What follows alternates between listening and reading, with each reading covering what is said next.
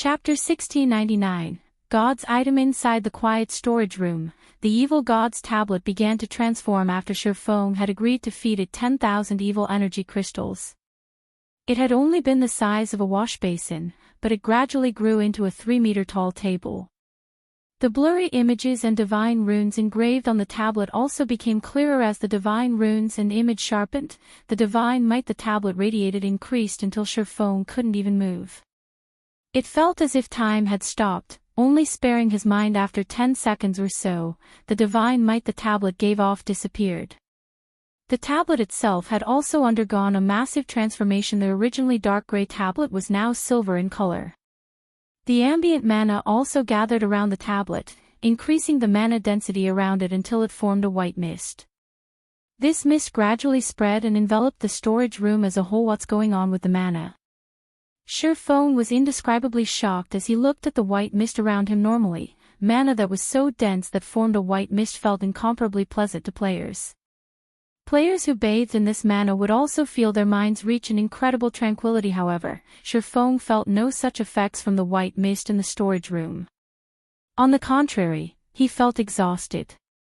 In fact, his body even felt heavier, as if something was weighing on him. Although Silverwing's mental state was on the verge of crumbling, he mustered his spirit and inspected the evil god's tablet's recent changes.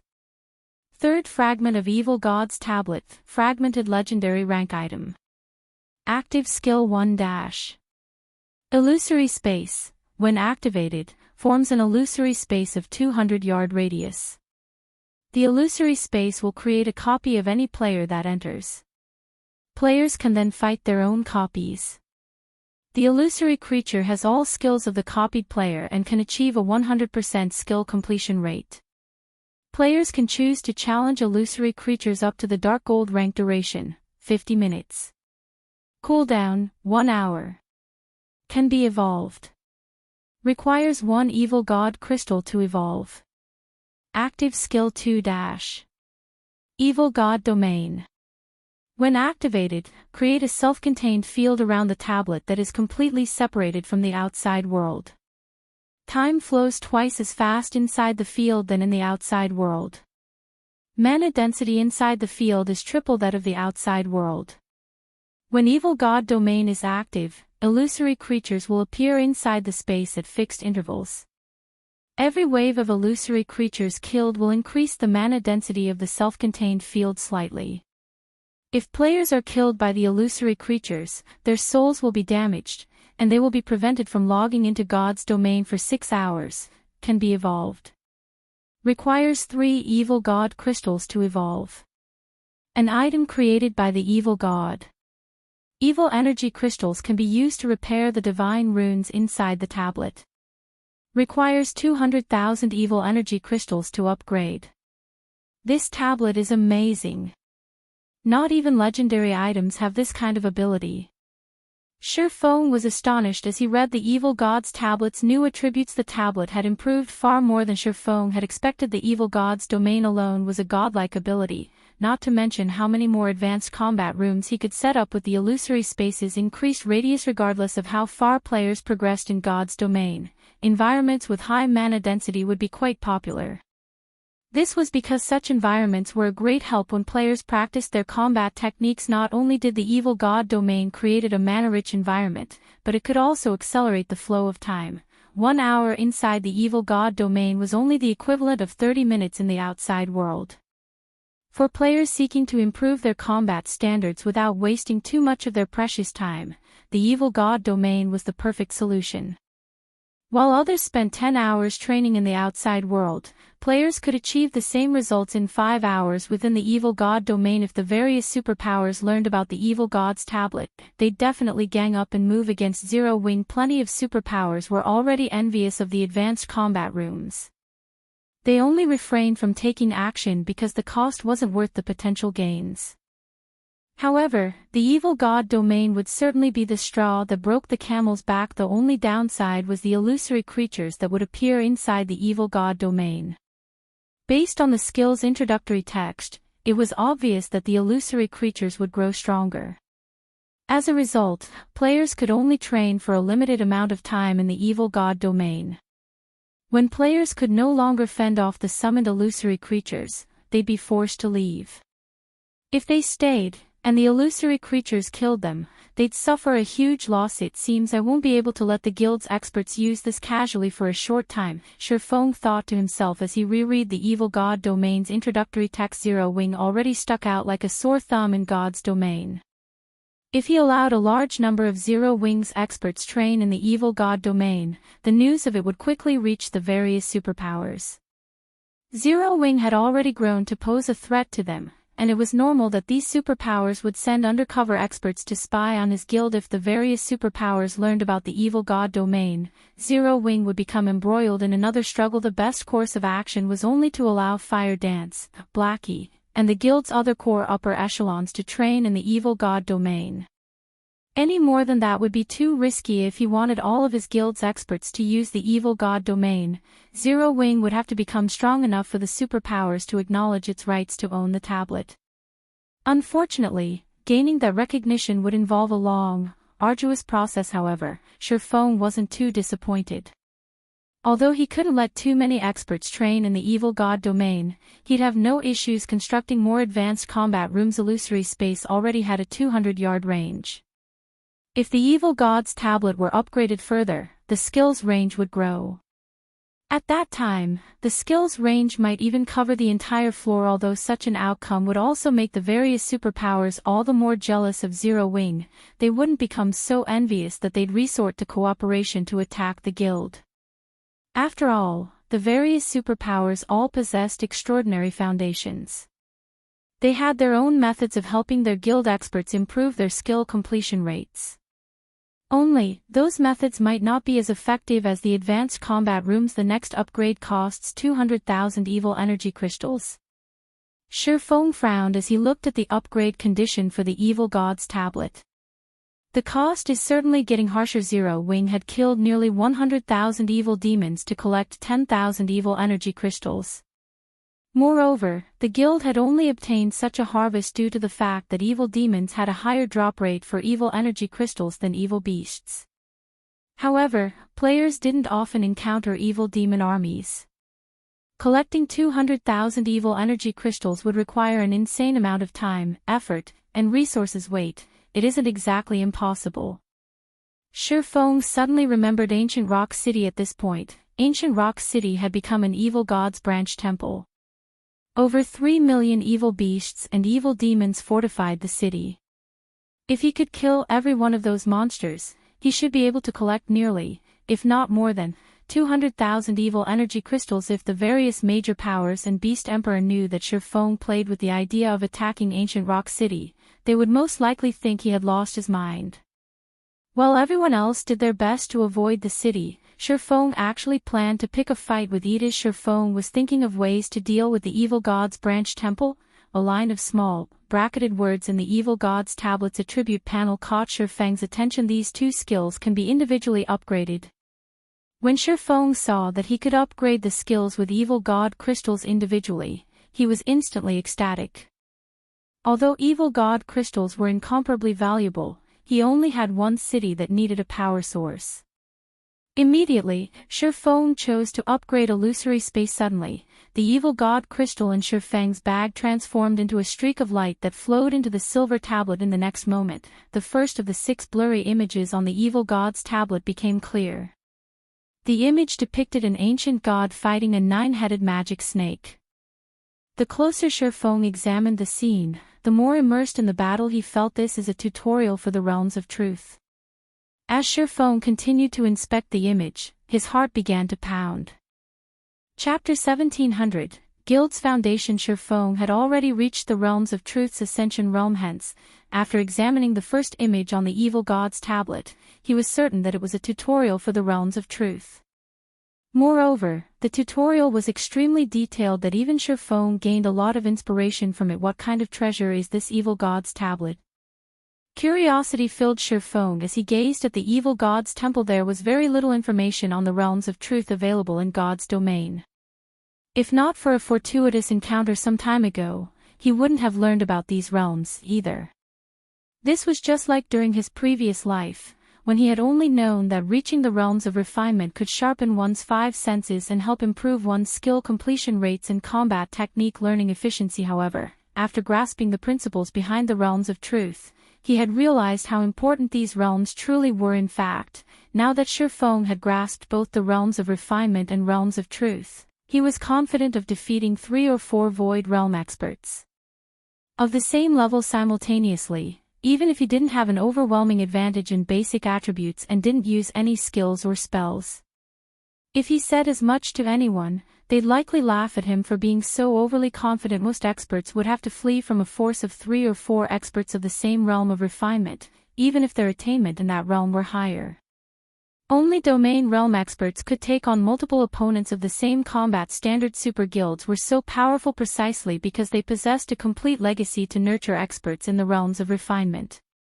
Meanwhile, super first-rate guilds would always remain as super first-rate guilds due to their lack of a complete legacy. This kind of legacy was a guild's foundation. The Evil God's Tablet was one such legacy. Only, instead of being a legacy that passed down knowledge regarding the realms of refinement, it was a legacy that taught the realms of truth. As far as Shifeng knew, no power throughout God's domain had a legacy related to the realms of truth. Hence, one could just imagine how valuable the Evil God's Tablet was. Although the first image on the Evil God's Tablet only taught the realms of truth's basics, which addressed one's own power usage, it was still extremely valuable knowledge. Furthermore, the table had other engraved images. As long as he put in the effort, it was only a matter of time before he restored the other images as well. Once he did so, he might obtain a complete legacy for the realms of truth. Just thinking about the possibility excited Shifeng. If everything turned out how he imagined it, Zero Wing would have the foundation to grow into a super guild.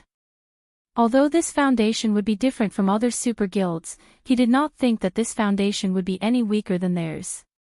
He had yet to find the realms of truth's limits, and no one could tell what kind of heights a player could reach by relying on these realms. Moreover, he had an advantage that the various super guilds did not. He knew how to train in both the realms of truth and the realms of refinement, while the super guilds had only explored the realms of refinement.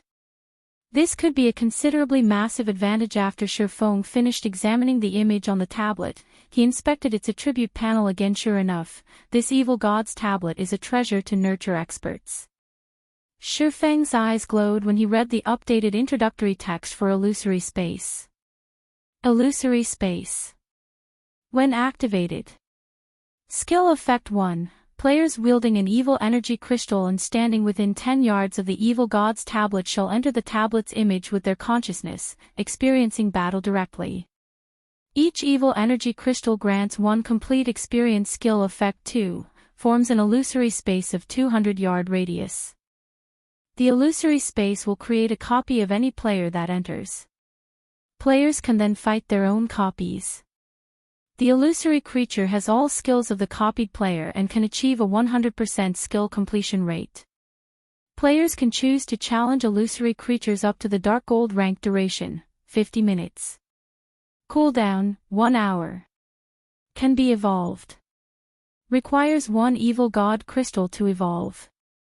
With this direct experience tutorial, players could get a firm grasp of the principles behind the realms of truth by experiencing the fight between the ancient god and 9-headed magic snake personally, even if they were utterly ignorant of the realms of truth.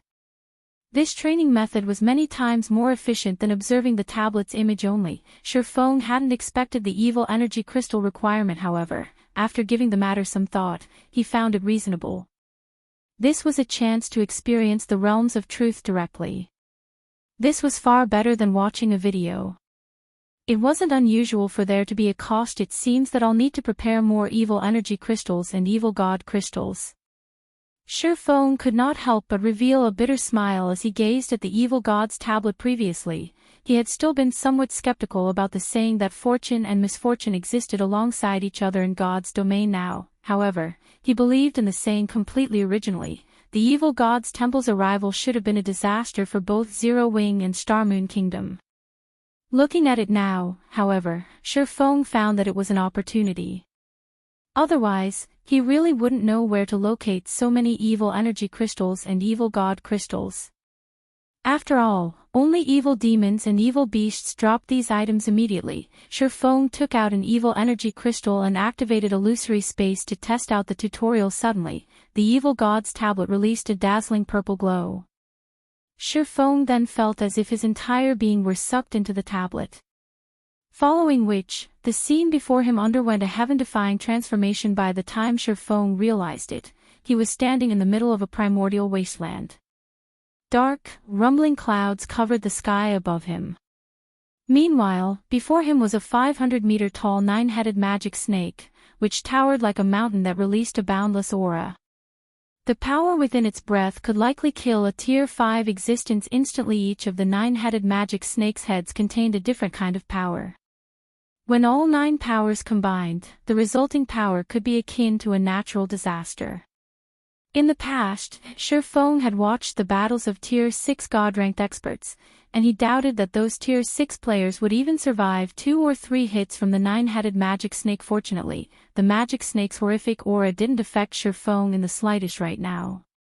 He could feel that his consciousness had entered the ancient god that had fought the nine-headed magic snake in the tablet's image.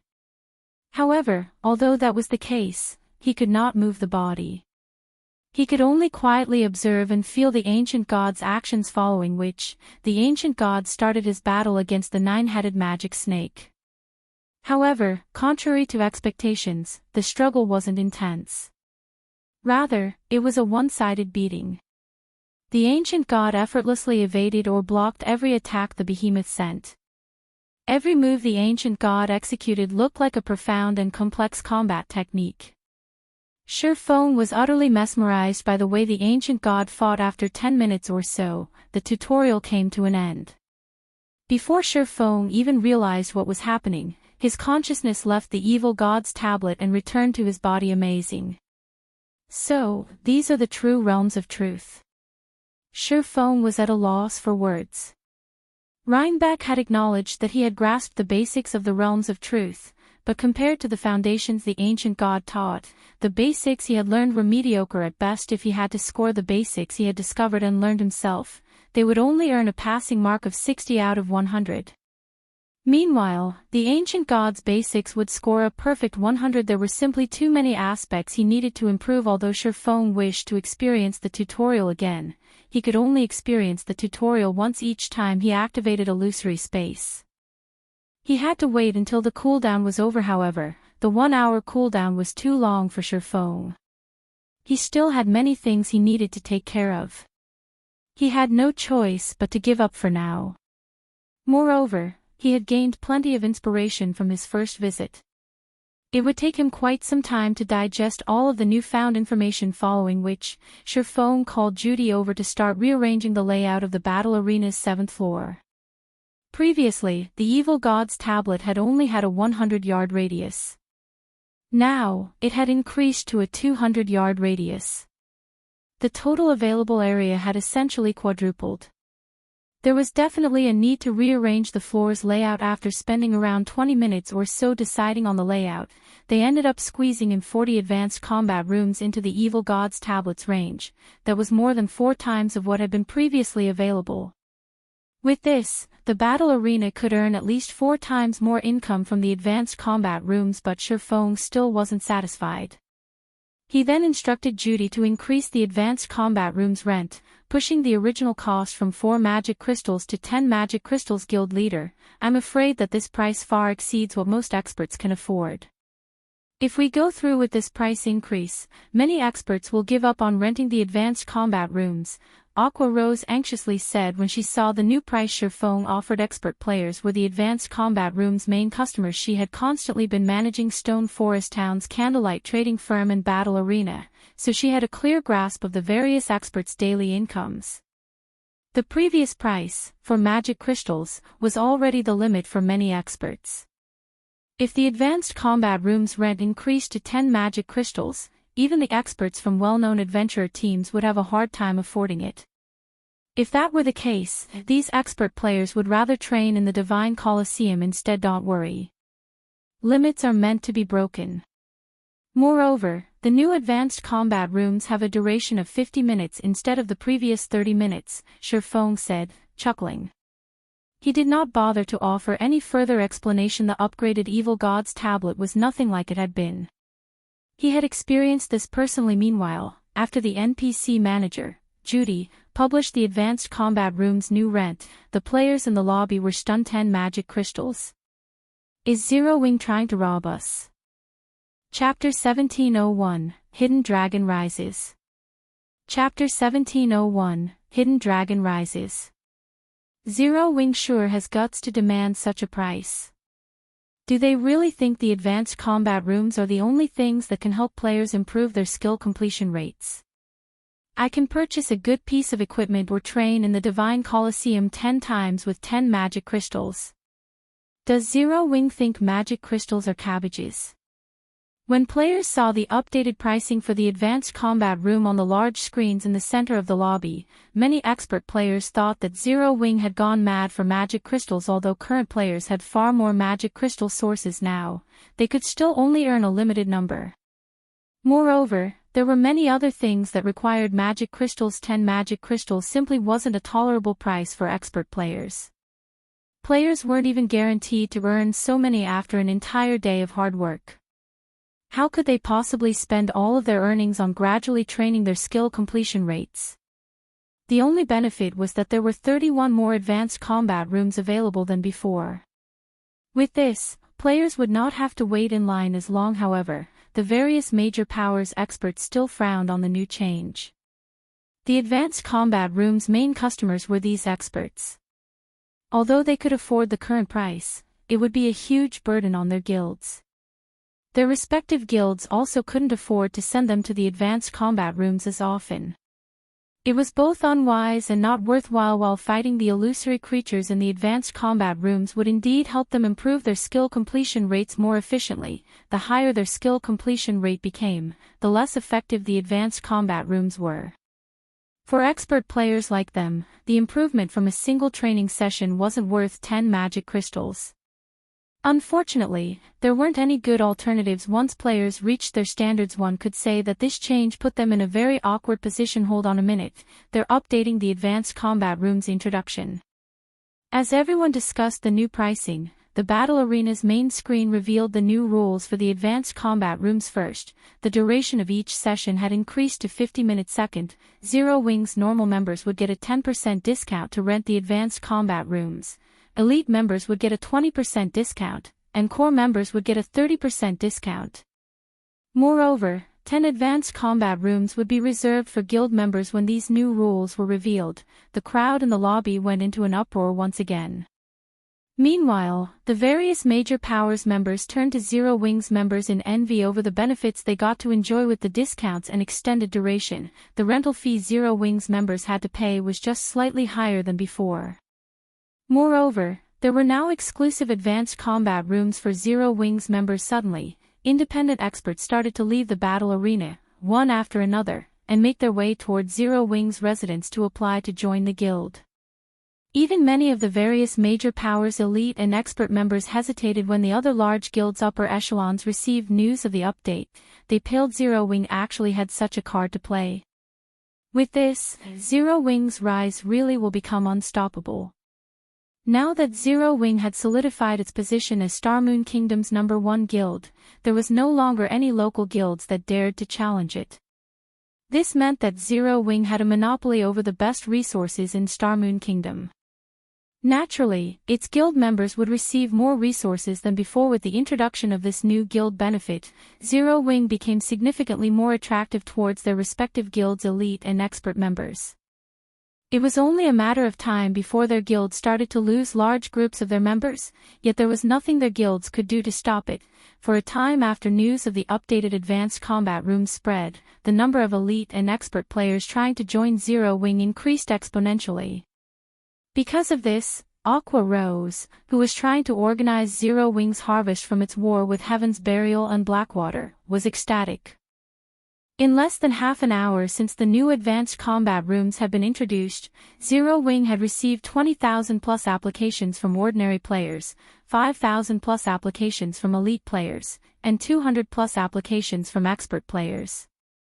Just testing all of these players would take a very long time. The guild's development speed had far exceeded Aqua Rose's initial expectations. Aqua Rose had estimated that it would take Zero Wing roughly 2 or 3 days to recruit so many elite and expert players, but it would seem that Zero Wing might increase its elite member count past 250,000 sooner than that.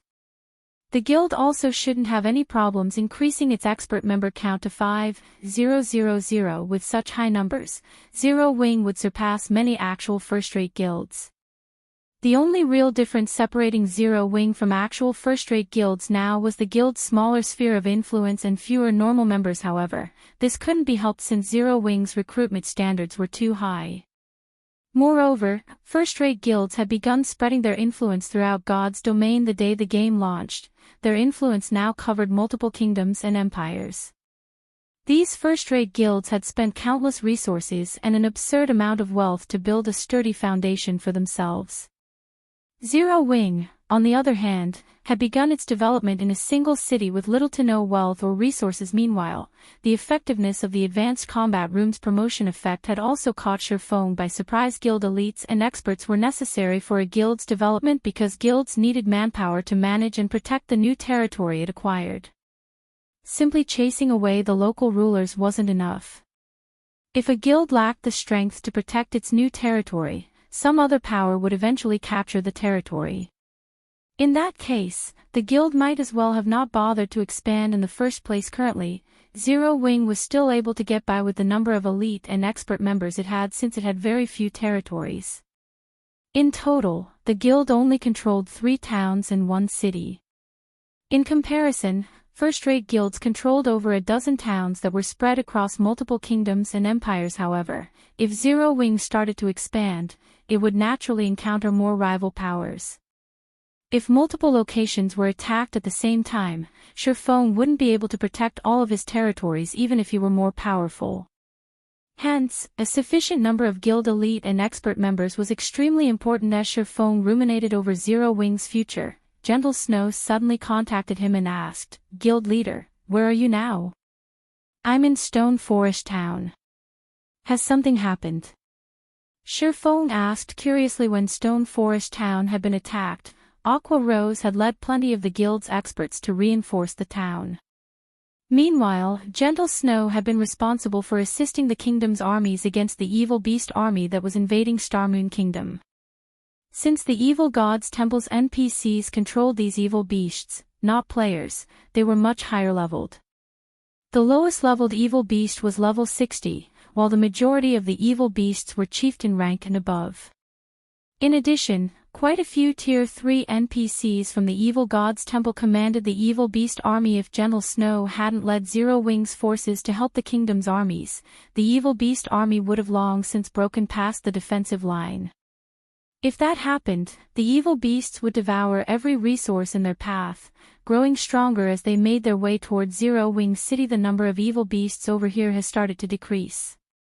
According to our scouts' reports, Beast Emperor seems to be pulling out the evil beasts and demons under his control.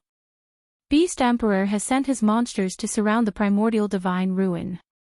The 2,000 elite members and 100 expert members we stationed at the ruin have been annihilated.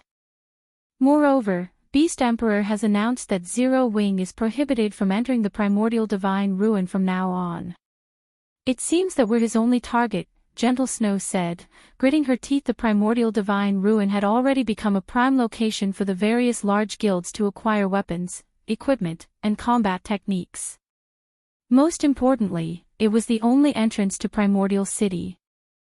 Primordial City was the only place to obtain primordial souls, which could help players complete their Tier 2 promotion quests. If Zero Wing's supply of primordial souls were cut off, its development would definitely fall behind other guilds. By only preventing Zero Wing's members from entering the primordial divine ruin, Beast Emperor was clearly trying to provoke the guild.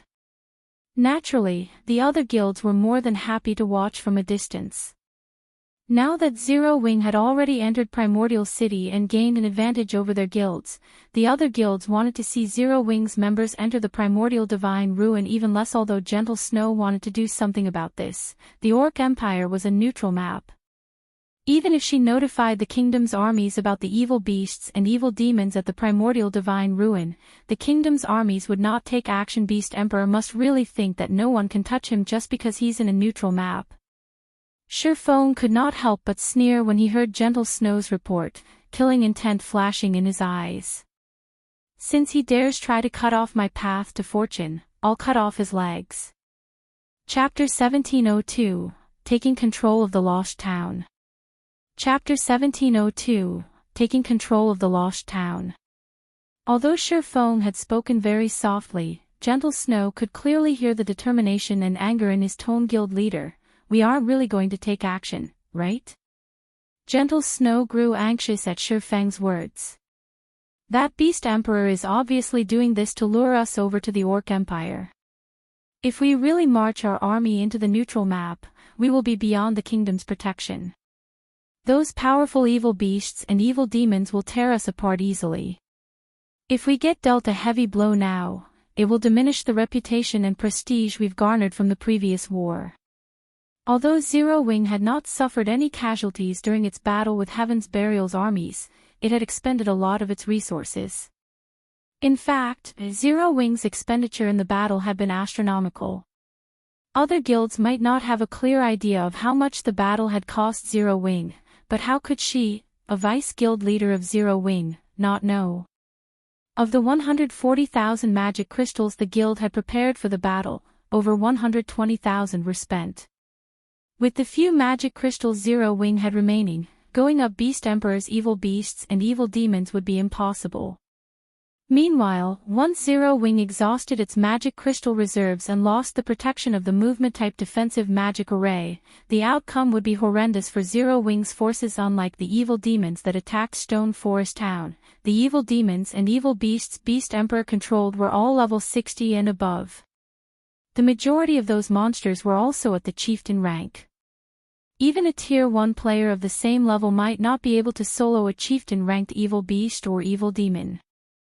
Not to mention, there were still the stronger Lord, High Lord, Great Lord, Grand Lord, and Mythic-ranked evil demons and evil beasts. It might be a different story if Zero Wing could summon more Baphomets as it did during its battle against Heaven's Burial. If that was possible, Zero Wing might have a chance at victory. However, Surefong had already stated to Zero Wing's upper echelon that he had summoned the 3 Baphomets using a consumable item and used up all the summoning chances during the previous battle. Trying to pick a fight with Beast Emperor while being at such a disadvantage clearly wasn't a wise decision. Of course we need to make a move. Surefong nodded. In a resolute tone, he continued, moreover, we're going to beat him up badly. He understood Beast Emperor's motives. Currently, Zero Wing was like the midday sun in Starmoon Kingdom. Through the prestige and reputation it earned from the previous war and the attractiveness of the advanced combat rooms, Zero Wing's growth potential was clear for all to see. If Beast Emperor did not take advantage of Zero Wing's current undeveloped state to suppress the guild or even deal it a heavy blow, Zero Wing would definitely become an even greater obstacle for him in the future. Hence, Beast Emperor had dispatched a considerable number of evil beasts and evil demons to surround the primordial divine ruin and prevent Zero Wing from obtaining the resources available there. With this, regardless of whether Zero Wing took action against this blockade or not, Beast Emperor would be able to suppress the guild's development. Most likely, Beast Emperor had already made a thorough investigation of Zero Wing's available combat power. After all, with how large Zero Wing had become, some information about the guild was bound to leak. Meanwhile, if other guilds were faced with Beast Emperor's blockade, they would most likely hesitate over whether to take action against Beast Emperor or not. Unfortunately for him, Surefong would not hesitate.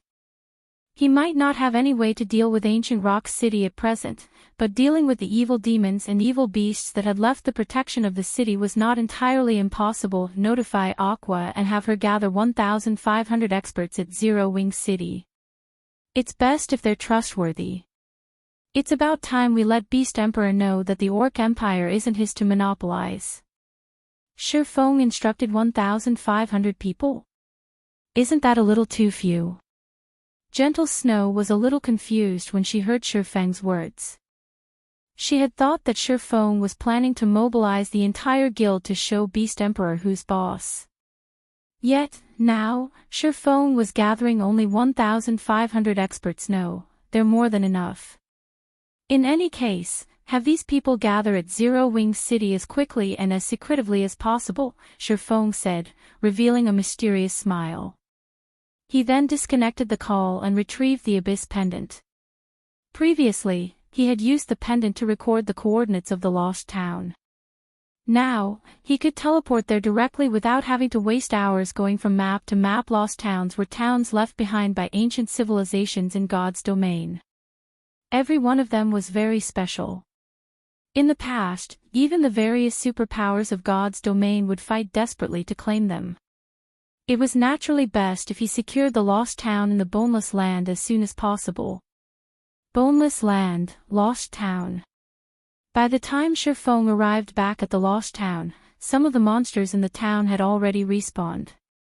The number was not as high as when he first came to the town, but it was still extremely dangerous for current players to be here. However, he did not dwell on the matter as he activated Gale Domain and flew straight to the bottomless pit at the town center. The bottomless pit looked like a passage that led to a demon's nest. The top of the pit was covered entirely by a magic array with small openings located around the magic array's edges, meant for darkness stone. Shurfong soon arrived before one of the holes and placed one of the darkness stones he collected into it. With each darkness stone he inserted, the opening of the pit shrank slightly. At the same time, though, the pressure coming from the bottom of the pit intensified. Moreover, after he had started inserting the darkness stones into the magic array, an invisible barrier of sorts enveloped the entire lost town, preventing the use of skills, spells, and even magic scrolls. When Shurfong inserted the 10th darkness stone, an angry roar came from the pit. Following which, a level 65, Tier 2 demon appeared before him. As he couldn't use any of his skills or spells at the moment, he had to rely on his basic attributes to defeat the Tier 2 demon. Fortunately, the Bible of Darkness's passive effect still worked, and so the Tier 2 demon had its basic attributes greatly suppressed.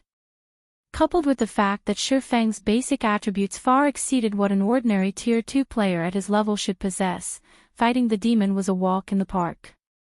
A few minutes later, the Tier 2 demon collapsed helplessly at his feet, following which, he continued inserting darkness stones into the magic array and defeating the demons that came out. With every 10 darkness stones inserted by the 70th darkness stone inserted, the demon that came out of the bottomless pit had become a level 65, Tier 3 Great Lord.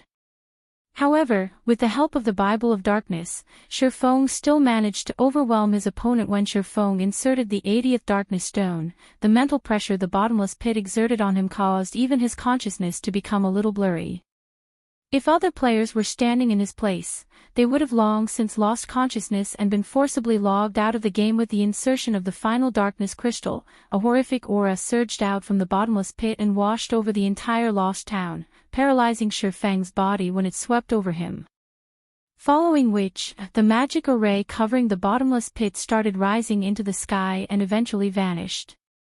Meanwhile, the top of the bottomless pit shrank rapidly, transforming into a small dot before disappearing without a trace as well. If other players were to visit the lost town in the future, they would not be able to tell that a massive hole had once existed in the middle of the town. After the bottomless pit disappeared, the mental pressure it exerted also faded away. When Shurfeng's spirit had recovered, the sound of a system notification entered his ears. System, congratulations. You have completed the epic ranked main storyline quest, Demon's Nest. Rewarding Lost Town's Town Order System, congratulations. You have obtained the Lost Town's Town Order. Do you wish to bind the Lost Town to yourself and become its master? Upon hearing these system notifications, Shurfong breathed out an involuntary sigh of relief. Had he failed to complete the quest, he would have been hunted down by a Tier 5 Demon King. Aside from hiding in NPC cities, he would have had no chance of surviving anywhere else. Following which, Shurfong agreed to become the Lost Town's master. With this, the Lost Town officially became the first town Zero Wing controlled in a neutral map. Once he constructed a guild residence here, guild members would be able to teleport freely to the Boneless Land without having to waste a lot of time on travel. Meanwhile, after he became the master of the town, the monsters originally present inside the town started vanishing one after another.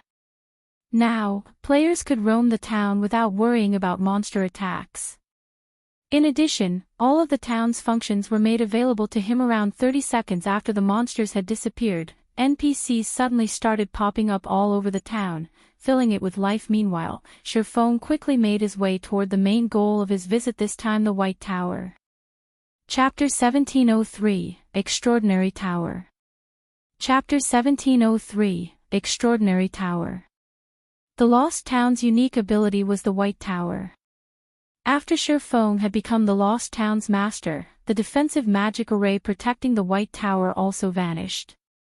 Now, the beam attacks didn't target him when he stood within 100 yards of the tower, and silver divine runes had begun to appear on the White Tower's walls, radiating faint divine might. When Sherfone reached the tower's entrance, a translucent screen appeared before him, introducing the White Tower. Extraordinary Tower. A training tower constructed by an ancient civilization. The tower has a total of 3 floors, each providing training that is more intense than the one before. Pass all 3 floors to qualify as an extraordinary individual. Removing the seal on the first floor requires 10,000 magic crystals. Maintaining its operation costs 500 magic crystals per day. Only 100 people are allowed to train at a time. Removing the seal on the second floor requires 100,000 magic crystals. Maintaining its operation costs 5,000 magic crystals per day. Only 50 people are allowed to train at a time. Removing the seal on the third floor requires 1 million magic crystals. Maintaining its operation costs 20,000 magic crystals per day. Only 10 people are allowed to train at a time. So, I guess there's a price. Sherfone could not help his bitter smile as he read the Extraordinary Tower's introductory text. Although he had known that the various superpowers in the past had paid a certain price to use their Lost Town's abilities, he hadn't expected the price to be so steep. The first floor's operation cost of 500 magic crystals wasn't much of a problem.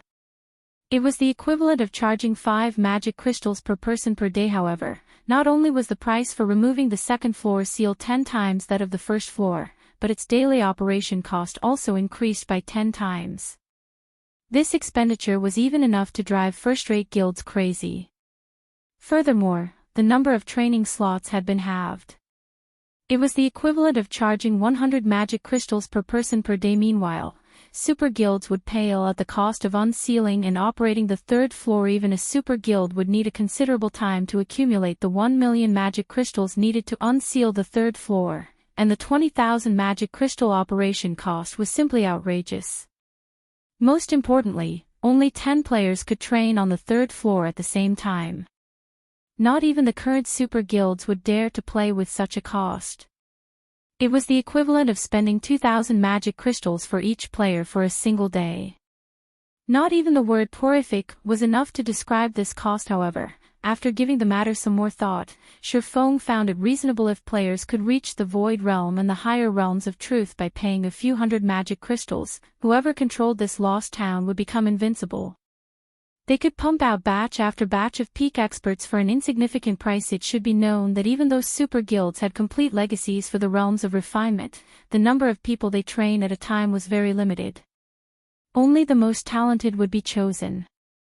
This was because the training system's cost was simply too high. It was only reasonable that the Extraordinary Tower's operation costs would be so ridiculously high. It seems that I can only activate the first floor for now.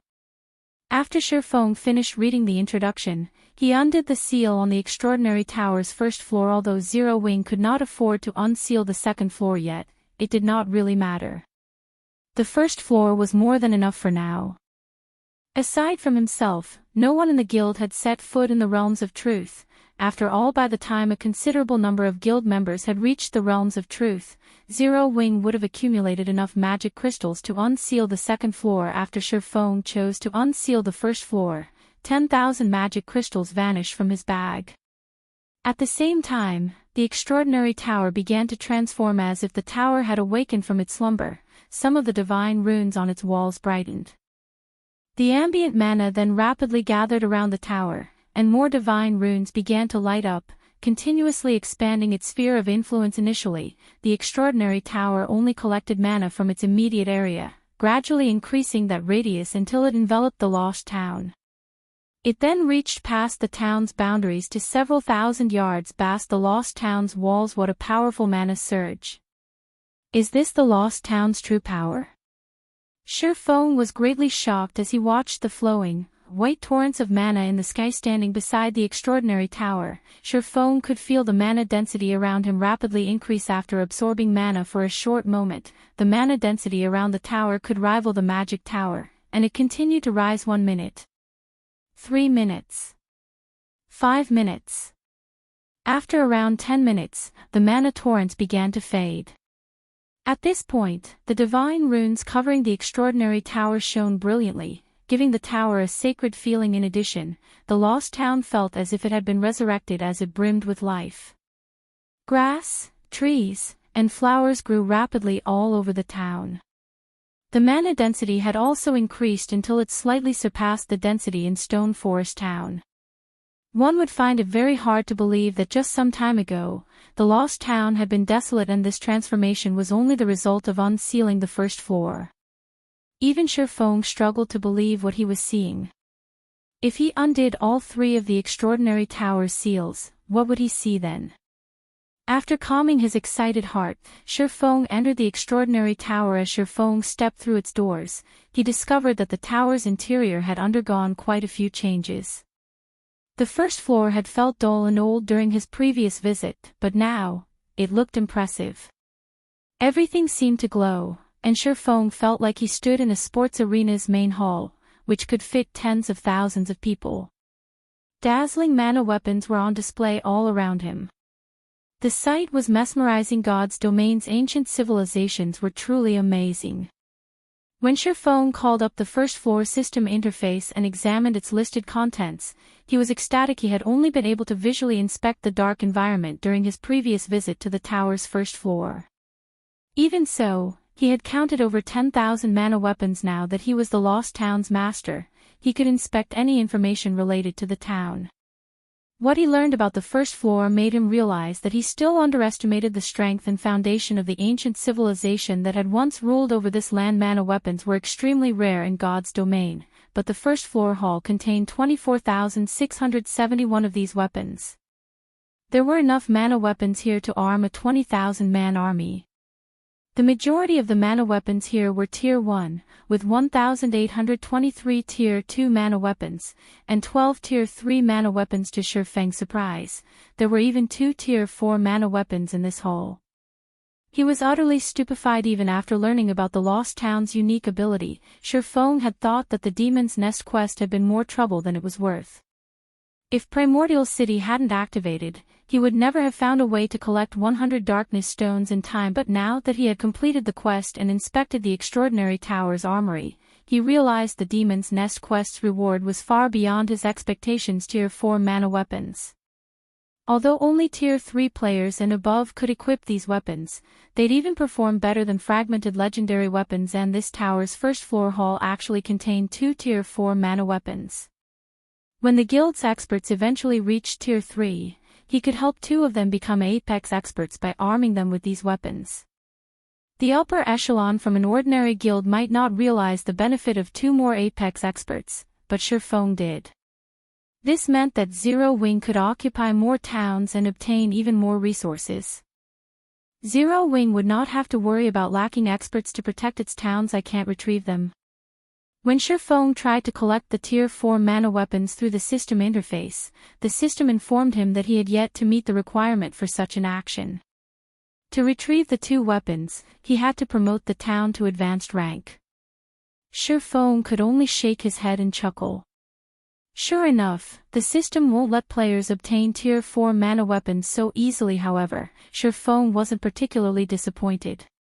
Developing the Lost Town was necessary regardless, and with Zero Wing's current foundations, upgrading the town from a basic town to an advanced town before the guild's experts reached Tier 3 wouldn't be a problem, following which, Shurfong retrieved every Tier 3 and Tier 2 mana weapon available. This had been his main goal in visiting the Lost Town, after all. With these mana weapons, the strength of his guild's experts could undergo a qualitative transformation. This was especially true for the players who would wield the Tier 3 mana weapons. After retrieving the mana weapons, Shurfong followed the spiral staircase to the second floor. Previously, he had been focused on obtaining the magic crystal treasure chest. As a result, he hadn't inspected the tower's second or third floor. Now that he was the Lost Town's master, however, he had to examine the tower properly.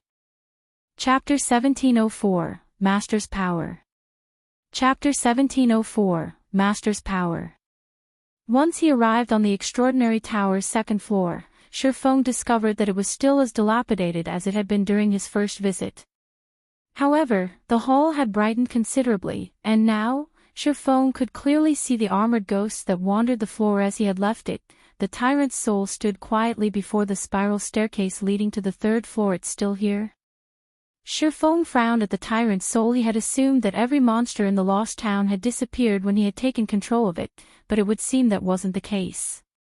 At the very least, the monsters in the extraordinary tower hadn't been affected. He had already experienced the tyrant's soul's strength. Although it was only a level 80 mythic monster, it wielded a saint weapon, a tier 5 mana weapon. In terms of combat power, even the demon ruler enhanced mythic ranked Baphomet paled in comparison to the tyrant's soul. Trying to defeat such a powerful foe was simply too difficult right now. Yet, if he left the tyrant's soul alone, the soul doppelganger would continue to hunt him. Although the soul doppelgangers wasn't an issue yet, since the most recent had only been a level 70 chieftain, they would grow stronger each day. They might not pose a threat right now, but sooner or later, they would become a problem. The only way to avoid the soul doppelganger's constant annoyance was to defeat the tyrant's soul. However, slaying the tyrant's soul was easier said than done. Just the fact that it was a level 80 mythic monster made it challenging enough, not to mention its saint weapon. Even a 100-man team of tier 2 experts might fail to take it down, not to mention Shurfong. No, that's not right. This is the extraordinary tower. As the master of the Lost Town, every construction within the town should be under my control. The tower should not be an exception. Thinking so, Shurfong opened the extraordinary tower system interface. In God's domain, players had full control of the buildings they owned. This meant that players had access to various functions, such as a building's governing mechanics and removing players from the building. Because of this, players in God's domain wouldn't cause trouble in other guilds and players' private properties, as doing so would put them at an overwhelming disadvantage. Without overwhelming strength, it was impossible to defeat a property's owner inside their own building. The extraordinary tower should be considered private property. It wasn't like a guild residence, which was owned by the guild, not an individual. In the case of shared properties like guild residences, the most players could do to ensure the residence's security was hire players and NPC guards to protect it. The residences didn't have an automated function to expel intruders. Sure enough, I can control the tower.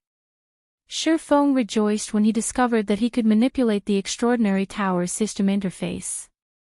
Immediately, he retrieved the Bible of Darkness and a Summon Guard scroll. Shortly after, a tier 3 Tomahawk Demon and Anna appeared before Shurfong. Dealing with the 9 wandering souls would be difficult enough for the level 80, tier 3 Demon and a tier 2 NPC like Anna, let alone facing off against the mythic ranked tyrant soul. The 9 wandering souls were all level 80 Grand Lords, and if they worked together, they could easily overwhelm Anna and the tier 3 Demon. However, Shurfong did not mind. He then instructed Anna summon her Golden Giant and Rock Guardians. Anna's actions immediately attracted the tyrant soul's attention, and the mythic monster abruptly opened its eyes. Despicable thief! You dare to show yourself before me again? I will tear your soul to pieces. The tyrant's soul quickly recognized Shurfeng's aura, its eyes glowing red with rage. It bellowed with fury and vanished. Meanwhile, the wandering souls turned to charge at Shurfong. Even Shurfong grew nervous while facing a level 80 mythic monster and 9 level 80 Grand Lord seal. Not daring to be careless, Shurfong immediately utilized his special privilege as the tower's owner. Suddenly, countless chains appeared around the tyrant's soul and wandering souls. Following which, the 10 monsters' basic attributes plummeted, falling to 50% of their original values in the blink of an eye. They couldn't use their skills or spells, either suppressed. The tyrant's soul was forcefully revealed. The Tier 3 Tomahawk Demon then charged at the Tyrant's Soul. Seeing this, the Tyrant's Soul wielded its blue lightning blade and swung it at the Tomahawk Demon's battle axe. When the two weapons clashed, a storm began to brew in the hole. The impact also forced the Tomahawk Demon to retreat by 3 steps, its battle axe slightly vibrating. Surprisingly, the Tyrant's Soul had also slid back 4 steps, the lightning blade in its hands instantly shattering. Although the two monsters had only clashed once, the difference in their strengths was obvious. The Demon Ruler Enhanced Tomahawk Demon definitely triumphed over the Tyrant's Soul. Fortunately, the 10 rock giants were able to hold back the 10 Grand Lord ranked Wandering Souls by themselves. This allowed the Golden Giant to join the Tomahawk Demon against the Tyrant's Soul. Meanwhile, Anna continuously bombarded the Tyrant's Soul with Tier 2 spells. Naturally, Shurfeng didn't hold back either as he charged into the fight with the Tomahawk Demon and Golden Giant serving as MTs. Fighting the Tyrant's Soul became very easy. Shurfeng was able to deal around -6,000 damage with his normal attacks, while his skills dealt damage in the tens of thousands. Although his damage couldn't compare to Anna and the 2 Tier 3 summoned creatures, who dealt hundreds of thousands of damage, he still helped to shave away the Tyrant's Soul's HP, following which, the Tyrant's Soul received a one-sided beating as its HP continued to drop. 98%. 95%. 90%. Eventually, the Tyrant's Soul became thoroughly enraged and tried to summon its Saint Weapon, but despite chanting the incantation, the Saint Weapon was nowhere to be seen.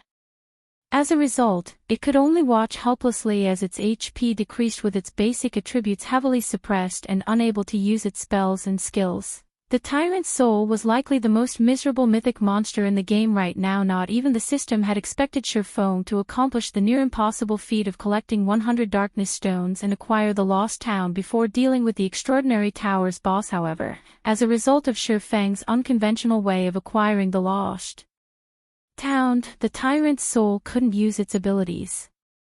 This was especially true for its Saint Weapon. If the Tyrant's Soul were at its peak and had the aid of a Tier 5 mana weapon, not even the Tier 4 Valkyrie would be its match. One could just imagine how powerful the Tyrant's Soul truly was. It was definitely invincible among those of the same level. Unfortunately, the Tyrant's Soul couldn't use its skills or spells, let alone summon its Saint Weapon. Although the Tyrant's Soul had a maximum HP of 210 million even after the suppression, its HP fell steadily under Shurfeng and his minions' assault. 80%. 50%. 20%. Time passed quickly, and eventually, the Tyrant's Soul's HP fell to 20%. Due to the rough battle, the monster's armor was now in tatters. However, despite losing most of its HP, the Tyrant's Soul could only use normal attacks. It couldn't even go berserk like normal monsters did after their HP reached a certain point. Finally, after over 30 minutes, the Tyrant's Soul's HP fell below the 1%. Shurfeng then activated Divine Providence and arrived beside the mythic monster. His swords transformed into streaks of dazzling light that tore through the Tyrant's Soul's unguarded side. Flame burst. Damages exceeding -60,000 appeared above the Tyrant's Soul's head, one after another. By the time Shurfeng had exhausted all of Flame Burst's 16 attacks, the Tyrant's Soul's HP had reached 0. The mythic monster released an agonizing scream before transforming into particles of light and disappearing. To Shurfeng's disappointment, the Tyrant's Soul had only dropped its dilapidated armor pieces and 2 items. However, Shurfeng heard the sound of a system notification after the Tyrant's Soul had died, and when he heard its message, he was stunned. System, congratulations. You have slain the Tyrant's Soul. Rewarding a town building order. Chapter 1705, Mana Equipment Set. Chapter 1705, Mana Equipment Set. A town building order. Shurfeng's mind blanked for a moment when he saw the tattered parchment that had abruptly appeared in his hands. Town building orders were incredibly precious in God's domain. Normally, the item could only be obtained from securing the first kill of a special field boss or epic ranked or higher group quest. A town building order was far more valuable than a captured town. This was because the town building order granted players the freedom to build a town in almost any location they desired. They could even construct the town in a neutral map. This was where the town building order truly shined. Neutral maps didn't have teleportation points, and players had to rely on their own feet to reach these maps. Moreover, very few neutral maps contained towns or cities. In the case of the Orc Empire, capturable towns and cities had only appeared due to an expansion pack. Trying to find a pre-made town to capture in other neutral maps was a dream, of course. The Orc Empire's natural towns and cities had their flaws. They lacked some of the functions that normal guild towns and cities possessed. For example, they couldn't be promoted. Regardless of how well guilds managed these towns and cities, they would remain at the same rank they started with. Meanwhile, the town constructed with a town building order didn't have such restrictions. It could be promoted into a city without issues. However, one had to pay a considerably higher price to use a town building order in a neutral map. It would cost, at the very least, several, possibly dozens of times more than building a town within a kingdom or empire. This was because neutral maps were not considered safe areas. In fact, they were home to many races that were hostile to humans. Naturally, setting up a town in enemy land would be more costly. The higher level the neutral map was, the more it would cost to construct a town there. Most importantly, guild towns and cities in neutral maps would face frequent monster attacks. Surviving in these neutral maps would also be much harder than within a kingdom or empire's borders. Hence, not all guilds that had been lucky enough to find a town building order had chosen to construct their towns in neutral maps. Rather, they lacked the ability and funds to build a town in a neutral map. Silverwing had never expected to obtain a town building order so soon in this life. Originally, he had planned to wait for the guild's main force to reach level 60 before challenging a few special field bosses that he knew the locations of. But now, he had a town building order 10 levels earlier than expected. Forget it. It's better to get one earlier than later. At most, I'll just have to adjust my original plan. Silverwing smiled before storing the town building order. He then set his sights on the other items. The Tyrant's Soul had dropped while he had Anna and the Tier 3 demon clean up the remaining monsters. As a mythic monster, the Tyrant's Soul should have dropped a lot of items, yet the boss had a surprisingly low number. Including the tattered equipment the Tyrant's Soul dropped, the boss had only dropped 6 items. Silverwing immediately picked up the tattered equipment pieces and inspected them. These equipment pieces had clearly existed for an extremely long time. Many areas of the pieces had fallen prey to corrosion. If they were tossed to the roadside, nobody would likely spare them a second glance. However, Silverwing was instantly ecstatic after he inspected their attribute panel's mana equipment. As expected of the Extraordinary Tower's guardian boss, Silverwing's eyes glowed with excitement as he gazed at the 4 tattered pieces of equipment before him. Mana equipment was similar to mana weapons. Both were consumables and could offer a significant boost to players' combat power. Only, mana equipment was extremely difficult to produce, far more so than mana weapons. As a result, mana equipment was scarcer than mana weapons. Meanwhile, the 4 pieces of mana equipment before him made up a complete set. They were the hands, chest, legs, and boots of the Judgment set, a Tier 2 mana equipment set. Individually, these 4 pieces had the basic attributes to rival epic equipment. Only, they did not possess any additional skills. In return for their lack of skills, though, the 4-piece Judgment set included 2 ridiculously strong set effects. 2-piece set effect, Mana Stimulation, passively improves physique by 30% and reaction speed by 20%. Forms a mana shield around the wearer that weakens spell effects by 50% and reduces physical damage received by 30%. 4-piece set effect, Light of Judgment, stimulates the runes on every set piece at the cost of durability. When active, increases all attributes by 800 points, strength by 90%, endurance by 60%, and agility by 60%. Sustaining Light of Judgment reduces 1 durability point from every set piece each minute. The mana equipment set's attributes rendered Silverwing speechless. Although he had been a guild leader in the past, his guild had only been a second-rate guild. The information he had been able to get his hands on had been very limited. Although he had known that mana equipment was very powerful, he hadn't realized exactly how powerful. Now that he had seen one of these set's attributes, he finally understood why mana equipment was so powerful. The basic attributes it provided could rival epic equipment of the same level, and when operating at maximum capacity, its buffs were even more impressive than a berserk skill. An 800-point increase to all attributes was simply unimaginable for Tier 2 players. Both the berserk skills that players learned and those from equipment generally only boosted the player's basic attributes. In other words, the higher a player's basic attributes were, the more effective their berserk skills would be. Meanwhile, when level 60, Tier 2 experts used a berserk skill, excluding the percentage buffs from weapons and equipment, they would generally gain around 1,300 to 1,500 points to their main attribute. The boost to the other basic attributes was far smaller yet. Judgment of Light offered a fixed increase of 800 points to every basic attribute. That was the equivalent of a level 60, Tier 2 expert gaining 50% or higher boost to their attributes. After including the percentage buffs Judgment of Light provided, the player's overall improvement would be terrifying. Shurfong even suspected that he could gain as much strength with Judgment of Light as he did from Heavenly Dragon's power, which was above average compared to other berserk skills. It was a pity that the Judgment set was a class-specific set equipment and could only be used by Guardian Knights. If Kola equipped this set, he should even be able to tank mythic monsters of the same level. Shurfong began to fantasize as he examined the Judgment set. If Kola wore the Judgment set with his Titan Guard, he'd become the strongest MT in God's domain. Following which, Shurfong stored the mana equipment set and set his sights on the last two items the Tyrant's Soul had dropped.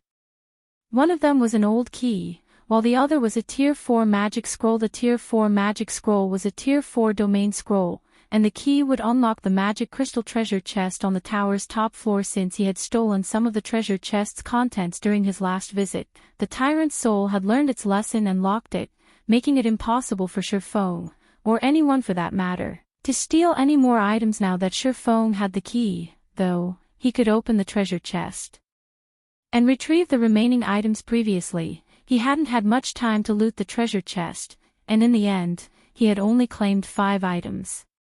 However, every one of those 5 items could even invoke a super guild's envy. Shurfong and his minions then dealt with the remaining 9 wandering souls and collected 15 pieces of level 70 secret silver and fine gold equipment before he made his way to the tower's top floor. The magic crystal treasure chest hadn't moved from its original position. However, the chest now sported a massive, golden padlock. A single glance told Shurfong had no hope of destroying the lock as he was now, but after using the key, he removed the lock in 5 seconds. Lifting the treasure chest's lid, an aurora of light escaped, which was so dazzling that anyone could see it from anywhere in the lost town. Sure enough, this chest still has a lot of treasures. Shurfeng's heart pounded with excitement as he looked at the 6 items inside the treasure chest.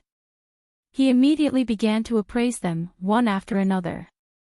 Of the 6 items, 3 were Tier 2 skill books.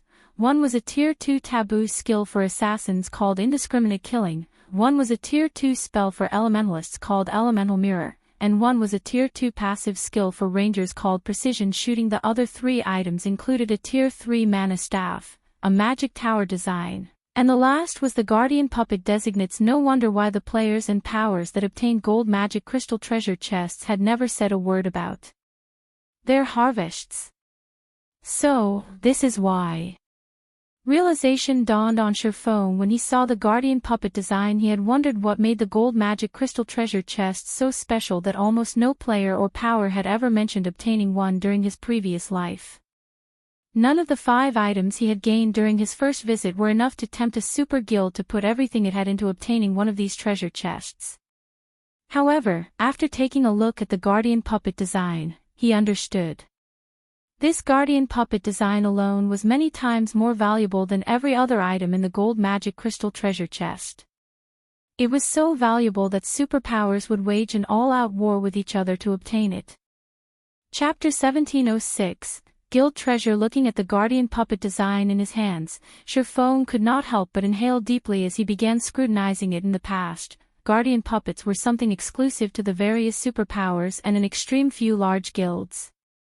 Every guardian puppet was treated as a priceless treasure and was the symbol of a guild's foundations. Almost nobody would choose to sell their guardian puppet unless absolutely necessary.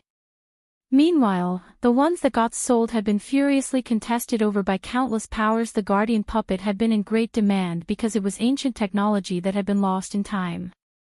Without a proper design, players couldn't replicate the technology since the production of the guardian puppet involved too many fields of study such as alchemy, forging, and engineering. Moreover, every subclass had to be at the master rank at the very minimum. Only after gathering the masters of these subclasses could players produce a guardian puppet. However, according to rumors, just the materials needed for one production attempt cost over 2,000 gold, far more expensive than making a slightly below average piece of epic equipment. The final cost for making the guardian puppet would simply be unimaginable. Meanwhile, the reason why the guardian puppet was so valuable was its frightening combat power. Even a level 0 player could instantly become a monster-like existence with the help of the guardian puppet. It was a war weapon that no epic item or even fragmented legendary item could compare to. To a guild, the guardian puppet was a priceless treasure. In the past, there were some first-rate guilds that dared to provoke even superpowers yet managed to live to tell the tale. The secret behind their survival was their possession of guardian puppets. Even an ordinary guardian puppet had the combat power of a tier 3 existence. Meanwhile, the guardian puppet design Sherphone currently held in his hands was for bronze-ranked guardian puppets. The bronze guardian puppet possessed strength at the peak of tier 3, and any player controlling the puppet could wield this strength as if it was their own.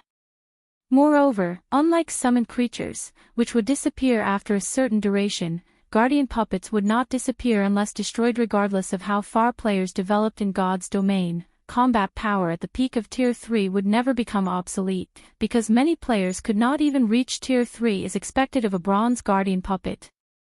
Just the materials needed for one production attempt cost over 3,000 gold. Moreover, a master forger would only have a 30% success rate at completing the forging portion. The success of the final assembly isn't even guaranteed. It's no wonder the various superpowers treated their puppets like their own babies.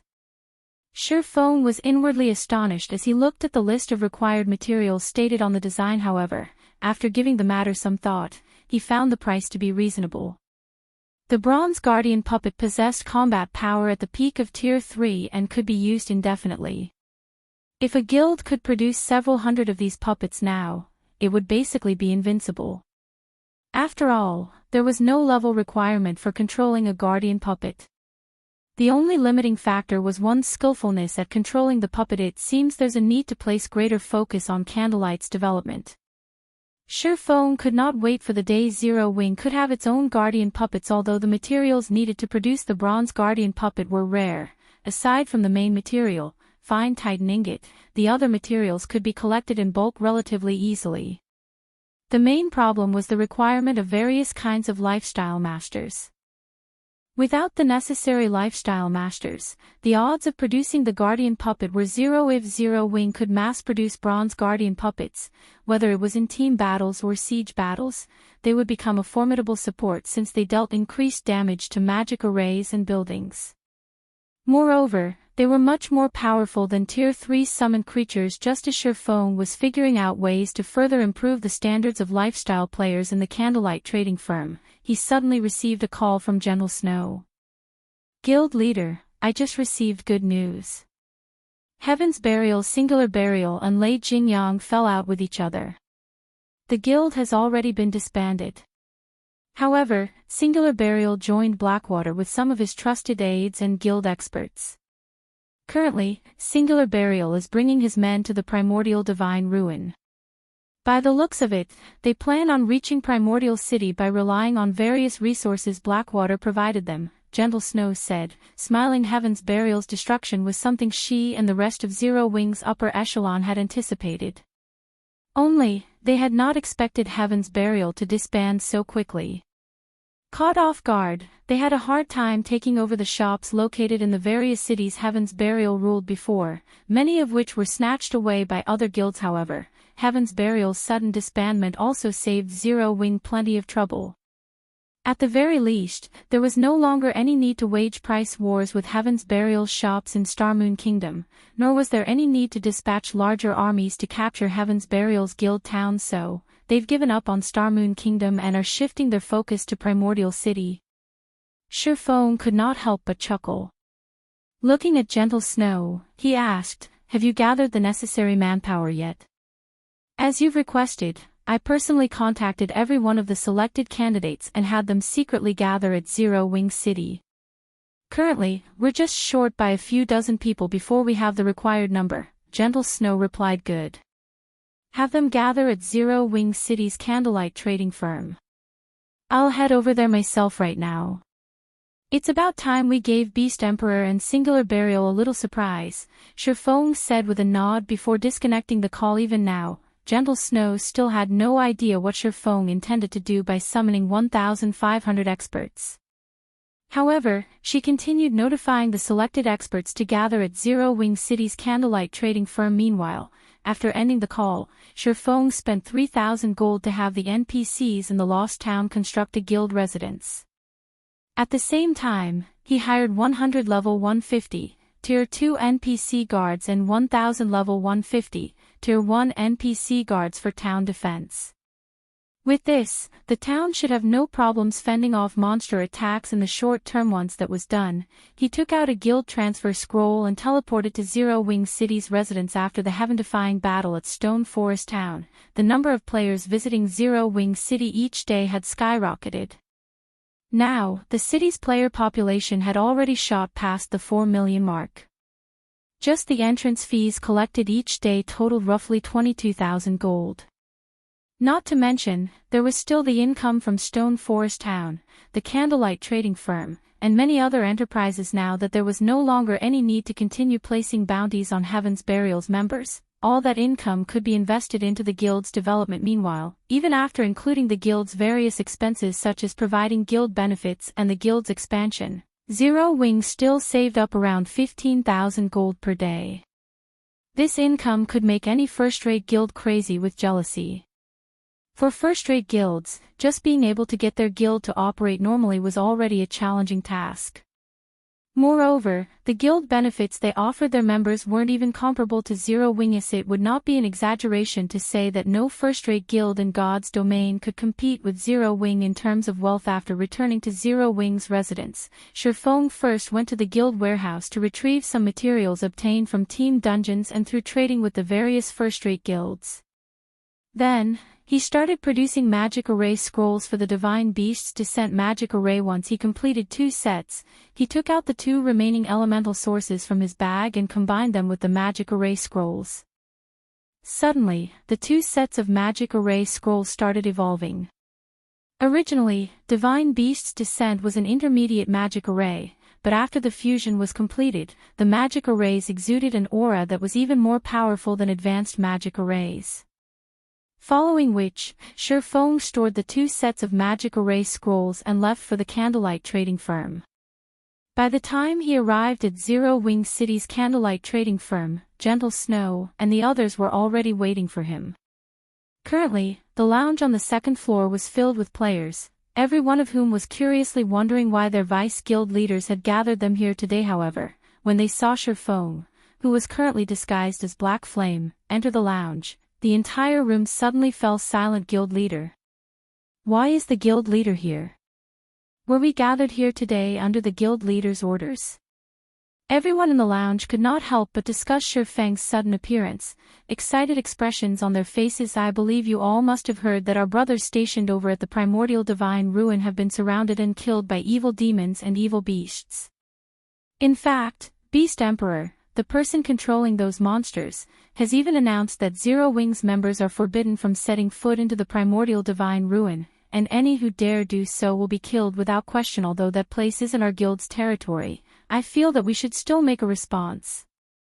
Hence, I have gathered you all here today so that we can prepare a surprise for Beast Emperor and his allies. We are going to destroy every evil beast and evil demon present near the Primordial Divine Ruin. We will let the various major powers know that Zero Wing is not a pushover. When Shurfong was done speaking, gasps filled the entire venue. Even Gentle Snow and Aqua Rose, who stood beside Sherfong, could not help but turn to look at their guild leader, both of them thinking that Sherfong had lost his mind. Destroy every evil beast and evil demon present near the primordial divine ruin.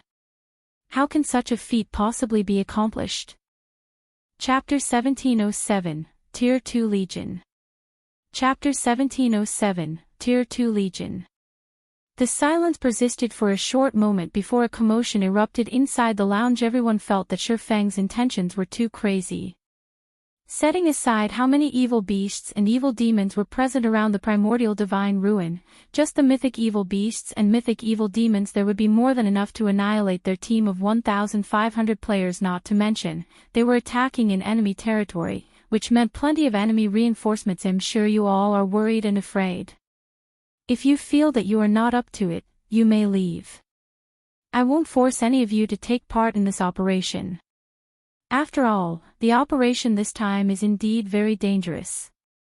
If you wish to take part in it, though, come to me to register.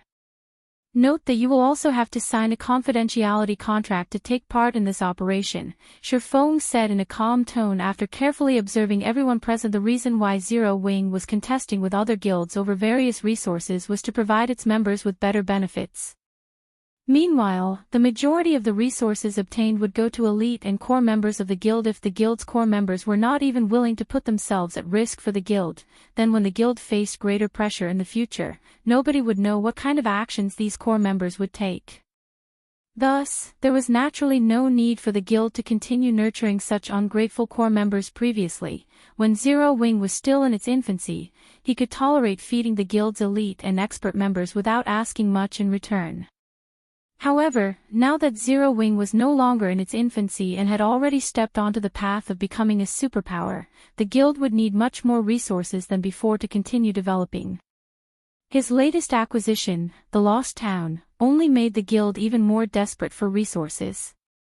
Now, he could neither afford nor tolerate having freeloaders in his guild. Hence, there was a serious need to adjust the way the guild operated. The first thing he was going to change was how benefits were offered to guild members. A guild member's contribution would now also be an important criterion in deciding what kind of benefits they would receive. Strength was no longer the only determining factor. The more a person contributed to the guild, the more returns they would receive. In the past, many large guilds had failed to pay attention to this aspect and simply focused on recruiting strong players without bothering with whether those players were truly loyal to the guild or not.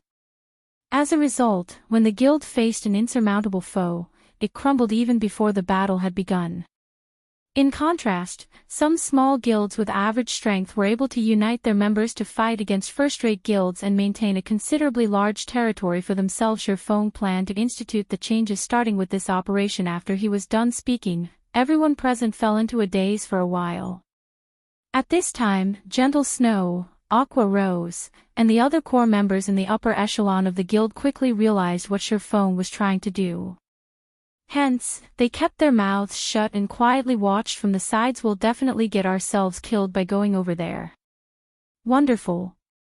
I've been itching to let those bastards know Zero Wing's amazingness. Guild leader, just give us our orders.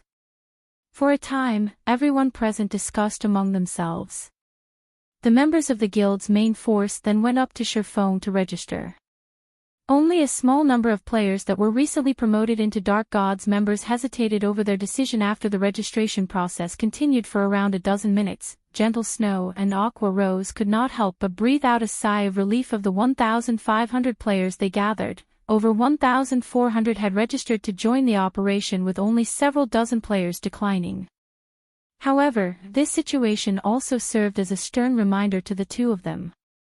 The players they had gathered here today were all experts who they believed were trustworthy, yet there were still some people that had betrayed their expectations. If they were to conduct such a test for the other expert and elite members, the percentage of those who would abandon the guild during its time of need would most likely be much higher.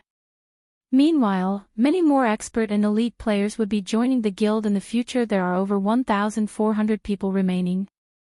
Sherfong was quite satisfied with this outcome, which could also be considered the result of the past few selections Zero Wing had conducted. Not to mention, most of the members that chose to abstain from the operation this time were mainly recent recruits.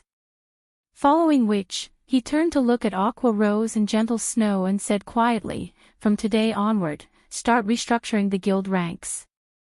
Regardless if one is an expert member or an elite member, their positions are not fixed. If members fail to obtain a sufficient number of guild achievements and guild contribution points corresponding to their rank each month, they'll be demoted by a rank. I don't care how strong they are, they can be demoted all the way to a guild reserve member and eventually kicked out of the guild." Upon hearing Shifeng's words, Gentle Snow and Aqua Rose nodded in agreement, both of them thinking that it was about time for them to make new guild regulations after all.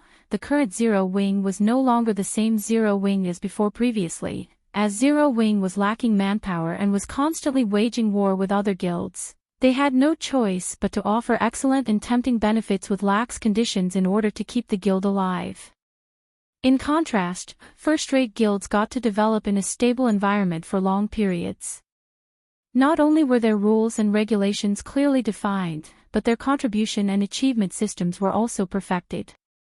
This allowed them to prevent freeloaders from appearing in their guilds after everyone signed the confidentiality contract. Shifeng distributed Tier 2 mana weapons to all the Tier 1 players present as for Aqua Rose, Gentle Snow, and the other Tier 2 experts there. Shifeng handed them Tier 3 mana weapons. This situation stupefied Shadow Sword, who currently wielded the Tier 3 mana weapon Edgeless Blade. He had experienced the strength of a Tier 3 mana weapon for himself. Even if he simply wielded the weapon normally, he could exert power at the Tier 3 standard. If he pushed the weapon to its maximum potential, then he was basically an unstoppable god of slaughter. Meanwhile, for the operation this time, a total of 12 Tier 2 players would be taking part in it, yet Shifeng had actually given every one of them a Tier 3 mana weapon. Shadow Sword found this situation to be simply incredible. However, the most frightening matter would still have to be the fact that every one of the Tier 1 experts present received a Tier 2 mana weapon. That was over 1,400 players they were talking about. In other words, at this moment, Zero Wing had essentially gained an additional 1,400 plus Tier 2 experts with the correct conditions. A 100-man team of Tier 2 experts could definitely raid a mythic boss of the same level. Meanwhile, like Shadow Sword, after Aqua Rose and the others took a look at the attributes of their respective Tier 3 mana weapons, they were similarly dumbfounded. Guild leader, did you raid the armory of a kingdom? We won't get hunted by some kingdom's army, right? Blackie could not help but gulp nervously as he looked at the Tier 3 mana staff he held, which completely surpassed his epic-ranked staff in terms of raw power. The other Tier 2 experts nodded their heads, seconding Blackie's words. They never thought that their guild actually possessed such a hidden hand.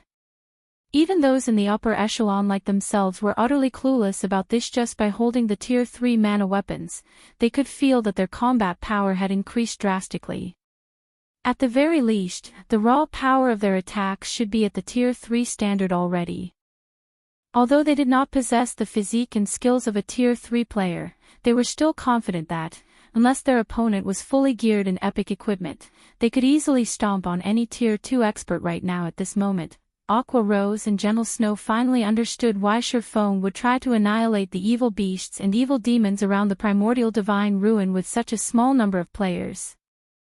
With so many experts boasting Tier 2 and Tier 3 combat power, they indeed possessed the qualifications to go up against the evil demons and evil beasts near the primordial divine ruin. While everyone was reeling from receiving the mana weapons, Shifeng took out 4 pieces of equipment and handed them to Kola. Originally, Kola wanted to say that his equipment was plenty excellent already and that there was no need for a replacement.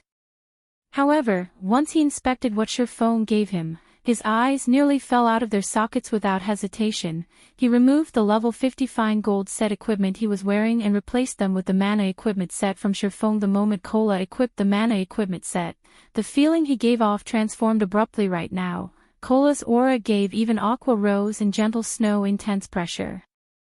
Not to mention, the mana in the room was also surging toward him. Just standing beside the Guardian Knight felt stifling. Guild leader, what kind of equipment did you give Kola? Did you give him 4 pieces of epic equipment? Gentle Snow asked curiously. At this moment, she could clearly feel that her attributes were inferior to Cola's. However, she currently had a piece of fragmented legendary equipment equipped, so it was simply unbelievable that Cola's basic attributes would be superior to hers. The only explanation she could think of for such a difference was that Cola had just equipped 4 pieces of epic equipment. No. It's Tier 2 mana equipment set. It's something similar to the mana weapons you all are using, Shurfeng replied, shaking his head. He then turned to Cola and asked, how does it feel after you've equipped it? Guild leader, this set is simply insane. I feel that I can tank even a mythic boss right now. Cola's eyes glowed with excitement as he looked at the 4 silvery pieces of equipment on him. When the surrounding crowd heard Cola's words, they could not help but gasp. From Cola's expression, they could tell that the Guardian Knight was not joking at all.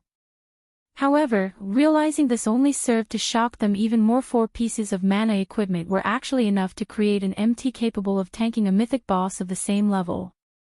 This situation was simply too frightening. Relax. You'll have plenty of chances to show off later on, Shurfeng said, chuckling, following which, Shurfeng had Aqua Rose recruit 176 trustworthy summoners from the guild's elite members for the upcoming operation and had them sign confidentiality contracts as well. Move out. Our target is the primordial divine ruin. It's about time we let our enemies pay the price of blood. Shurfeng commanded after seeing that everyone had gathered. Chapter 1708, Miraculous Hunt. Chapter 1708, Miraculous Hunt. Zero Wing City, 4 Towers of Elements. Due to 4 Towers of Elements teleportation function, the number of players that gathered at the 4 Towers of Elements increased with each passing day. Many among them belonged to the various adventurer teams and large guilds. This was because teleporting through the 4 Towers of Elements was the fastest way for players to reach the Orc Empire. Using this function, players could save up on over 10 hours of mounted travel time when traveling to the Orc Empire. Aside from being able to teleport into the Orc Empire, players could teleport to leveling maps around Zero Wing City. Although these leveling maps weren't high-resource maps, the easy travel method still made these maps attractive. Because of this, the 4 Towers of Elements weren't any less lively than the city's central district, even though they stood at the edges of Zero Wing City, far from most of the city's attractions. Quite a few players' shops had also risen around the towers. Among these players' shops stood the Purple Pavilion Trading Firm, a trading firm Shurfeng had been quite familiar with during his previous life. This trading firm was run by none other than Susie, one of Shurfeng's old friends in the past. The Purple Pavilion Trading Firm's business was doing considerably well, and many adventurer teams players purchased items from its shop. Guild leader, is there a problem with that shop? Gentle Snow asked curiously when she noticed Shurfeng staring at the Purple Pavilion Trading Firm. The Purple Pavilion Trading Firm. Following Shurfeng's gaze, Aqua Rose said, based on our information, the trading firm is quite impressive. Its owner had rented a shop here before we had even revealed the 4 Towers of Elements teleportation function. The Purple Pavilion's owner also has amazing connections and offers many specialty products from other countries. The Purple Pavilion Trading Firm has used this opportunity to partner with quite a few well-known adventurer teams and purchase various rare materials from them at below market price. Right now, excluding the trading firms operated by the various large guilds, the Purple Pavilion Trading Firm ranks among the top 5 in Zero Wing City. However, based on our investigations, Purple Pavilion doesn't have a powerful backer. As a result, certain major trading firms have begun to take action against Purple Pavilion in secret. When Gentle Snow and the others heard Aqua Rose's explanation, they could not help but view the Purple Pavilion trading firm's owner in a new light. In God's domain, the competition between trading firms was just as intense as that between guilds. In fact, the competition between trading firms was far more intense. This was because guilds weren't the only ones operating trading firms in God's domain. Some independent players and adventurer teams had their own trading firms to earn more resources and coins, funding their personal development. Hence, God's domain had more trading firms than guilds. Thriving in such a competitive environment without a powerful backer was extremely difficult. The fact that the Purple Pavilion trading firm's shop ranked among the top 5 shops operated by non-guild entities in Zero Wing City proved how amazing it was. Aqua, have someone give the various shops in Zero Wing City a warning. I don't care what they do elsewhere, but nobody is allowed to play dirty in Zero Wing's towns and cities. If they're caught doing so, they should prepare to face the consequences, Shurfong quietly instructed, glancing at some of the players on the street who were clearly stalking the Purple Pavilion trading firm. Part of the development of guild towns and cities relied on the development of the shops in them. If Zero Wing couldn't provide sufficient security and fair competition for the independent merchant players in its towns and cities, these players would eventually refuse to conduct their business in Zero Wing's territories. Understood. Aqua Rose nodded. She immediately arranged for some of her subordinates to warn the various player-operated shops in Zero Wing City. After dealing with this matter, Shurfong and the others split into multiple groups and teleported to the Orc Empire's border at intervals.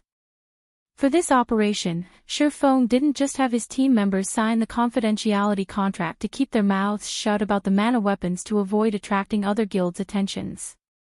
It also forced them to keep the operation itself a secret. Although this method didn't stop spies from simply logging out of the game and notifying their employers, Zero Wing would discover anyone who violated the contract the moment they logged out, since these players had been invited at the same time.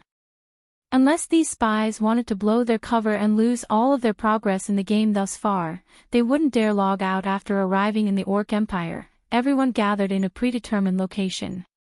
Once Shurfong ensured that his team had arrived safely, he had them saddle up and make their way towards the primordial divine ruin. Each of these players was either an elite or expert in Zero Wing, so they all had their own guild mounts.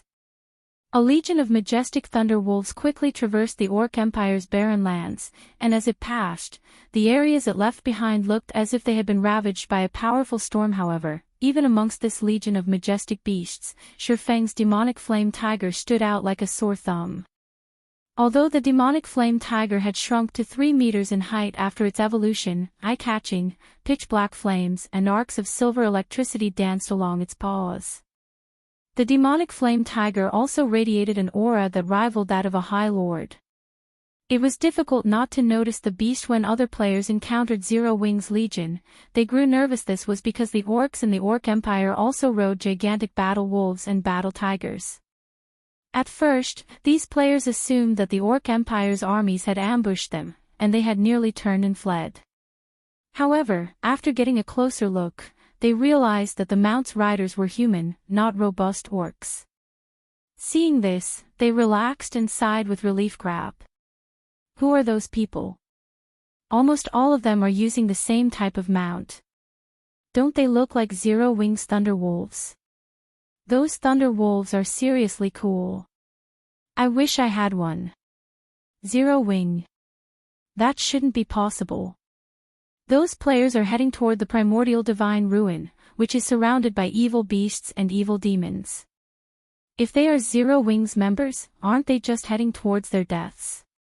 Could Zero Wing be trying to force their way into the ruin? That's impossible, right? There are more than 100,000 evil beasts and evil demons at the ruin.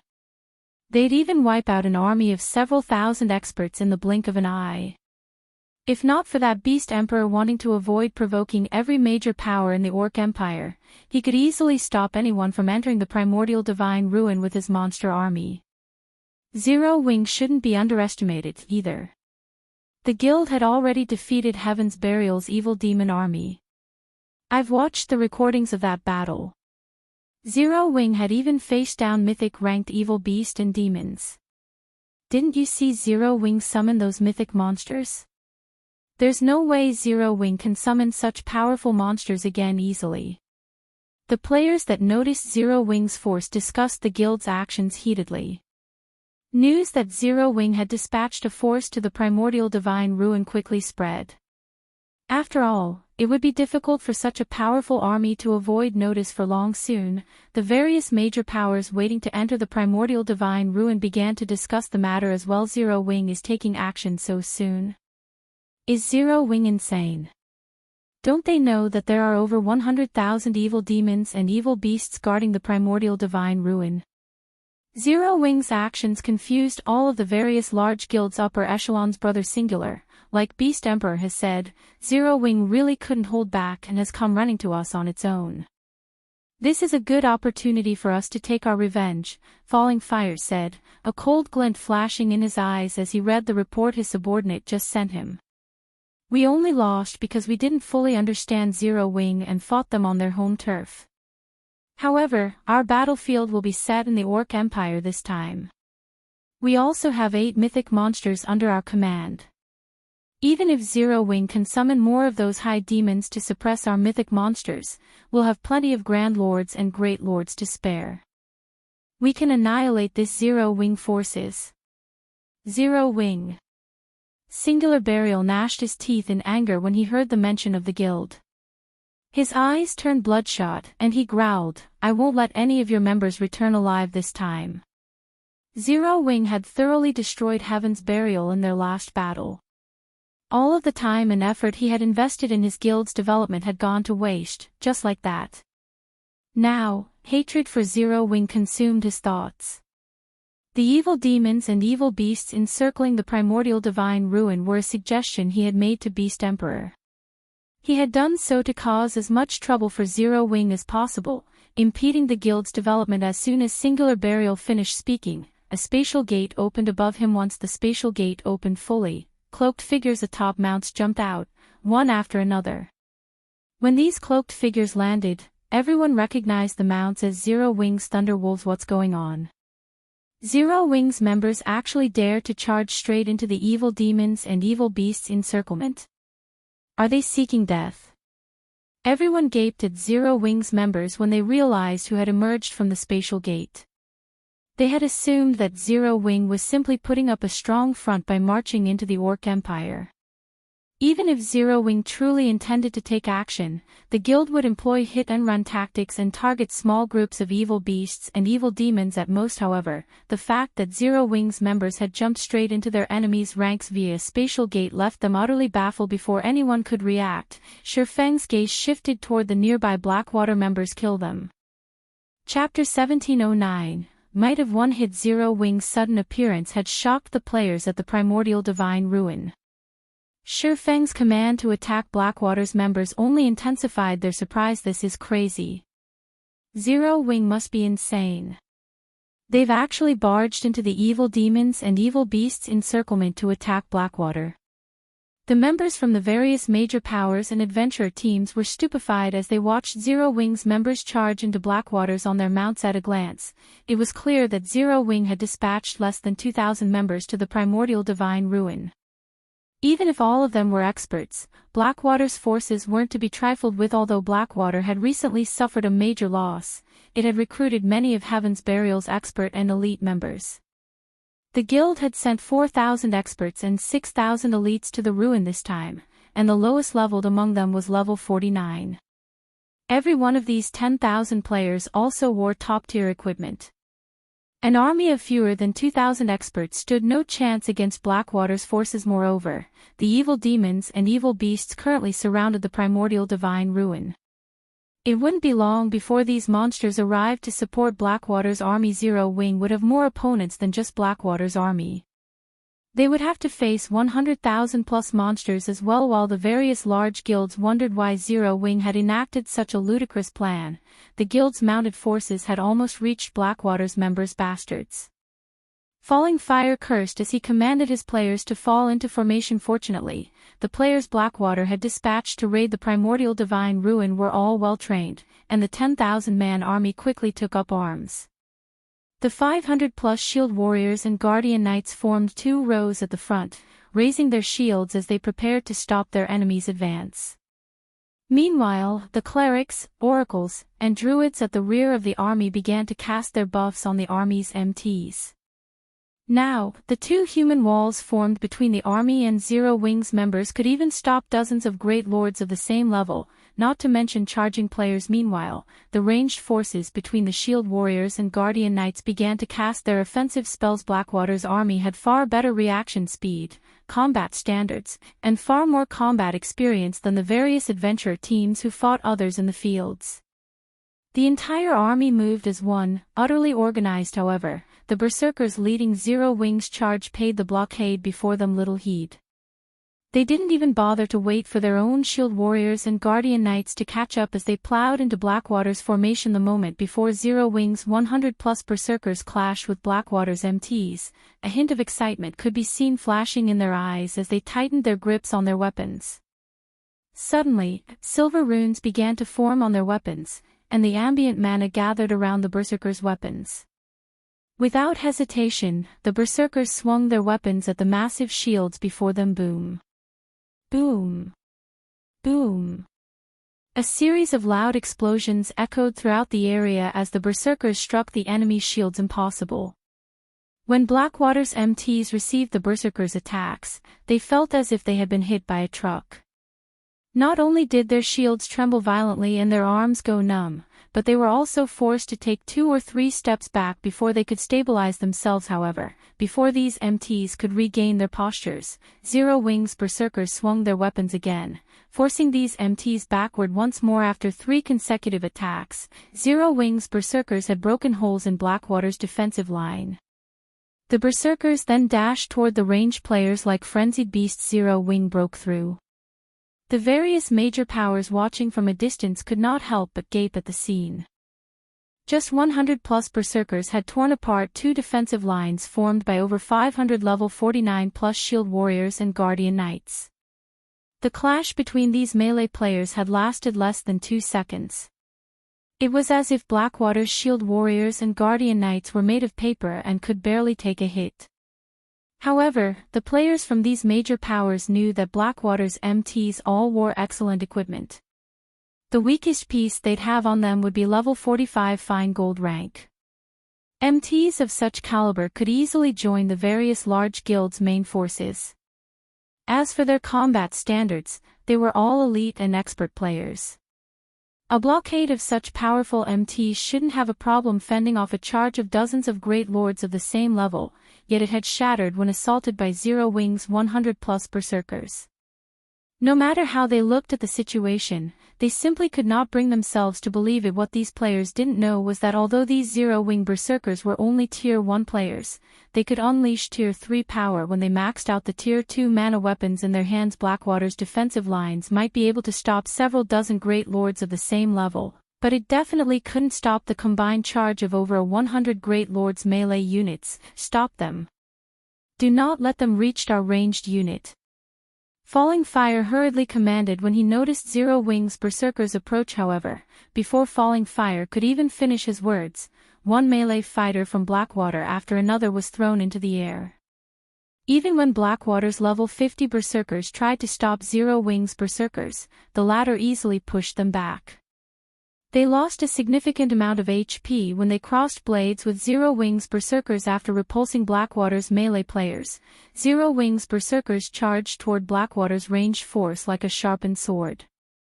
The Berserkers blocked the incoming ranged attacks with little to no effort. In contrast to Blackwater's pitiful ranged attacks, the attacks Zero Wing's several hundred ranged players launched were basically unstoppable. When Blackwater's MTs tried to block these incoming attacks with their shields, their defensive postures shattered under a single blow, rendering them helpless against the following ranged attacks. Every ranged attack that struck an MT directly dealt over -20,000 damage, and Zero Wing's players only needed 3 ranged strikes to kill a Blackwater MT. Blackwater's healers hadn't even had enough time to save their allies. The difference between each side's healers was jaw-dropping. When Blackwater's healers cast healing spells with 1 or 2 second channeling times, the spells would restore around 10,000 of the target's HP. In contrast, when Zero Wing's healers used the same healing spells, their targets recovered nearly 20,000 HP. Meanwhile, Blackwater's ranged classes only dealt around -10,000 HP when they struck Zero Wing's Berserkers on a direct hit, and the best among them only dealt around -13,000 damage. Zero Wing's healers could easily restore whatever HP their Berserkers lost. The difference between the two forces was clear for all to see after the battle continued for a short moment. Like a group of ferocious beasts, Zero Wing's members devoured the lives of Blackwater's players, forcing Blackwater to retreat, again and again. As the army began to show signs of crumbling, the spectating crowd was dumbfounded. No matter how they thought about it, Blackwater should have had the upper hand, yet Zero Wing had an absolute advantage over its army. This didn't look like an actual battle, it was more of a one-sided beating. Zero Wing and Blackwater's strength simply weren't on the same level. So, this is the power of mana weapons? Gentle Snow, who commanded the battle from the rear, was indescribably shocked as she watched her players devour Blackwater's forces. They were too strong. Although the branch guild she commanded in the Black Dragon Empire hadn't experienced as many battles as the main branch in Starmoon Kingdom, her guild had plenty of experience in combat involving thousands of players. Hence, she knew that such a large-scale battle wouldn't reach a conclusion quickly. At the very least, the battle would last 15 to 30 minutes before anyone could tell which side had the upper hand. Yet, not even 1 minute had passed since the battle between Zero Wing and Blackwater had begun. However, even an ordinary player could see that Blackwater had no hope of winning this fight. At this rate, Zero Wing wouldn't even need 10 minutes to annihilate Blackwater's 10,000 players. Only Shurfeng knew how typical this battle's outcome was. Blackwater's players weren't fighting 1,400 plus Tier 1 players, but a force of 1,400 plus Tier 2 experts. With so many Tier 2 experts, Zero Wing could even wipe out an army of 30,000 Tier 1 players without trouble, much less a force of 10,000. This was the difference between tiers. Silence fell over the primordial divine ruin as players witnessed Zero Wing's overwhelming power. Even the spectating superpowers wore somber expressions as they watched the massacre before them. Black Flame. Do you really think that this is the only force I've prepared for the primordial divine ruin? Pay for your foolishness. As Singular Burial watched Blackwater's army slide backward, he showed neither surprise nor fear, simply revealing an arrogant sneer. He then turned to the cloaked, bandaged man beside him and snapped, "Flame Blood, it's time for you to take action." Nodding in response, Flame Blood immediately took a gray crystal ball from his bag and began to chant an incantation. He wasn't within a kingdom or empire right now, so it didn't matter if he revealed his identity as an evil god's temple player, since there weren't any NPCs around to hunt him down. Suddenly, clouds of pitch-black fog started to emerge from the crystal bowl. The fog rapidly transformed into the figures of 10 evil demons. These summoned evil demons were all level 70 Grand Lords, which he had actually prepared for the Guardian boss on the ruin's 4th floor under Flame Blood's command. The 10 Grand Lord ranked evil demons charged at Zero Wing's army just before they reached Zero Wing's frontline and could swing down their massive claws. A figure appeared before them. This figure was none other than Shadow Sword Scram. Shadow Sword tightened his grip on the edgeless blade and executed a sweeping slash with the rune-covered greatsword. Tier 2 skill, Blade Storm. A silver storm engulfed 10 evil demons, sending them flying over a dozen yards away. When the monsters crashed into the ground, a damage of over -200,000 appeared above each of their heads. Chapter 1710, Gathering Place of Experts. Chapter 1710, Gathering Place of Experts. After Shadow Sword's first attack, he used Charge, accelerating toward the nearest evil demon as it was standing back up. When he got close to his target, Shadow Sword raised his greatsword high. Once again, silver divine runes lit up along the edgeless blade's body. Shadow Sword then executed Blade of Waves, one of the Sea God's Apostle class's Tier 2 legacy skills. Blade of Waves was also the most powerful Tier 2 legacy skill he had learned. Currents of blue mana circled the edgeless blade. When Shadow Sword swung his great sword at the evil demon before him, the mana weapon transformed into a 40-yard-long blade of water. Players in the distance only saw a dark blue horizontal wall suddenly bisect the battlefield. 513-842.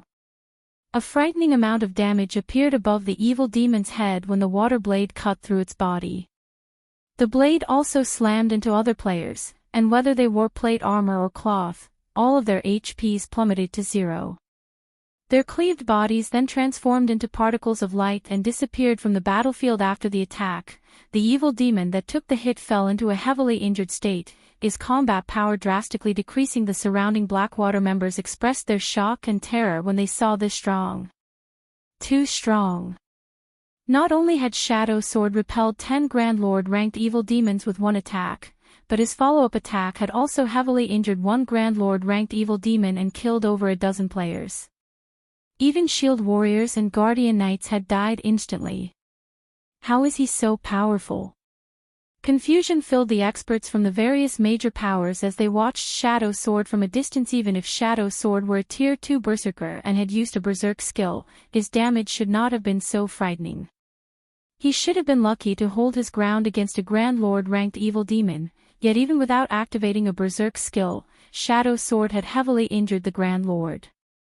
This utterly destroyed their understanding of Tier 2 classes' combat power. Damn it.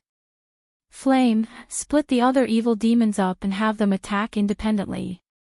Singular Burial commanded once he saw that the evil demons were no match for Shadow Sword. They had summoned 10 Grand Lord ranked evil demons, and although they were no match for Shadow Sword, the Berserker couldn't stop them all if they split up.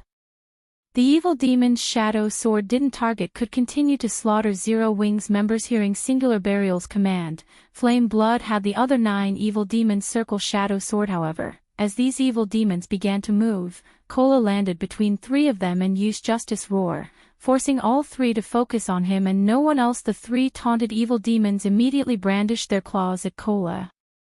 Seeing this, Kola grinned as he raised the one-handed axe in his right hand. Like Shadow Sword's edgeless blade, silver runes illuminated the weapon. Taking a step forward, Kola used Holy Slash. A silver flash sliced at the 3 evil demons' extended claws. The moment Kola's axe met the monster's claws, the evil demons felt as if a current of electricity shot through them, leaving their arms numb.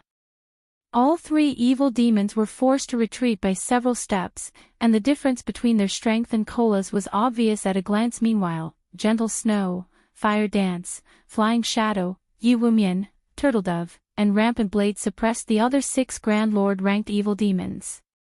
The 6 Tier 2 players halted the evil demons' advance, preventing the monsters from targeting Zero Wings Tier 1 players. The spectating powers were stunned to see all 10 Grand Lord ranked evil demons suppressed. Who are these people?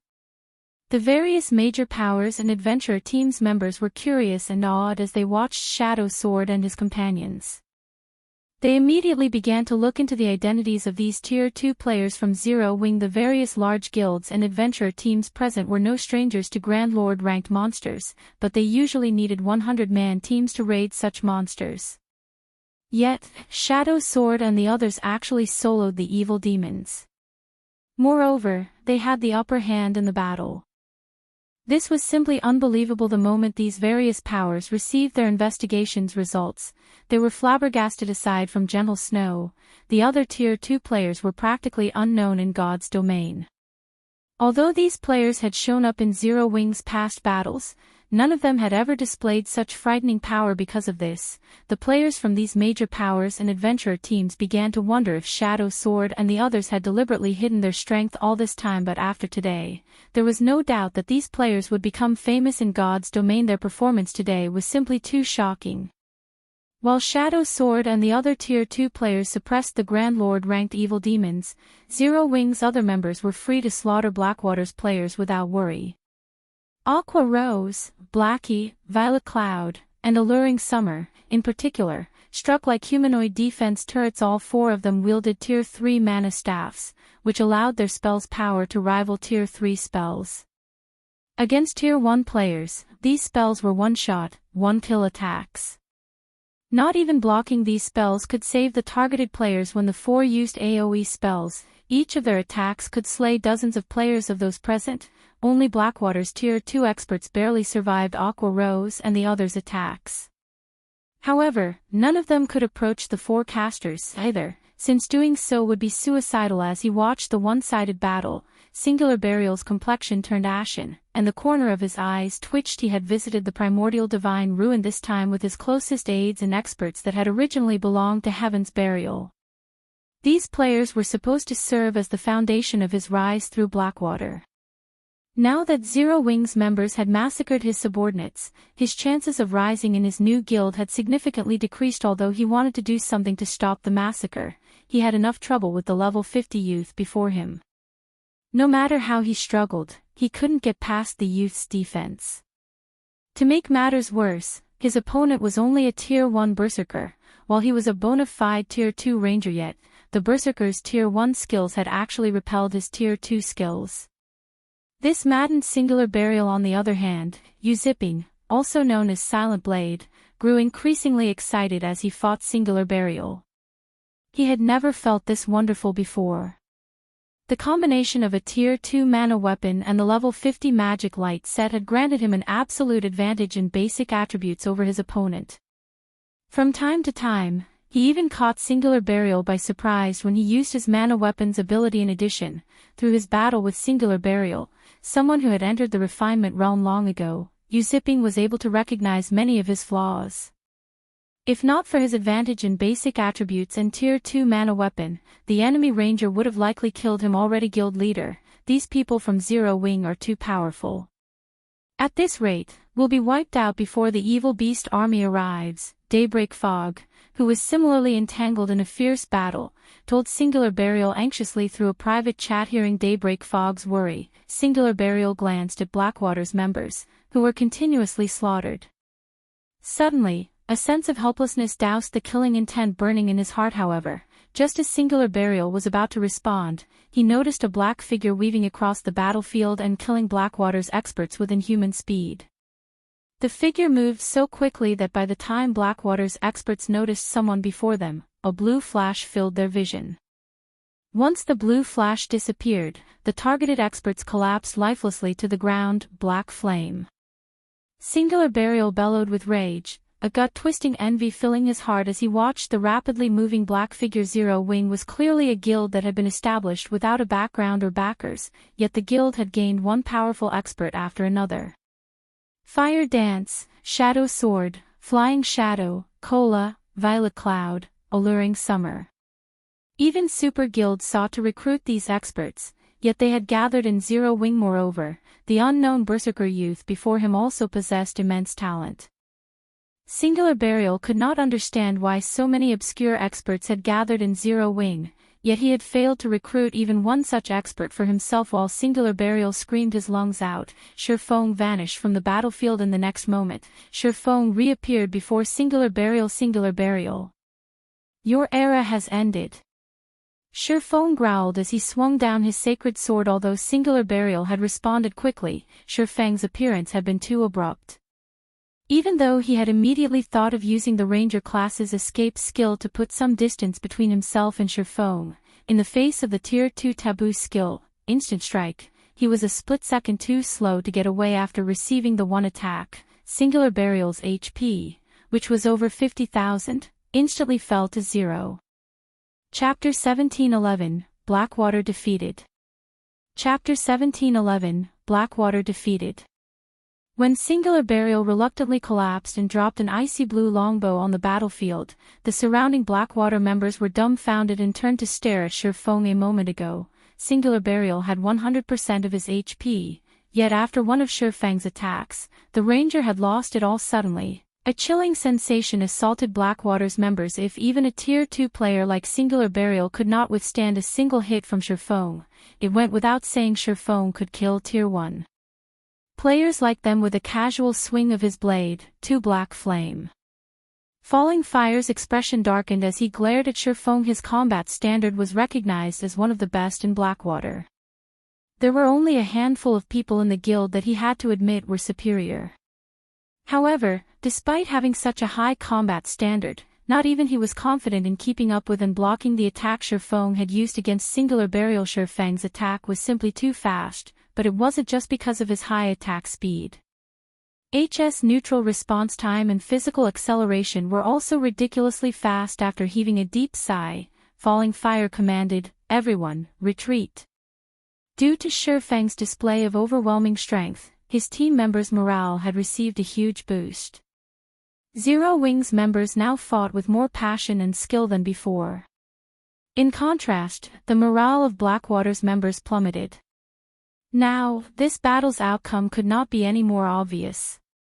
Continuing to fight would only incur more losses for Blackwater. Hearing Falling Fire's command, Blackwater's members immediately turned away from their opponents and fled in every possible direction. Meanwhile, Aqua Rose and Gentle Snow commanded Zero Wings members to exploit their victory. Seeing that things had gone south for Blackwater, Flame Blood did not dare to linger. He summoned 20 Great Lord-ranked evil demons to buy himself enough time to activate a teleportation scroll. This battle's outcome had truly exceeded his expectations. He had thought that 10 Grand Lord-ranked evil demons would be more than enough to butcher Zero Wing's forces, but he had never expected the small army to have so many monstrous players. Zero Wing. Just you wait. Sooner or later, I will make you pay for this defeat. Flame Blood revealed a sneer as he watched Zero Wing's members charge towards him. He was an evil god's apostle, not a guild member. As long as he escaped capture, he'd always have a chance of making a comeback. Flame Blood sent his 20 Great Lords to stop Zero Wing's members as he activated his teleportation scroll. The teleportation scroll to teleport to the evil god's temple had a 15-second activation process, which was slightly shorter than a normal return scroll.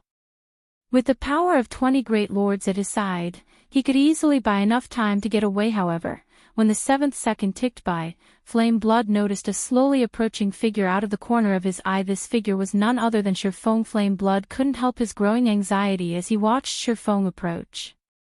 Although over 200 yards separated the two, Flame Blood felt as if the Grim Reaper itself had set its sights on him faster. I have to get out of here as quickly as possible. For the first time ever, Flame Blood felt that the teleportation scroll's activation time was too long. Although Shurfeng's approach appeared slow, in reality, he was extremely fast. In just 3 seconds, he had halved the distance between him and Flame Blood. Seeing this, Flame Blood had no choice but to split 6 of the Great Lord-ranked evil demons from the group, ordering them to hinder Shurfeng's advance. However, no matter what kind of attacks the Great Lord-ranked evil demons used, Shurfeng avoided them easily. The evil demons couldn't slow Shurfeng down in the slightest. When only 2 seconds remained before Flame Blood's teleportation scroll activated, Shurfeng was still over 30 yards away from the cleric. Seeing this, Flame Blood breathed a sigh of relief. Black Flame. I'll get even with you sooner or later. There was no way Shurfeng could cross the distance between them unless he could use the same move he had employed to take out Singular Burial earlier. However, the area around Flame Blood abruptly darkened, and the mana that fed the teleportation array beneath his feet froze instantly. A moment later, the teleportation array began to disappear. No. How is this possible? Shock and despair flashed in Flame Blood's eyes when he realized that his teleportation scroll was no longer an option. Before Flame Blood could react, Shurfeng shook off the 6 Great Lords chasing him and appeared before the cleric. Get even with me. Glancing at the cloaked and bandaged cleric before him, Shurfeng chuckled and said, You'll have to be able to get away before that can happen. Black Flame. Your forces are now trapped, surrounded by Beast Emperor's evil beast army. If you kill me, Beast Emperor definitely won't let you off the hook. Flame Blood hissed as he looked at the smiling swordsman before him. Fearfully, he continued, If you want to leave this place alive, I'm your only hope. Flame Blood knew full well what Shurfeng was capable of. After all, he had personally witnessed Shurfeng capture a abandoned wave and send the man to the war god's temple. To evil gods apostles like himself, an abandoned wave, getting sent to the war god's temple was game over. Flame Blood deeply regretted his actions. Had he known something like this would happen, he would never have followed Singular Burial to the primordial divine ruin. Now that he had been silenced, it was practically impossible to escape Shurfeng's clutches. His only hope of getting out of this predicament lay with Beast Emperor's evil beast and demon army. Although Zero Wing's members were absurdly strong, they would definitely fall against 100,000 plus evil beasts and evil demons. The fact that Zero Wing had so effortlessly slaughtered Blackwater's members proved that all of the members in this force were the guild's core members. If these core members were annihilated, it would deal a massive blow to Zero Wing. Yuri, my only hope. Shurfeng could not help but laugh. Aren't you thinking too highly of yourself? To Beast Emperor, evil gods apostles were like his own limbs. Each one taken from him was a permanent loss. However, since Beast Emperor had dared to cut off Zero Wing's path to fortune, Shurfeng had to teach Beast Emperor what it felt like to lose a limb to his blade. Saying so, Shurfeng activated Abyssal Bind and restricted Flame Blood's movements. He then retrieved a mobile jail from his bag and started to activate it. Black Flame. Are you trying to die? I am one of Beast Emperor's evil god's apostles. Capturing me will only increase Beast Emperor's desire to destroy Zero Wing. Flame Blood began to panic when he saw Shurfeng activate the mobile jail. He had never thought that Shurfeng would be so daring. If he were to be sent to the War God's temple, he truly would be finished. Just as Shurfeng was about to entrap Flame Blood in the mobile jail, a phantom appeared beside the cleric. This phantom took the form of an indifferent, middle-aged man in luxurious, dark gray robes. The man wielded a wooden staff that exuded murky black mist in his right hand, and a pitch-black crown adorned his head. The man radiated an indescribably majestic feeling. Beast Emperor. When Shurfeng saw this middle-aged man, the only person that came to his mind was Beast Emperor. However, he was not absolutely certain, as he had never actually seen Beast Emperor's true appearance before. That's right, I am Beast Emperor. This should be our second meeting, Beast Emperor said, smiling. I won't mince words with you. Release Flame Blood and hand over the evil god's eye in your possession. Do so, and I'll let your forces leave the Orc Empire safely. Refuse, and neither you nor your subordinates will leave the Empire. Your souls will become nourishment for my evil demons. As soon as Beast Emperor finished speaking, the players at the Primordial Divine Ruin noticed a large group of evil beasts and demons approach on the distant horizon. An NPC elder stood above a gigantic evil beast, radiating intense evil energy. Even though the old man was thousands of yards away, everyone outside of the Primordial Divine Ruin could feel his horrific aura. I admit that you are quite powerful, but even if you lock Flame Blood away in the mobile jail, you won't necessarily be able to leave the Orc Empire with him. As long as I kill you, I can free Flame Blood. I will only give you 10 seconds to consider my offer. Beast Emperor said, his expression calm as he looked at Shurfeng, a mythic NPC. Shurfeng guessed after glancing at the NPC in the distant sky. Revealing a faint smile, he said, like your subordinate, you think too highly of yourself. I will send Flame Blood to the War God's temple. Chapter 1712, The Man Closest to Attaining a Domain. Chapter 1712, The Man Closest to Attaining a Domain. Although Shurfeng's tone had been dull, the nearby players could all feel the unyielding determination in his voice. Crazy bastard. How can a guild leader like you exist? As Flame Blood glared at Shurfeng, he felt his mental state crumble. Just how much did Shurfeng hate him? Shurfeng was actually willing to sacrifice over 1,000 Zero-Wing experts just to finish him off. Black Flame. This is your final chance. You can't take on a mythic NPC. Do you really think that you can escape with your life? If you die at his hands, do you think that the penalty will be as simple as losing a level? Beast Emperor's expression darkened when he heard Shurfeng's reply. Do not challenge my patience. Otherwise, I'll bury you here even if I have to waste my contribution points. If the evil god's apostle slots weren't so incredibly precious to his future and the fact that Shurfeng had a small chance of getting away, he wouldn't have wasted so many words on the swordsman. He simply would have sent his evil beasts and evil demons to slaughter Zero Wing's members and devour them. Challenge your patience? Shurfeng could not help but laugh at Beast Emperor. How many times has your evil god's temple targeted Zero Wing's territories? You've even gone as far as to hunt down my guild members. Have you ever considered Zero Wing's patience? Saying so, Shurfeng swung his sword at Flame Blood, lowering the cleric's HP to a critical level.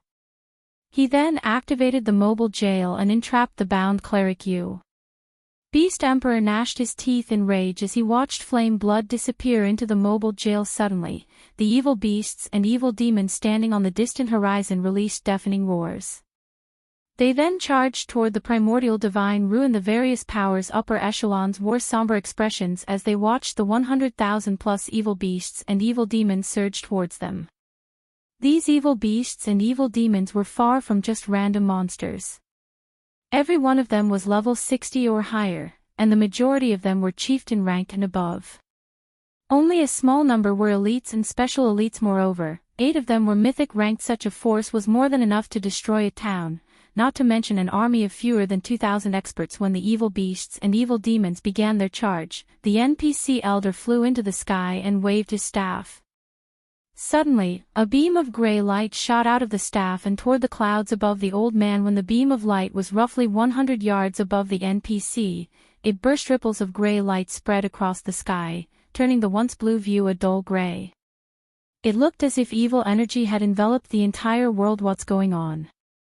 Why can't I use my return scroll? Wait, that's not right. I can't use my instantaneous teleportation scroll either. Isn't that NPC too powerful? He's actually sealed off this entire region. Zero Wing is definitely dead now. Utter shock filled the spectating powers at the primordial divine ruin as they watched the NPC elder fly towards the ruin with their ability to teleport stolen from them. Zero Wing's only way of escaping this location was to rely on their own 2 feet. However, trying to break through the blockade of 100,000 plus evil beasts and evil demons was practically impossible. The players from the various major powers also began to worry for their own safety. Like Zero Wing's members, they were now trapped here, and their fate was no longer in their own hands. If Beast Emperor wanted to, he could definitely have every player at the primordial divine ruin killed. Big Sis Melody, what is going through Black Flame's mind? He's actually willing to trade Zero Wing's 1,000 plus experts to capture a single player. Does he hate Beast Emperor that much? A girl standing amidst the Sacred Temple's team asked curiously as she watched Shifeng, who was arranging Zero Wing's army into a defensive formation. The girl had long, curly, light blue hair and a lithe but curvy body. She wielded an emerald staff and was clad in white, silken robes. Although this girl looked quite weak and delicate, she had actually reached level 51. Even in the Sacred Temple, her level put her at the very top of the guild. Though, her aura was far more frightening than the girl's level. However, the intensity of her aura was not just a result of her powerful basic attributes. Her tier and life rating also contributed. When the Sacred Temple's surrounding experts looked at this girl, awe and reverence filled their gaze. This girl was the Sacred Temple's new prodigy, Blue Jade, and she had even received high praise from the guild leader, stating that she even had the potential to command a domain in the future. Precisely because of her talents, Blue Jade had been dispatched to the primordial divine ruin so that she could improve further in Primordial City. I don't know what Black Flame is thinking, but you should pay close attention to his fights. The Secret Pavilion has recognized Black Flame as the person closest to grasping a domain. Watching him should help you quite a bit, Quiet Melody said as she looked at Shifeng Ascent Miracle Dragon, the person closest to reaching the domain realm.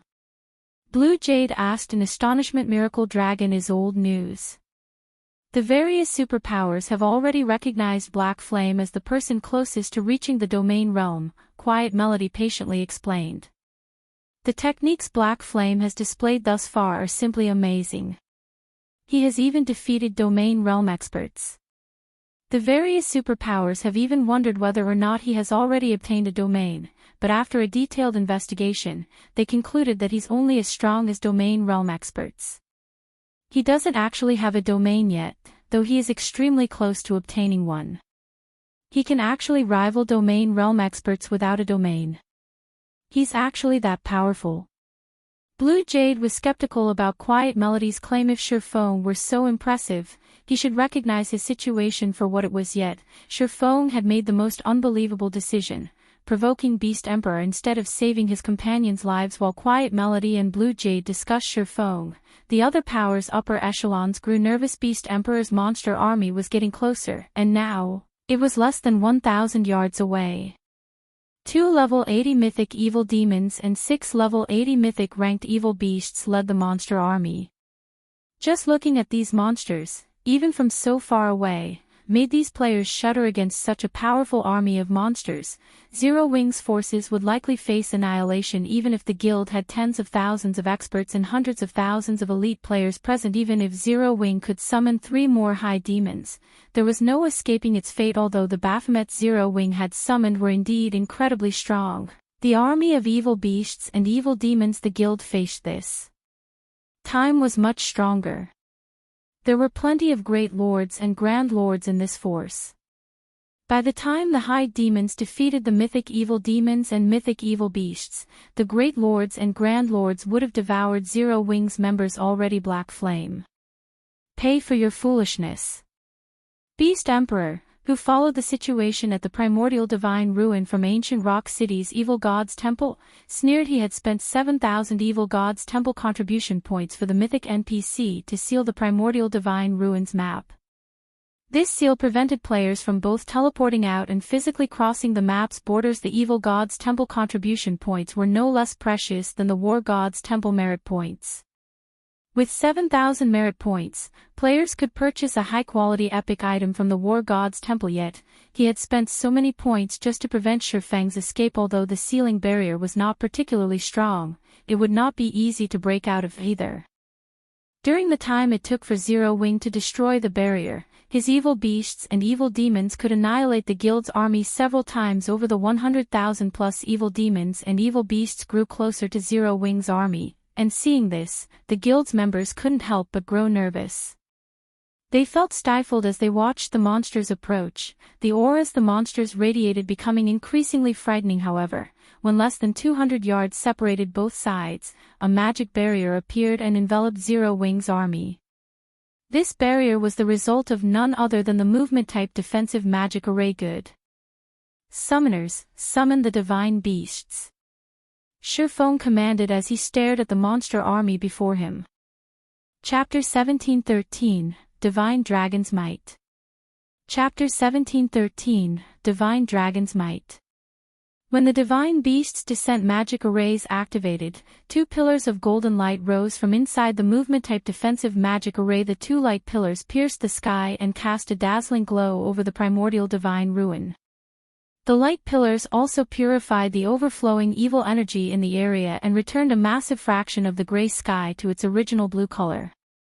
2 gigantic magic arrays then appeared and swallowed Zero Wing's defensive magic array, draining the mana around the ruin. Everyone at the ruin gaped at the grand, magnificent scene. What are those? Isn't the amount of mana those magic arrays are absorbing a little too terrifying? Even though we're so far away, I can still feel the mana around me drying up. Wait! I can't even use my spells anymore. The members of the various major powers and adventure teams stared at the 2 golden magic arrays in the sky in utter disbelief. This was definitely the first time they had witnessed or experienced such a phenomenon. The 2 golden magic arrays had actually sucked away all mana in at least a 5,000-yard radius, even preventing them from using any of their skills and spells. Even Aqua Rose and Zero Wing's other upper echelons, who recognized the 2 golden magic arrays, were shocked and confused right now. This certainly wasn't their first time activating the Divine Beast's Descent magic array. At most, the magic array would stir the mana in a 500-yard radius in the past. Even when they had activated several Divine Beast's Descent magic arrays simultaneously, the arrays hadn't absorbed so much mana that players in the affected area hadn't been able to use their skills or spells yet. Not only did the 2 Divine Beast's Descent magic arrays affect 5,000-yard radius, but they had also devoured almost all of the mana in the affected area. Amazing. Using elemental sources as the magic array's cores can actually improve them to such a degree. Shurfeng couldn't help his astonishment over the spectacular scene before him. Based on his knowledge, even advanced summoning magic arrays couldn't cause such a huge mana drain. Unfortunately, he had never seen a master summoning magic array, so he couldn't make a good judgment as mana continued to flood into the 2 gigantic magic arrays. The figures of 2 divine beasts gradually emerged shortly. 2 golden dragons with wingspans of up to 600 meters appeared above the defensive magic array. Both golden dragons were covered in dark purple runes, which gave the dragons a sacred and majestic feeling roar. Once the golden dragons fully manifested, they released roars that echoed throughout the primordial divine ruin. Following their bestial announcement, they released powerful shockwaves, which repeatedly shoved back the rapidly approaching evil demons and beasts. Even the defensive magic array beneath the two golden dragons trembled violently, looking as if they would shatter at any moment. The two golden dragons had also fully unleashed their auras, freezing the space around them. Even Zero Wing's members, who were protected by a defensive magic array, felt their movements grow stiff. Dragons. Are they really dragons? Are you kidding me? Zero Wing can actually summon dragons. The players from the various major powers who watched from a distance stared at the two golden dragons with bulging eyes. The various major powers knew what kind of monsters dragons were in God's domain. They were the personification of destruction. Their life ratings were only second to ancient gods, and a single dragon was more than enough to destroy an entire kingdom. Yet, two of these great monsters floated in the sky before them. Under the pressure the two dragons emitted, they didn't even dare to think of resisting. It felt as if these two dragons were this land's absolute overlords. The pressure the two golden dragons exuded was no longer a matter of basic attributes. This was the difference in life ratings. However, after using advanced identification skills, some players soon discovered that these monsters weren't real dragons. Rather, they were merely creatures that contained a small trace of a dragon's soul. Divine Magic Dragon, Elemental Creature, Archaic Species, Mythic. Level 80. HP 600 000/600 000. Although the Divine Magic Dragons weren't real dragons, they still surprised Shurfeng. These two Divine Magic Dragons actually possessed domains, which was also why their mere presence affected the space around them so drastically. Go. It's time for the slaughter. Shurfeng commanded Flying Shadow and Shadow Sword, who controlled the Divine Magic Dragons. A level 80 Mythic ranked archaic species was already a nightmare for current players, let alone a Mythic ranked archaic species that could use a domain. The reason that Tier 4 NPCs could go toe-to-toe with a mythic monster of the same level was their control of a domain. While inside their own domain, Tier 4 NPCs could enhance their abilities and suppress their enemies at the same time. However, it would be a different story if the targeted mythic monster had its own domain. Such an existence would be practically invincible among those of the same rank and tier. Even the High Demon, Baphomet, would receive a one-sided beating if it tried to face the Divine Magic Dragon in a one-on-one fight. Hearing Shurfeng's command, Shadow Sword and Flying Shadow, who stood in the center of two magic arrays on the ground, nodded. They then controlled the Divine Magic Dragons to charge at the approaching evil demons and evil beasts. In response, the Divine Magic Dragons flapped their massive wings once and disappeared. By the time the spectators had reacted to the Divine Magic Dragons' disappearance, the two dragons had already crossed over 100 yards.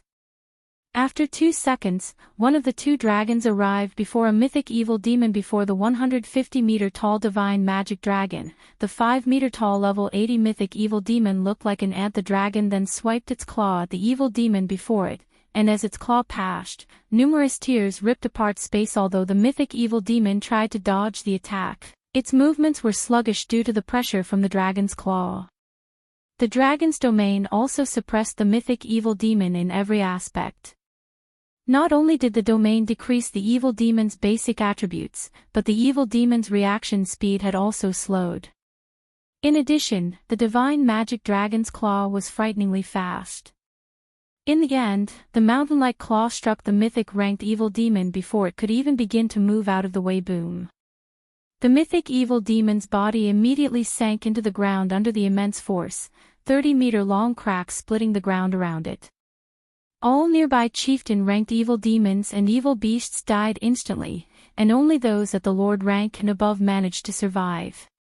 However, the surviving monsters sustained a heavily injured state. In the meantime, the other Divine Magic Dragon had stomped on a level 80 evil Earth Dragon, crushing the mythic evil beast's 40-meter-tall body into the ground.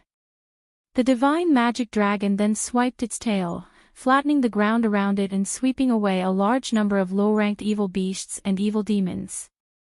Seeing this, the watching players from the various major powers and adventurer teams were dumbfounded. Too strong. The difference in strength between the divine magic dragons and Beast Emperor's monster army was past the point where the latter could compensate with numbers. The mythic ranked evil demons and evil beasts couldn't pin down the divine magic dragons for even a moment. As a result, the divine magic dragons were free to attack the Grand Lord and Great Lord ranked evil demons and evil beasts, who were trying to attack Zero Wing's defensive magic array. When the divine magic dragon struck, even the Grand Lords instantly became heavily injured, drastically decreasing their combat powers. Even if these heavily injured Grand Lords and Great Lords reached Zero Wing's defensive barrier, Zero Wing's experts, who wielded mana weapons, could repel and kill them easily, following which, the two divine magic dragons wreaked havoc across the battlefield. Although the mythic-ranked evil demons and evil beasts tried to pin the two dragons down, the divine magic dragons didn't bother with their mythic opponents. Instead, the two dragons sent their mythic opponents flying and focused on the lower-ranked evil demons and evil beasts. Even when these mythic-ranked evil beasts and demons targeted Zero Wing's defensive magic array, the divine magic dragons got ahead of them and sent them flying again. With their massive frames, the two divine earth dragons could protect Zero Wing's members almost perfectly. At the very least, none of the enemy's mythic monsters could touch Zero Wing's defensive magic array. Before even 1 minute had passed, nearly 2,000 evil demons and evil beasts had been killed. The two divine magic dragons were like colossal killing machines that continuously earned EXP for Zero Wing's members.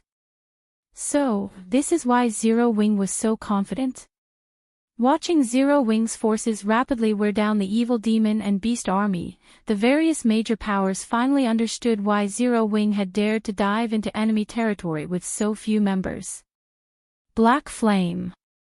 Beast Emperor wore a solemn expression as he watched his minions being massacred by the dozens and hundreds from inside the evil god's branch temple in ancient Rock City. He had carefully nurtured these evil demons and evil beasts so that they could serve as the foundation for his rule in the Orc Empire. Yet his hated enemy was slaughtering them for EXP. If the battle continued at this rate, it was only a matter of time before Zero Wing annihilated his minions. Considering the situation, Beast Emperor gritted his teeth and left to meet with an old man in black robes within the temple. Very respectfully, he said, "Lord Byrne, I wish to hire Lord Dairo to annihilate these ignorant adventurers personally. I hope that you will grant me your permission." "You want to get Dairo to take action?" the black-robed elder asked indifferently. "That won't be a problem, but Dairo's services aren't cheap. It'll cost you 12,000 contribution points per hour." So expensive. Beast Emperor could not help his frown upon hearing this price. He had already spent 7,000 CPs to hire Dairo to cast a sealing barrier over the primordial divine ruin. Now, he only had a little over 14,000 CPs remaining. If he spent another 12,000 CPs now, he'd have to cancel or considerably delay many of his original plans. "Have you decided?" Byrne asked Lord Byrne. "I wish to hire Lord Dairo for 1 hour, Beast Emperor responded after giving the matter some thought. The last thing he could afford to lose right now was another evil god's apostle. As soon as Beast Emperor finished speaking, 12,000 evil god's temple contribution points vanished from his stockpile. At the same time, Dairo, the mythic NPC at the distant primordial divine ruin, became a mercenary under Beast Emperor's control. Black Flame. "You will suffer in death." The first order Beast Emperor gave to Dairo was to slay Shurfong, who stood inside Zero Wing's defensive magic array. Meanwhile, back at the primordial divine ruin, Dairo, who quietly stood atop a flying evil beast, abruptly opened his eyes. Suddenly, the mana around him vanished, and a powerful surge of evil energy replaced it. Dairo's horrific aura reached across the primordial divine ruin, making the players present to grow nervous and keep a close eye on the NPC. Dairo lightly tapped his foot on the evil beast beneath him. The flying evil beast then let out a low screech as it slowly descended toward Shurfong. Impossible. This mythic NPC can actually participate in the battle. Gentle Snow and Aqua Rose's expressions darkened when they saw the NPC elder approach. Hurriedly, Aqua Rose shouted, "Shadow Sword, ignore the mythic monsters for now and stop that NPC." Hearing Aqua Rose's command, Shadow Sword promptly nodded. He, too, realized the severity of the situation. Unlike the mythic-ranked evil demons and evil beasts, allowing a mythic NPC to get within attack range would be no laughing matter. Immediately, Shadow Sword controlled his divine magic dragon to charge at Dairo Scram. Shadow Sword then directed his divine magic dragon to slap at the NPC Elder. Chapter 1714, Fighting a Mythic NPC. Chapter 1714, Fighting a Mythic NPC.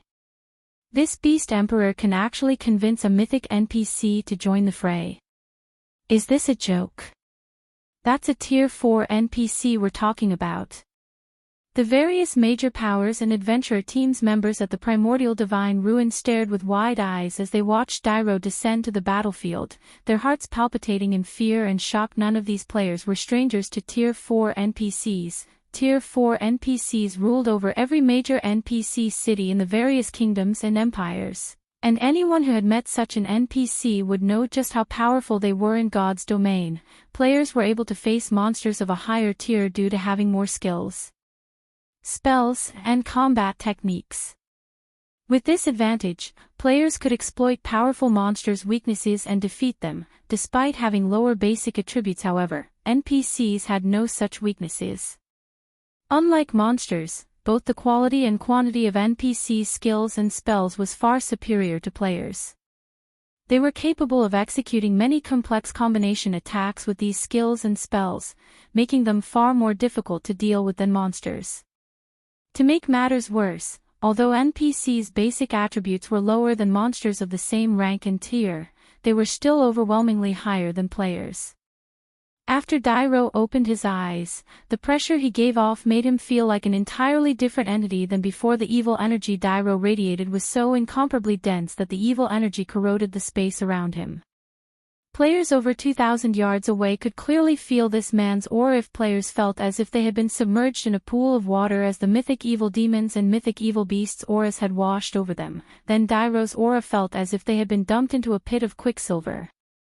They couldn't help but shudder as they bathed in this NPC's aura. These players finally understood just how terrifying a Tier 4 NPC was. If this NPC Elder wanted to, he could definitely kill every player at the Primordial Divine Ruin, and they wouldn't be able to do anything to stop him.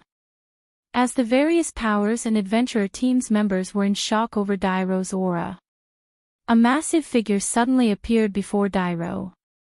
This figure was none other than the divine magic dragon under Shadow Sword's control. As soon as it reached its target, the divine magic dragon's mountain-like claw descended on the mythic NPC. However, despite having even enough power to send mythic monsters of the same level flying, Dairo ignored the claw and allowed it to land. Boom. The evil bat Dairo rode shot to the ground like a bullet. The instant the evil bat crashed, the impact formed a crater with a 70-yard radius in the ground. Despite the evil bat being a level 80 Grand Lord, the single attack had heavily injured it. Now, even flight was impossible for the evil bat. Where's the NPC? Shadow Sword examined the bottom of the crater in confusion. He only spotted the evil bat in the crater. Dairo was nowhere to be found. Shadow Sword couldn't even sense the NPC's horrific aura.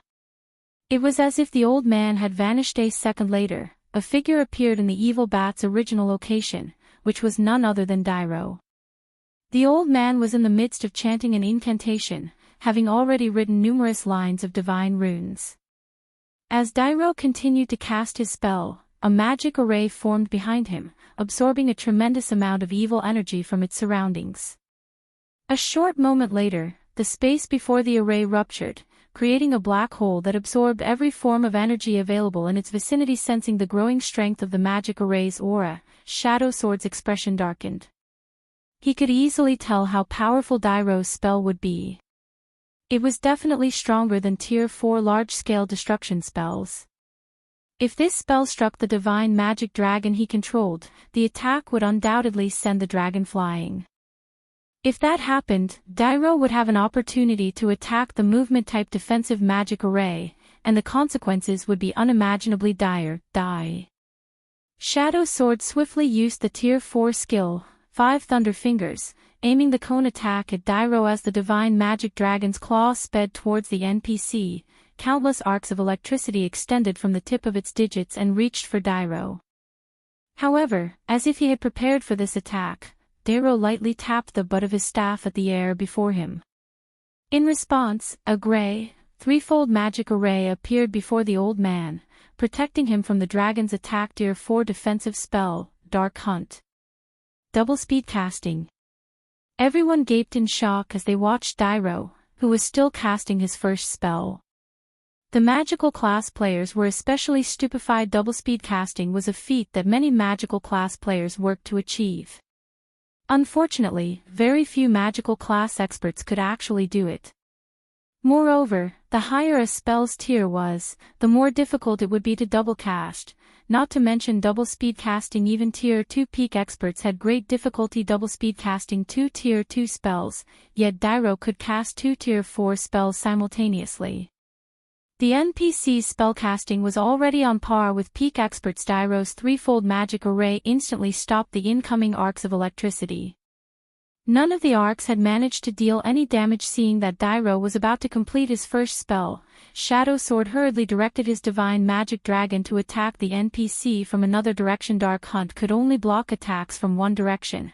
It was useless against attacks from other angles. However, just when the divine magic dragon's claw was about to reach Dairo, the NPC disappeared once again. This time, he reappeared 100 yards away from the attacking dragon. Tier 3 spell, Advanced Movement. Crap. Supplementary casting. The magical class experts' minds were blown when they saw Dairo appear 100 yards away from the divine magic dragon. Advanced Movement was not a particularly rare spell. It was actually a common spell that tier 3 magical class NPCs used.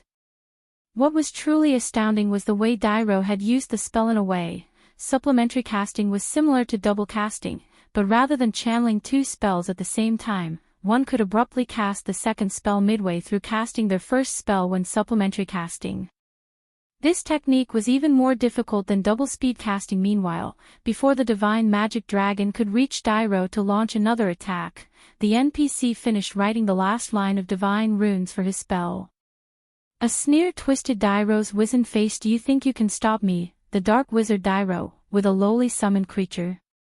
Dairo said as he looked at Shurfong as he made a wave with his staff. Suddenly, cracks in space began to split the sky.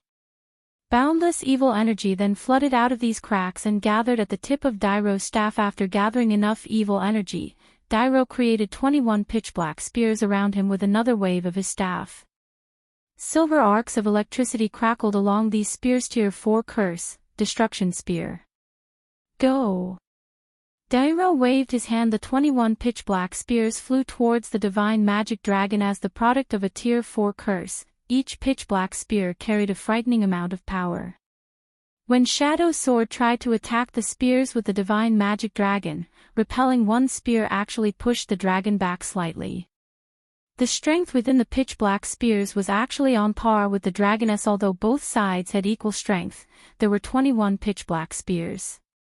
Meanwhile, when players controlled a summoned creature, they couldn't control it as easily as their own body, which ultimately decreased their combat standards when controlling the creature. Hence, even though Shadow Sword had reached the refinement realm, he was only able to block 5 or 6 spears at a time, while the remaining weapon struck the divine magic dragon. For a time, the divine magic dragon was at a complete disadvantage as the spears pushed it back towards Zero Wing's defensive magic array. Time to finish this.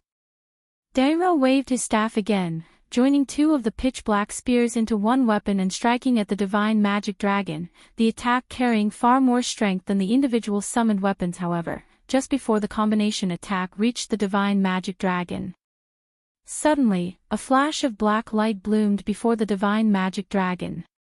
At the same time, the combined spears that flew towards the dragon's chest veered off course.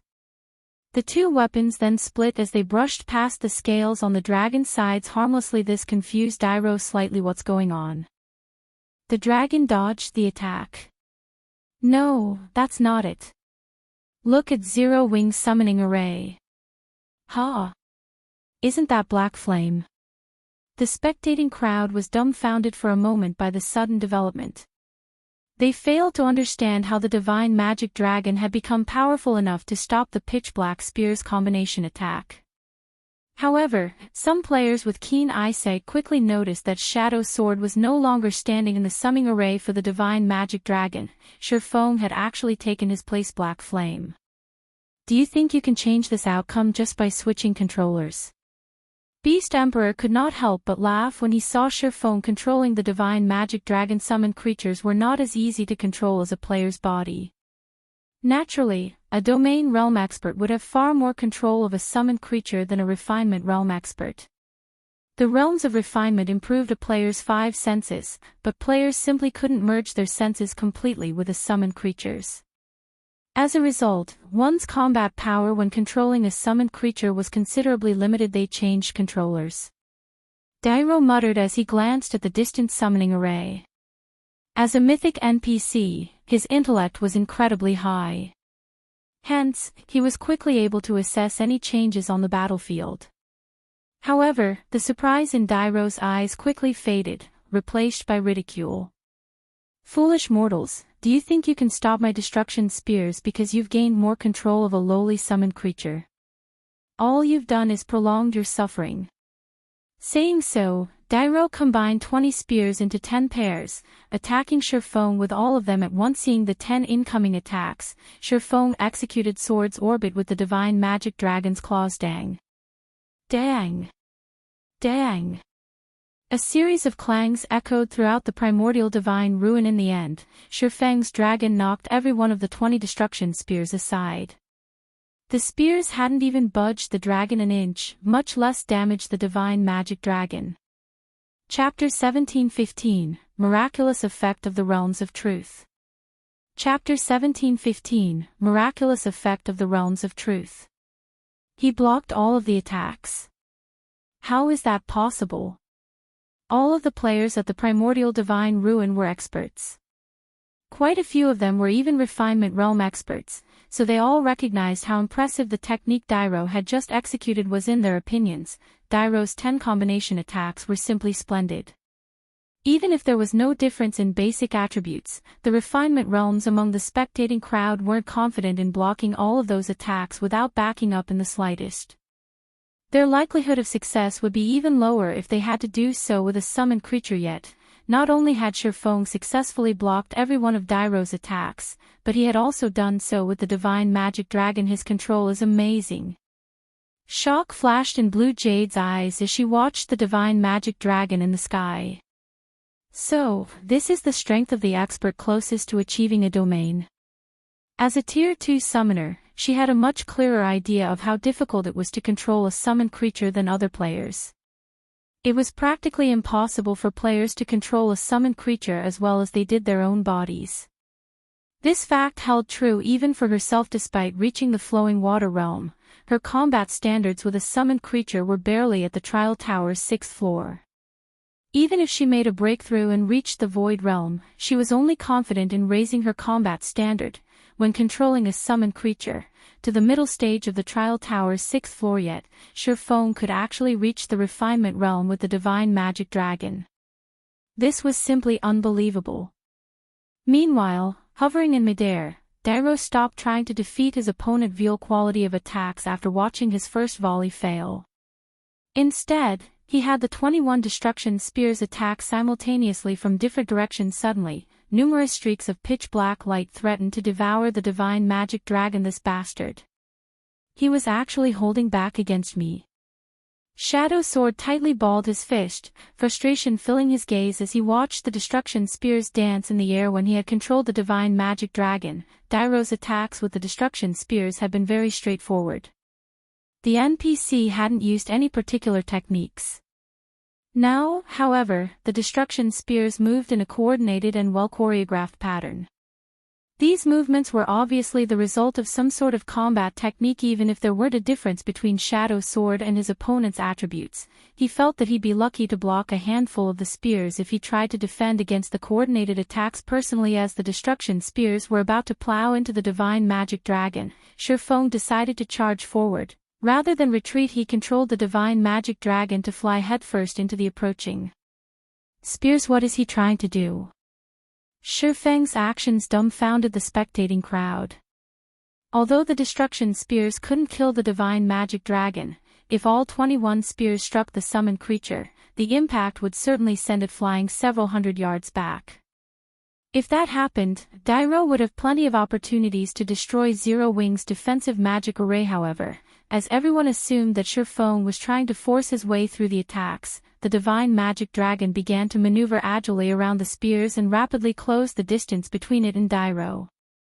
Any destruction spear that came near the dragon either brushed past its scales, or the summoned creature batted it away with a claw. They couldn't actually hit the divine magic dragon. If one wasn't paying attention, they might even assume that the destruction spears had actively avoided the dragon. Flowing Water Realm. Blue Jade could not help but rub her eyes as she watched the scene before her, unable to believe it. However, no matter how she looked at the situation, the divine magic dragon's combat standard was definitely at the Flowing Water Realm. There was no other way it could block all of those spear attacks. However, the situation also left her confused. Just how did Shifeng accomplish such a feat? How could something like this be possible? They were talking about controlling a summoned creature here. Blue Jade wasn't the only one who was shocked. The many experts at the primordial divine ruin were similarly stupefied. Leaving aside Shifeng's personal combat standard, his control of summoned creatures could definitely rank at the very top of God's domain. So, this is the true benefit of the realms of truth. Shifeng, who evaded the relentless destruction spears, felt the true power of the realms of truth for the first time. Unlike the realms of refinement, the realms of truth focused on exerting the maximum potential of one's body, rather than the five senses. Hence, even when controlling the divine magic dragon, his performance in the realms of truth had reached the ascension realm. After deflecting the endless spear attacks for a short moment, the divine magic dragon Shifeng controlled arrived before Dairo. Shifeng then had the summoned creature slap at the NPC. However, Dairo was still a mythic NPC, and his reaction speed was extremely fast. Before the massive claw could reach him, he used advanced instantaneous movement and appeared 100 yards away from his original location. However, not wanting to give the NPC time to breathe, Shifeng charged forward once again. Suddenly, Dairo was at a disadvantage and had no choice but to evade Shifeng's attacks physically. While evading, Dairo continued to chant incantations and write divine runes. Although Shifeng realized what the NPC was doing, he couldn't do anything about it. 5 seconds. 10 seconds. 20 seconds. After chanting for a total of 24 seconds, Dairo abruptly stopped and sneered at the divine magic dragon before him fall into eternal darkness. Dairo shouted before twirling the staff in his right hand. Suddenly, the sky darkened, and 36 gigantic magic arrays appeared around the divine magic dragon. Pitch black chains then emerged from the magic arrays, binding the dragon. The chains then bound the divine magic dragon in a gigantic, pitch-black ball Tier 4 curse, dark prison. Although the divine magic dragon was powerful, not even a monster of its caliber would be able to struggle free from a Tier 4 curse's restrictions. After all, a Tier 4 curse had the power to rival Tier 5 spell scrap. The divine magic dragon has been tied up. Shadow Sword's expression darkened when he saw Dairo fly towards Zero Wing's defensive magic array after casting the Tier 4 curse. Although the movement-type defensive magic array was strong, it would only last a few hits from a Tier 4 NPC. Moreover, unlike monsters, a magical class NPC like Dairo would have an acute understanding of magic arrays. Breaking through a defensive magic array would be child's play for Dairo. Once the defensive magic array was gone, the remaining evil demons and evil beasts would be more than enough to annihilate Zero Wing's army several times over. Even if Dairo didn't get involved. Black Flame, your time is up. Beast Emperor revealed a victorious grin as he watched Dairo move closer to Zero Wing's defensive magic array. He had been slightly concerned that the divine magic dragon would be too much for Dairo to handle, but at the end of the day, a Tier 4 NPC was still a Tier 4 NPC.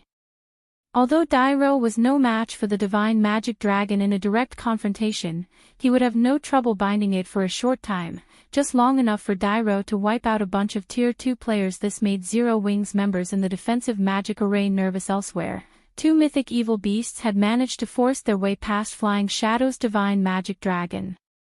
The two mythic evil beasts then coordinated with Dyro. It was obvious that they planned to break through the defensive magic array with a single attack. The watching players could already picture the defensive magic array shattering under the three Tier 4 existences combined assault when Dyro and the two mythic evil beasts were less than 100 yards away from the barrier around Zero Wing's members. It seems Zero Wing is doomed this time, Quiet Melody said. Sighing, although this battle had been a close one, Zero Wing still wasn't strong enough. She had never imagined that not only would Beast Emperor convince a Tier 4 NPC to take action for him, but that the NPC would also wield so many Tier 4 curses. So, this is the true strength of a Tier 4 NPC. Despite watching Dyro and the two evil Earth Dragons approach, Shurfong didn't reveal any signs of fear or despair. Instead, he quickly gave Shadow Sword control of the Divine Magic Dragon as he took out the Tier 4 Domain Scroll that he had obtained after killing the Tyrant Soul. When he activated the Tier 4 Domain Scroll, a blue light rippled away from him, extending to a 1,000-yard radius. Suddenly, all enemies within range of the Domain skill were suppressed. Because of this, Dyro, who had already been suppressed by the Divine Magic Dragon's Domain skill, lost even more attributes and reaction speed. Now, he only had 80% of his original basic attributes. Against a Tier 4 NPC like Dyro, the effects of the Tier 4 Domain Scroll were quite astonishing. Unfortunately, Dyro was still unstoppable for players. After activating the Domain Scroll, Shurfong took a Summon Guard scroll from his bag and summoned Anna. Y is the guild leader summoning his personal guard. Aqua Rose, Gentle Snow, and the Zero Wing's other members were confused to see Anna join the battlefield. They were no strangers to Anna. She, without a doubt, had the most frightening growth potential of any personal guard they had seen in the game. In one-on-one combat, she could even defeat opponents of a higher tier. However, Anna was only a Tier 2 NPC. Even if Dyro's attributes and reaction speed were suppressed, Anna still had no hope of taking him down. However, as Zero Wing's members doubted Shurfang's sanity, Shurfong retrieved a crimson potion from his bag and handed it to Anna. After receiving the potion, Anna removed the lid on the bottle and drank it without hesitation. Players weren't the only ones who could use potions in God's domain. NPCs could as well. The crimson potion was none other than the Grandmaster ranked growth potion Shurfong had obtained after killing Baphomet. When consumed, the potion would forcefully elevate the user by one tier. After consuming the potion, Anna's physique began to transform. The surrounding ambient mana flooded into her, and as it did, golden divine runes began to decorate Anna's body, adding a hint of holiness and beauty to her appearance. Anna's aura had also undergone a heaven-defying transformation. If her previous aura was like flowing water, her new aura felt like the endless ocean. If one paid close attention, they would notice that Anna was no longer a Tier 2 NPC, but a bona fide Tier 3 NPC. How is this possible? Even the various major powers and Beast Emperor had noticed Anna's transformation, let alone Zero Wing's members.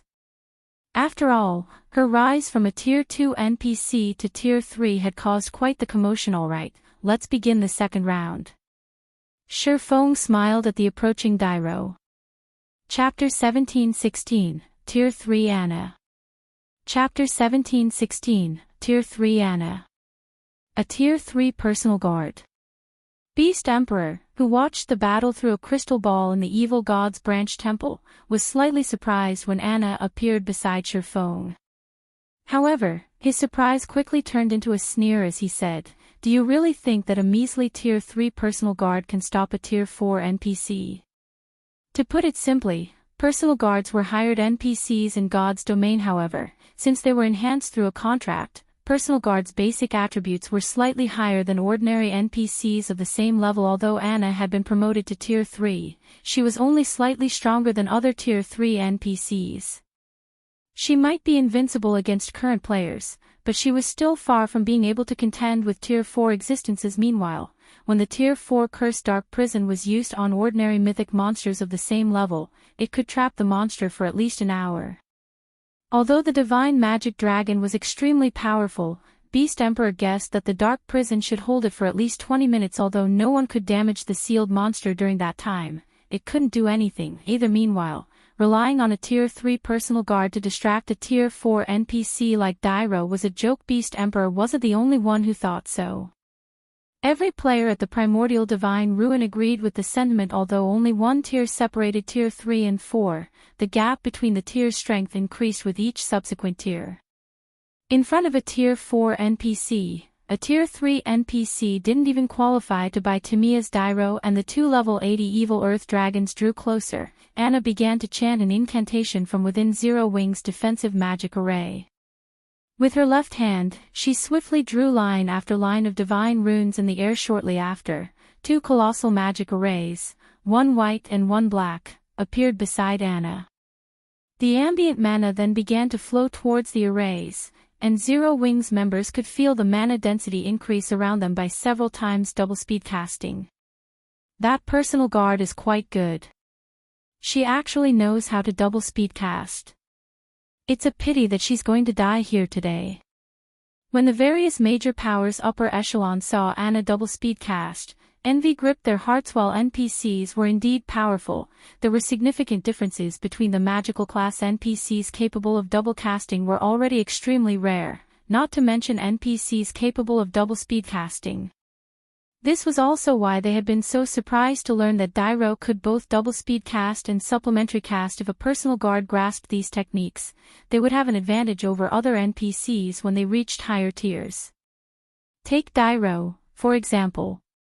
Despite Dairo clearly being no match for the divine magic dragon under Shi Feng's control, the NPC could rely on his techniques to mitigate the divine magic dragon's attacks and even entrap it. As the spectating crowd pondered such things, two pillars of light rose from the two colossal magic arrays, each taking on the color if the array it emerged from. In the next moment, three summoned creatures stepped out of each of the two light pillars. Three knights in silver armor had emerged from the white light pillar, each of which wielded a silver sword in their right hands and a shield that could easily serve as a mirror in their left.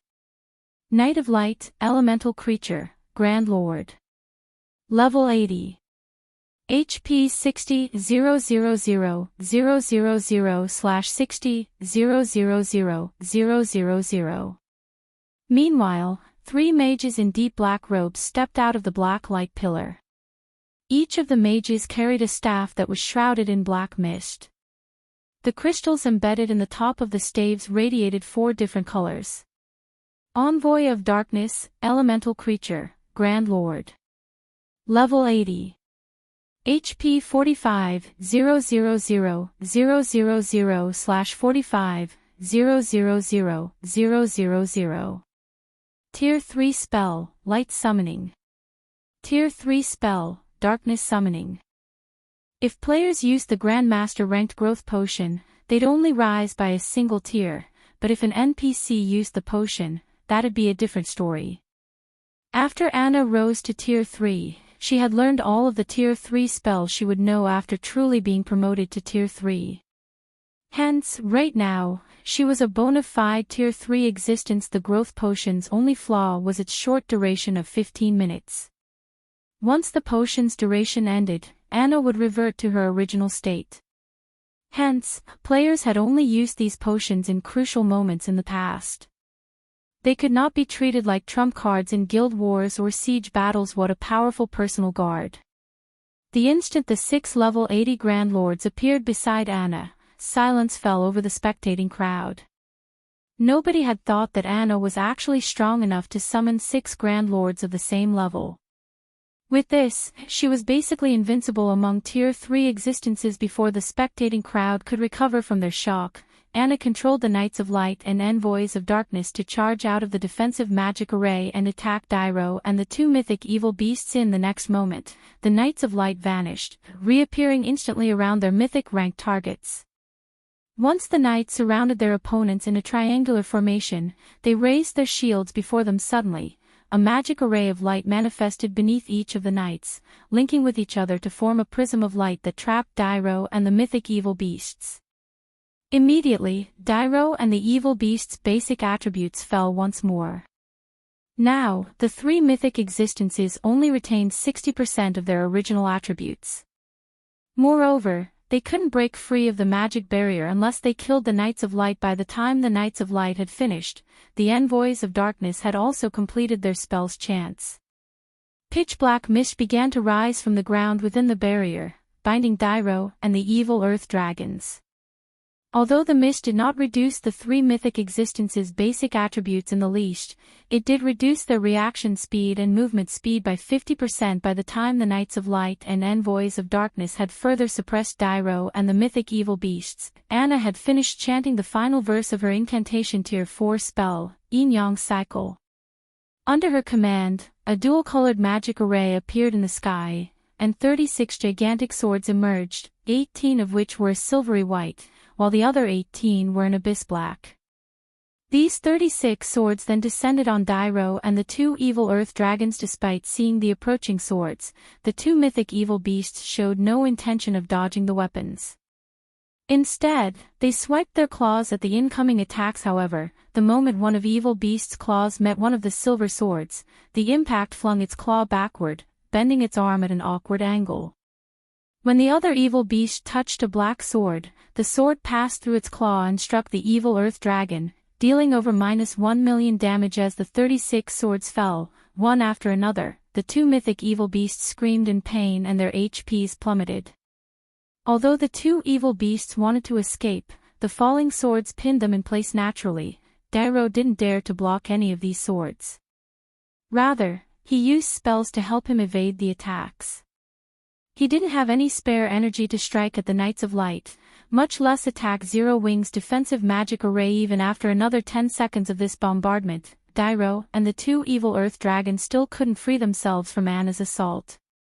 Not only had they failed to land a single hit on Zero Wing's defensive magic array, but the two evil earth dragons' HP also continued to decrease.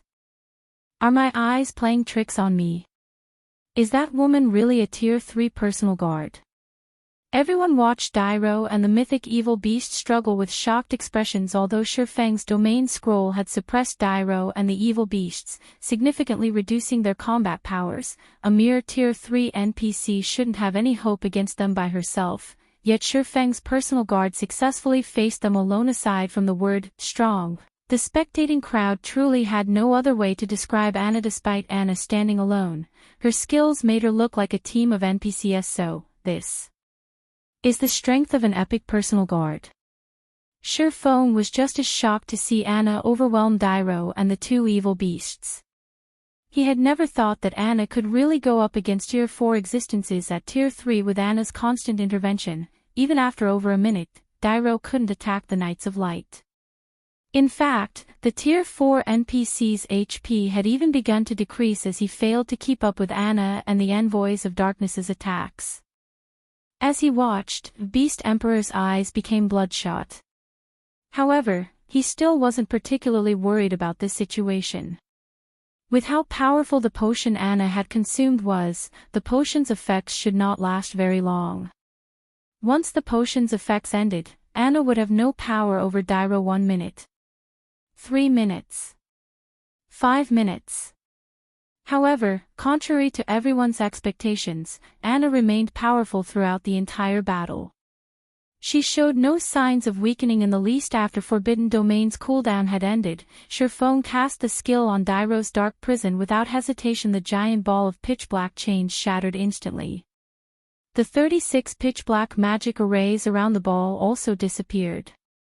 Once the trapped divine magic dragon regained its freedom, it resumed its attacks against Dyro. The divine magic dragon had already possessed higher attributes than the Tier 4 NPC, but after Shifeng had suppressed Dyro with his Tier 4 domain scroll and the Knights of Light's Prism of Light, Dyro was only slightly stronger than Grand Lords of the same level.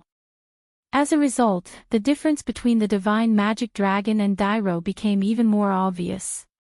Furthermore, Shifeng's Forbidden Domain had also affected the Dark Wizard, and he couldn't use any of his spells. After freeing the trapped divine magic dragon, Shifeng quickly switched places with Shadow Sword again and controlled the summoned creature to swipe at Dyro with its claw boom. Since the mythic NPC couldn't use any of his spells, he had to rely on his physical prowess to block the attack. However, even though he had stopped the attack with his staff, Dairo's basic attributes were too much lower than the divine magic dragon's. As a result, he still took the full brunt of the attack and received over -2 million damage.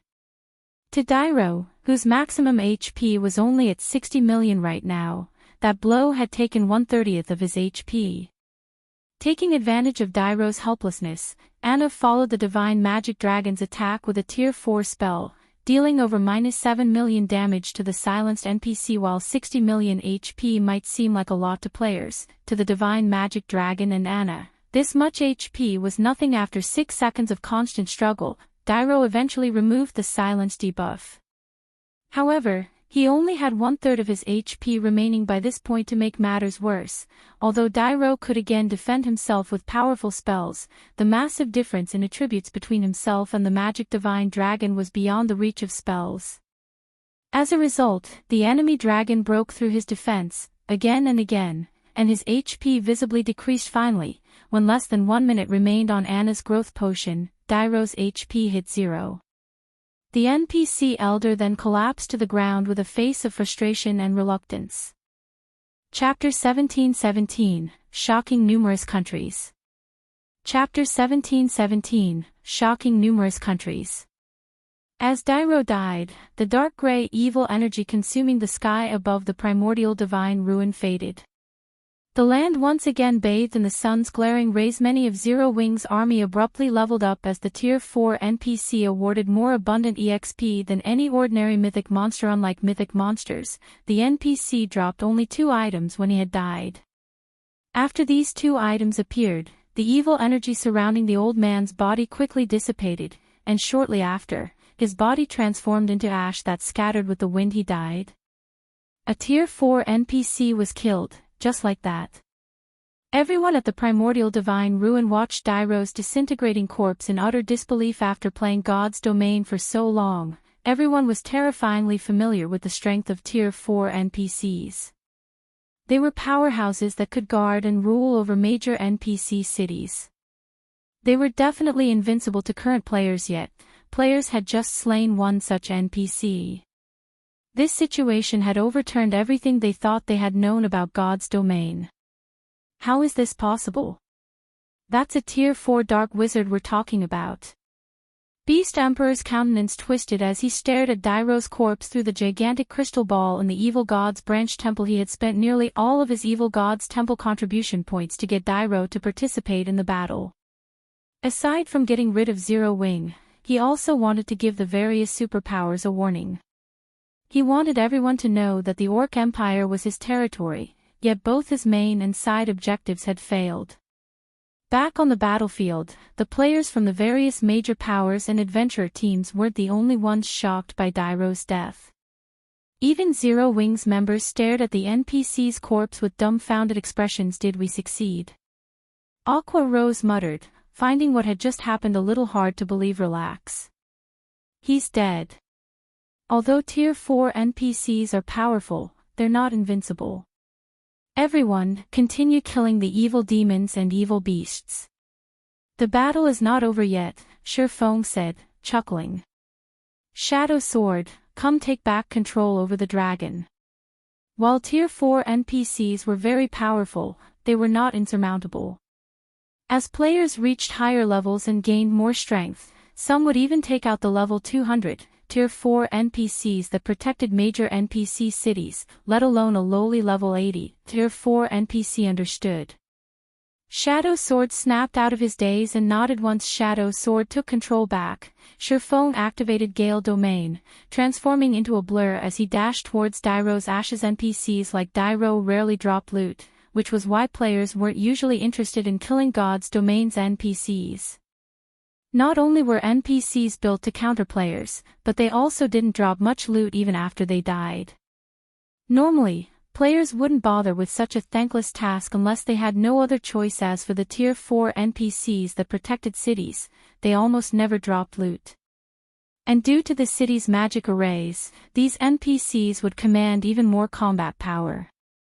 To make matters worse, If players killed a city's protector, the city's kingdom or empire would post a bounty on their head. If players had a working brain, they wouldn't provoke an NPC city's tier 4 NPCs without a very good reason. However, in the rare event such NPCs dropped loot, the items would definitely be top tier. Although Shurfong didn't need to worry about anyone stealing Dairo's loot due to the evil beasts and demons on the battlefield, he thought it would be best to be safe, rather than sorry.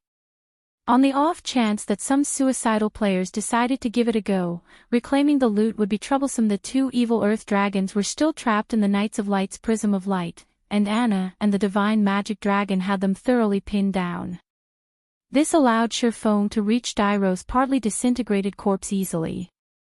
After retrieving the two items the NPC had dropped, he immediately turned and fled back to the defensive magic array. When the major powers players saw this, their eyes became bloodshot with envy. That was a tier 4 NPC's loot. Even if they didn't know what the items were exactly, due to how powerful Dairo had been, those items were guaranteed to be extraordinary. However, although they were jealous, none of them dared to take action.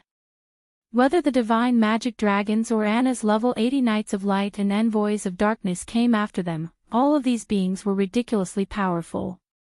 Even if they charged onto the battlefield to steal the loot, they would simply add to these monsters' kill counts. Meanwhile, as the various superpowers' upper echelons watched the two divine magic dragons battle, jealousy gripped their hearts. If Zero-Wing could summon more divine magic dragons, then nobody in the Orc Empire could beat the guild, not even Beast Emperor. However, they also realized that even if Zero-Wing could summon more of these dragons, it should only be able to do so a limited number of times.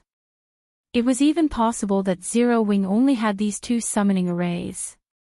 Otherwise, the guild could have summoned a third divine magic dragon to take out Dairo, rather than giving Anna a rare potion to increase her strength. A potion that could elevate a personal guard by 1 tier was far more valuable than a divine magic dragon.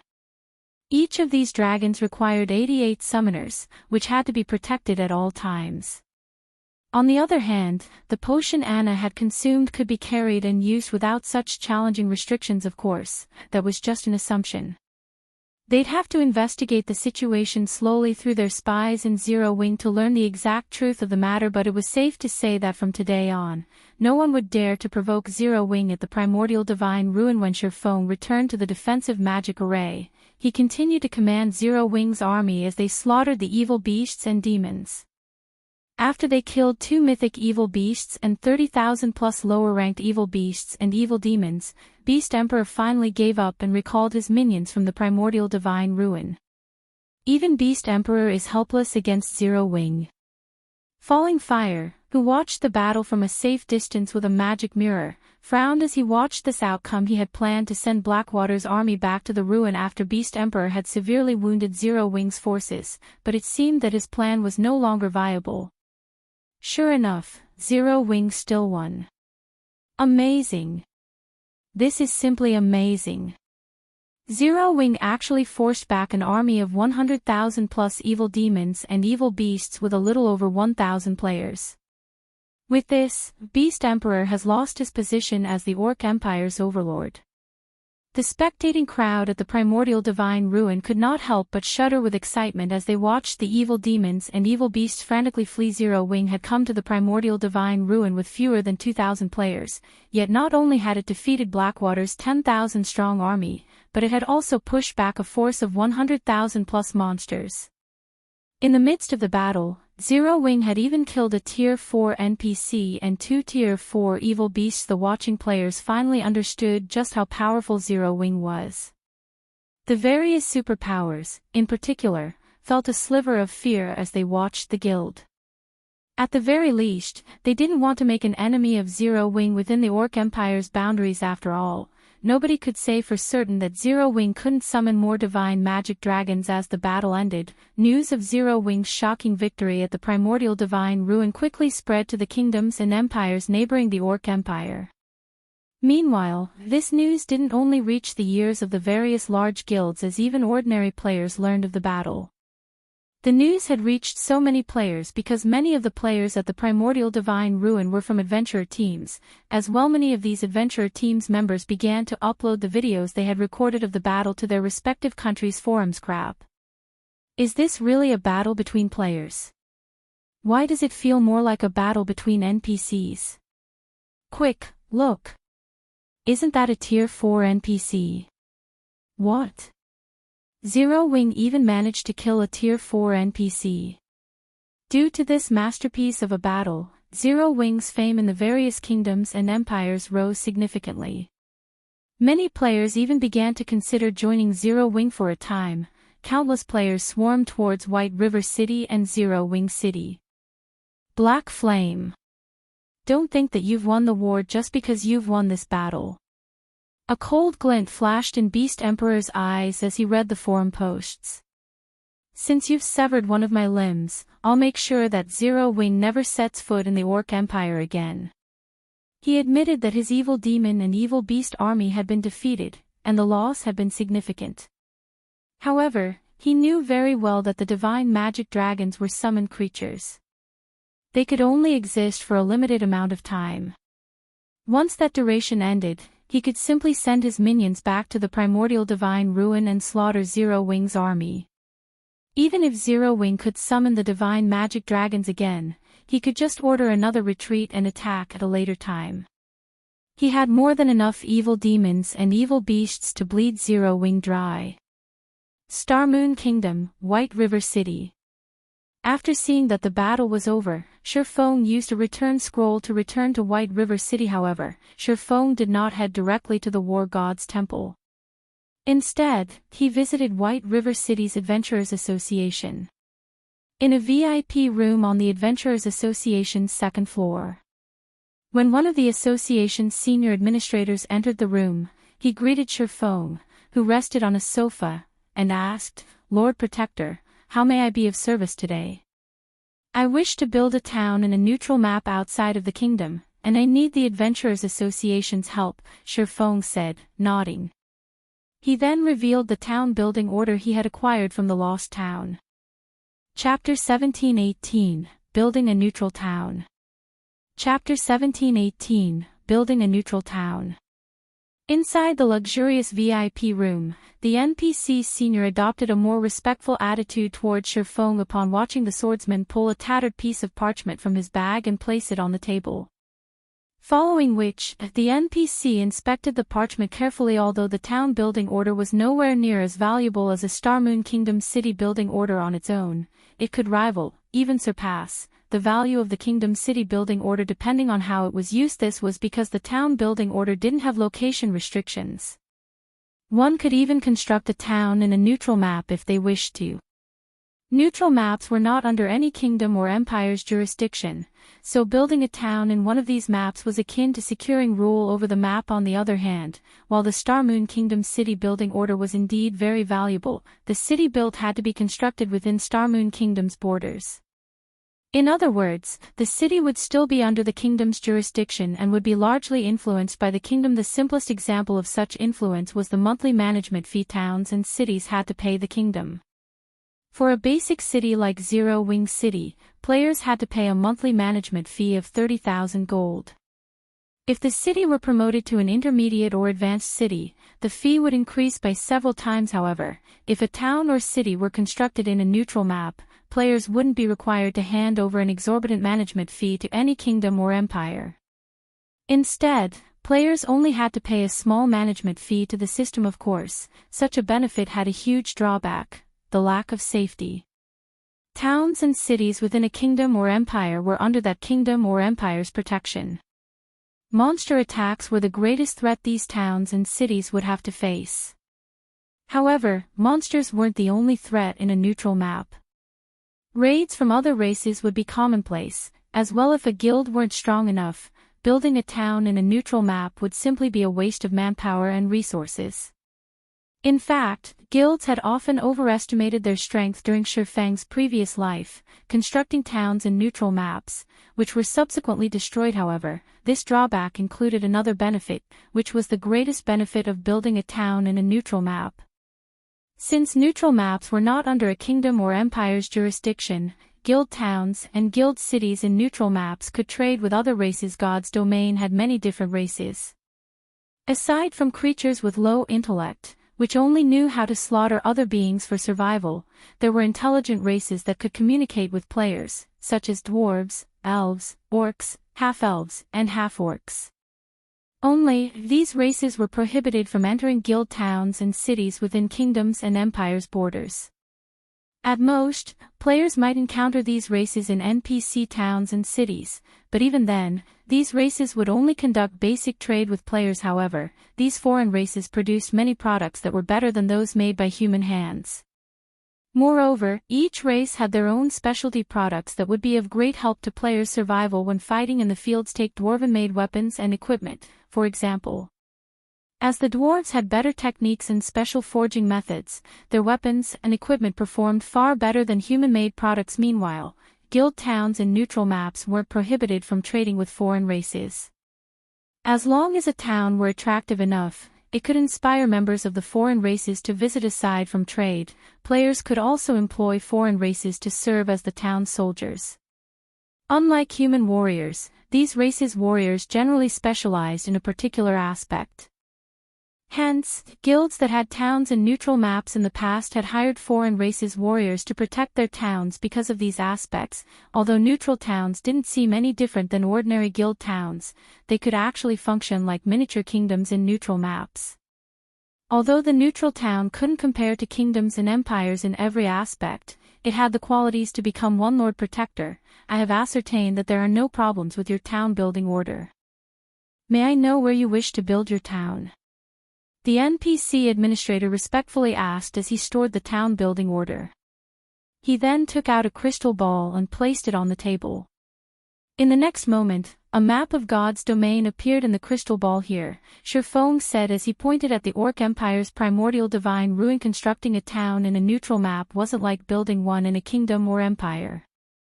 Kingdoms and empires would never intervene in matters outside of their borders. Hence, when building a town in a neutral map, the Adventurers Association was fully responsible for handling the town's construction. Lord Protector, this location is currently quite chaotic. The lowest level monsters nearby are above level 50. Orcs also wreak havoc in the area. If you wish to build a town there, it will be costly. The basic construction fees alone come to 40,000 gold. If you wish to employ guards, each level 100, Tier 1 adventurer will cost 3 gold per day, 10 gold per day for a Tier 2 adventurer, and 100 gold per day for a Tier 3 adventurer. You will also only be allowed to employ them for a maximum of 3 days. Do you wish to hire any guards? I'll hire 1,000 Tier 1 adventurers, 500 Tier 2 adventurers, and 20 Tier 3 adventurers for 3 days. This wasn't the first time Silverwing had built a neutral town, so the cost didn't particularly surprise him. While neutral maps were extremely dangerous, the profit one could obtain from them was immense.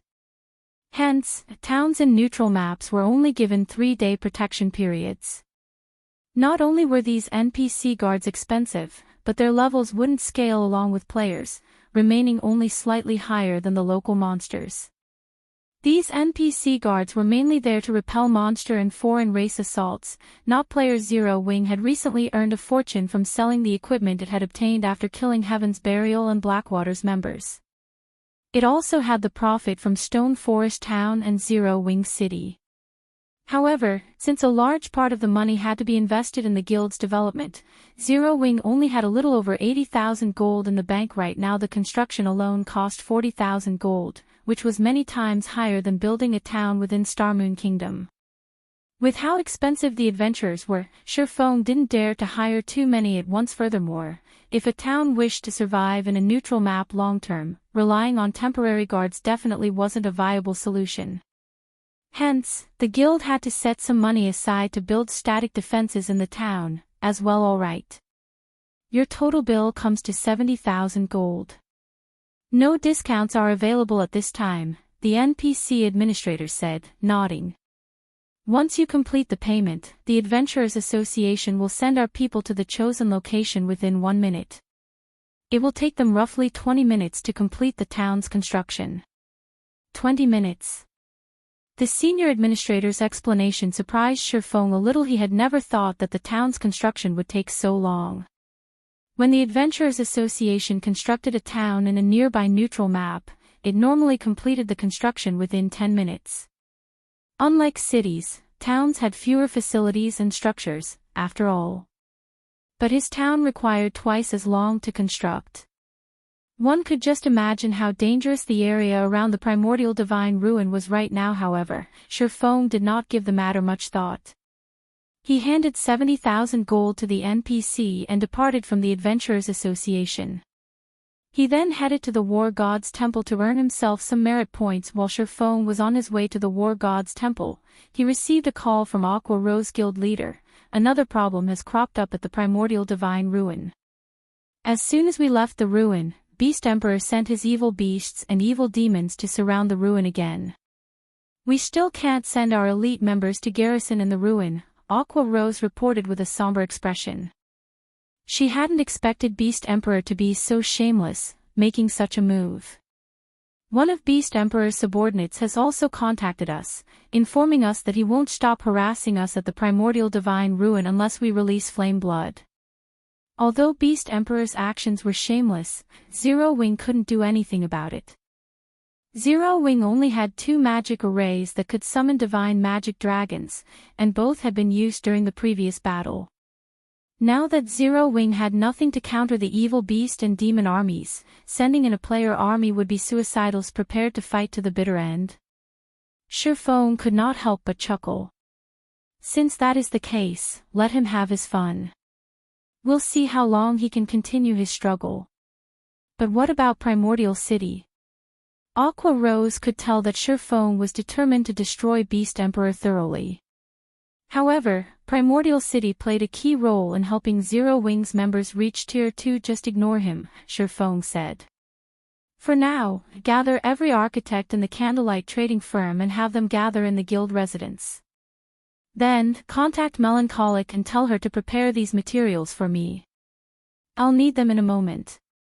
After saying so, Shurfong disconnected the call and quietly waited for his horse carriage to reach the War God's Temple. Meanwhile, Aqua Rose stared at the darkened screen before her with a confused look. Is it really fine to leave him alone? Aqua Rose muttered to herself worriedly. However, the expression Shurfong has worn during their conversation indicated that he had a well-thought-out plan in mind. Immediately, she shook her worries out of her mind and sent Beast Emperor's subordinate a reply. Once that was done, she started to gather the necessary manpower and notified Melancholic Smile to collect the necessary materials. Ancient Rock City. Good. Very good.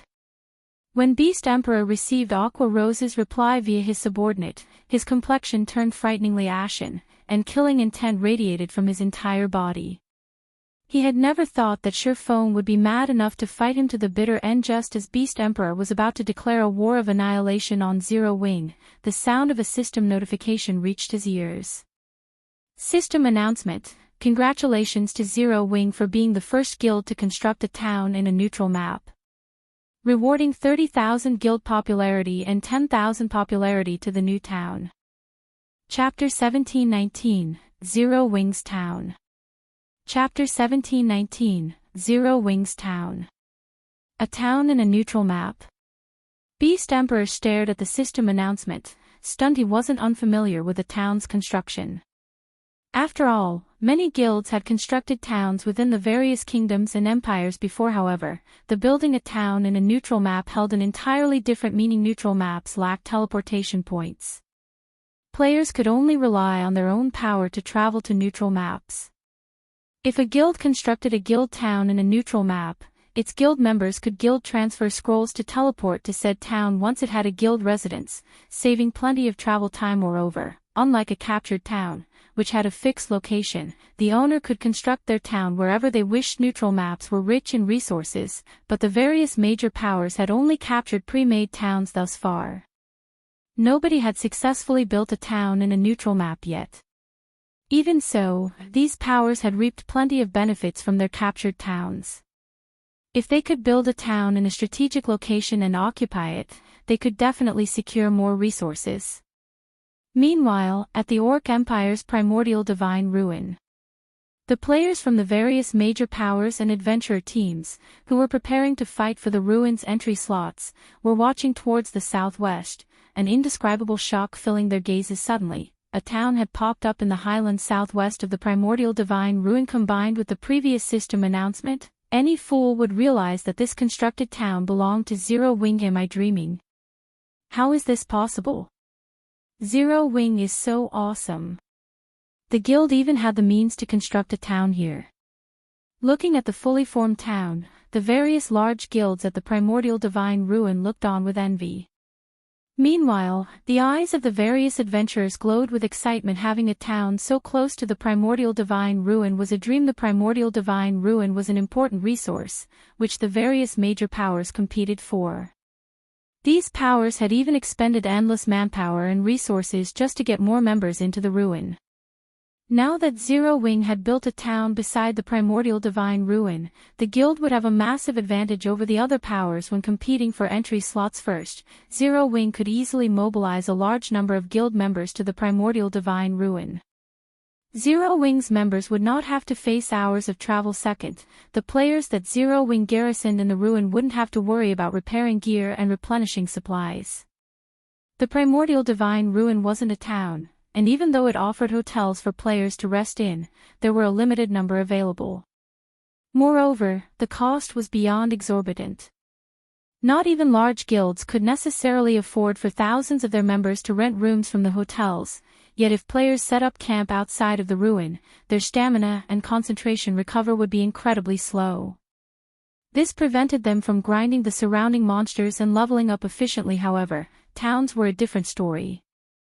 A town could accommodate more players, and most importantly, players could repair their weapons and equipment in a town. Although the primordial divine ruin had restaurants and hotels, it didn't have any smithies.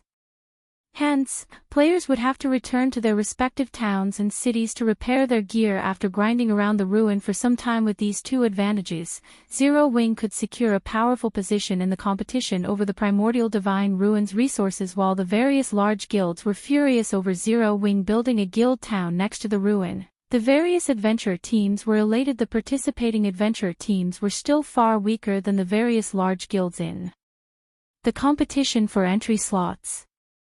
After all, unlike adventurer teams, the various large guilds had many members under their command and could afford to garrison their members in the primordial divine ruin in shifts without affecting their total combat power within the ruin. However, now that a town had been built next to the primordial divine ruin, the various adventurer teams could use it as a temporary base, staying close to the ruin long term.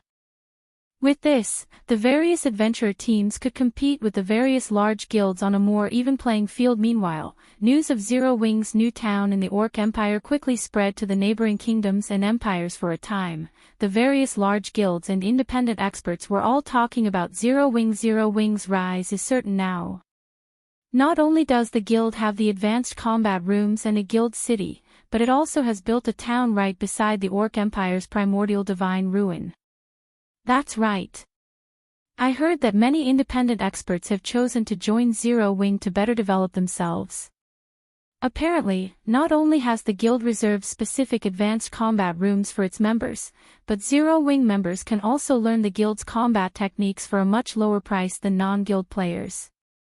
I knew I should have joined Zero Wing earlier.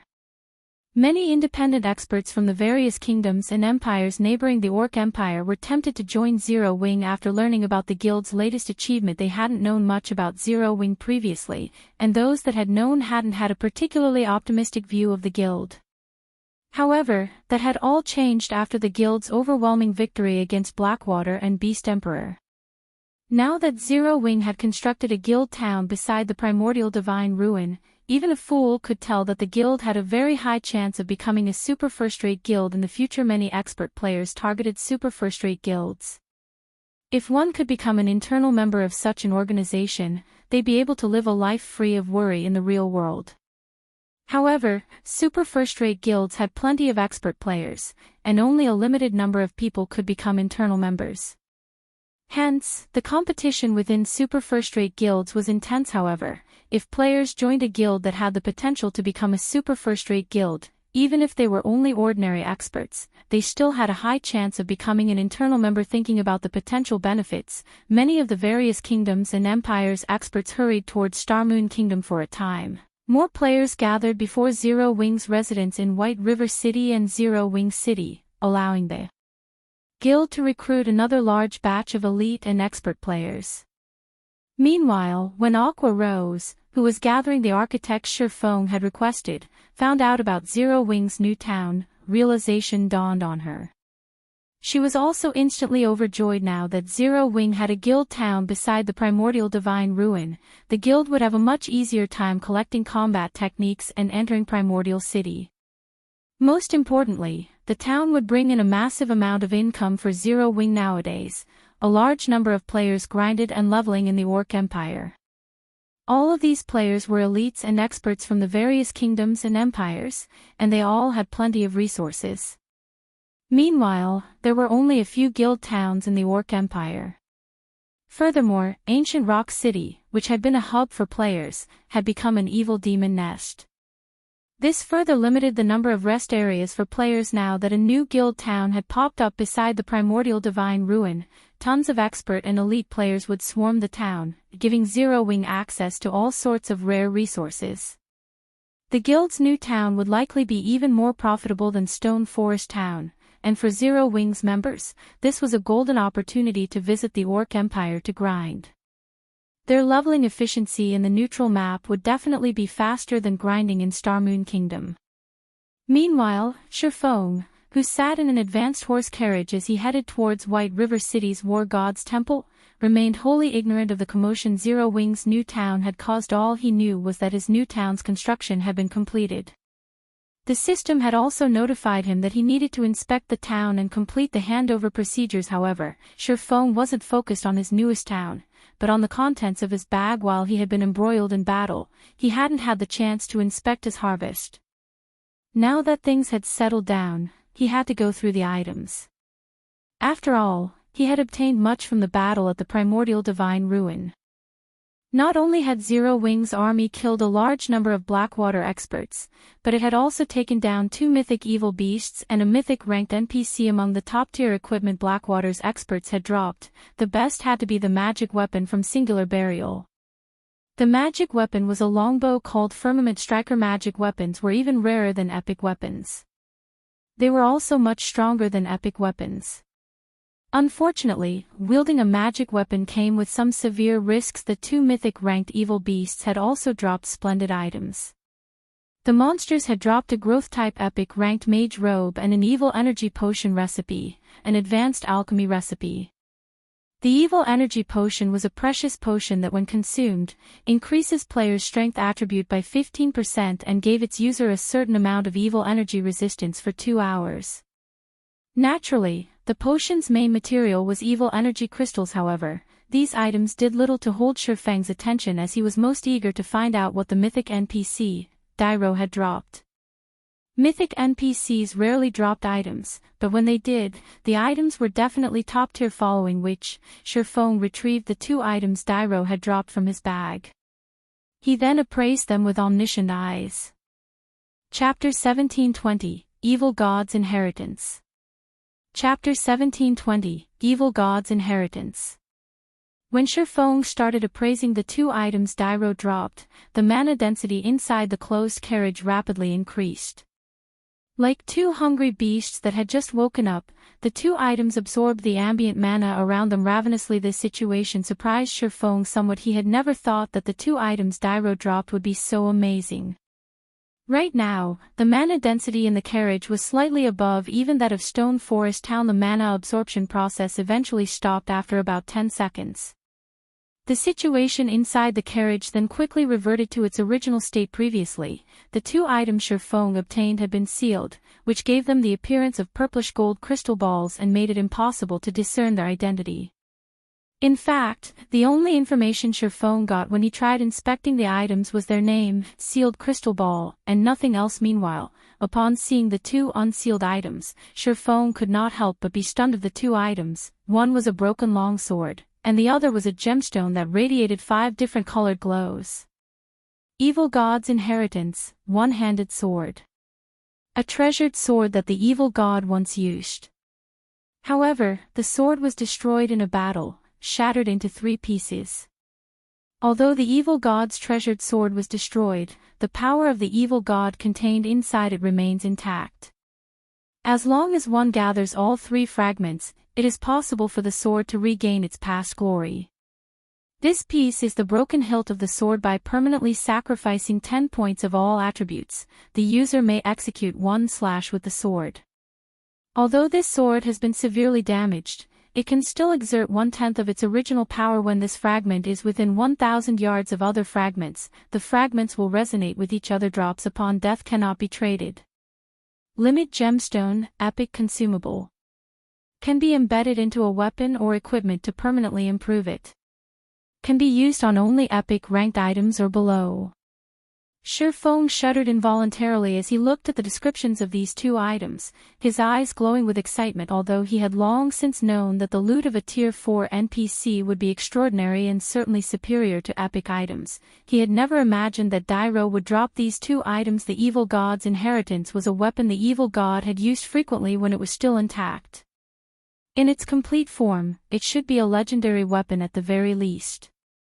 Although he had only a fragment of the weapon, it could lead to obtaining a real legendary weapon. Its value was definitely higher than that of a fragmented legendary weapon. After all, legendary items were exceedingly rare in God's domain, and every one of them had extraordinary origins.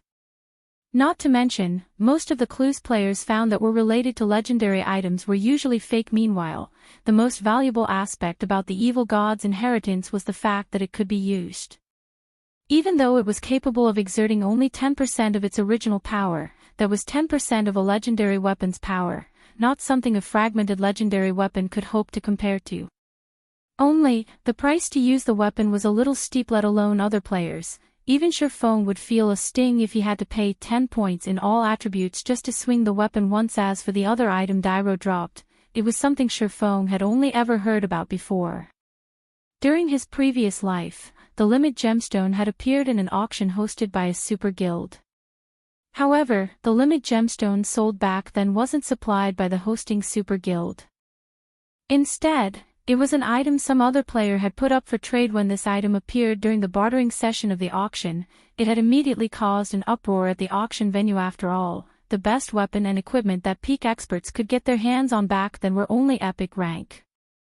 Fragmented legendary items were still far out of their reach. Hence, to them, an item capable of improving epic weapons and equipment was far more valuable than even epic weapons. In the end, the Limit Gemstone had been traded for 1 epic weapon and 3 pieces of top-tier dark gold equipment. Of that time back then, nobody had a strong opinion on this price. It was neither too expensive nor too cheap. Only sometime later did everyone find out that the buyer of the Limit Gemstone had ended up making a huge profit. The Limit Gemstone turned out to be even more amazing than everyone thought it to be. Just like its name implied, it improved a weapon or equipment to its maximum limit, not just slightly. From then onward, whenever a Limit Gemstone appeared, it would sell for astronomical prices, even as much as 3 epic items back then. However, Shurfong was only qualified to use the Limit Gemstone as a topic of conversation. Actually owning one had been far beyond him. He never dreamed that he would obtain one himself in this life. It can upgrade only weapons and equipment at the epic rank or below. As Shurfong looked at the resplendent gemstone in his hand, he could not help but think of the sacred sword Killing Ray. One of the 36 famed swords of God's domain, Killing Ray was much stronger than any ordinary epic weapon. Moreover, it also had immense growth potential as it was one of the fragments of Solomon's sword, one of God's domain's 10 great legendary weapons. Since it was once part of a legendary weapon, the quality of the materials used to forge Killing Ray went without saying. One could say that it was the best item to improve with the Limit Gemstone. Immediately, Shurfong unsheathed Killing Ray and placed the Limit Gemstone on the flat of the sword. Following which, the sound of a system notification entered his ears. System, do you wish to embed the Limit Gemstone in Killing Ray? Embed it. Shurfong agreed decisively. Suddenly, the 5-colored gemstone liquefied and spread itself across Killing Ray. A short moment later, the sacred sword was encased entirely in a layer of 5-colored liquid, as if the long sword had just put on a 5-colored sheath. Following which, the glow from the 5-colored liquid intensified, so much so that Shurfong couldn't look at the sword directly. After several seconds the phenomenon subsided, and Killing Ray reverted to its original state. At this moment, however, several divine runes graced the sword's body, adding a hint of divinity to the sacred sword. As Shurfong wielded Killing Ray, he felt a pleasant feeling like never before right now. Aside from his impression that the sacred sword was more powerful than before, Shurfong sensed that his compatibility with it had improved substantially. Now, Killing Ray felt more like an extension of his arm rather than a weapon. He could clearly perceive the layers of air the sacred sword was cutting through. In addition, golden arcs of electricity were sparking along the edges of the sword. Even after the sacred sword had moved away, arcs of electricity still lingered in the space it occupied before, vaporizing the air and anything else that came across them. Amazing. It is actually capable of causing continuous damage to places I've attacked before.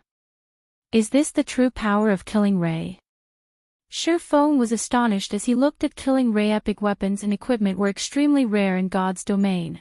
Those that had hidden effects were even rarer. These hidden effects went unstated in the attribute panel and did not appear to be salient. However, only players that had wielded these kinds of weapons and equipment before would realize how significant these hidden effects actually were toward improving one's combat power. In fact, they were much more important than the attributes listed in the attribute panel. Take Fire Dance's 1,000 transformations for example. The hidden effect the fragmented legendary weapon possessed was simply heaven-defying. No matter what kind of attacks Fire Dance faced, she could easily block it by executing a random swing with her short sword. It was as if the entire space around her was within the attack trajectory of her weapon. It was simply impossible to predict her trajectory with 1,000 transformations due to 1,000 transformations as hidden effect. Even if Fire Dance's combat standards were lacking, she could still hold her ground against Apex experts. Meanwhile, although Killing Ray's hidden effect was not a match for 1,000 transformations as, it was still very frightening.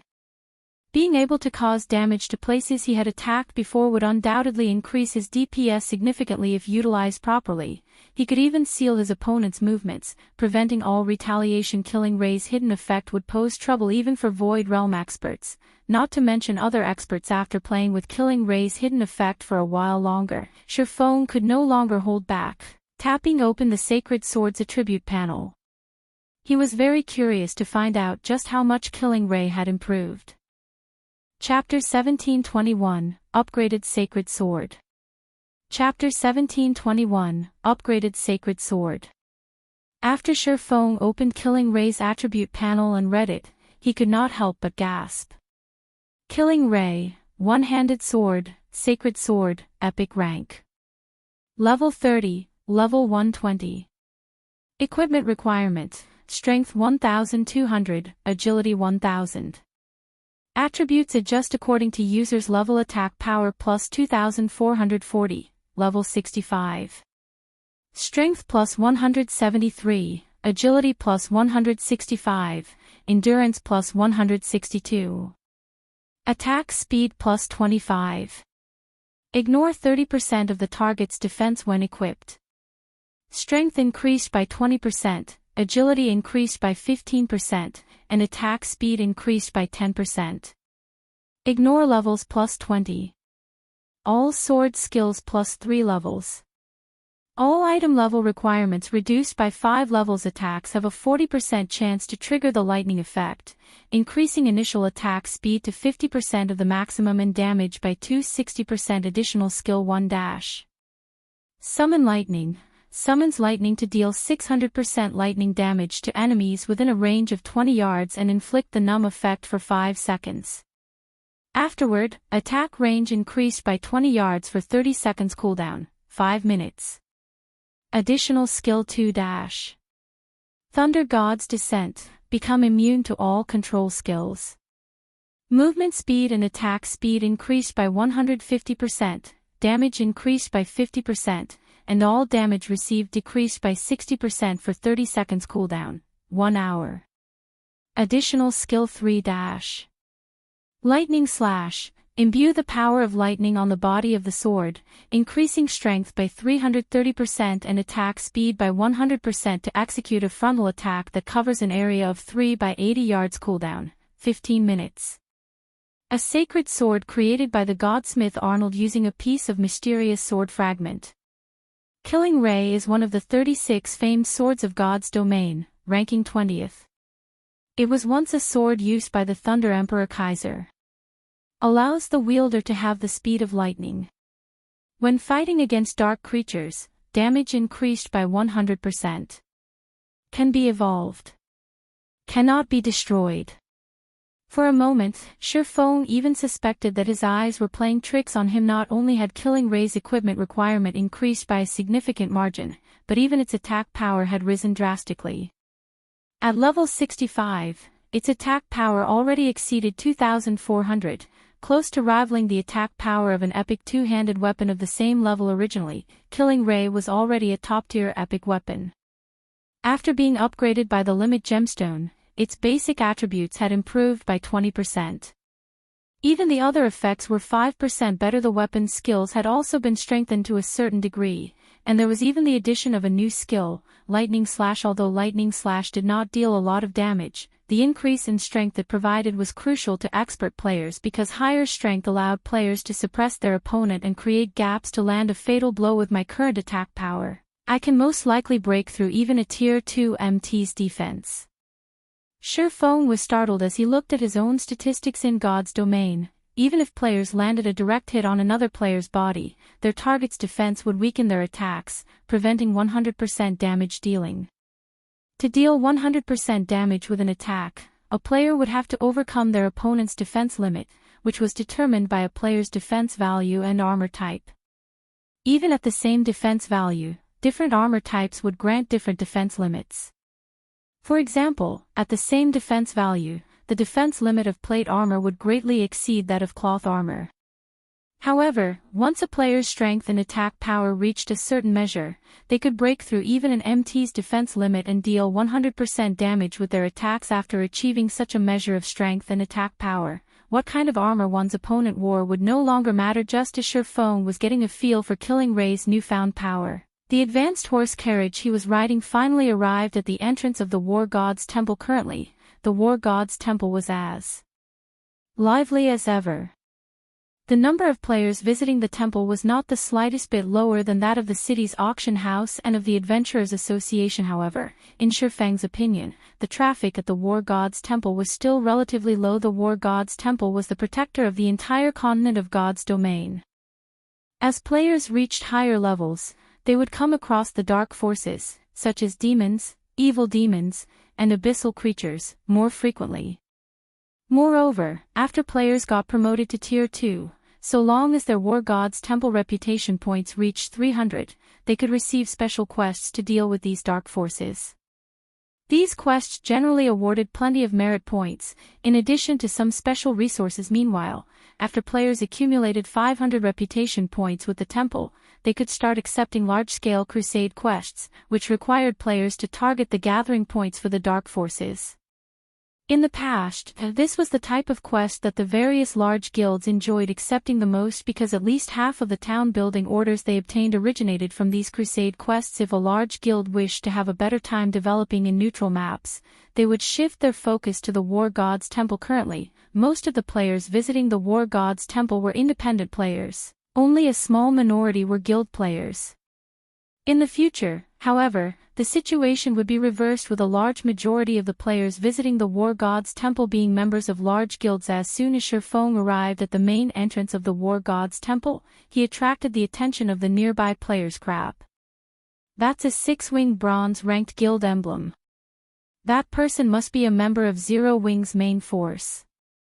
It would be great if I could get acquainted with such a big shot. That way, I'll have an easier time joining Zero Wing. Keep on dreaming. How could people like us possibly come into contact with a big shot from Zero Wing? He belongs to an entirely different world. Not to mention, everyone trying to join Zero Wing has to go through the same entrance test. I heard that even players personally introduced by Zero Wing's guild leader, Black Flame, have to pass the test to join the guild. The eyes of the players standing outside the War God's Temple's main entrance were filled with awe and envy as they looked at the guild emblem pinned on Shurfeng's black cloak from the recent battle at the primordial divine ruin. both the various large guilds and independent players could already tell that the odds of Zero Wing becoming a super first-rate guild in the future were excellent. Super first-rate guilds were powers that stood at the apex of God's domain. Even a first-rate guild backed by multiple major corporations would have to treat super first-rate guilds with great respect lest it provoke them. Meanwhile, who wouldn't want to join a guild with such great potential? In the virtual gaming world's past 100 years of history, players that belonged to first-rate guilds that eventually grew into super first-rate guilds had received great benefits. Particularly, expert players that originally belonged to the first-rate guild had been able to live the rest of their lives without worry. Those that had contributed greatly towards the guild's promotion into a super first-rate guild even lived an enviable and affluent life now that Zero Wing had displayed the potential to become a super first-rate guild, let alone Starmoon Kingdom's players. Even players from other kingdoms and empires had come to Starmoon Kingdom to apply to Zero Wing. When Shifeng overheard the hushed conversations of the surrounding crowd, he simply chuckled as he continued into the War God's temple. After entering the temple's lobby, he immediately went to the third-floor hall. Lord Protector, how may I be of service to you today? Senior Administrator Roland asked as he approached Shifeng. I have caught an evil god apostle and wish to hand him over to Vice Temple Lord Capra, Shifeng said. Another evil god apostle? Roland's eyes twitched slightly as he looked at Shifeng in surprise. Every evil god apostle was incomparably cunning and extremely difficult to catch. Since Shifeng had already caught an apostle before, logically, other evil god apostles should operate with even greater care, increasing the difficulty of capturing them. Yet, now, Shifeng had actually managed to capture another one shortly after he captured the last one. Lord Protector, please follow me. This time, Roland did not bother verifying the truth of Shifeng's words. Instead, he directly brought Shifeng to the fourth floor's triumphant hall. Afterward, Shifeng entered the same astrology room he had gone to during his last visit to the triumphant hall. Currently, Vice Temple Lord Capra was carrying out research through the gigantic magic water ball at the center of the room. Lord Capra, I caught another evil god apostle. Please verify it, Shifeng said as he took out the mobile jail detaining Flame Blood. Young adventurer, you truly are the nemesis of the evil god apostles, Capra said, laughing as he paused his work. With a light wave of his hand, Shifeng's mobile jail then suddenly appeared in his palm. After Capra received the mobile jail, Flame Blood's figure appeared before Capra. How is this possible? Flame Blood's complexion paled when he saw Capra and the nearby Shifeng. Beast Emperor actually failed. At this moment, he could easily guess what kind of place he was at. Only, he never thought that Shifeng would actually elude Beast Emperor's capture and successfully deliver him to the War God's Temple. Black Flame. You cannot do this. If you hand me over to the War God's Temple, Beast Emperor definitely won't let you get away. Flame Blood shouted as he glared at Shifeng. Right now, he was pinning all his hopes on Beast Emperor's deterrence. He knew that, unless Shifeng gave up on turning him in, he no longer had any hope of escaping from the War God's Temple. You should give up now if you think Beast Emperor will save you. If you really wish to survive, tell me the location of Starmoon Kingdom's evil God's Temple. Shifeng said, chuckling. He remained wholly unperturbed by Flame Blood's threat. Right now, the cleric was still ignorant of Beast Emperor's overwhelming defeat. Remember. You have only 5 seconds to consider. After saying so, Shifeng began counting down from 5. Meanwhile, an incomparably ugly expression appeared on Flame Blood's face, his heart filled with misgivings. Chapter 1722, Beast Emperor's Rage. Chapter 1722, Beast Emperor's Rage. Inside the silent astrology room, Flame Blood glared at Shifeng hatefully. He never thought that Shifeng would make him such an offer. The Evil God's Temple was the foundation that Evil God's Temple members like Beast Emperor and himself relied on to develop themselves. If the Evil God's Temple they belonged to got destroyed, then all the progress they had made thus far would disappear. Hence, Beast Emperor had repeatedly warned him that under no circumstances should he reveal information about Starmoon Kingdom's Evil God's Temple Black Flame. I can tell you with confidence that the evil god's temple's strength is far beyond your imagination.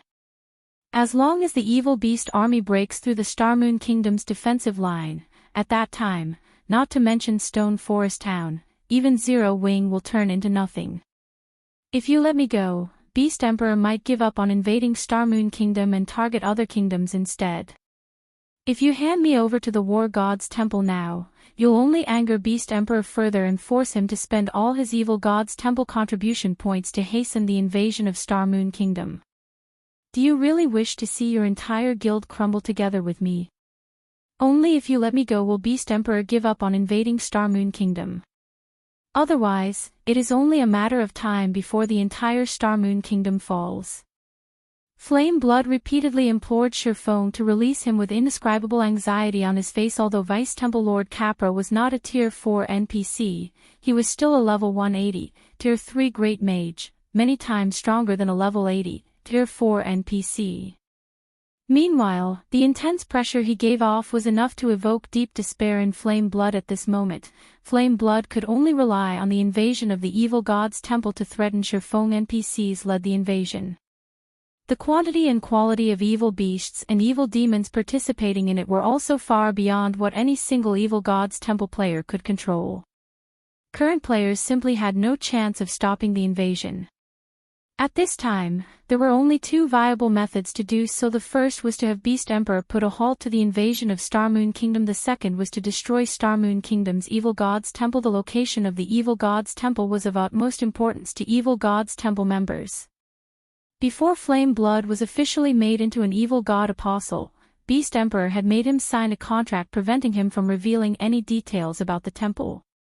If he violated the terms of the contract, he would suffer a fate even worse than getting sent to the War God's temple. Meanwhile, if he refused to reveal the location of Starmoon Kingdom's evil god's temple, then he had only one other method to stop Shurfong from turning him into the War God's temple, and that was to have Beast Emperor stop the invasion of Starmoon Kingdom. As the guild leader of Zero Wing, Shurfong should know which decision was better for his guild. Flame Blood refused to believe that Shurfong would abandon the entire Zero Wing just to get rid of him. Are these your last words? Shurfong chuckled as he looked at the desperation on Flame Blood's face. You should think things through clearly. As long as you are killed by the War God's temple, all the progress you've made in this account will be lost. You'll also be able to start a new account only 1 month later. At that time, who knows how much time and effort you'll have to put in to return to the front lines. You'll miss out on plenty of opportunities. Currently, the elite members of the various large guilds were close to reaching level 50. In another month, many elite players would most likely have completed their Tier 2 promotion already, not to mention expert players. If Flame Blood had to restart from scratch, he would also miss out on the various resources and opportunities that could be obtained from exploring new maps. Unless the guild Flame Blood belonged to was willing to invest plenty of resources into him, or the cleric had heaven-defying luck, he would have extreme difficulty getting the current advantages he possessed in the future. As Shurfong said so, Capra began chanting an incantation. Meanwhile, based on Shurfeng's words, Flame Blood could tell that Shurfong was determined to turn him into the War God's temple. Crazy bastard. You really are insane. At this moment, Flame Blood could feel his mind breaking down. He even doubted Shurfong realized just how terrifying the evil god's temple's invasion was. He had never thought that Shurfong would actually go as far as to sacrifice Zero Wing just to take his life. Before Flame Blood could finish speaking, dozens of golden magic arrays appeared around him. A golden chain then shot out from each of the magic arrays. The chains pierced Flame Blood's body and bound his soul directly. Following which, Flame Blood's body began burning, his body transforming into a pile of ashes after just 2 seconds. The cleric's immortal soul was destroyed as well and completely disappeared from God's domain. Sure enough, he refused to speak. Shurfong could not help but sigh as he watched Flame Blood disappearing. He did not believe that Flame Blood refused to reveal the evil god's temple's location out of loyalty. There was an 80% chance that Beast Emperor had anticipated such a situation and made preparations. However, this outcome was within Shurfeng's expectations. The Evil Gods Temple was the foundation of Evil Gods Temple members. Without the Evil Gods Temple, Beast Emperor would lose the authority he had in Starmoon Kingdom. He naturally wouldn't let his minions reveal the location of the Evil Gods Temple so easily. System, congratulations. You have captured an Evil God Apostle. Rewarding 12,000 War Gods Temple merit points. Reputation with the War Gods Temple increased by 200 points, 200 million EXP, 20 free mastery points, and 2 legacy skill points. 12,000 merit points.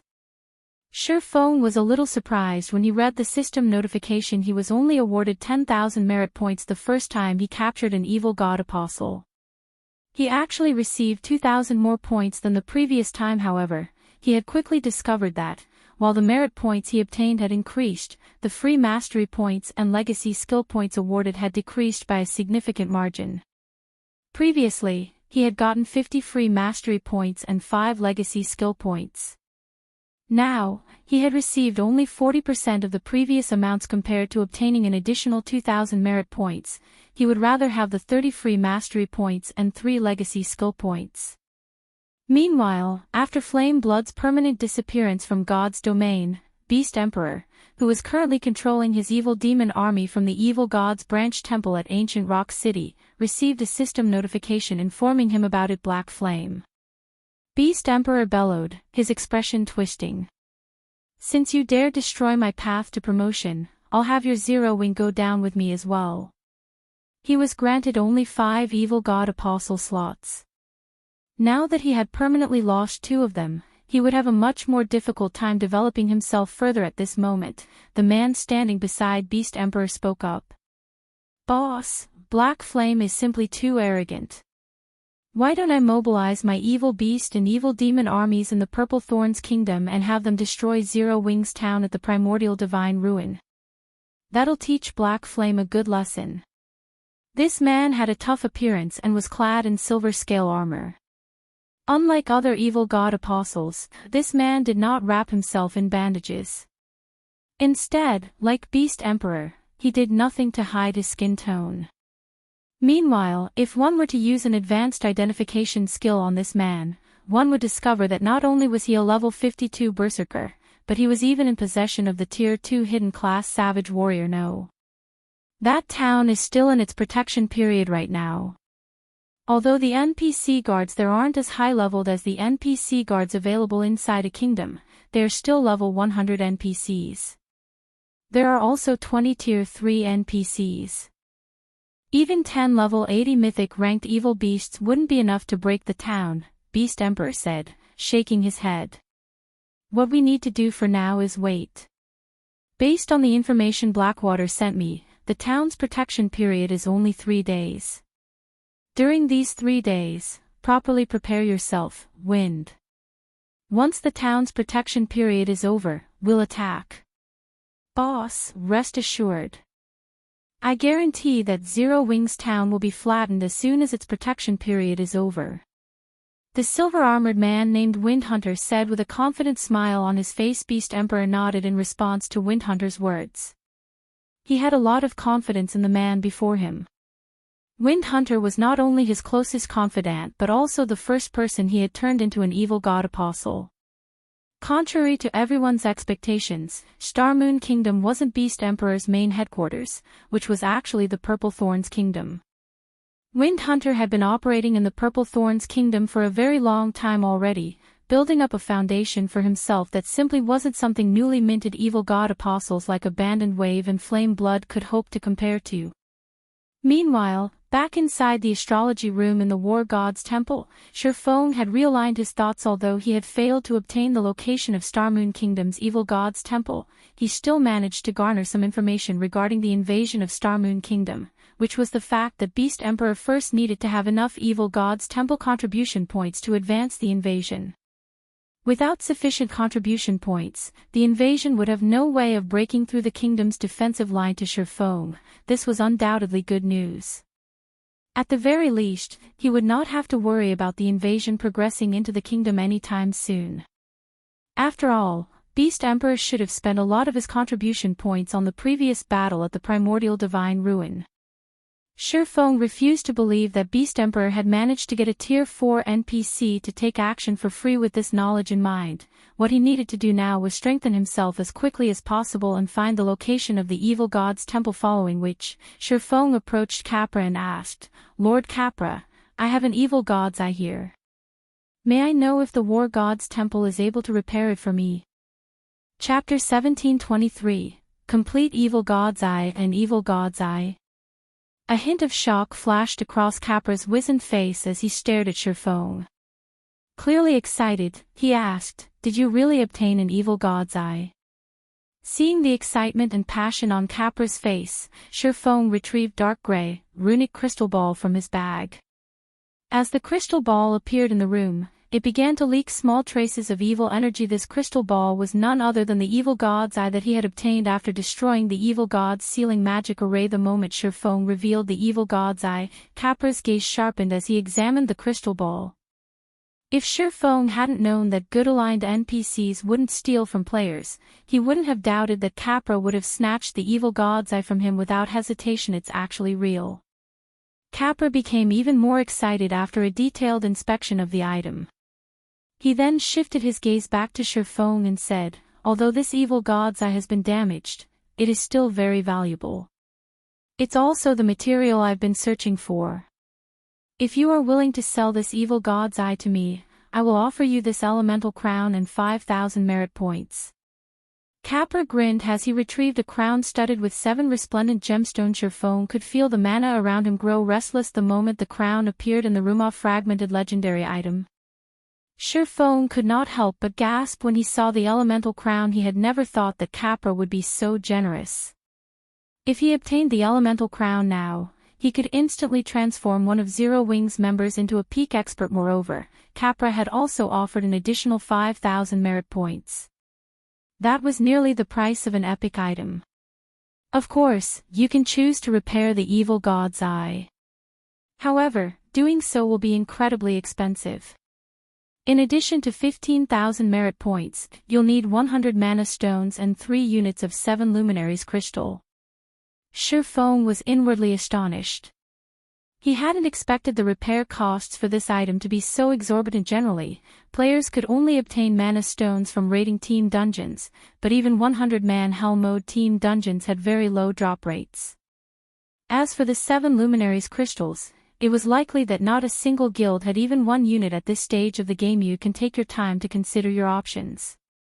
"There is no need to make a decision now," Capra said, chuckling. "Lord Capra, I've already decided. I want to repair the evil god's eye," Shifeng said, determined. His desire for fragmented legendary items was intense right now, especially for fragmented legendary items that were suited for magical classes. If he gave the elemental crown to one of Zero Wing's magical class experts, that expert's firepower would rise to a whole new level. However, the evil god's eye would help the guild as a whole far more than the elemental crown. Although miniature worlds only produced a small number of resources, the power ore they produced was incomparably valuable. Normally, the power ore could only be acquired from unstable other worlds. Moreover, the miniature world was far rarer and more valuable than a fragmented legendary item. Many first-rate guilds in the past had even been willing to trade over a dozen fragmented legendary items for a single miniature world. Hence, the wisest decision for Shifeng was to repair the evil god's eye. How unfortunate. Capra sighed before regaining his usual calm. He then looked at Shifeng and said, "Hand over the materials, then. If you don't have them ready, you can go collect them.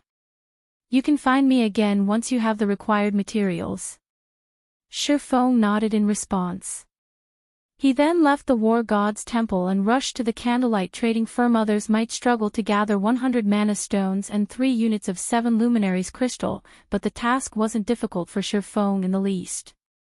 With the Philosopher's Stone, he could synthesize the 2 items from magic crystals and 7 luminary shards, following which, Shifeng transformed 5,000 magic crystals and 100 plus 7 luminary shards, which had been left over from the 4 towers of elements construction, into 100 mana stones and 2 7 luminaries crystals.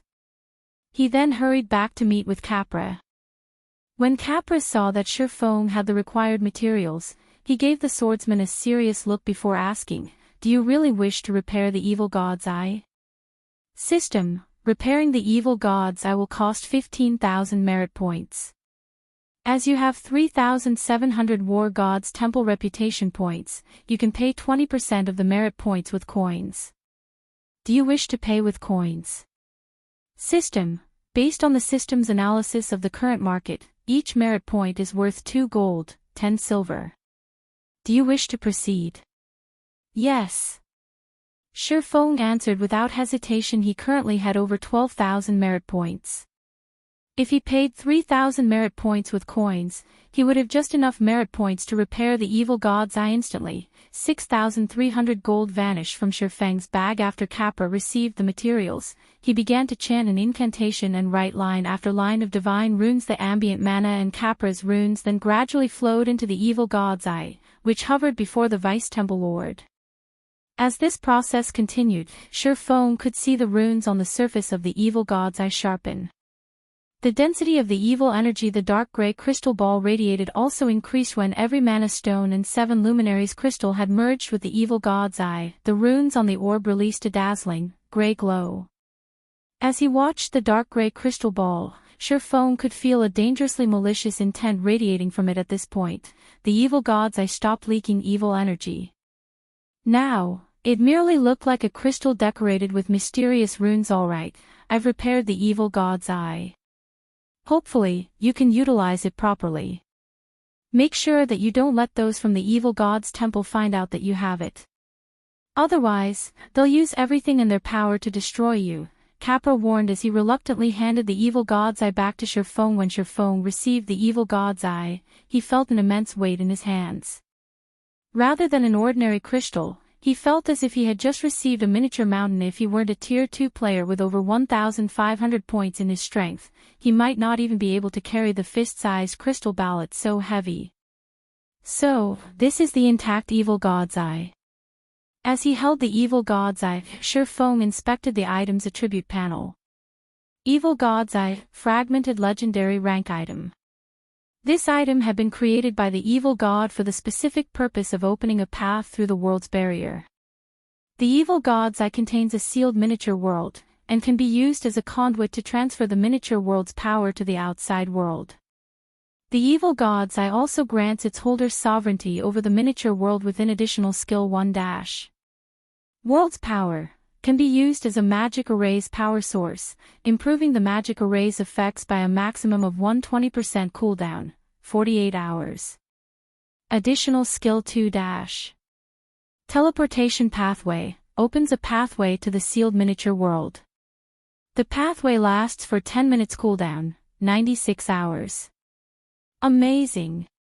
Shurfeng was utterly dumbfounded after inspecting the intact evil god's eye. He finally understood why the various superpowers in the past had valued miniature worlds to such an extreme. As Shurfeng quietly admired the evil god's eye, Aqua Rose contacted him. Guild leader, Melancholic Smile has gathered the materials you require. I have also gathered the architects you've requested in Zero Wing City, Aqua Rose reported. Alright, I'll head over right away. Shurfeng could not help but smile when he heard Aqua Rose's words. With this, Zero Wing would soon have a second stone forest town. Only this time, it was in a neutral map. Chapter 1724, Power of the Sacred Sword. Chapter 1724, Power of the Sacred Sword. After Shurfeng disconnected the call, he left the War God's Temple and used a guild transfer scroll to teleport to Zero Wing City. He then used the 4 Towers of Elements teleportation function to travel to the Orc Empire, making his way towards the primordial divine ruin. There are still evil demons here. Currently, Shurfeng wore his black cloak, keeping his identity hidden. As he approached the wilderness near the primordial divine ruin, he frowned at what he saw. He spotted level 70+ evil demons and evil beasts wandering on the grassy plain before him. There were easily over 5,000 monsters, which were even stronger than Beast Emperor's evil beasts and evil demons that Zero Wing had recently fought. Zero Wing's new town had recently been constructed, so he had yet to set up a guild residence teleportation magic array in the town's residence.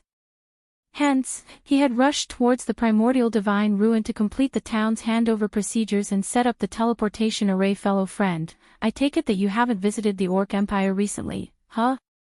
A level 49 male ranger in dark blue leather armor, who had been passing by, approached Shurfong and asked when he noticed the swordsman's frown. The youth then smiled and continued, Zero Wing fought a massive battle against Beast Emperor's evil beast and evil demon armies just some time ago.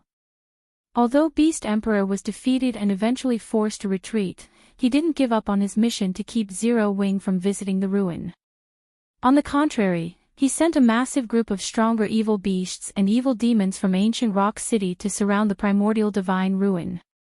Now, the only way to get to the ruin is to go through the checkpoint ahead. Checkpoint? Shurfong asked curiously. That's right. It seems Beast Emperor wants to prevent Zero Wing's members from sneaking into the ruin by hiding their identities. Unless players enter via the checkpoint, the evil beasts and demons will attack them, the ranger youth said, nodding. I'd advise against trying to barge through just to save time. Those evil beasts and evil demons are extremely powerful. Some players, who had been displeased with the new setup, tried to head to the ruin without passing through the checkpoint. In the end, the 100-man team was quickly destroyed. To be honest, there's no need to be in such a hurry anyway. Look, the checkpoint's queue is moving relatively quickly. After all, it's just there to determine whether or not players are from Zero Wing. It took us quite a bit of time and effort to get this far. A few more minutes won't really make a huge difference. They're checking for Zero Wing members? Shurfong muttered as he looked towards where the ranger youth had pointed. That's right. I don't know what Zero Wing did, but it seems that the guild really infuriated Beast Emperor. He's already announced that he intends to fight Zero Wing to the bitter end, the ranger youth said, nodding. So, he made this checkpoint for that purpose. Not only has Beast Emperor stationed his subordinates at the checkpoint, but there are also plenty of powerful evil demons there. I see, Shurfong muttered. He then walked straight towards Beast Emperor's checkpoint. At the end of the day, evil demons were monsters. As long as players wore a black cloak, evil demons couldn't determine their identities. However, players could. As long as Beast Emperor's subordinates forced passing players to remove their black cloaks, they could determine the players' identities.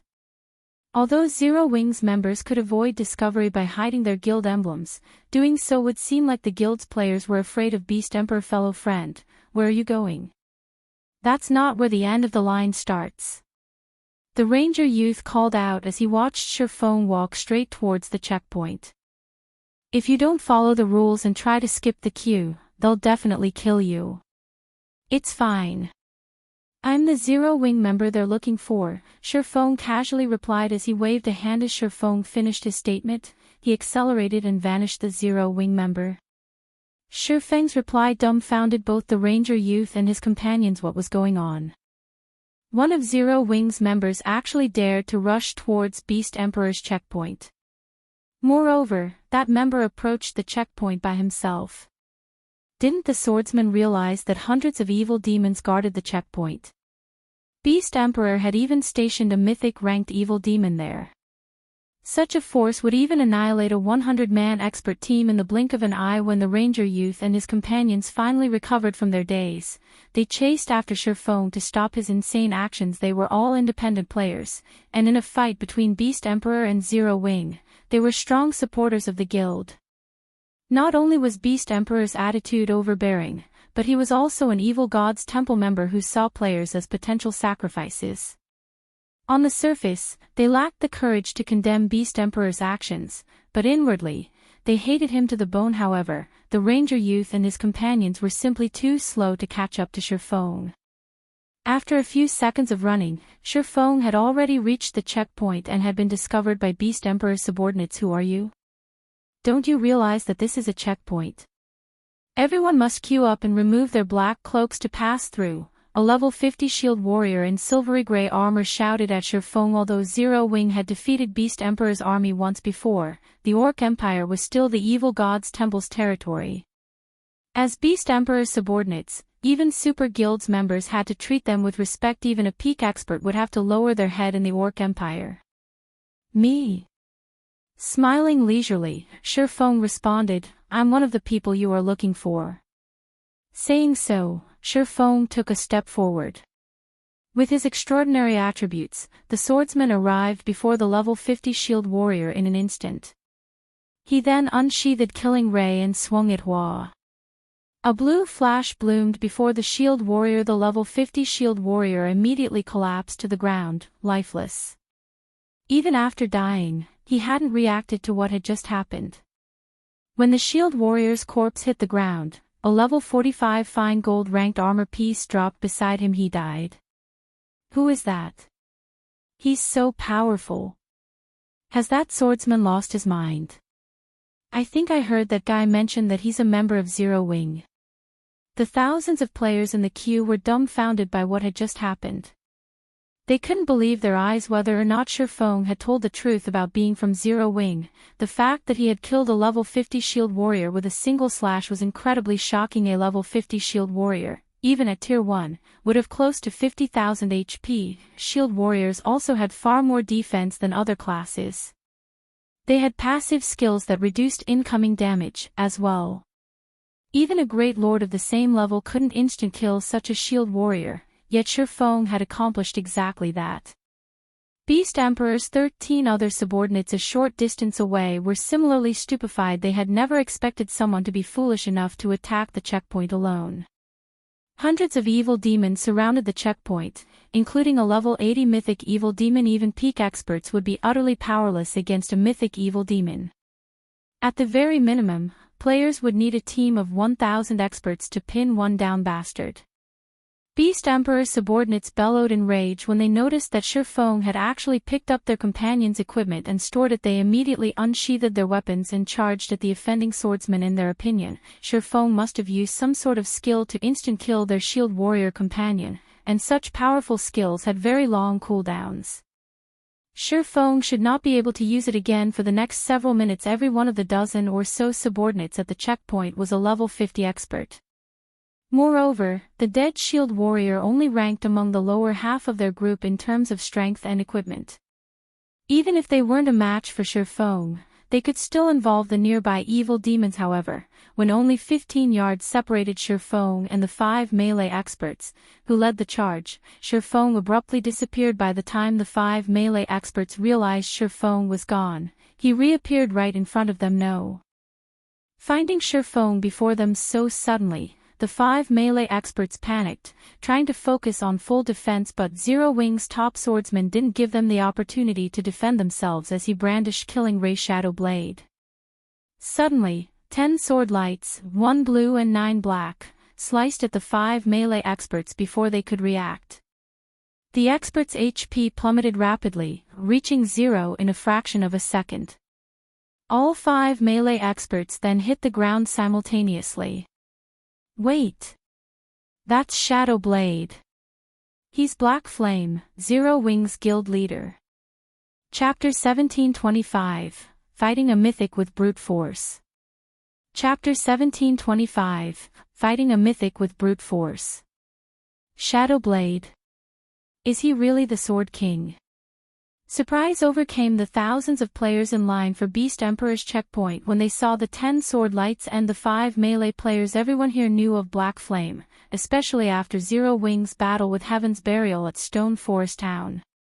The man was even capable of taking on war weapons. During the battle with Blackwater at the Primordial Divine Ruin, Black Flame had even slain Singular Burial, Heaven's Burial's original guild leader. With one attack, Black Flame's shocking battle records had become a hot topic for players in the various kingdoms and empires neighboring the Orc Empire. Long ago, due to Black Flame's popularity, many players had attempted to analyze why he was so powerful. These players had even publicly exposed some of Black Flame's skills. Among Black Flame's various skills, Shadow Blade was considered one of the man's trademark moves because it wasn't a skill of a Tier 2 swordmaster. Based on everyone's deduction, it was most likely a unique skill of a hidden class. Shifeng's summoning of 9 additional attacks with a single swing of his sword was likely a result of his Shadow Blade skill. Including the fact that Feng had declared himself as a member of Zero Wing, there was a very high possibility that Feng was Black Flame. As they realized this, everyone watching got goosebumps. Black Flame had defeated Beast Emperor's army once before, and his control of summoned creatures had been astounding. He was definitely one of God's domain's mythical characters. They never expected to have a chance to meet or interact with this swordsman now. Not only did they get to see Black Flame in person, but they also got to watch him attack Beast Emperor's checkpoint. They were going to watch a historic moment happen right before their very eyes. Why wouldn't they be excited? Black Flame. What? Why are we so unlucky? Beast Emperor's subordinates, who had planned to charge at Feng, slid to a stop as they stared at their adversary. All of their prior confidence and rage disappeared. Now, only fear flashed in their eyes. Although they were expert players and wore excellent equipment, they did not think, even for a second, that they could contend with Feng. Moreover, they had all watched this man's battle videos. He could even slay Tier 2 experts as easily as slicing vegetables, let alone Tier 1 players like themselves. They could only hope to buy as much time as possible for the evil demons to arrive and deal with Feng. There were hundreds of evil demons nearby, the weakest of which was a level 70 lord, while the strongest was a level 80 mythic ranked evil demon. Even if Feng were more powerful, there was no way he could solo a level 80 mythic evil demon. Not gonna attack. Feng smiled as he swept a glance across Beast Emperor's remaining 8 subordinates. Then, I guess it's my turn. Saying so, Feng vanished, only leaving behind an afterimage. In the blink of an eye, Feng reappeared roughly 10 yards away from a level 50 summoner. Before this summoner could cast a spell, a blue flash devoured him. Chop. The summoner's HP, which had been over 34,000, hit 0 instantly.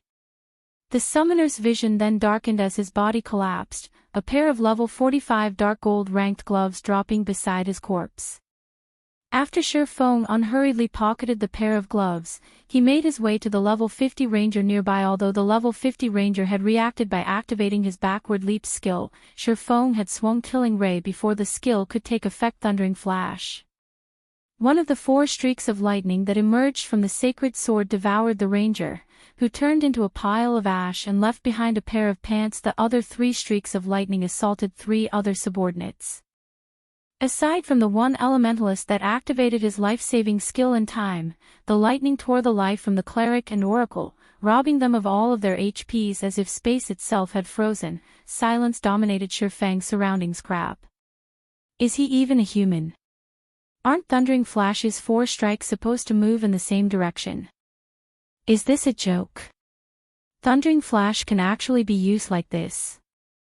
As the thousands of players at the checkpoint watched the fight, their jaws hit the ground as Feng slew 3 of Beast Emperor's subordinates, who had been fairly spread out, with Thundering Flash. Although Thundering Flash was a rare skill, some players had managed to learn it. It was undoubtedly one of the strongest AoE skills for swordsmen during the early stages of the game, so quite a few players were familiar with the skill's details. Yet, Feng had justified the skill's limitations, using it as 4 separate skills instead of 1. Moreover, all of his attacks had accurately struck his targets. This was simply unbelievable. What these players didn't know was that Feng had long since mastered his control over his skills. Since he had reached the Void Realm, he had a perfect grasp of his enemy's movements. Then, he used his arm and wrist to alter the lightning strike's trajectory as they left the tip of his sword. Normally, it should be impossible to alter the lightning strike's direction as the intervals between each strike's launch were extremely short, but by using his understanding of the realms of truth, he could make the impossible possible. Of course, the biggest reason he was able to pull off such a feat had to be Killing Ray's frightening attack speed. Otherwise, the most he'd be able to do was manipulate the trajectory of 3 of the 4 lightning strikes. Although he might be able to alter the last strike's trajectory, it wouldn't be very accurate. Some of the refinement realm experts present were utterly captivated by Feng's technique. They realized what Feng had just accomplished, albeit barely. However, although they knew the principle behind the technique Feng had used, they also understood how nearly impossible the technique was to execute. After watching Feng execute 4 more of their companions with so little effort, Beast Emperor's remaining 4 subordinates were utterly terror-stricken as they stared at this swordsman. Although they had already known Shifeng was powerful, they hadn't thought that he was this powerful. Shifeng's strength was beyond their comprehension. This swordsman from Zero Wing could slaughter them without trouble even if he had the same basic attributes as they did. The 4 were about to fall to their despair. However, the evil demons finally arrived. Seeing that their demonic reinforcements were only 40 yards away, the 4 survivors breathed a deep sigh of relief. A little confidence turned to their gazes as they looked back at Shifeng. They had reacted in such a way because, among the evil demons rushing to their aid, one was a level 80 mythic evil demon Black Flame. Let's see how arrogant you'll be now. The elementalist, who had sealed himself in a coffin of ice, revealed a gleeful expression suddenly. The 5-meter-tall mythic evil demon pounced at Shifeng and swung its right claw, which was shrouded in dark gray fog, at Shifeng's head, tearing space as the claw passed a mythic evil demon. Glancing at the approaching mythic evil demon, Shifeng activated Heavenly Dragon's power, his strength, agility, defense, and HP skyrocketing. Shifeng then countered the incoming claw with a slash from Killing Ray Lightning Slash. Killing Ray released a golden glow as it moved towards the evil demon's claw. The sacred sword sliced the space before it like a piece of paper, a pitch-black tear appearing before Shifeng. As this tear continued to extend away from its creator before a massive lightning bolt shot through it. In an instant, this lightning bolt stretched 80 yards away from Shifeng. Before anyone had realized it, Killing Ray had met the mythic evil demon's claw. Boom. Following the sound of an explosion, an intense shockwave shook its surroundings as it spread out from its epicenter. Even the players standing over 100 yards away felt the shockwave's severity. To everyone's surprise, the mythic-ranked evil demon actually took 3 steps back. Its right claw sported a deep cut, so deep that the evil demon's bone was exposed. Chapter 1726, World's Power. Chapter 1726, World's Power. He pushed the evil demon back. Are my eyes playing tricks on me? No, that mythic evil demon actually slid backward. Everyone's heart pounded madly when they saw the mythic evil demon retreat by 3 steps without the help of war weapons. A Tier 4 mythic evil demon was unshakable to current players, yet without any help, Shifeng had forced the monster to step back. The watching players felt as if they had just watched an ant push back a ferocious lion. No matter how they looked at the situation, it had to be some kind of joke. Most importantly, Shifeng had actually injured the evil demon physically.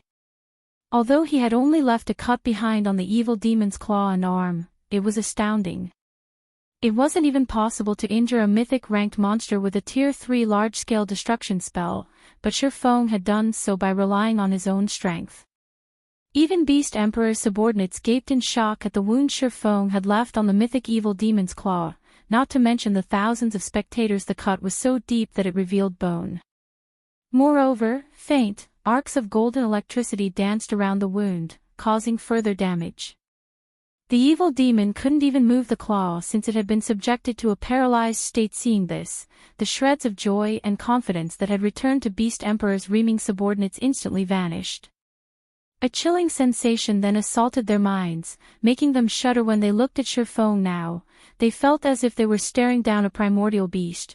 Not some player. Shifeng's aura also felt more oppressive than it had before, stifling their breathing as they bathed in it. They no longer felt as if their lives rested in their own hands, but in Shifeng's instead. If Shifeng wished it, he could crush them with a thought. However, a mythic evil demon was still a mythic evil demon at the end of the day, and although one of its claws was temporarily paralyzed, its other claw didn't remain idle. The mythic evil demon immediately launched another attack with its uninjured claw this time. However, Shifeng did not try to stop the attack. Instead, he activated the disintegration armor's disintegration field. Suddenly, a bluish-gray ripple tore away from Shifeng, enveloping the mythic evil demon and Beast Emperor's 4 remaining subordinates, and as it did, the 4 players and evil demon felt an immense pressure descend on them. Beast Emperor's 4 subordinates watched their basic attributes decrease by 40%, while the mythic evil demon's basic attributes fell by 15%, following which, Shifeng executed Purgatory Penna/1 sword light after another flew at the mythic evil demon's claw. A few of the sword lights even merged right before reaching the claw. Boom. Although the mythic evil demon did not retreat in the slightest this time, its assault had halted. Sure enough, a mythic monster really is powerful. Despite being weakened, I still can't solo it yet. Shifeng sighed ruefully as he looked at the mythic evil demon before him. He had only overwhelmed the evil demon previously due to Lightning Slash's 330% strength increase, but even after merging some of his attacks, his strength was barely a match for the weakened evil demon.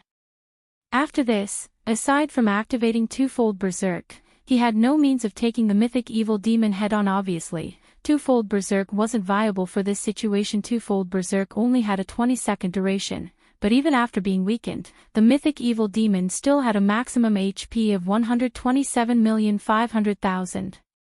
He'd be lucky to shave off 2% of the evil demon's HP in 20 seconds, following which, Shifeng used Divine Steps, and 10 doppelgangers split away from his body. Now, rather than dance with the mythic evil demon, he avoided it. While doing so, Shifeng took a Tier 4 single-target attack magic scroll from his bag. It was one of the scrolls he had obtained after killing a mythic evil beast, Dark Destruction. After activating the scroll, Shifeng immediately used World's Power on the magic array within it. Suddenly, pitch-black magic arrays started to manifest, and in an instant, 33 arrays had the evil demon completely surrounded. Before the mythic evil demon could flee, the arrays began to fire darkness spears, piercing the evil demon's body.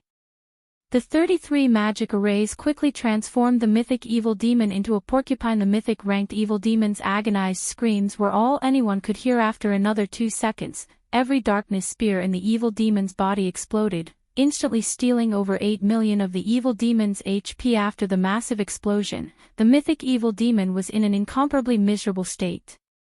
It was covered in wounds, steadily seeping fresh blood. Even a fool could see that the mythic evil demon suffered a heavily injured state. What destructive power! He actually injured a mythic-ranked evil demon so severely. Did he use a magic scroll containing a Tier 4 curse or Tier 5 spell? The spectating crowd could not help but gasp when they saw the injured evil demon. If they couldn't see that the mythic evil demon still had plenty of HP, they'd assume that it was on its last breath, about to keel over at any moment. Even Shifeng was surprised. He hadn't expected the Tier 4 magic scroll to become so destructive after empowering it with World's Power. The power of Dark Destruction was stronger than even a Tier 4 single-target curse. Seeing that the mythic evil demon was heavily injured, Shifeng immediately removed Disintegration Field and summoned his personal guards, Anna and Kite. At this point, Anna had reached level 81, whereas Kite was level 79. The two NPCs' leveling speed was simply staggering. Once the mythic evil demon had become heavily injured, its basic attributes had fallen by 35%. Now, in terms of overall combat power, it was only slightly stronger than a level 80 Grand Lord. Meanwhile, after being summoned, Anna proceeded to summon her Golden Giant and 10 Rock Guardians. She then had the Rock Guardians form a magic array to suppress the mythic evil demon further. With this, the mythic evil demon only had 50% of its original basic attributes remaining. Now, even the Golden Giant could put up a fight against the mythic-ranked evil demon, not to mention Shifeng. With the Golden Giant serving as his MT, Shifeng focused on dealing damage. Phantom Kill. Flame Burst. Damages in the hundreds of thousands appeared, one after another, above the mythic evil demon's head. To the mythic evil demon, who only had a maximum HP of 75 million after being weakened, this was a considerable amount. Furthermore, Kite and Anna's damage kept up with Shifeng's. Although Lord and Great Lord ranked evil demons tried to intervene, the Rock Guardians' magic array kept them out of the fight. They could not hinder Shifeng and his minions in the slightest. Meanwhile, Beast Emperor's 4 remaining subordinates could only watch as their supposed savior rapidly lost HP. 80%.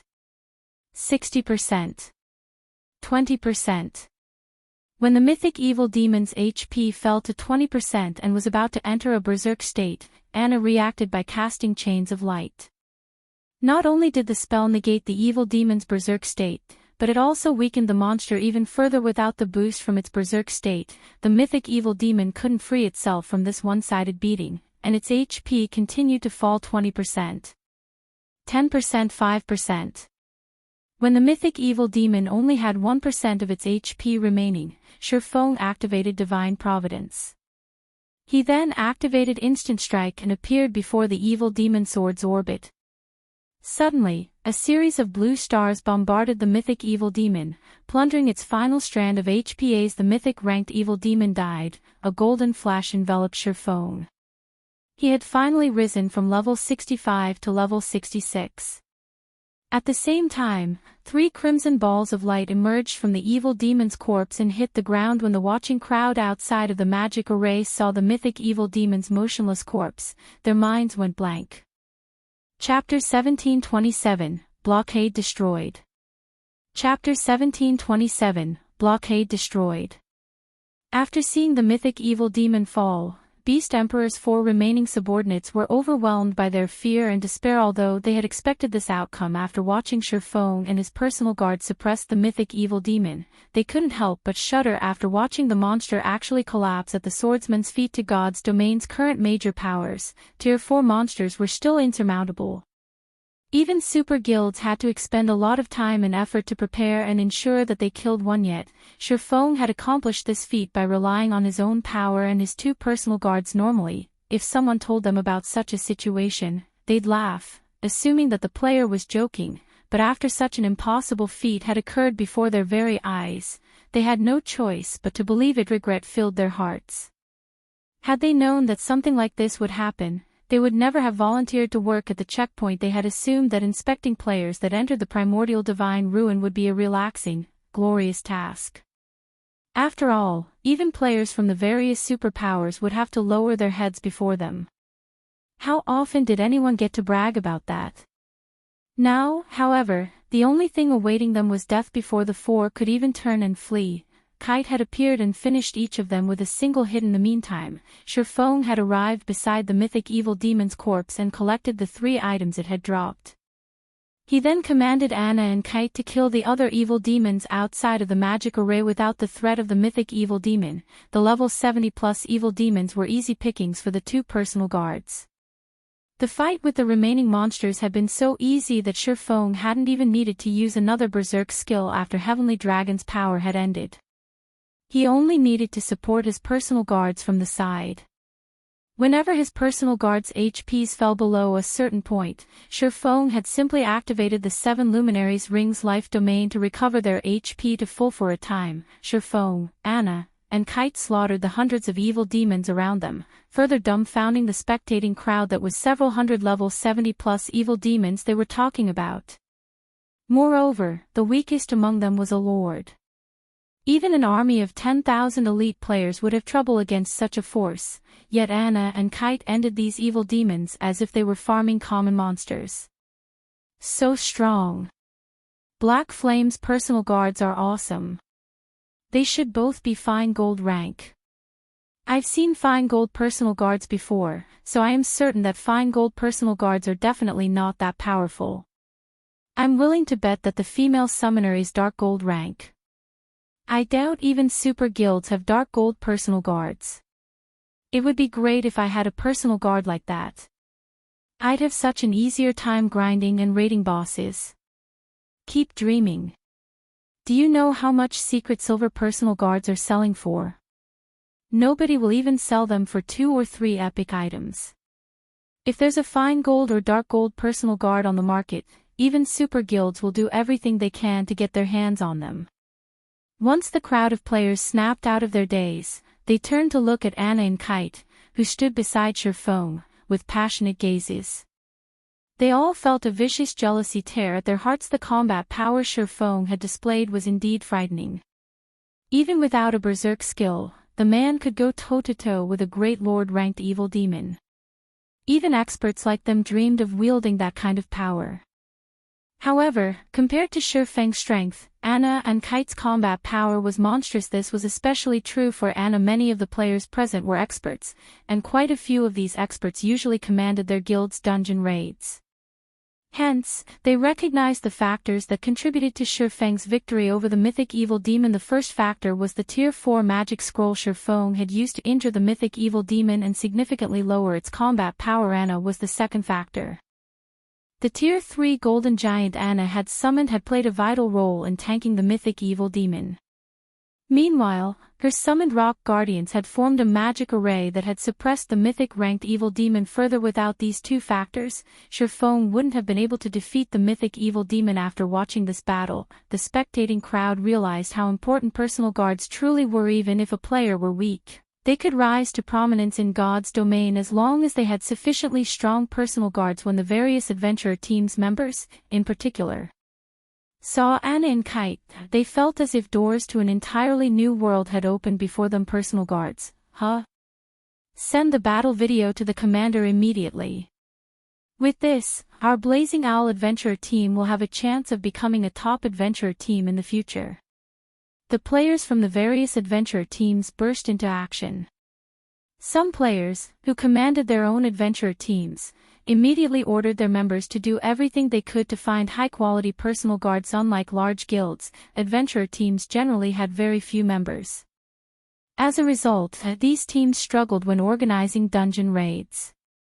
Large-sized adventurer teams, with over 1,000 members, might not face as much difficulty in this regard, but mid-sized adventurer teams like theirs, which only had several hundred members, even had trouble organizing raids for 50-man team dungeons. However, if they employed a capable personal guard, even a mysterious iron personal guard, it could help make up for the team's lack of manpower when raiding team dungeons. If they had a secret silver personal guard, they could even raid 100-man team dungeons. Then, they'd be able to obtain far better weapons and equipment for their adventurer team's members. These players now realized that personal guards played a crucial role in determining a mid-sized adventurer team's success. For a time, the various adventurer teams started a campaign to find powerful personal guards after watching Shurfeng's battle. As a result, personal guards' prices skyrocketed. Meanwhile, inside the Evil God's Branch Temple in Ancient Rock City, Beast Emperor wore a gloomy expression as he stared at the magic water ball before him. How is this possible? As he read the report one of his subordinates had sent, he couldn't bring himself to believe its contents. He had dispatched over a dozen subordinates and hundreds of evil demons to operate his checkpoint, yet Shurfeng had killed everyone there. Even one of the only two remaining mythic evil demons had fallen to Shurfeng's blade. "Boss, why don't I lead some men to annihilate Zero Wing?" Wind Hunter suggested from beside Beast Emperor. "Although Zero Wing has set up a town near the primordial divine ruin, we can surround the town and prevent anyone from entering or leaving. If they summon another one of those divine magic dragons, we'll just pack up and run away. Once the dragon's duration ends, we can simply encircle the town again." "All right. Get it done. But as a precaution, you absolutely must not reveal yourself," Beast Emperor commanded with a nod. "Boss, rest assured, I'll make sure Zero Wing's town is nothing more than a pile of ruin once its protection period ends," Wind Hunter said, laughing. He then turned and left the Evil God's Branch Temple. Elsewhere, after Shurfeng had annihilated the evil demons at the checkpoint, he made his way toward the primordial divine ruin. Players crowded the ruin, and even though a massive battle had taken place right outside of it, these players chatted and laughed merrily. Some players even hawked their wares here. However, far more players wandered around outside of the town, which had recently been established near the ruin, than those within the primordial divine ruin itself.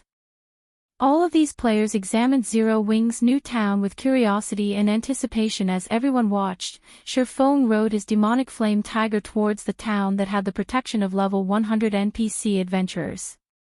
Chapter 1728, Silverwing Town. Chapter 1728, Silverwing Town. As Shurfeng set foot in the town, the patrolling NPCs didn't move to stop him. However, once he reached the town's guild residence, a middle-aged man in dark blue robes appeared before Shurfeng. The logo of a silver sword had been embroidered on the chest of this man's robe. This middle-aged man was one of the senior administrators from White River City's Adventurers Association. Although the man was only Tier 2, he had reached level 150. "Lord Protector, we have constructed your town according to your wishes. If there are no problems, please write its name on this town order," the NPC senior administrator said after approaching Shurfeng. "System, please name your town.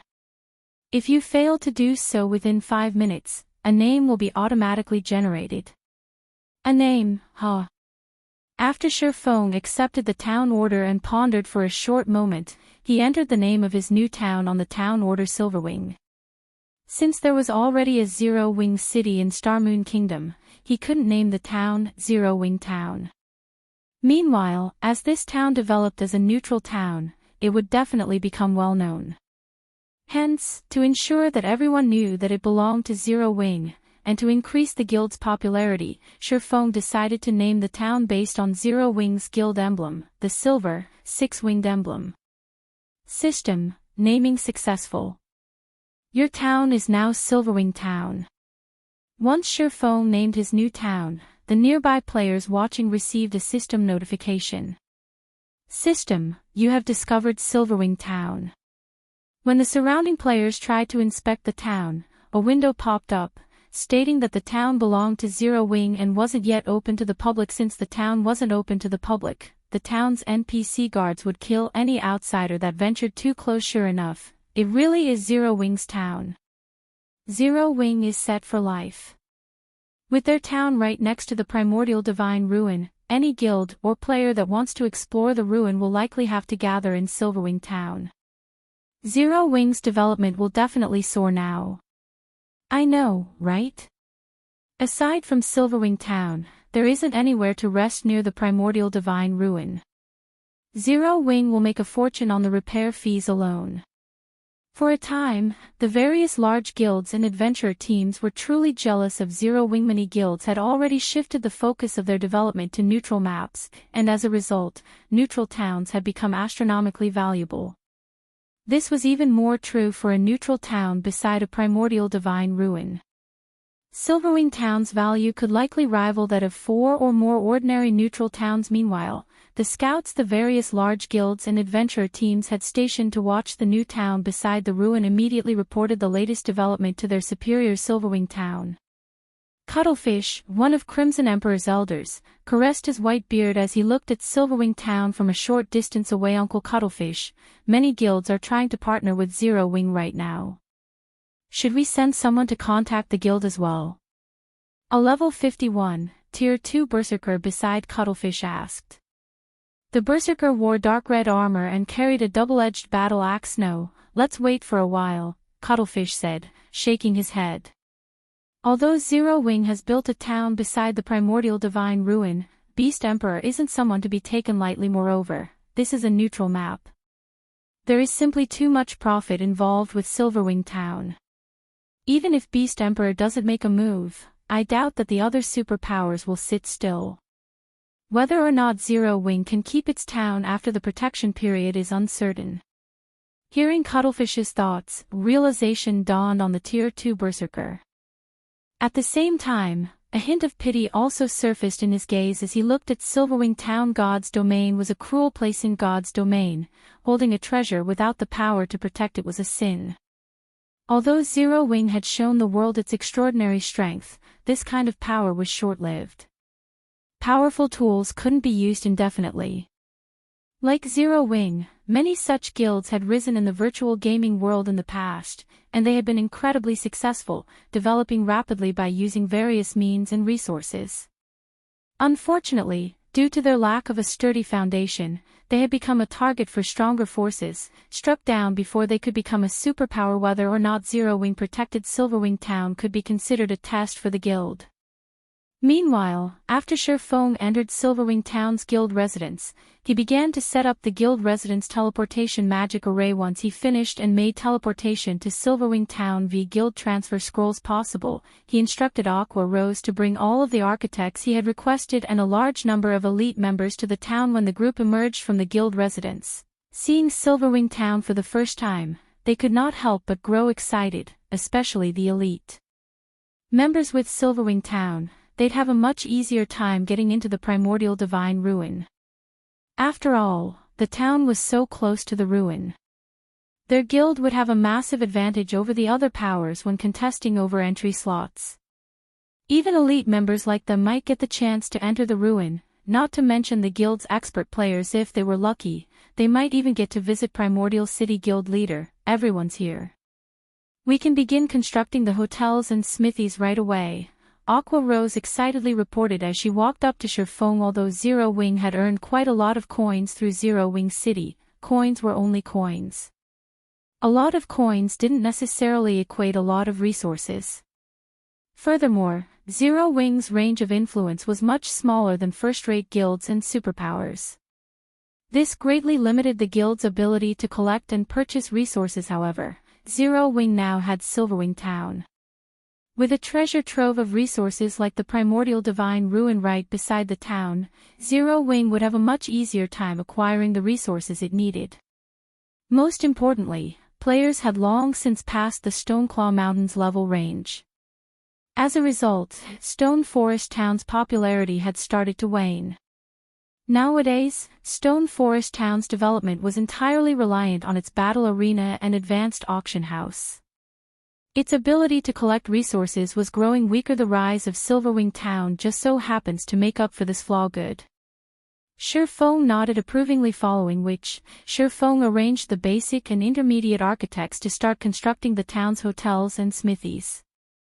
As for the advanced architects, he had them stay behind as the advanced architects wondered what special task Sherfong had in store for them. Sherfong revealed the magic tower design he had obtained from the lost town in the Boneless Land.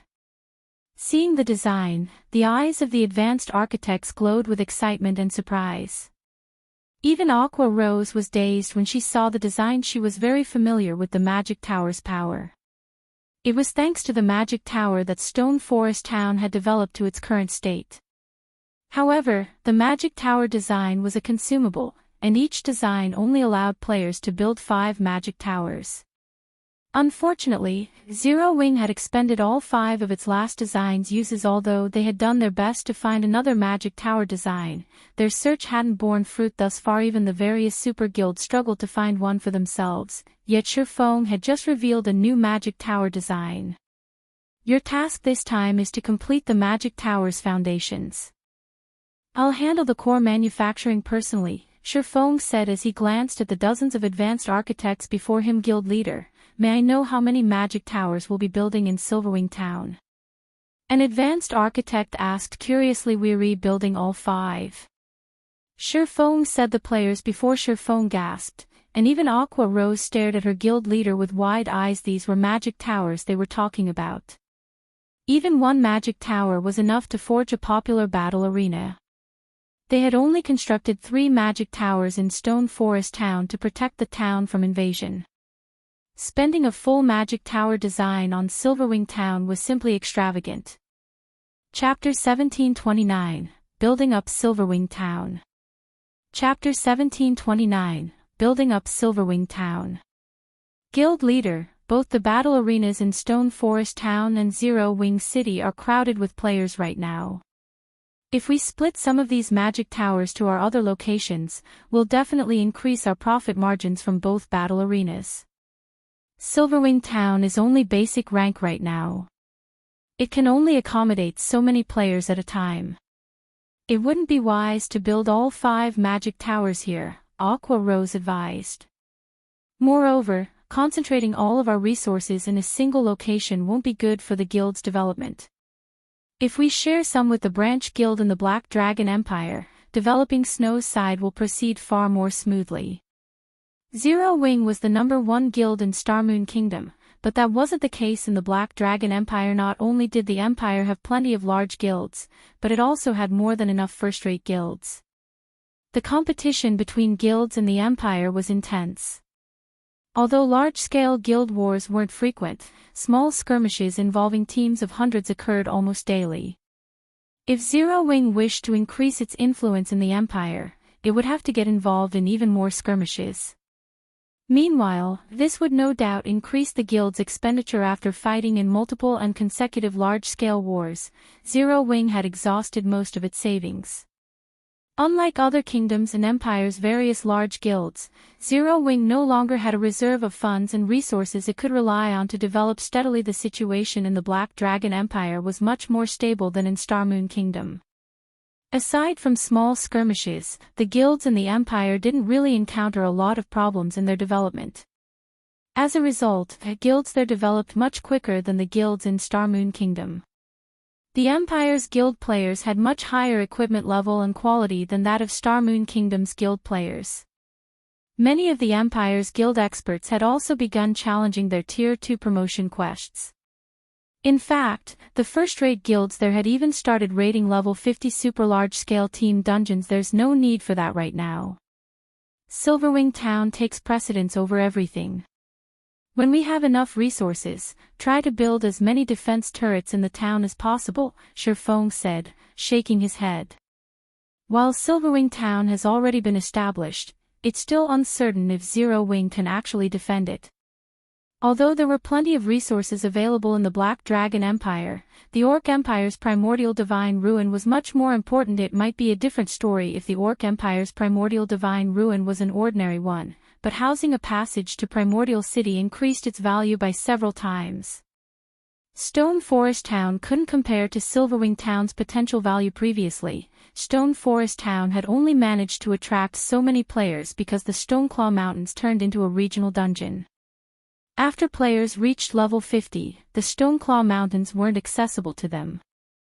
However, a primordial divine ruin that was connected to Primordial City would never fall behind the times. Even superpowers had gone all out to monopolize primordial divine ruins with a pathway to Primordial City. This was because Primordial City offered quite a bit of help to players as they challenged their promotion quests. Although players received less help from Primordial City as they reached higher tiers, as long as the city was even the slightest bit helpful, it was still extremely valuable. The various superpowers had yet to realize the true value of Primordial City. They merely treated it as a source of combat techniques and some other valuable resources. Hence, they still held a wait-and-see attitude in regard to Silverwing Town. Once they discovered Primordial City's true value, however, they would do everything they could to obtain Silverwing Town. Beast Emperor would be the least of Zero Wing's worries. Zero Wing needed to strengthen Silverwing Town to the best of its abilities. Aqua Rose gawked at Shifeng's reply. She felt that Shifeng was simply insane.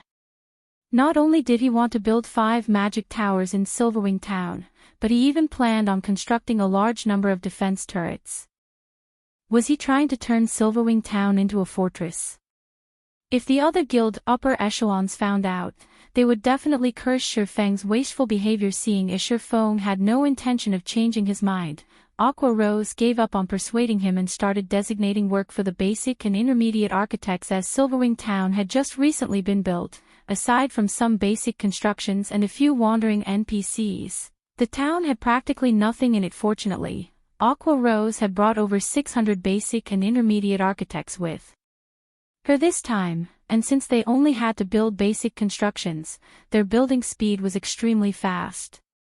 The players observing Silverwing Town from afar quickly discovered the emergence of bars, hotels, smithies, restaurants, and shops in the town's empty spaces one after another. When they saw the smithies in the town, their eyes glowed with excitement. Although they could obtain a lot of resources and contribution points from fighting in the Orc Empire, fighting the Empire's monsters put an unprecedented burden on their weapons and equipment.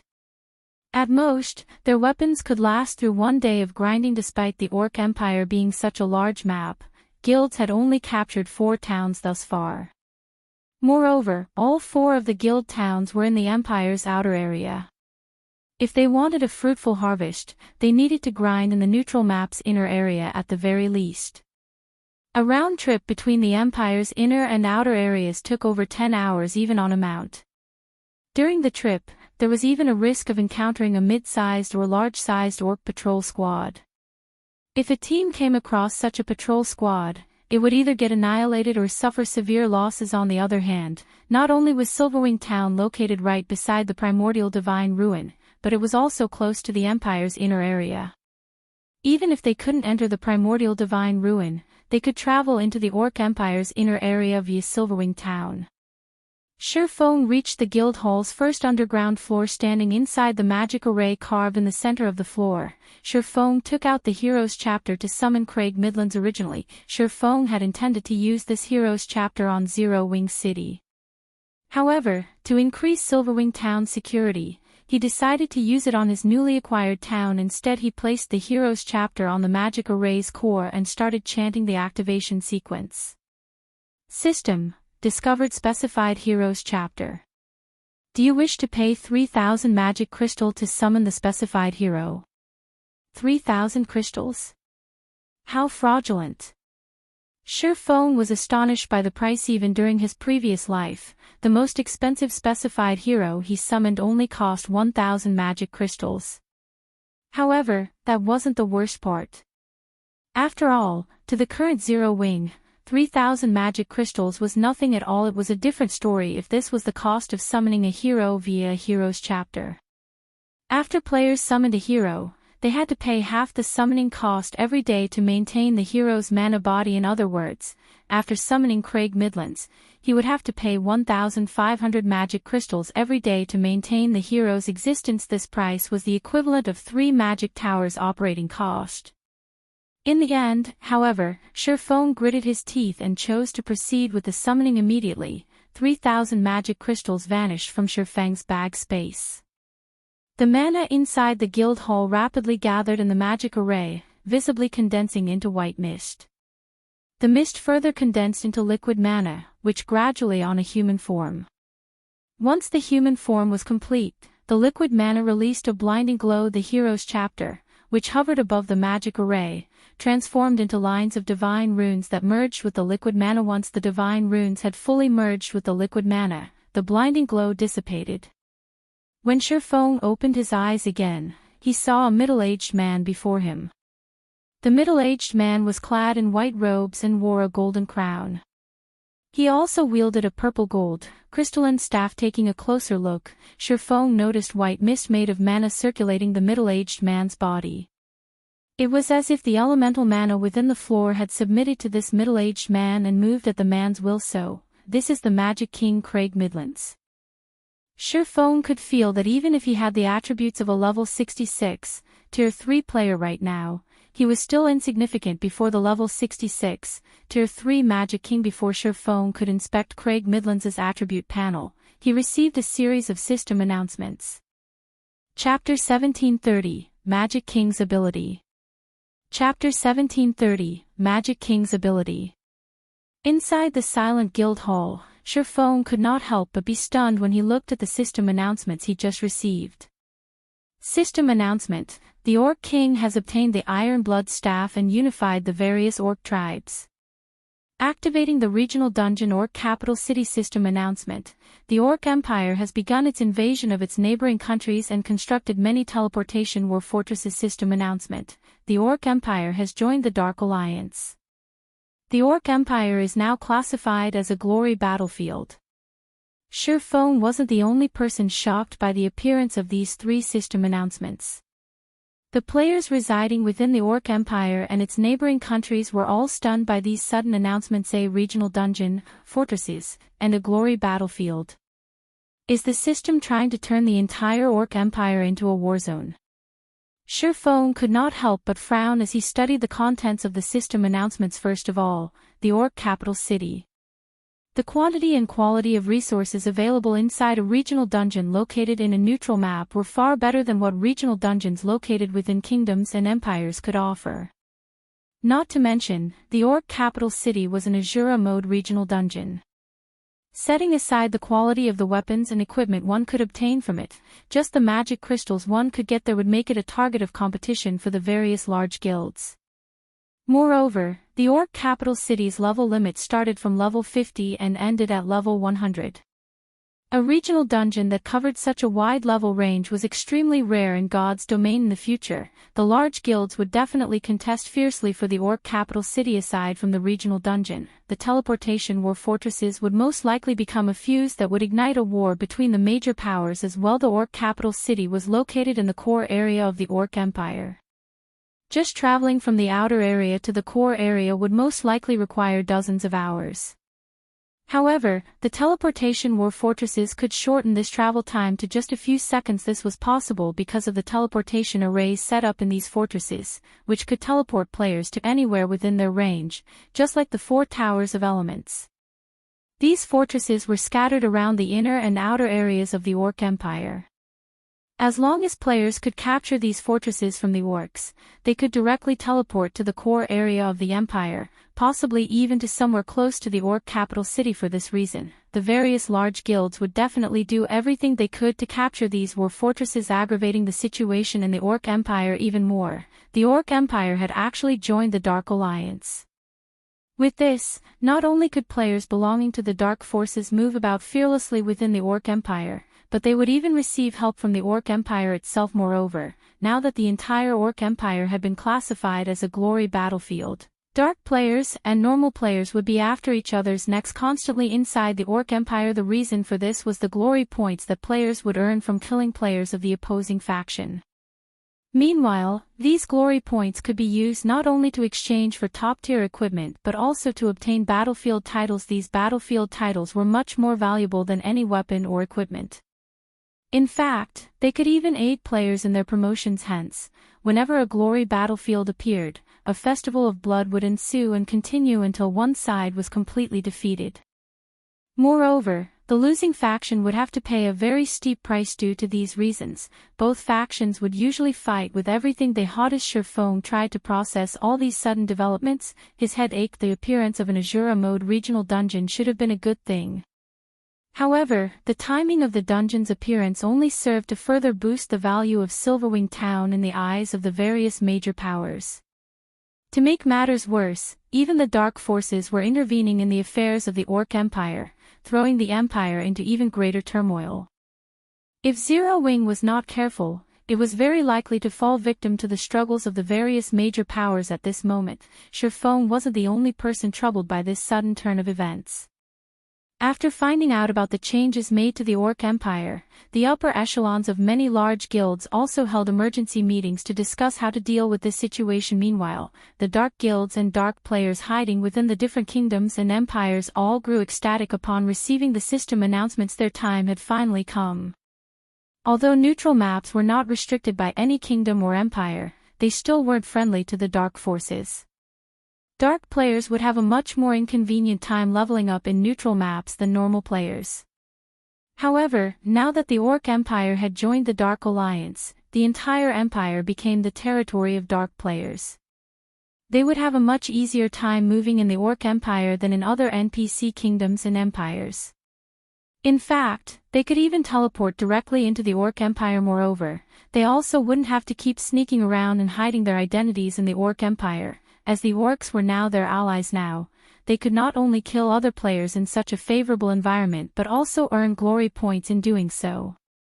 The Orc Empire was basically heaven to dark players like them right now. Even if some independent dark players were not particularly interested in this matter, the various dark guilds would definitely exploit this situation to the fullest. After all, this was a good chance for dark guilds to develop themselves wonderful. This is an excellent opportunity for our guild to establish a town. Ha ha ha. The era of dark players is finally here. For a time, countless dark players swarmed towards the Orc Empire. Ancient Rock City, Evil God's Branch Temple. After finding out about the latest changes of God's domain, Beast Emperor was also beaming with joy. Although the Evil God's Temple had no allies in God's domain, that did not mean he could not take advantage of this sudden development. There was a saying, "The enemy of my enemy is my friend." With the various large guilds and dark players at loggerheads, he could cooperate with the dark players to deal with Zero Wing. Doing so would allow him to exact his revenge and destroy Silverwing Town, as well as accelerate the collection of enough contribution points to hasten the invasion of Starmoon Kingdom Wind. Get in touch with the dark guilds in the different kingdoms and empires and tell them that I have a proposition for them. Beast Emperor said, chuckling wickedly. Understood. Wind Hunter nodded. He then ordered his subordinates in the Purple Thorns Empire to arrange for a meeting with the upper echelons of the various dark guilds. Meanwhile, inside the first underground floor of Zero Wing's guild hall in Silverwing Town, Shurfong had recollected himself and returned his attention to Craig Midlands. Craig Midlands, Hero, Great Lord, Wizard Saint.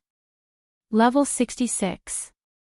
HP 36,000,000/36,000,000. Growth potential, 96.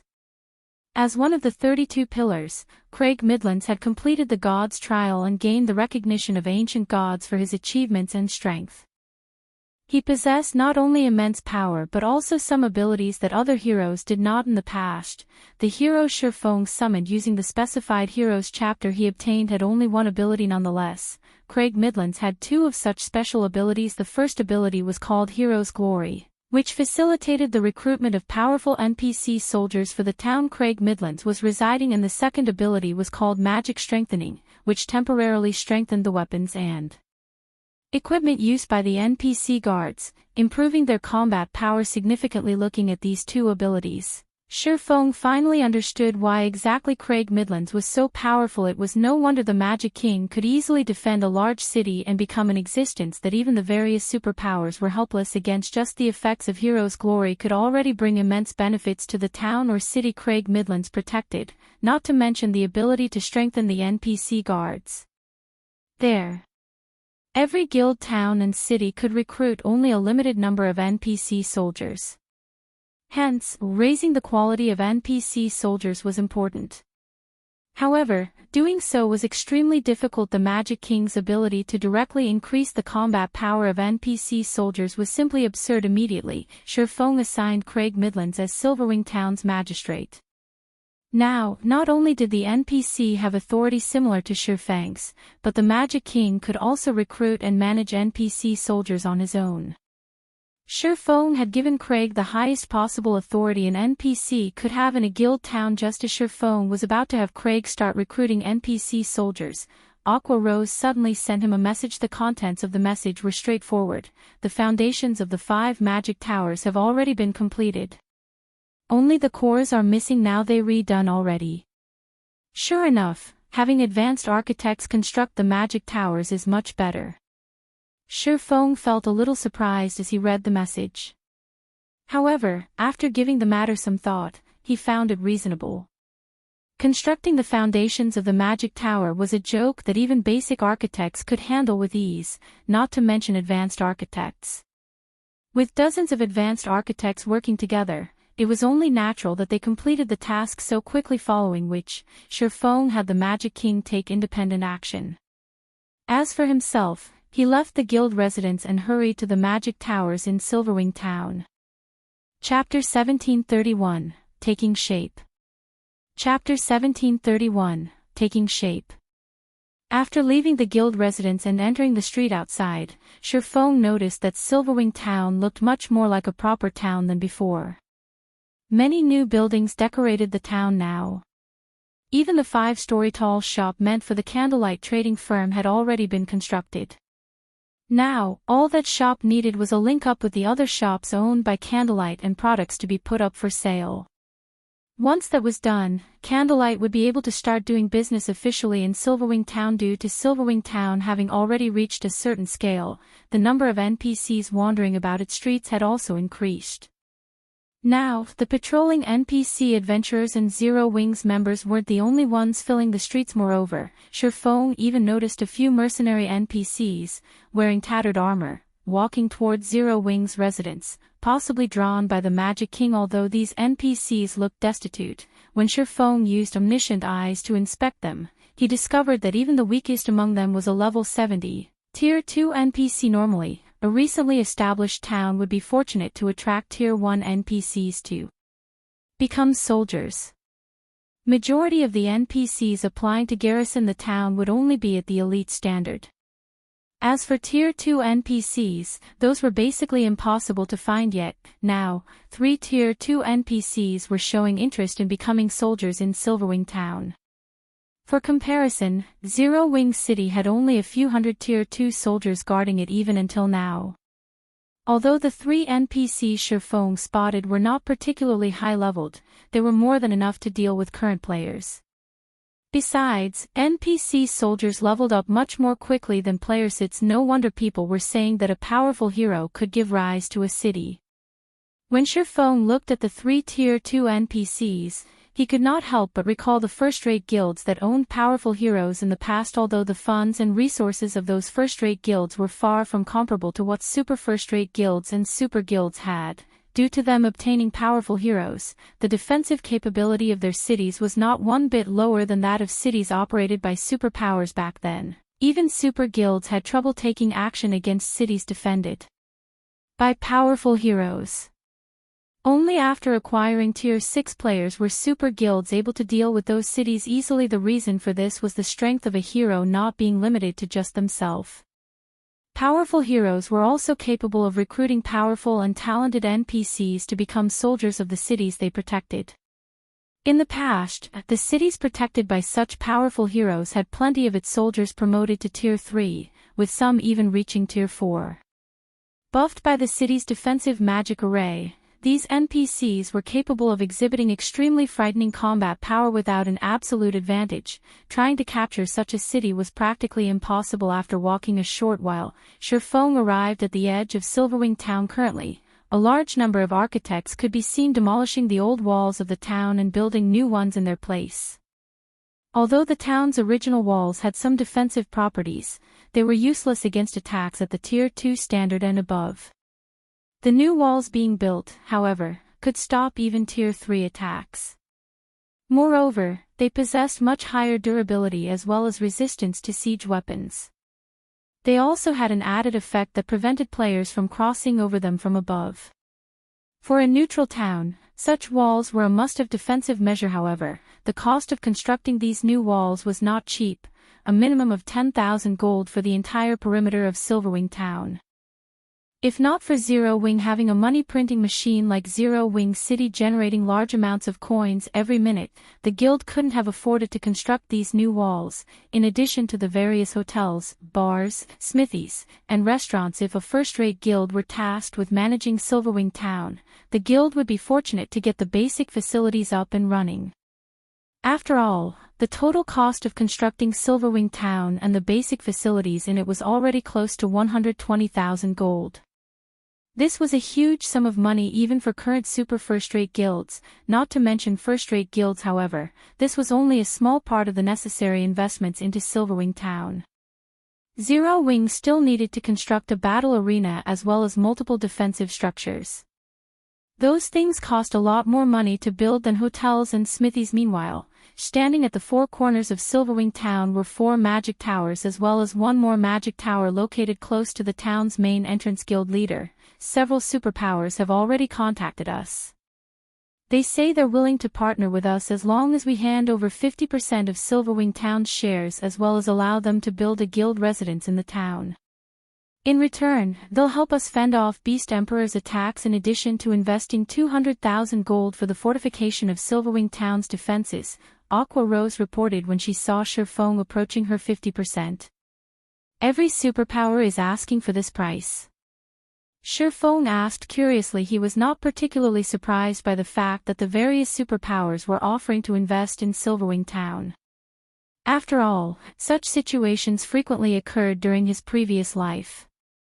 In the past, many first-rate guilds had, fortunately, come across a town-building order but lacked the strength to safeguard the town they built in a neutral map.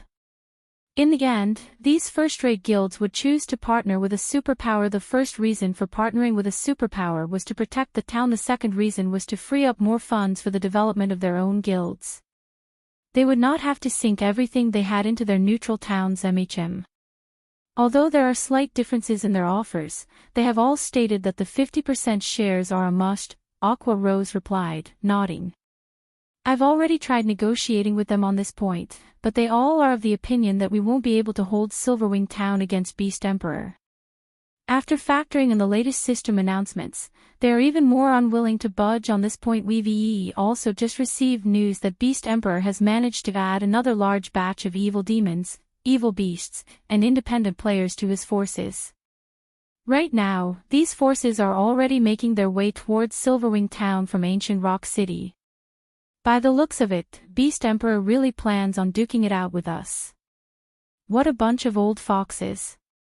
Shurfong could not help but chuckle upon hearing Aqua Rose's reply. Do they really think that Zero Wing needs their help against Beast Emperor? Ignore those superpowers for now. All we need to do at the moment is have Zero Wing City's elite and expert members come over to Silverwing town to develop themselves. If Beast Emperor sends any mythic monsters at us, have Cola and the others deal with them. Understood. I'll have them transfer over as soon as possible, Aqua Rose said, nodding. They might not have any way of dealing with the evil beasts and evil demons out in the fields, but none of those monsters should even think of approaching Silverwing Town with its 5 magic towers. Even if Beast Emperor sent a mythic monster at Silverwing Town, their side had Cola and many other Tier 2 players who wielded Tier 3 mana weapons. Including the buff from the magic towers, Cola and the others should have no problem going up against mythic monsters. After Sherfone was done speaking, he entered the closest magic tower and immediately began carving the magic circuits necessary for operating it. The magic circuits were formed using advanced magic arrays. For other players, this was a very difficult and time-consuming task. For Sherfone, who had already become a master magician, however, he could easily complete the necessary advanced magic arrays and connect them into a functioning magic circuit all by himself within 5 minutes. Sherfone was done engraving the magic circuit for one magic tower after spending about an hour running around, visiting the 5 magic towers. He was finally done engraving the core magic circuits of the magic towers. Good. Activate all magic towers simultaneously. Sherfone commanded as he stood inside the magic tower located behind the town's main entrance. Immediately, Aqua Rose and other members of the guild's upper echelon, who were stationed inside the other 4 magic towers, activated their respective magic towers. Suddenly, the gigantic crystal atop each magic tower released a dark blue glow. A pillar of light then shot up into the air from each crystal. In the next moment, the towering light pillars split apart and formed light blue barriers that enveloped the entire Silverwing Town. The instant the barriers formed by the 5 magic towers came into contact with each other, the barriers immediately took on a darker shade. By the time the barriers of the 5 magic towers fully merged with each other, a dark blue translucent dome had formed around the entire Silverwing Town. The spectacular scene was visible even to players over at the Primordial Divine Ruin. What's going on? What's happening in Silverwing Town? Everyone present at the Primordial Divine Ruin was dumbfounded as they looked at the dark blue dome covering Silverwing Town, because they could feel the density of the mana around them actually increasing gradually. Chapter 1732, The Effect of 5 Magic Towers. Chapter 1732, The Effect of 5 Magic Towers. Silverwing Town's sudden transformation immediately attracted the attention of the various major powers at the Primordial Divine Ruin. What's going on with Silverwing Town? It's actually causing such a powerful mana drain. Cuttlefish, who was observing Zero Wing's newly built town from an open-air restaurant in the Primordial Divine Ruin, was filled with confusion. Although Silverwing Town appeared to be located right beside the Primordial Divine Ruin, in reality, over 1,000 yards separated the 2 locations. Despite the distance, the commotion in Silverwing Town affected even the Primordial Divine Ruin. If the rise in mana density in the Primordial Divine Ruin was already so remarkable, what about inside Silverwing Town? After thinking up to this point, Cuttlefish could not help but shudder. Nowadays, the understanding that superpowers had towards the effects of mana density was different from before. After conducting extensive research in libraries and live experiments, they had already discovered just how valuable locations with high mana density were. Areas with high mana concentrations did not only help players maintain a calm mind, allowing them to display greater combat power in return, but also accelerated the recovery of players' stamina and concentration. This situation enabled players to practice their combat techniques for extended periods without having to worry about running out of stamina and concentration. Meanwhile, the execution of combat techniques was different from that of spells and skills. In the case of spells and skills, one could activate them properly so long as the general movements were correct. In the case of combat techniques, however, one's movements needed to be extremely precise. Otherwise, the combat technique would do more harm than good to the user. In short, the difficulty of executing a combat technique was much greater than activating skills and spells. One required arduous practice just to learn to execute a combat technique properly. Hence, if one wished to practice a combat technique efficiently, having an environment that boosted stamina and concentration regeneration was a must. Uncle Cuttlefish, a report just came in from our scouts. It seems Zero Wing has constructed magic towers in Silverwing Town. Moreover, the guild built 5 magic towers in one go. A Crimson Armor Tier 2 berserker standing beside Cuttlefish reported 5 magic towers. Did they see correctly? Cuttlefish revealed a stunned expression when he heard this. For a moment, he even wondered if he had misheard. It's true. They've sent a video recording. There are indeed 5 magic towers in the town, the Tier 2 berserker replied, a bitter smile appearing on his face. He, too, had hoped that there was a mistake in the report. However, after watching the video recording, he couldn't deny this fact even if he wanted to. How is this possible? Cuttlefish's complexion darkened as he watched the video recording the Tier 2 berserker forwarded to him. Wasn't it stated that each magic tower design allowed the construction of only 5 magic towers?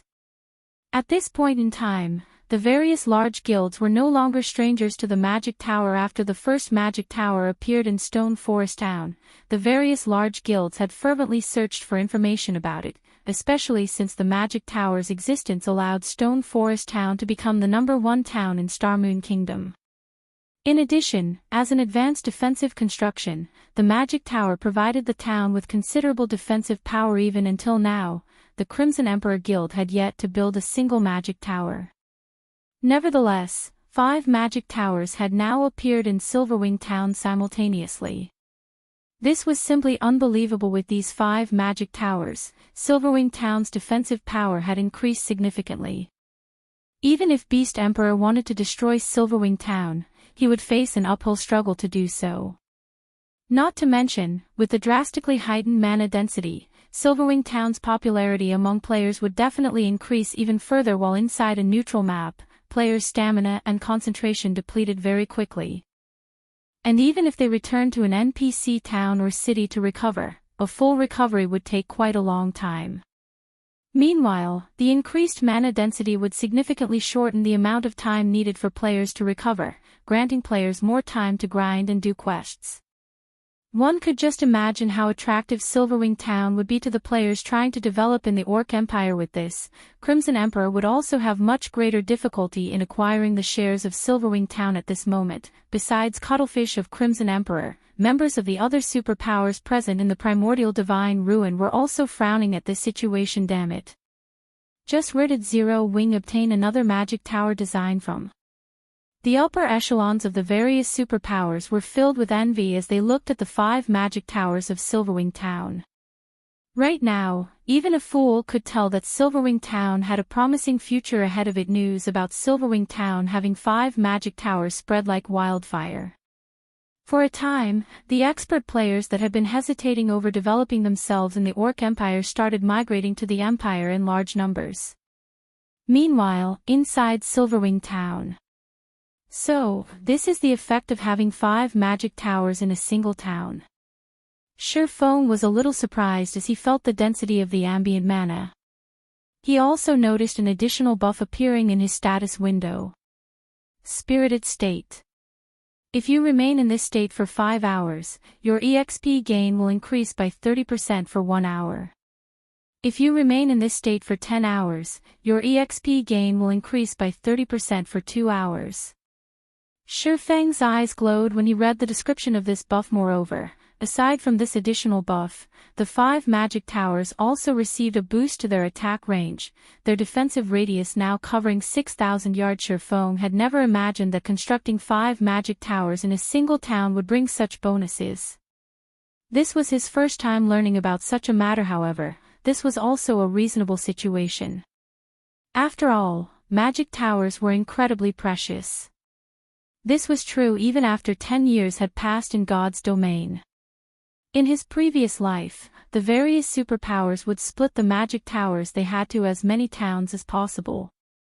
Even in important towns and cities, they would construct 3 magic towers at most.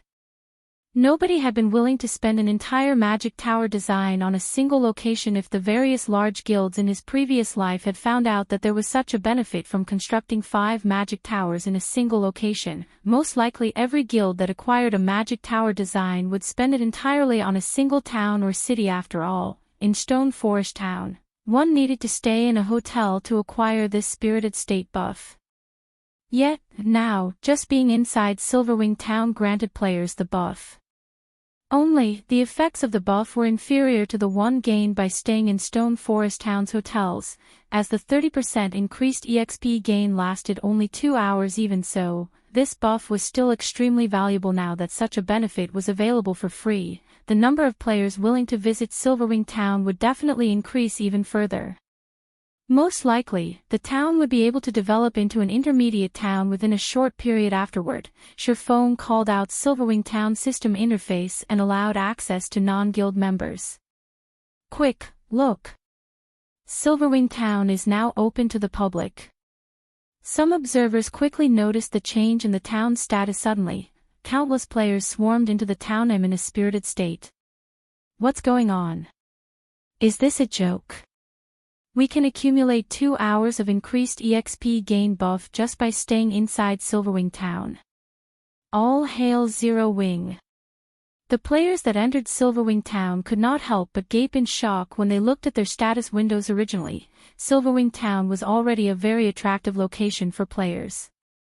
After all, it not only boasted a higher mana density than even Stone Forest Town but was also located right beside the primordial divine ruin.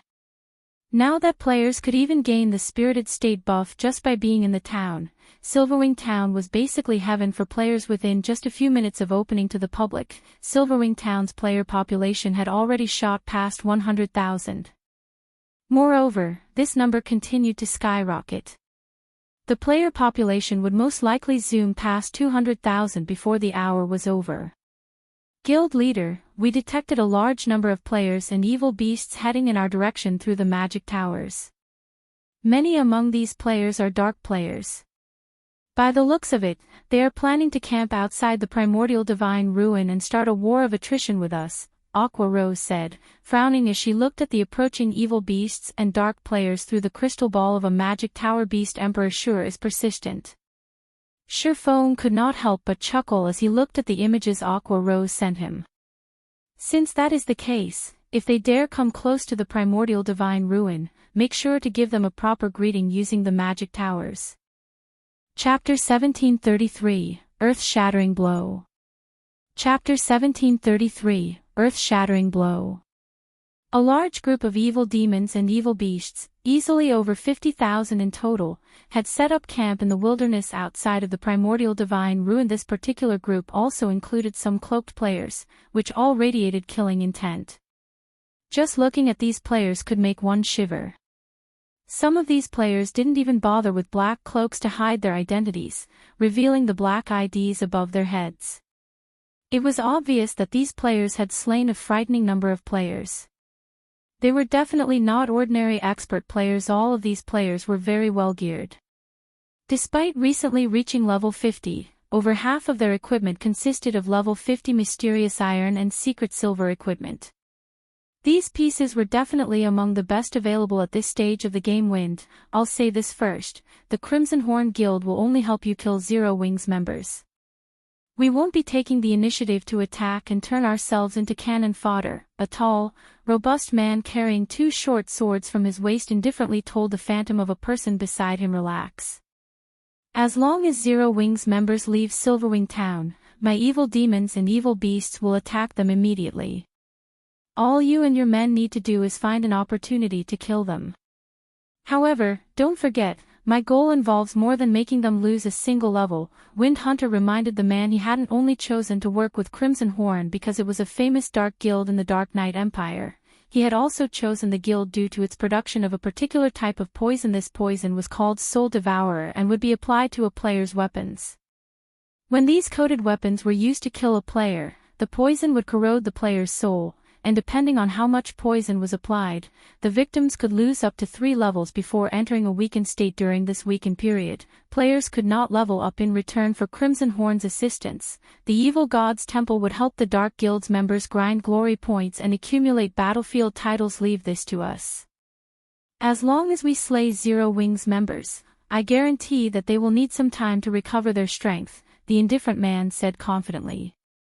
If there weren't so many guilds here, I'd love to fight Zero Wings peak experts. I've heard that their combat standards are quite good, and every item they wear is a treasure. However, by the looks of it, that doesn't seem possible. Saying so, the indifferent man turned to the 6 cloaked players behind him. He wasn't pleased that he couldn't see their appearances. These 6 players would be responsible for dealing with Zero Wing's peak experts in the upcoming battle. Although these 6 people were dark players, they did not belong to a dark guild. Rather, they were members of an adventurer team called Dark Hunters. The adventurer team was quite famous in the Dark Knight Empire, and not even Crimson Horn avoided provoking the team. The Dark Hunters adventurer team consisted of monstrous players, and every member was a dark player. Not long ago, the Dark Hunters had dispatched a 20-man team to annihilate the first-rate guild, Tyrant Emperor's main force. Said force had included 1,000 players. Among the Dark Hunters' 20-man team, 8 were Tier 2 players who had absurd combat standards and basic attributes. Even Star Harvester, Tyrant Emperor's guild leader and a level 51, Tier 2 assassin, had died in the battle naturally. A Tier 2 assassin possessed much stronger life-saving skills than a Tier 1 assassin. Even 5 Tier 2 experts working together should not be able to stop a Tier 2 assassin's escape, yet Star Harvest had still been killed. Moreover, a single player from the Dark Hunters had accomplished the deed. The strength the Dark Hunters had displayed had thoroughly shocked the Dark Knight Empire. Star Harvester wasn't some ordinary expert. He was a Refinement Realm expert who ranked 305th on the God's Domain experts list. Not even ordinary Refinement Realm experts stood a chance against him yet. The Dark Hunters had killed him even before the battle with Tyrant Emperor. The Dark Hunters had created many frightening battle records. Only, these battle records had been carried out in secret, unknown to the various large guilds. The adventure team's accomplishments included the assassination of Crimson Horn's guild leader, Crimson Ghost. This was also why Crimson Ghost wasn't happy to see the 6 Dark Hunters members. In Crimson Ghost's opinion, the players from the Dark Hunters were inhuman, and he hadn't reached this conclusion just because of their monstrous strength. Rather, this opinion was based on the appearance they took on when they activated their true power. When they used their true power, they lost their human form, transforming into true monsters. They also used different combat methods than players like himself. Every one of the 6 players that had been sent from the Dark Hunters was a Tier 2 player. Even without the help of the evil demons and evil beasts, these 6 players were more than enough to deal with Zero Wing's main force members. Since everyone's all here, we'll proceed with the next phase of our plan. First, we'll set up an encirclement around the Primordial Divine Ruin and Silverwing town. But make sure you stay a safe distance away from the town. We estimate that those magic towers have a maximum attack range of around 1,500 yards. Do not enter that range. We won't be responsible for your deaths. Hearing Wind Hunter's warning, the various dark players nodded their heads. War weapons were no laughing matter. The magic tower's attacks possessed power at the peak of Tier 3. Moreover, the attacks had very large ranges. Unless one used an invulnerability skill or spell, no player at this stage of the game could block an attack from a war weapon and survive. No, there was one player who could block an attack from war weapon like the magic tower, but none of these dark players believed that they had the strength to rival Black Flame. When Wind Hunter finished speaking, the present players went into action. Wind Hunter then organized his evil demons and evil beasts to surround the Primordial Divine Ruin and Silverwing town. Shortly after the evil demons and evil beasts began to move, the players in the Primordial Divine Ruin discovered their advance. There are so many evil demons and evil beasts. That should be at least 50,000, right? Is Beast Emperor launching another assault? The crowd at the Primordial Divine Ruin gulped when they saw the approaching evil beast and evil demon army. Although they knew that Beast Emperor only planned to target Zero Wing, they couldn't help their growing fear and anxiety as they watched the monsters draw near. Good. They're finally here. When the various superpowers upper echelons saw the evil demons and evil beasts, their moods considerably brightened. Let's see how Zero Wing maintains its arrogance after this. As long as Beast Emperor was willing to fight against Zero Wing would be under a considerable amount of pressure regardless of whether Beast Emperor won or lost. In that case, they would have an opportunity to acquire the shares of Silverwing town. However, when the evil beasts and evil demons were less than 1,000 yards away from the Primordial Divine Ruin, one of the magic towers in Silverwing town, which stood over 3,000 yards away from the monster army, began to gather energy. The mana around the magic tower swiftly collected at the gigantic crystal atop the tower. After a 2-second charge, a pillar of black-white light shot up from the gigantic crystal. Even the players at the primordial divine ruin could clearly see the pillar what Zero-Wing trying to do. This sudden development confused everyone watching as these players wondered about the light pillar. It angled downward and shot into the center of the evil beast and evil demon army. Following which, the light pillar expanded and devoured the nearby evil demons and evil beasts. Every monster at special elite rank or below died instantly as the light washed over them. Only chieftains and above had survived, although the monsters at chieftain rank had very little HP remaining. The attack had even heavily injured the Grand Lord ranked evil demons and evil beasts. Chapter 1734. Silverwing's might. The light pillar that had blasted into the evil demon and evil beast army had only stopped expanding after it had covered a 100-yard radius. It then gradually disappeared as the beam attack's horrific energy scattered. The fading light revealed a massive crater in the field the monster army occupied. Only the chieftain rank and above evil demons and evil beasts remained alive, while all else had been burned to ash. A single attack had killed hundreds of evil demons and evil beasts, and every surviving monster was heavily injured, drastically decreasing their combat powers. Not even the Grand Lords that had received the attack had been spared. Seeing this, the players at the distant primordial divine ruin gaped in shock. That had been too powerful. The power of that attack could practically rival that of a tier 4 spell. What's going on? Didn't they say that Silverwing Town's magic towers should only have an attack range of roughly 1,500 yards? The expressions of Crimson Horn's members darkened as they stared at the crater only a short distance away. Had the beam attacks been shifted slightly, it would have killed more than just evil demons and evil beasts. The death count would have included players like them, as well. Crimson Horn's members weren't the only ones horrified by this sudden attack. The various superpowers members fell into heated discussions, finding Silverwing Town's attack inconceivable. How does that magic tower have such a long attack range? Cuttlefish wore an ugly look as he stared at the fading light pillar. He had thought that Beast Emperor would force Zero-Wing into a corner, preventing the guild's members from setting foot in the primordial divine ruin.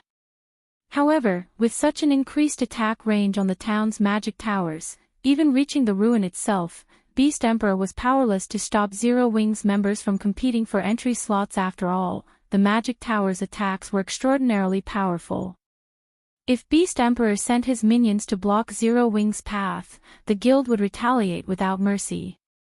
If the magic towers struck too many times, even mythic-ranked monsters would fall, much less the lower-ranked monsters. Before anyone could recover from their shock, another of Silverwing Town's mana towers began to gather mana. 2 seconds later, another black-white light pillar ascended into the sky in the blink of an eye. Another energy beam struck the evil demon and evil beast army, opening another clearing amidst the monsters. Damn it! How is this happening? Wind Hunter's heart bled as he watched his evil demons and evil beasts fall by the hundreds. He had gone to great lengths to nurture these evil demons and evil beasts. He could accept their deaths if their deaths had meaning, but right now, they were nothing more than living targets for Zero-Wing. As Wind Hunter prepared to issue a new command, another beam attack slammed into his monster army. Boom. This time, the attack had taken the lives of more than just a large number of evil demons and beasts. Some of Crimson Horn's members hidden among the monster ranks had died instantly. Retreat. Everyone retreat. Crimson Ghost shouted through the team chat with an ashen complexion. Dark guilds had far fewer members than ordinary guilds. A very powerful dark guild generally only had around 30,000 members. Crimson Horn had barely over that count. For this operation, Crimson Horn had dispatched 2,000 expert members, nearly every expert in the guild, and that last beam attack had killed over 100 Crimson Horn experts. At this moment, Crimson Ghost developed a deep hatred for Wind Hunter because of Wind Hunter's misinformation. Crimson Horn had lost over 100 experts for no good reason. As dark players, the death penalty they suffered was much more severe than ordinary players. Even though their alignment with the dark forces would lighten their death penalty slightly, it was still harsher than what ordinary players faced. Now that over 100 Crimson Horn experts had been killed, the guild had lost over 5% of its peak combatants. If they suffered another blow like that, the consequences would be unimaginable. Just as Crimson Horn's members began to retreat, Zero Wing's members flooded out of Silverwing town. Although only a little over 2,000 guild members had emerged, every one of them rode a majestic thunder wolf. The spectacular scene of 2,000+ thunder wolves stunned both the spectators and Wind Hunter's group bastards.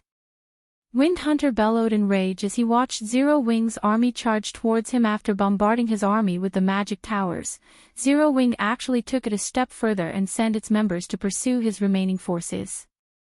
It was obvious that Zero Wing wanted to show everyone that the evil god's temple was not a foe worth worrying about.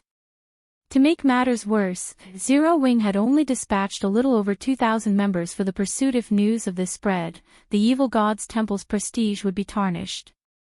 The temple would become a laughingstock in the Orc Empire immediately. Wind Hunter had his evil demons and evil beasts charge at Zero Wing's army, even going as far as to mobilize 2 mythic evil beasts. Although the magic tower's attacks were powerful, they couldn't easily take down mythic-ranked monsters.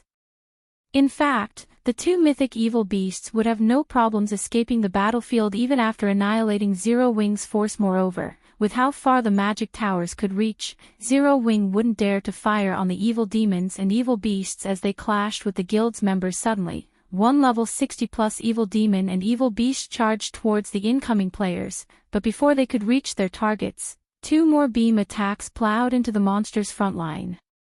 The beams wiped out any elites and special elites they struck, while leaving the rest heavily injured. After the 2 beam attacks descended, Zero Wing's members, who wielded mana weapons, finally made contact with the evil demons and evil beasts.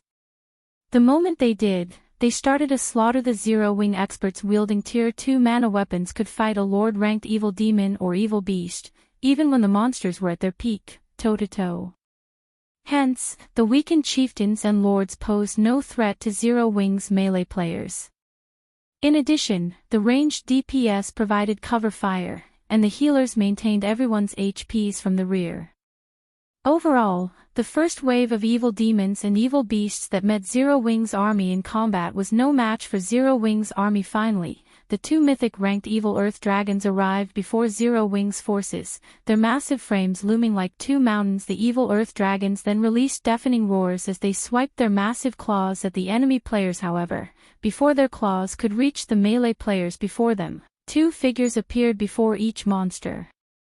One of these figures was Kola, while the other was Turtledove, and the 2 MTs had already activated the power of darkness, increasing their attributes significantly. Silver divine runes illuminated the Tier 3 mana weapons in their hands, and once the 2 Guardian Knights reached the evil Earth Dragons, they swung these weapons at the incoming claws. Tier 2 skill, Divine Adjudication. A golden glow bloomed before the 2 Guardian Knights as the 2 evil Earth Dragons' gigantic claws abruptly halted mid-swing. No matter how much force they used, they couldn't even move their claws an inch farther. After a brief moment, 2 explosions shook the area. The 2 level 75 evil earth dragons stumbled 5 steps back, and the ground beneath them trembled as they moved before the mythic evil beasts could recover their stances. Kola and Turtledove advanced once again and arrived before their targets. They then swung their weapons, and the silver divine runes covering the Tier 3 mana weapons brightened as the blades fell on their targets. Tier 2 skill, Dragon Annihilator. Tier 2 skill, Current Blade. Kola and Turtledove used their respective legacy skills without hesitation the moment their attacks connected with the evil earth dragons. The 2 mythic monsters let out agonizing cries as they were pushed back by 20 yards, a damage of over -800,000 appearing above each of their heads. Although the evil earth dragons' HP bars had only decreased by a very small fraction, barely noticeable to ordinary players, expert players with acute perception noticed the change. The players watching from the primordial divine ruin were frozen with shock, staring at Kola and Turtledove with dumbfounded expressions.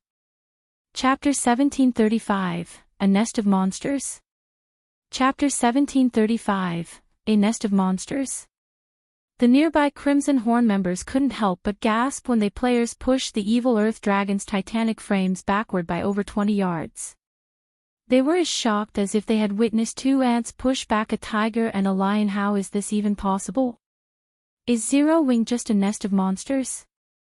Both Crimson Horn's members and the various spectating players at the Primordial Divine Ruin were at a loss for words. Aside from how massive the evil earth dragons were, just the fact that they possessed the strength of mythic monsters should make them impossible for players to go up against. Watching Black Flame kill a mythic evil demon had been scary enough, yet two more monstrous players had risen in Zero Wing. No. This can't be possible. They must have used some kind of special potion to boost their strength. They can't keep this up for long. Wind Hunter's eyes nearly fell from their sockets when he saw the evil earth dragon slide back. He was sure that Cola and Turtledove must have used some special method to grant them the strength to face mythic monsters for a short time. There were certain tools in God's domain that could grant players extraordinary power for a short time. Even Wind Hunter had such a tool in his possession, but it wasn't strong enough to allow him to go toe-to-toe with a mythic monster. As for the possibility that Zero Wing actually had two more players on Black Flame's level, that was simply absurd. He absolutely refused to believe that Zero Wing could produce three experts that could contend with mythic monsters on their own. Thinking up to this point, he commanded the evil earth dragons to continue their assault against the two guardian knights. Once the two mythic evil beasts had stabilized themselves, they whipped their tails at the two MTS. The massive tails swept up a powerful storm as they moved, forming a pitch-black rift wherever they passed. Faced with such an attack, even a Tier 2 metric tons with their life-saving skill activated would risk an instant death if they took the strike head-on. However, Cola and Turtledove remained unfazed as they swung their Tier 3 mana weapons again. Two silver lights then clashed with the evil earth dragon's colossal tails as two loud explosions echoed across the battlefield. Even the crowd at the Primordial Divine Ruin, which was over 1,000 yards away, could clearly hear the explosions this time. Neither side had gained an advantage over the other by the time the clash ended. However, the ground beneath them had cracked, the fractures extending out over 20 yards away. The frightening display of power made the watching players shudder. Boom. Boom. Boom. Despite the clash ending in a draw, neither side wanted to give up the fight. For a time, both sides exchanged one blow after another. Meanwhile, the surrounding Zero Wing members massacred evil demons and evil beasts in a frenzy. Any Zero Wing member could solo a Great Lord, dealing around -50,000 damage with their attacks. As for Aqua Rose, Alluring Summer, Blackie, and Violet Cloud, who wielded Tier 3 mana weapons, their spells easily dealt over -100,000 damage to their targets, with some dealing over -200,000 damage. From time to time, they would also use large-scale destruction spells, causing hundreds of thousands of damage to a clump of monsters. Although the evil demons and evil beasts greatly outnumbered Zero Wing's army, the army of 2,000+ players had them completely outmatched. Before even 30 seconds had passed since the battle began, over 100 weakened chieftains and lords were killed already. None of the spectating powers had expected this battle to take this turn. They had assumed that Zero Wing would rely on its magic towers to protect itself. They had never thought that Zero Wing's members actually possessed such extraordinary strength. If the rest of Zero Wing's force weren't busy with the other evil demons and evil beasts, the small army would definitely slay the two evil earth dragons. With such power, it's no wonder why they had no interest in our partnership offers. Quiet Melody, who sat in an open-air restaurant in the Primordial Divine Ruin, could not help but reveal a bitter smile as she watched Cola and Turtledove fight the evil earth dragons. She had thought that Zero Wing was trying to keep up appearances by refusing the various superpowers offers for cooperation and would only lower its head after Beast Emperor's forces had cornered the guild. However, with Zero Wing's current display of strength, it certainly qualified to protect Silverwing Town without help. Not even the various superpowers could deal with mythic-ranked monsters so easily. With the 5 magic towers' absurdly long attack range, Zero Wing should have no problems defending Silverwing Town even after the town's protection period. That damned Wind Hunter. He nearly made us enemies with Zero Wing. Fortunately, we haven't actually fought Zero Wing's members yet. We should still have time to escape Zero Wing's notice. Crimson Ghost could not help but glare at the distant Wind Hunter as he watched the evil demons and evil beasts' extermination. Zero Wing's strength was nothing like what Wind Hunter had told him. Every one of Zero Wing's experts was ridiculously strong. Not even a Tier 2 player like him dared to face Cola and Turtledove head-on. With the MT's incredible destructive power, they could likely kill him in one hit. The fight before him could no longer be described as a battle. This was basically a one-sided slaughter. When Crimson Ghost recalled how he had lost over 100 guild experts, he truly felt fortunate. If not for that incident, he wouldn't have given the command to retreat. Had his army of 2,000 players assaulted Zero Wing's members, the consequences would have been disastrous. Seeing Zero Wing's frightening combat power also instilled an indescribable shock in Crimson Ghost. Not even the super first-rate guilds that ruled over the Dark Knight Empire were capable of fielding such a powerful player army yet.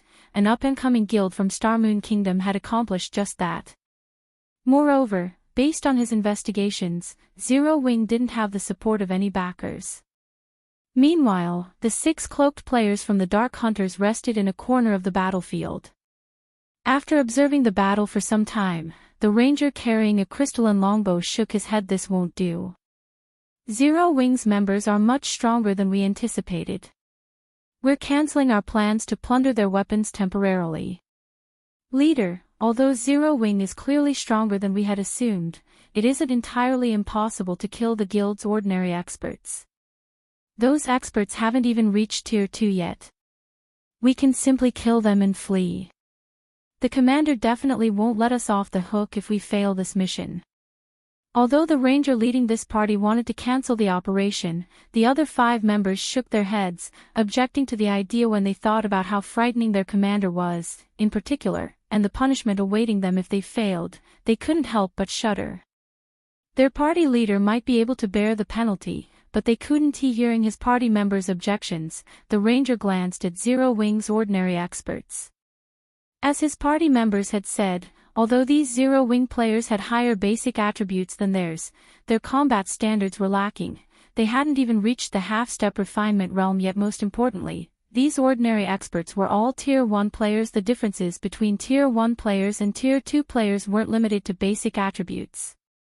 There was also a massive gap between their skills and physiques. With the strength of their 6-man party, they should be able to pick off a few of these ordinary experts before departing safely. Based on his observations, there were fewer than 10 players on Zero Wing's side that could pose a threat to their party. The others weren't a problem. Fine. But finish things quickly. Flee as soon as you get your hands on their weapons. The ranger said, nodding after giving the matter some thought. Their mission required that they obtain the weapons Zero Wing's peak experts wielded, but trying to kill Cola and the others was too much of a challenge right now. On the off chance that Zero Wing's peak experts surrounded them, their deaths would be almost certain. If they targeted the weaker experts, though, they'd have higher chances of success. Although they wouldn't obtain the weapons Zero Wing's peak experts wielded, at least they wouldn't return empty-handed. Under the ranger's lead, the Dark Hunter's 6-man party charged towards Zero Wing's members, who were embroiled in a battle with the evil demons and evil beasts. Chapter 1736, Confrontation with the Dark Hunters. Chapter 1736, Confrontation with the Dark Hunters. On the chaotic battlefield, Cola and Turtledove continued to block the evil Earth Dragon's attacks.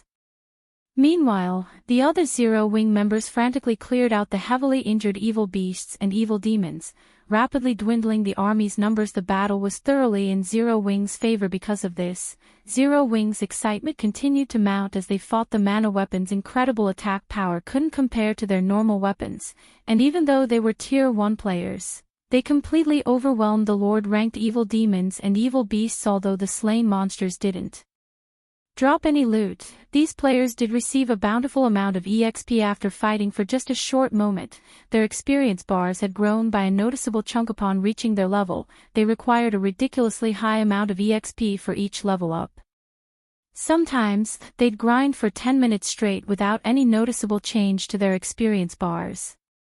Now, however, they should be able to gain enough EXP for a full level after fighting these evil demons and evil beasts for 3 hours or so. With how generous the EXP was from killing these monsters, They had to take advantage of this opportunity as much as possible. Even the spectators at the Primordial Divine Ruin were jealous of Zero Wing's members. It was not very often players encountered such a large army of high-ranked monsters. Even if they did, most players did their best to stay out of the monster's way. Trying to fight such a powerful monster army guaranteed casualties, after all. The losses would completely outweigh the gains, however, now that Zero Wing had Cola and Turtledove to pin down the evil Earth Dragons, and Zero Wing's other members had the strength to overwhelm the other evil beasts and evil demons. Zero Wing's army could safely grind these enemy monsters. Why wouldn't they be jealous of Zero Wing? It seems Beast Emperor has only failed again. Quiet Melody could not help her bitter smile when she saw that the evil demons and evil beasts had begun to retreat after this battle. Beast Emperor wouldn't be able to touch Zero Wing at the Primordial Divine Ruin again. Big sis Melody, look over there.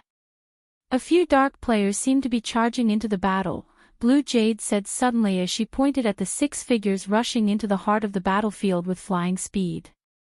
They must intend to attack Zero Wing. These 6 players were none other than the 6 from the Dark Hunters Adventurer team. What a powerful concealment technique. Who are those people? Quiet Melody watched the rapidly moving figures with astonishment. As one of the Sacred Temple's Vice Temple Masters, she had more than great combat power. She also possessed acute perception. Although the 6 players hid their identities and appearances with black cloaks, Quiet Melody could tell that they were all Tier 2 players based on their movement. Tier 2 players had far higher basic attributes than Tier 1 players, and their mobility wasn't something that Tier 1 players could hope to rival. Hence, it was very easy to differentiate between Tier 1 and Tier 2 players. However, what truly surprised Quiet Melody was the 6 players' movement technique. All 6 moved with incredible stealth. As they weaved their way through the army of monsters, they were able to utilize the surrounding monsters' bodies and auras to hide themselves. It was likely that even she wasn't as adept at concealing herself and her aura as these 6 players were. If not for her bird's-eye view of the battlefield, she wouldn't have discovered these 6 players at all. What? The Dark Hunters are actually making a move. Crimson Ghost, who had long since retreated from the battlefield, could not help his surprise when he noticed the 6 figures approach Zero Wing's army. At this point, Zero Wing's superiority in this battle could not be any more obvious. There was no reason to continue this fight with the guild, yet the 6 Dark Hunters insisted on doing so. Crimson Ghost was truly confused. Elsewhere on the battlefield, Wind Hunter had noticed the 6 Dark Hunters players moving towards Zero Wing's army, as well they were going to strike. Wind Hunter's frown relaxed slightly. Originally, he hadn't planned on enlisting the help of the Dark Hunters Adventurer team in this fight against Zero Wing.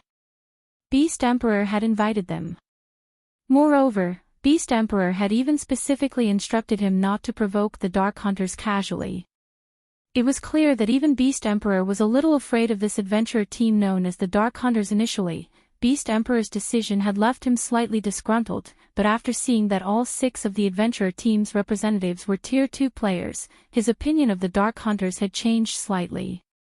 When he had tried to fight one of these representatives, he had learned exactly how powerful these 6 players truly were. If these 6 players were pitted against a 1,000-man team of ordinary Tier 1 experts, the expert army would suffer catastrophic losses. Even if the 6 eventually died when the 6 Dark Hunters had stated their intentions to hunt Zero Wing's peak experts, he had agreed without hesitation. Because of this, originally, he had thought that the Dark Hunters had planned to abandon this fight like Crimson Horn's members had.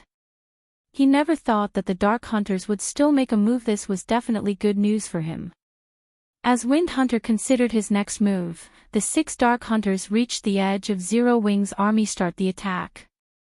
The leading ranger commanded as he watched a group of Zero Wing members. The ranger then retrieved the crystalline longbow from his bag, simultaneously firing 9 arrows. Combat technique, 9-star strike. Suddenly, the 9 arrows split and flew at 9 different Zero Wing players. Moreover, every arrow targeted the player's blind spots. Dang! Dang! Dang! Although the ranger's aim had been accurate, the 9 Zero Wing members noticed the attacks and responded by swinging their weapons at the incoming projectiles. However, they felt as if they had struck an immovable wall the moment their weapons touched the arrows. Not only did the resulting vibrations hurt their arms, but they were also forced to retreat. The power the arrows contained could even rival a High Lord's attack. As Tier 1 players, they wouldn't be able to block such an attack unless they used their berserk skills. However, Zero Wing's ordinary experts all wielded Tier 2 mana weapons, which granted them great strength.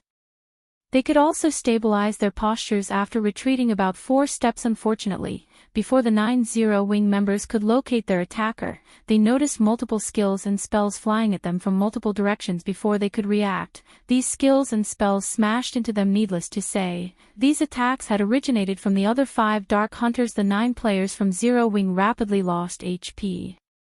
Only the plate armor classes retained around 2/3 of their HP, while the rest had more than 50%. After the brief clash, the 9 Zero Wing members realized that they had encountered a powerful foe. They immediately activated their mana weapons, attacking their ambushers. Facing attacks that could rival the power of High Lords, the 6 Dark Hunters chose not to block the attacks directly, but to dodge or deflect them. This situation rendered the 9 Zero Wing members utterly helpless about their current predicament. Before the rear-line healers could heal the 9 injured players, the 6 Dark Hunters launched another wave of attacks, easily slipping past the Zero Wing members' defenses and killing the 9 experts instantly. This shocked the nearby Zero Wing players. Even the upper echelons from the various major powers, who watched from the primordial divine ruin, couldn't help but gasp too fast. Although the 9 players from Zero Wing had yet to reach the refinement realm, their basic attributes almost rivaled Tier 2 players. They should wield the strength of a High Lord of the same level, yet the 6 Dark Hunters had effortlessly ended their lives. Although the Dark Hunter's status as Tier 2 players was part of the reason for their success, the various major powers' upper echelons recognized the absolutely perfect coordination between the 6 players. Even if the 9 targeted players had been refinement realm experts, the ambitious outcome would likely have been the same. After the 9 Zero Wing members had died, they had dropped a total of 18 items, far more than normal. 3 of these 18 items were Tier 2 mana weapons. Good.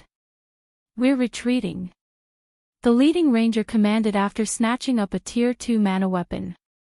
He then turned and fled. The other 5 Dark Hunters nodded in response. They wanted to kill more players, but since their party leader had ordered the retreat, they had to obey. Following which, they dully picked up an item closest to them and fled back into the evil demon and evil beast army. But just as the 6 players melded into the monster army, a figure leaped out of Zero Wing's forces and blocked the Dark Hunter's path. This figure was none other than Fire Dance. Do you think that you can leave so easily after killing our guild members? Fire Dance demanded as she swept a glance over the 6 Dark Hunters, a cold glint flashing in her eyes. Chapter 1737, Soloing the Dark Hunters. Chapter 1737, Soloing the Dark Hunters. Fire Dance's sudden appearance abruptly halted the 6 Dark Hunters' retreat. Fire Dance didn't currently wear her black cloak, so both her appearance and level of 52 were available for everyone to see. Although her weapons and equipment didn't particularly stand out, Fire Dance radiated an unruly charm that felt like a daunting pressure weighing down on these Dark Hunters members. When the Dark Hunters looked at Fire Dance, she seemed like the absolute overlord of her surroundings. So fast. Fire Dance's appearance had surprised Lonely Lamp, the ranger and the Dark Hunters' party leader. His party had specifically chosen to strike far away from any of Zero Wing's peak experts. The closest peak expert had been several hundred yards away. By the time the guild's peak experts could have ridden to the rescue, their party would have already completed their mission and fled the battlefield. Less than 20 seconds had passed since they had launched their assault against Zero Wing's 9 ordinary experts, yet Fire Dance had caught up with them. Her movement speed should be nearly double theirs. What bold words! Do you believe that you can stop all 6 of us by yourself? An emaciated assassin among the Dark Hunters asked, sneering. That's right. We are surrounded by evil demons and evil beasts. Do you really think your allies can come to your aid in time? A beautiful female elementalist said with a faint smile. Our original mission was to kill Zero Wing's peak experts like you. Now that you dare to block our path, we'll just use this opportunity to kill you. That way, we'll complete our mission perfectly. The other Dark Hunters nodded in agreement, killing intent radiating from their eyes. They currently stood in the midst of the evil demon and evil beast army. They were also roughly 200 yards away from the nearest Zero Wing member. It would take quite some time for Zero Wing's members to reach their location. They might not be confident in taking on Fire Dance one-on-one, but they outnumbered the female assassin by 6-1. By charging at them alone, Fire Dance had simply jumped into the jaws of death, yet Fire Dance had still been so foolish. Her actions rendered them utterly speechless. Was she a fool? Or had the woman lost her mind? Even the various superpowers, who were relatively familiar with Fire Dance's strength, were confused about the female assassin's actions, let alone the Dark Hunter's party. Is she tired of living? Does she not recognize those 6 players' strength? When the various superpowers' upper echelon saw Fire Dance charge into the army of evil beasts and evil demons, blocking the 6 Dark Hunters' path, they felt as if Zero Wing's members were a bunch of lunatics. It wasn't unusual to see Black Flame make such bold and arrogant moves. He qualified to do so, after all, but Fire Dance. Ha ha ha. Zero Wing is finally going to suffer a little. Wind Hunter could not help but laugh at the situation. When he noticed Zero Wing's members trying to reach Fire Dance to offer their help, he commanded some of his evil demons to stop them. While the 6 Dark Hunters had spoken, they had subtly surrounded Fire Dance, preventing her escape. Watch her speed. Ranged players, maintain your distance from her. Sharp, you'll be the distraction. Make sure she doesn't escape. We have to finish this fight as quickly as possible. Lonely Lamp commanded as he retrieved his crystalline longbow from his back. The other 5 Dark Hunters nodded in response. The emaciated assassin, Sharp Blade, then charged at Fire Dance with a Tier 2 Berserker and a Tier 2 Swordsman close behind him. At the same time, the Tier 2 Cleric at the rear cast the Tier 2 instantaneous spell, Holy Mark, on Fire Dance. Now, even if Fire Dance used Vanish and entered a forced stealth state, their party could keep track of her. As for Lonely Lamp and the Tier 2 Elementalist, they coordinated their attacks, firing from the female assassin's sides in the blink of an eye. Multiple attacks flew towards Fire Dance from different locations. Pay for your arrogance. Sharp Blade shouted as he used Shadow Steps, appearing behind Fire Dance instantly. He then thrust his aqua blue short sword at Fire Dance's back. Tier 2 skill, Triple Interception. Suddenly, Sharp Blade's short sword transformed into 3 streaks of shadow that aimed for Fire Dance's blind spots. Although each shadow's power wasn't strong, the strikes couldn't be blocked with shields or weapons. They could only be dodged or stopped by a defensive skill. In the meantime, the Berserker charging at Fire Dance from the front raised his battle axe and slammed it at the ground before him. Tier 2 skill, Fracturing Spikes. Stone spikes rose from the ground beneath Fire Dance's feet, entrapping her. Meanwhile, the Tier 2 Swordsman used a normal slash against his target.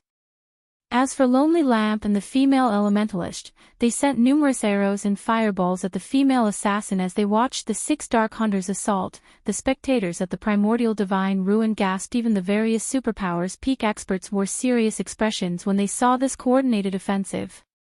The Dark Hunters' coordination and skill utilization were simply perfect. Even peak experts like themselves would fall under such a seamless bombardment. Even Fire Dance, the target of this offensive, was slightly surprised. She hadn't expected such high combat standards from the 6 Dark Hunters, and even their coordination had reached such an impressive level. However, before the numerous attacks could land, Fire Dance split into 6 identical copies of herself. Phantom. This was the 1000 Transformations' first additional skill. Although the 5 doppelgangers couldn't attack, they were invulnerable. Moreover, they could exist for a full 30 seconds. Boom. Boom. Boom. A series of attacks struck Fire Dance, but her HP didn't decrease in the slightest. Meanwhile, Fire Dance's sudden split and 6 copies had stunned the Dark Hunters slightly, and they paused for a brief moment. These are doppelgangers that can't attack. One of these 6 doppelgangers must be the real assassin. Lan Hua and I will attack the doppelgangers. The rest of you need to keep an eye out for the real body. Lonely Lamp shouted, reacting quickly to the new development. Although doppelganger skills like the one Fire Dance had just used were rare in God's domain, some did exist. Hence, players had learned of ways to counter these skills in a one-on-one fight. Players would have to flee and wait for the skill's duration to end, but if a party were to face such a doppelganger skill, the ranged players could launch AoE attacks, hitting every doppelganger simultaneously to determine the real body's location. The melee players could then take advantage of this information to attack the enemy's main body immediately. Lonely Lamp and the female elementalist, Lan Hua, launched spells and arrows at all 6 Fire Dance copies. However, before they could do so, Fire Dance had switched positions with one of her doppelgangers and appeared beside the Tier 2 Berserker. She then lightly swung 1,000 transformations at her target. Surprised, the Berserker hurriedly executed Whirlwind Slash to repel Fire Dance boom. The instant the Berserker's battle axe collided with 1,000 transformations, however, the man's expression darkened. He felt as if he had just struck an impenetrable wall. Not only did his weapon stop abruptly, but the intense feedback forced him to take a step backward. Just as the Tier 2 Berserker stepped back, the Tier 3 Mana Dagger in Fire Dance's left hand glowed with a beautiful red light as the assassin thrust it towards the Berserker's heart. Damn it. The Berserker was close to losing his mind. You forced me to do this. He currently wielded a two-handed weapon. In terms of strength, he should be stronger than players who used one-handed weapons, yet Fire Dance had surprised him by relying on 1,000 transformations. Her first attack didn't leave him any energy to deal with the weapon in her left hand. As the Berserker finished his statement, his skin began to turn a dark shade of red. His body then seemed to grow a little larger, and just as the Tier 3 Mana Dagger was about to reach the Berserker, 2 longswords appeared, blocking its path. Boom. Following the sound of an explosion, Fire Dance involuntarily took 3 steps backward, and she gave the Tier 2 Berserker before her a surprised look. The Berserker no longer resembled a human. Instead, he had taken the form of a 4-armed, humanoid lizard. The Berserker now wielded 2 one-handed axes and 2 long swords in his 4 hands. Yuri, quite impressive to force me to transform. But I'll be taking your life now. The Tier 2 Berserker sneered as he charged at Fire Dance. Silence dominated the battlefield. Meanwhile, the spectating crowd at the Primordial Divine Ruin watched this unbelievable scene with dropped jaws. A player had actually transformed into a monster. A mutated player.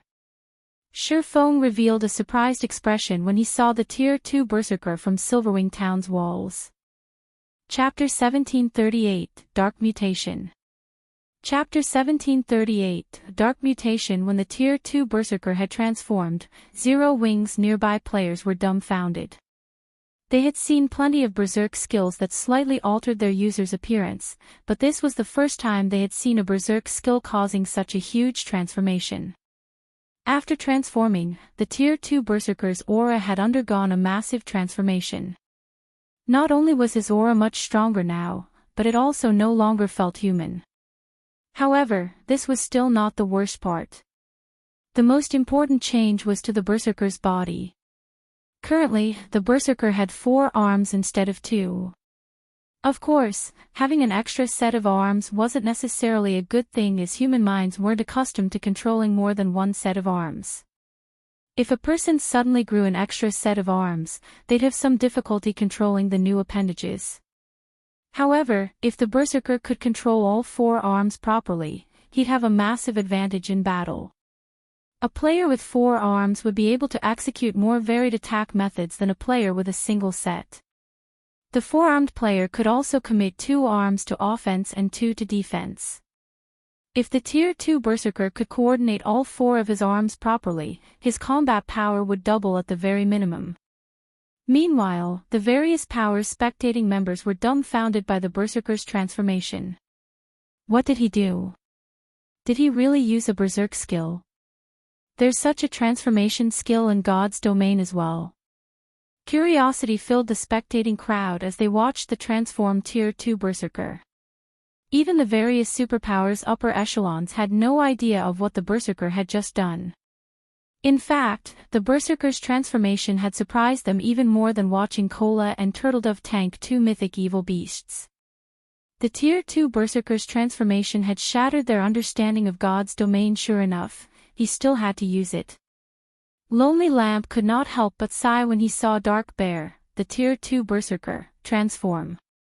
This was the Dark Hunter's adventure team's greatest secret. Not many people knew about this transformation ability. However, now that they had revealed this secret to the public, their adventure team would definitely face trouble in the future. However, the Berserker's decision to transform didn't particularly surprise him. After all, Fire Dance had displayed extraordinary combat power. Had Dark Bear refused to transform, she would have likely killed him already. Aside from Lonely Lamp and the other Dark Hunters members, only Shifeng had a clear idea of what was happening as he watched the battle from Silverwing Town's walls. The Tier 2 Berserker's transformation ability was known as Mutation in God's domain. Mutation was a method of increasing one's combat power by abandoning one's human body. It was somewhat similar to Demon Player's demonification. The transformation process had no time limit, and it could be activated and deactivated at any time. To become a mutated player, one had to perform a particular ritual, which required the sacrifice of many players, even dark players. In addition, despite being dark players themselves, mutated players hunted other dark players. They did so because it was the only way a mutated player could mutate further and grow stronger.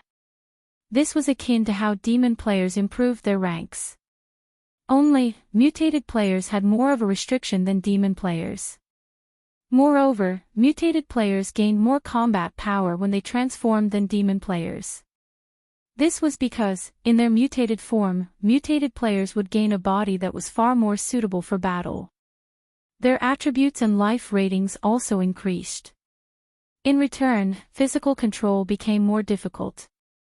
Mutated players had a harder time remaining calm in their mutated form, as well, but one had to admit that mutation allowed players to become extremely powerful. Shifeng had never expected to find a mutated player at this stage of the game. By becoming a mutated player, players took a similar stance as the evil god's temple, becoming antagonistic to both dark and normal players. Furthermore, gaining a mutation was incredibly difficult as the process couldn't be conducted on the god's domain continent. Normally, mutated players would only appear after pathways between the continent and other worlds opened. Back on the battlefield, after a short moment of silence, the transformed Berserker charged at Fire Dance. Not only had the Berserker gained an extra set of arms after his transformation, but his movement speed and reaction speed had also undergone a qualitative transformation. In the blink of an eye, the Berserker appeared before Fire Dance. He then swung his one-handed axes down at the female assassin, while his two long swords flew towards Fire Dance's sides. The weapons moved so quickly that even Tier 2 players would barely be able to keep up with them. Die! As Dark Bear shouted, his arm muscles bulged, and his weapon's speed increased even further. Tier 2 skill, Rock Smash. Once Fire Dance recovered from her shock, she simply swung the Tier 3 mana dagger at the incoming axes, rather than activating a life-saving skill to protect herself from the sudden assault. Silver divine runes lit up along the dagger as it was about to collide with the axe's boom. Sparks scattered as the weapons collided, and the resulting impact's shockwaves cracked and shattered the ground beneath the weapons.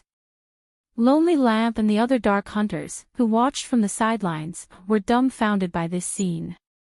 Fire Dance's attack had actually sent Dark Bear flying back by a full 15 yards.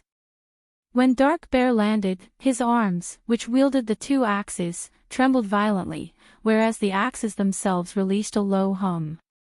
Meanwhile, a damage of more than -2,000 had appeared above Dark Bear's head. Although receiving -2,000 damage was nothing considerable since Dark Bear had over 100,000 HP after transforming, if this scene repeated, it'd only be a matter of time before Dark Bear died.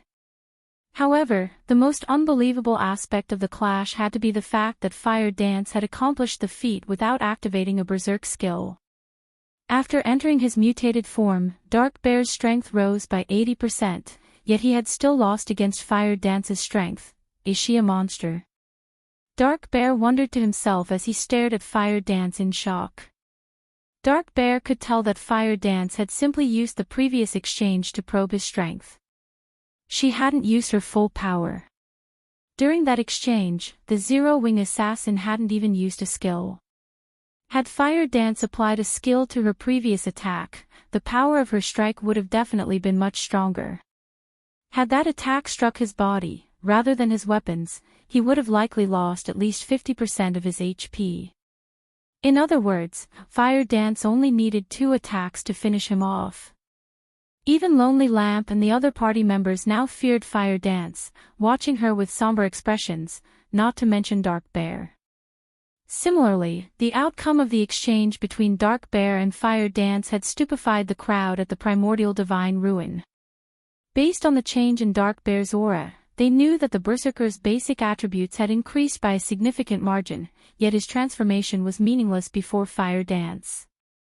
However, what these players didn't know was that the strength Fire Dance could exert after sacrificing 1 point of durability from her Tier 3 mana dagger was far beyond what any Berserk skill could achieve. We can't hold back against her. Everyone, transform. We need to finish her off quickly. If the other peak experts get here, we'll be in trouble.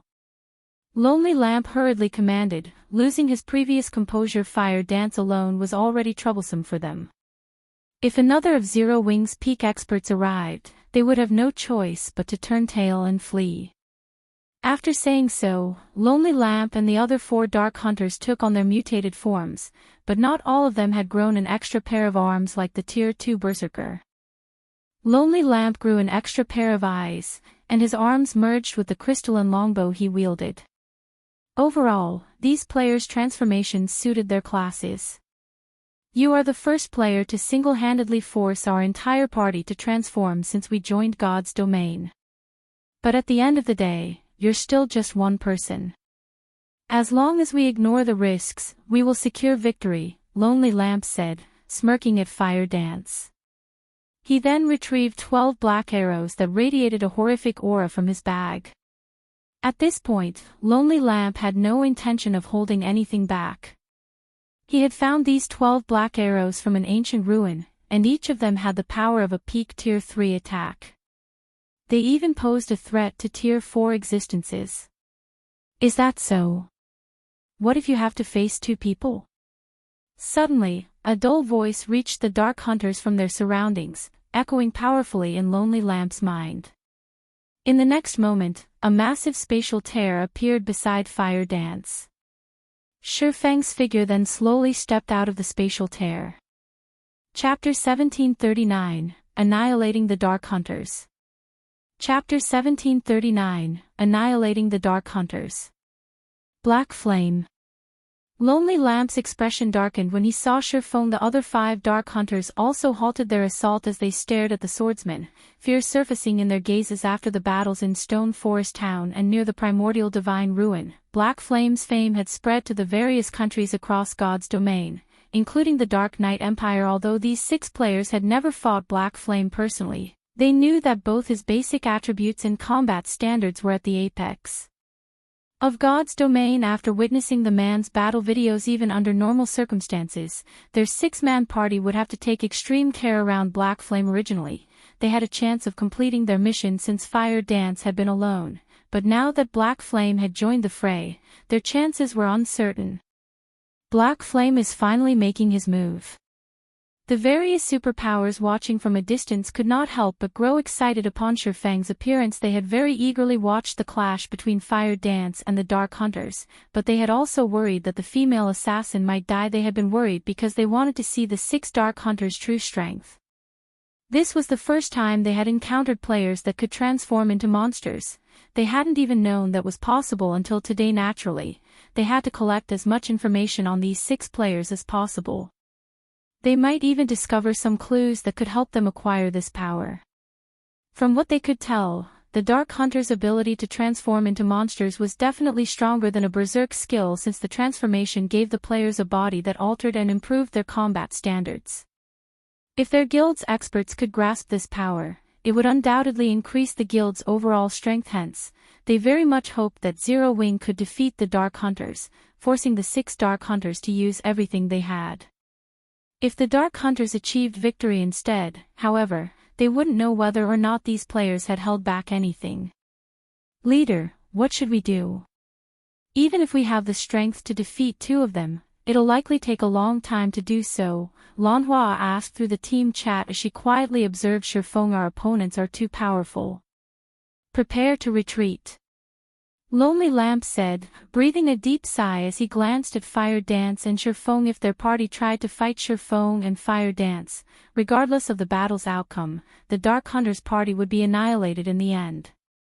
It wouldn't take long for Zero Wing's other peak experts to arrive, after all. If they did die, they'd suffer an even worse death penalty than ordinary dark players, which wasn't an outcome Lonely Lamp wished to see understood. Although the other 5 Dark Hunters felt reluctant, they nodded and prepared to flee. What? Leaving so soon? Lonely Lamp and his party members' action surprised Shifeng a little. He hadn't expected the Dark Hunters to be so decisive, retreating the moment they realized how disadvantageous their situation had become. Guild leader Black Flame, you jest. We are not so foolish as to think that the 6 of us can stand against you and Commander Fire Dance, Lonely Lamp calmly explained as he looked at Shifeng. Since we've already accomplished our mission, albeit barely, we will be taking our leave. Saying so, Lonely Lamp fired the 12 black arrows in his hands, aiming 4 at Fire Dance and 8 at Shifeng. Each arrow carried power at the peak of Tier 3. Current players had no chance of blocking them. Even against a monster like Shifeng, Lonely Lamp was confident that his arrows would push the swordsman back slightly. Meanwhile, their party could use the opportunity to leave the area safely. However, Shifeng unhurriedly unsheathed Killing Ray and lightly swung the blade at the air. Suddenly, a blue lightning bolt tore through the space before him. Lightning slash. The massive lightning bolt devoured all 12 black arrows instantly, and the intense shockwaves that resulted even made the surrounding space tremble. After a brief moment, the black arrows disintegrated. Lonely Lamp and his companions, who prepared to run, were thoroughly dumbfounded. They forgot about their retreat as they stared at the vanishing black arrows. How is that possible?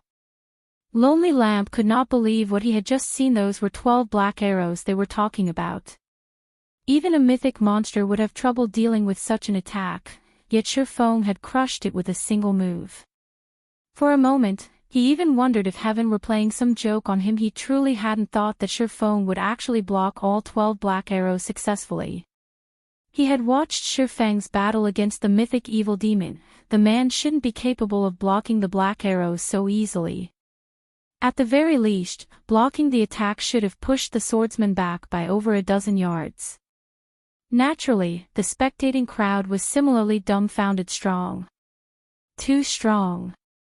The various superpowers were no strangers to black arrows. They all had their own small stockpile. Normally, these arrows were stored in their guild warehouses, only to be used against sufficiently valuable bosses. However, after watching Shifeng destroy 12 black arrows so effortlessly, they felt like fools. They had all treated these black arrows, which could be blocked so easily, like priceless treasures. You can't possibly think that you can leave safely after that little trick, do you? Shifeng said indifferently as he glanced at the 6 Dark Hunters before him. Leader, what should we do? Lonely Lamp's party members asked the ranger previously. They had only feared Shifeng due to his fame, but after watching him destroy 12 black arrows in an instant, true fear gripped their hearts. They finally realized why so many people called Shifeng a monster. We don't have any other choice. Use the advanced Mad Demon Potion. Lonely Lamp said, gnashing his teeth as he stared at Shifeng. Hearing this, the other 5 Dark Hunters were shocked. The advanced Mad Demon Potion was a special berserk potion, which they had gone to great lengths to purchase. When consumed, it would grant mutated players like themselves another boost in power for 30 seconds. It was akin to a twofold berserk. However, this twofold berserk did not come without a price. Once the potion's duration ended, they would lose 40%'s worth of EXP. In addition, they would also fall into a weakened state for a short time. Hence, they understood that this potion should never be used unless absolutely necessary, but they also realized that this potion was their only chance of escape right now. Guild leader Black Flame. You are as amazing as the rumors say. However, I'm afraid that you still lack the strength to keep us here. Saying so, Lonely Lamp took out an advanced Mad Demon potion and drank it. The other 5 Dark Hunters did the same. Suddenly, the 6 Dark Hunters' auras grew more intense. Previously, their auras had rivaled great lords of the same level, but now, their auras were even stronger than that of a Grand Lord of the same level. Immediately, the 6 players split up and Ronnie don't think so. Shifeng revealed a calm smile. Following which, he activated Power of Darkness, skyrocketing his basic attributes. He then stabbed the Abyssal Blade into the ground. Forbidden Domain. Abyssal Curse. With Shifeng as the center, pitch-black ripples spread up to a 30-yard radius. At the same time, every one of his enemies within a 500-yard radius became unable to use any skills, spells, or tools. Not only did Abyssal Curse's activation bind all 6 Dark Hunters, but it also decreased their basic attributes by 20%. Reacting quickly, the 6 tried to activate their control removal skills. However, no matter how much Lonely Lamp and the others willed for their skills to activate, their skills remained inactive as the 6 Dark Hunters struggled to break free of their restraints. Shifeng raised Killing Ray once again and lightly swung the sacred sword at the Dark Hunter's lightning edge. Countless arcs of lightning formed before Shifeng, forming a river that devoured Lonely Lamp and the others. When the river of lightning faded, only 7 items lay on the ground where the Dark Hunters had stood. Chapter 1740, Black Flames Warning. Chapter 1740, Black Flames Warning. The moment the 6 Dark Hunters died, silence filled the battlefield. Even the Crimson Horn members, who currently fled the battlefield, could not help but pause to look at the fading river of lightning for a moment. The watching players even wondered if their eyes were playing tricks on them. It wouldn't have been unusual if Shifeng had merely slain a bunch of ordinary experts with a single hit, but the 6 Dark Hunters hadn't been ordinary experts. They were bona fide great experts. Every one of them was strong enough to make the various dark guilds in the Dark Knight Empire shudder with fear. Yet, now, as if swatting a bunch of flies, Shifeng had incapacitated and killed the 6 Dark Hunters with a single swing of his sword. They died. How is this possible?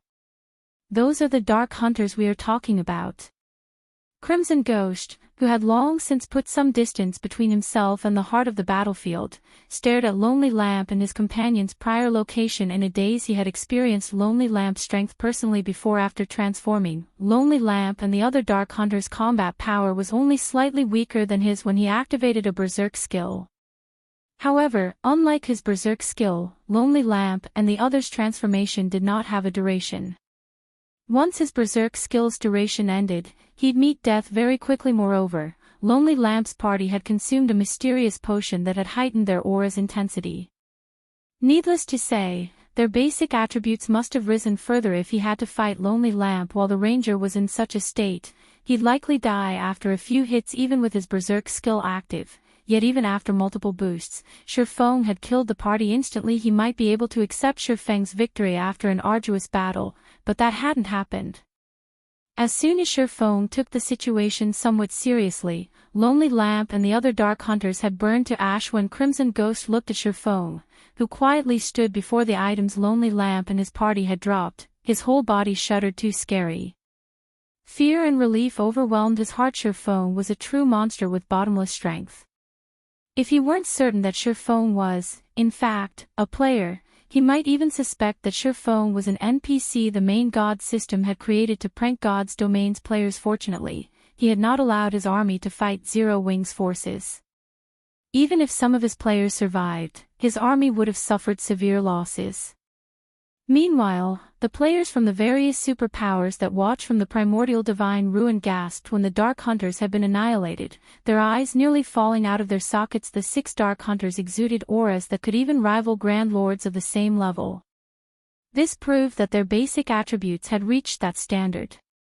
Coupled with the Dark Hunters' combat standards, none of the superpowers present were confident that they could stop the 6 players' escape. No, to be precise, they might even struggle in a head-on fight against these 6 players. On the other hand, not only had Shifeng killed all 6 Dark Hunters by himself, but he had also done so with one attack. Because of this, the various superpowers' upper echelons all wore solemn expressions. Since Shifeng could exterminate the 6 Dark Hunters, needless to say, he should have no issues doing the same to them. This also implied that, as long as Shurfong wished it, he could kill any one of them. Knowing this, how could they not take Shurfong more seriously? This man, Quiet Melody, could not help but shake her head and smile bitterly as she watched Shurfong collect the items Lonely Lamp and his party had dropped. It seems that not only did we fail to learn anything about those 6 players, but we also received a dire warning. In her opinion, Shurfong had killed the 6 Dark Hunters instantly for 2 reasons. First, he didn't want others to take advantage of his efforts by learning the Dark Hunters' bottom line and secrets. The second reason was to give superpowers like the Sacred Temple a warning. Since he could kill the Dark Hunters so easily, he was naturally capable of killing superpowers upper echelons like her. It was a message that they should reconsider targeting Zero Wing at the Primordial Divine Ruin. Otherwise, they would suffer a similar fate. Blue Jade, who stood beside Quiet Melody, nodded in agreement with her Vice Temple Master's words, complex emotions flashing in her eyes as she watched Shurfong. After this battle, her admiration for Shurfong had doubtlessly increased. However, she also bore a sense of rivalry in her heart. She felt as if she had just found a goal worth working towards. This Black Flame is truly arrogant. He actually dares to send the various superpowers a warning. Although he is arrogant, he has clearly earned it. Can't you see the various superpowers' faces? Those looks are priceless. It seems that nobody should entertain ideas of targeting Zero Wing at the Primordial Divine Ruin in the future. That's right. Not only does Silverwing Town have such powerful and long-range defensive structures, but it is also protected by so many incredible experts. Even without the NPC guards, nobody would dare to target Silverwing Town and Zero Wing. Both the guilds and the adventurer teams resting at the Primordial Divine Ruin elevated their opinions of Zero Wing. Some adventurer teams even thought of joining the guild as a whole. Now that Zero Wing dominated the Orc Empire's Primordial Divine Ruin, its development speed would be astounding. It might even become a super first-rate guild in the virtual gaming world in a short time. If they joined Zero Wing before the guild became a super first-rate guild, they would have a higher chance of becoming internal members. If they became core members, they'd be set for life. Damn it. Did Black Flame purposefully wait until the Dark Hunters attacked to make his move? Wind Hunter, who watched the battle from a safe distance, cursed as the Dark Hunters died, his complexion paling. He had thought that Lonely Lamp's party could cause Zero Wing some trouble, but they had only succeeded in throwing their lives away. Moreover, he had dispatched quite a few evil demons and evil beasts to reinforce Lonely Lamp's party. As a result, his minions were more clumped than usual, allowing the magic towers to target the monsters more easily. Suddenly, Beast Emperor's phantom appeared beside Wind Hunter. Beast Emperor then said, "All right, that's enough. Wind, you need retreat as well. We no longer have the ability to do anything against Silverwing Town. But are we going to let Zero Wing off the hook, just like that?" Frustration tore at Wind Hunter. Not only had his campaign failed to damage the guild, but it had also bolstered Zero Wing's reputation. Moreover, his monster army had sustained a lot of damage. This was the first time he had suffered such a severe loss. No. Of course, we won't let Zero Wing off the hook. Regardless of my agreement with Nine Dragons Emperor or my personal reasons, I want to remove Zero Wing from God's domain permanently. But it's not time for that yet, Beast Emperor said as he glared at Shurfeng's distant figure, killing intent radiating from his eyes. Because of that man, his path to promotion had been cut short. How could he possibly spare Zero Wing after the losses he had suffered? However, thanks to this operation, Zero Wing has provoked the Dark Hunters. Provoked the Dark Hunters? Wind Hunter could not help his confusion. That's right. The Dark Hunters Adventurer Team is a mysterious organization consisting of a bunch of lunatics. Nobody can guess their true thoughts. However, one thing you can be sure of is that they are a vengeful bunch. Now that Black Flame has killed Lonely Lamp, one of its core members, the Dark Hunters won't let Zero Wing get away with this, Beast Emperor said, sneering. Zero Wing will only maintain its arrogance for a short time. Once the Dark Hunters take action, Zero Wing's days will be numbered. I understand. Wind Hunter nodded. He then commanded his evil demons and evil beasts to depart from the battlefield. However, even though the evil beasts and evil demons had begun their retreat, Shurfong commanded Zero Wing's members to chase the monsters down. In the end, Zero Wing slaughtered another large number of evil demons and evil beasts. Meanwhile, news of this battle's outcome quickly spread to the neighboring countries. Chapter 1741, Popular Silverwing. Chapter 1741, Popular Silverwing. After the battle outside of Silverwing Town, Zero Wing's prestige and reputation skyrocketed. Zero Wing is amazing. Even Beast Emperor's monster army is helpless against the guild. I've heard that you can get plenty of combat techniques from the primordial divine ruin. Now that nobody can contest Zero Wing for Silverwing Town, won't Zero Wing acquire a ton of combat techniques? That's not all. Don't forget about Primordial City. I've heard that Primordial City can help players improve their combat standards. I've heard that Zero Wing has been recruiting new members lately. Why don't we give it a try? I've also heard that even Zero Wing's elite members can learn combat techniques without signing a binding contract right now. What? Those are combat techniques we're talking about. I've heard that even large guilds' core members have to sign strict contracts if they wish to learn one of the guild's combat techniques. Honestly, you can learn Zero Wing's combat techniques without joining the guild. Only, the price is exorbitant. However, if you become an elite member, you can get a significant discount. As news of Zero Wing's victory spread, many independent players made their way toward Starmoon Kingdom to join Zero Wing. As a result, the number of players applying to join Zero Wing had increased by nearly 3 times. For a time, Aqua Rose was swamped with work. To make matters worse, now that Zero Wing had proven that it had the strength to defend Silverwing Town, a large number of merchant players and corporations hoped to purchase shops, conducting their business in the town.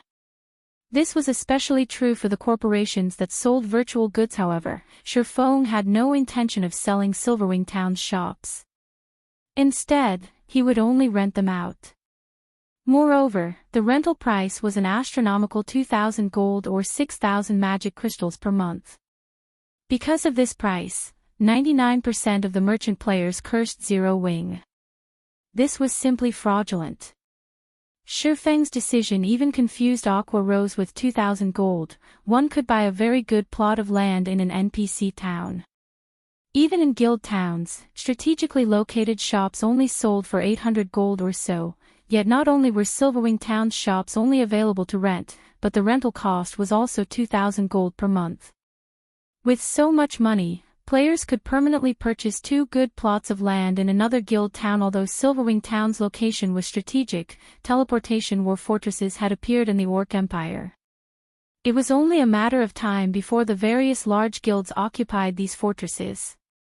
Once that happened, Silverwing Town's value would fall. The wisest decision Zero Wing could make right now would be pulling as many merchant players as possible to Silverwing Town. By doing so, Zero Wing could make a fortune and solidify the town's position and advantage in the Orc Empire. Yet, Shurfong had chosen to rent the town's shops at astronomical prices, scaring away many merchant players that had solid foundations. When the various large guilds began to capture teleportation war fortresses, these merchant players would gravitate to these fortresses instead. Doing this wouldn't benefit Zero Wing, but Shurfong paid the matter no heed. First, the Orc Empire's teleportation war fortresses were not that easy to capture.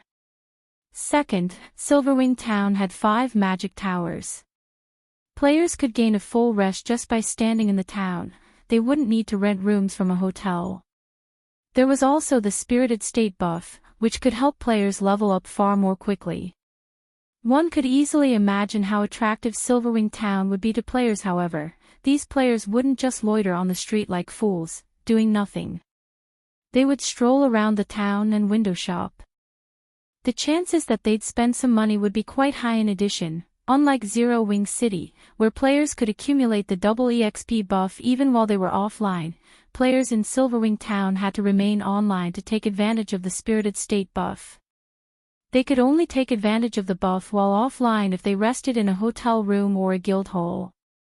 Hence, there would be many players strolling down Silverwing town streets. With how many players would wander Silverwing town streets, business in the town would thrive as well as those in Zero Wing City.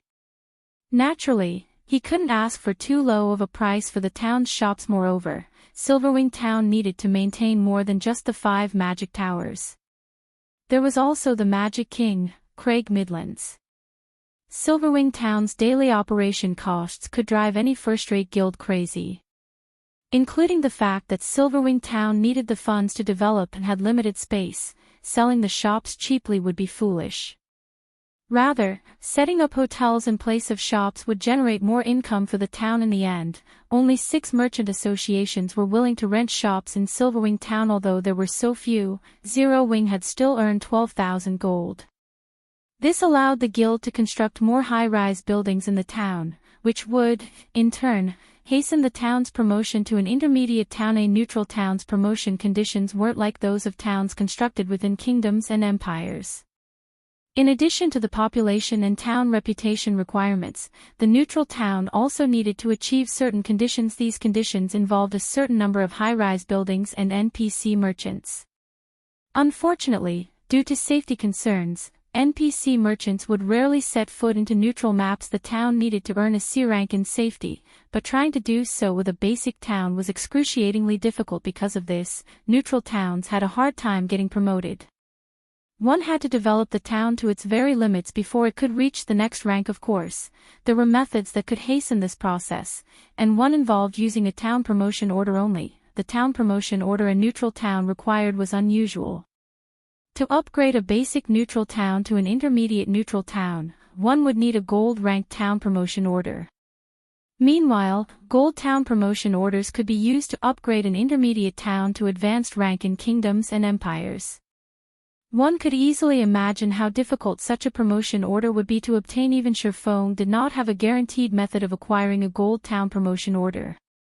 All he could do was hasten the construction of high-rise buildings in Silverwing town. Although it was true that Silverwing town currently had the ability to stop Beast Emperor's forces, he wasn't so arrogant to think that Silverwing town's current state would always be enough to stop Beast Emperor. After all, the evil god's temple, which Beast Emperor belonged to, was everyone's enemy on the god's domain continent. If given enough time to grow, Beast Emperor could definitely become strong enough to overcome Silverwing town's current defenses. Moreover, Beast Emperor wasn't the only enemy Zero Wing had to worry about. The various superpowers also eyed Silverwing town. With these superpowers' foundations, they would only grow stronger as time passed. Once the various superpowers realized Primordial City's true importance and gathered sufficient strength, they wouldn't miss the chance to strike at Silverwing town. The various superpowers only saw the benefits Silverwing town currently offered. However, they had neglected to notice the potential threat Silverwing town could become. Hence, Shurfong needed to develop and fortify Silverwing town as quickly as possible. However, although Zero Wing currently had a gold mine like Zero Wing City, which earned a large number of coins and magic crystals each day, it wasn't enough to sustain the guild's development. This was because Zero Wing had constantly recruited new members recently. Since the start of the latest recruitment drive, more than 150,000 players had joined the guild. This number would only increase as time went on. Meanwhile, the guild needed to provide all sorts of benefits for these new members, and to do so, the guild would need a ton of resources. Normally, new members were a good thing for a guild. After all, the more members a guild had, the stronger it would be. But Zero Wing wasn't like first-rate guilds. Zero Wing's sphere of influence was tiny in comparison. As a result, although Zero Wing had gained more members, the guild did not have the necessary territory to let these new members operate and generate wealth for the guild, which was necessary to sustain the guild benefits its members enjoyed. To put it simply, Zero Wing couldn't afford to take in so many members. If the guild wished to develop, it would need a large amount of resources and coins. Without the proper funds, the guild couldn't be self-sufficient. Meanwhile, after the battle, Shurfong returned to Silverwing Town's candlelight trading firm and began to evaluate the guild's latest harvest. After killing the evil demons and evil beasts, the guild had acquired nearly 2,000 evil energy crystals from this battle. This was a considerable harvest. However, it was a drop in the bucket compared to how many evil energy crystals Shurfong needed. What's this? As Shurfong inspected the loot from the Dark Hunters, he noticed a skeletal hand made entirely of crystal. Surprisingly, Shurfong couldn't actually inspect the skeletal hand normally. The system simply stated that it was an unknown item. His curiosity piqued. Shurfong used omniscient eyes to inspect the skeletal hand. The instant he tried to appraise the item, he heard the sounds of a series of system notifications. Chapter 1742, Philosopher's Hand. Chapter 1742, Philosopher's Hand. System: you have discovered the cursed Philosopher's Hand system. Epic ranked main storyline quest, Philosopher's Wish, activated quest content. Locate the World Forest using the Philosopher's Hand and activate the World Gate reward, Philosopher's Hand. A legendary item. Shurfeng's heart pounded rapidly when he saw the system notifications. He had never thought that he would have the opportunity to acquire the Philosopher's Hand in this life. Any alchemist in God's domain would definitely have heard of the Philosopher's Hand. Like the Philosopher's Stone, the Philosopher's Hand was a treasure of the alchemy world, so Shurfong knew quite a bit about it. It was a bona fide legendary item. Unlike the Philosopher's Stone, the Philosopher's Hand was a complete, undamaged item. Countless lifestyle players dreamed of using its abilities. If one were to say that the power of the Philosopher's Stone focused on refining materials, then the Philosopher's Hand focused on strengthening the standards of lifestyle players, allowing them to break through all kinds of bottlenecks easily and continuously elevate themselves to a higher level. In his past, the Philosopher's Hand had appeared in the hands of the first-rate guild Kingdom's Sword. With the help of the Philosopher's Hand, the lifestyle players working under Kingdom's Sword were able to develop rapidly. Back then, this incident had shaken the entire Dark Knight Empire. The trading firm operated by Kingdom's Sword also quickly became one of the top 3 trading firms in the Dark Knight Empire, inciting the other first-rate guilds' envy. However, the Dark Knight Empire was an empire even stronger, the Black Dragon Empire. There were a total of 4 superpowers fighting over the empire. One could easily imagine what kind of end had awaited Kingdom's Sword. In the end, the 4 superpowers requested that Kingdom's Sword sell its Philosopher's Hand. Although it was presented as a request, in reality, it was closer to coercion. However, Kingdom's Sword had already grown to become an extremely powerful first-rate guild by then. The guild had plenty of expert members and was already well on its way to becoming a super first-rate guild. Naturally, Kingdom's Sword had refused the superpowers requests. After all, the requirement to become a super first-rate guild was to have sufficient financial strength and resources. If Kingdom's Sword sold its Philosopher's Hand, that would be equivalent to severing its path towards becoming a super first-rate guild. Originally, it would have indeed been very difficult for one superpower to deal with a powerful first-rate guild like Kingdom's Sword. The surprising thing was that the 4 superpowers had actually worked together to deal with Kingdom's Sword. As a result, Kingdom's Sword had become history from then on. However, the guild leader of Kingdom's Sword was also ruthless. Even when his guild had been on the brink of annihilation, he had still refused to hand over the Philosopher's Hand. In the end, none of the 4 superpowers had gotten their hands on it, and the alchemy treasure had vanished from God's domain with the Kingdom's Sword guild. Shurfong found it truly surprising that the Philosopher's Hand had appeared before him. If not for being targeted by 4 superpowers, there was no doubt that Kingdom's Sword would have become a super first-rate guild. After all, the further one progressed in the game, the more important lifestyle players became to guilds. Many weapons, equipment, and items had to be crafted by the various lifestyle players. It was simply impossible to sustain a guild's development with dropped items alone. Looking at the Philosopher's Hand, many ideas danced in Shurfeng's mind. Although Silverwing Town seemed free of issues right now, the town would face great danger in the future. Sufficient power would be needed to maintain the town's safety. Although he had acquired the Bronze Guardian puppet design, Zero Wing simply wasn't capable of producing the Bronze Guardian puppet right now. It might be fine if he had obtained a design for the common Guardian puppet, as it did not require master-ranked lifestyle players to be produced. However, the Bronze Guardian puppet's minimum requirement was to have a Master Forger, a Master Alchemist, a Master Engineer, and a Master Enchanter. In addition, some parts needed to be made by 2 different kinds of masters, while some needed all 4 kinds of masters working together to make them. The Bronze Guardian puppets could only be crafted after meeting the requirements. Even then, the production success rate was very low. If one wished to produce the Bronze Guardian puppet reliably, the master lifestyle players selected had to be intermediate or advanced masters. Basic masters were too unreliable. Fulfilling these conditions was wishful thinking, for the current Zero Wing master lifestyle players were not available on demand. Even 10 years after God's Domain had launched, basic masters had been extremely rare and had been greatly respected by the various large guilds, let alone intermediate and advanced masters. However, if Zero Wing acquired the Philosopher's Hand, it would be possible to nurture a bunch of basic masters within a short time. Building up some intermediate masters might even be possible. At that time, Zero Wing could start the production of the Bronze Guardian puppet. Just thinking about such a future was incredibly exciting. Bronze Guardian puppets possessed combat power at the peak of Tier 3. Moreover, players could control them fully since they were much easier to control than summoned creatures. A Void Realm expert that was ignorant of the realms of truth could still, at the very minimum, exhibit combat power at the refinement realm when controlling a guardian puppet. Most importantly, unlike summoned creatures, guardian puppets could be used permanently. They even dealt additional damage to buildings and magic arrays. Whether they were used in a siege or defensive battle, guardian puppets were the perfect tool. Countless guilds had dreamed of obtaining guardian puppets in the past. Guardian puppets were so powerful that the first-rate guilds that had them could even afford to provoke superpowers and get away with it. If he could produce several dozen bronze guardian puppets now, nobody in God's Domain could threaten Silverwing Town. Even if 10 mythic monsters charged at the town, the monsters could be easily stopped with 40 bronze guardian puppets.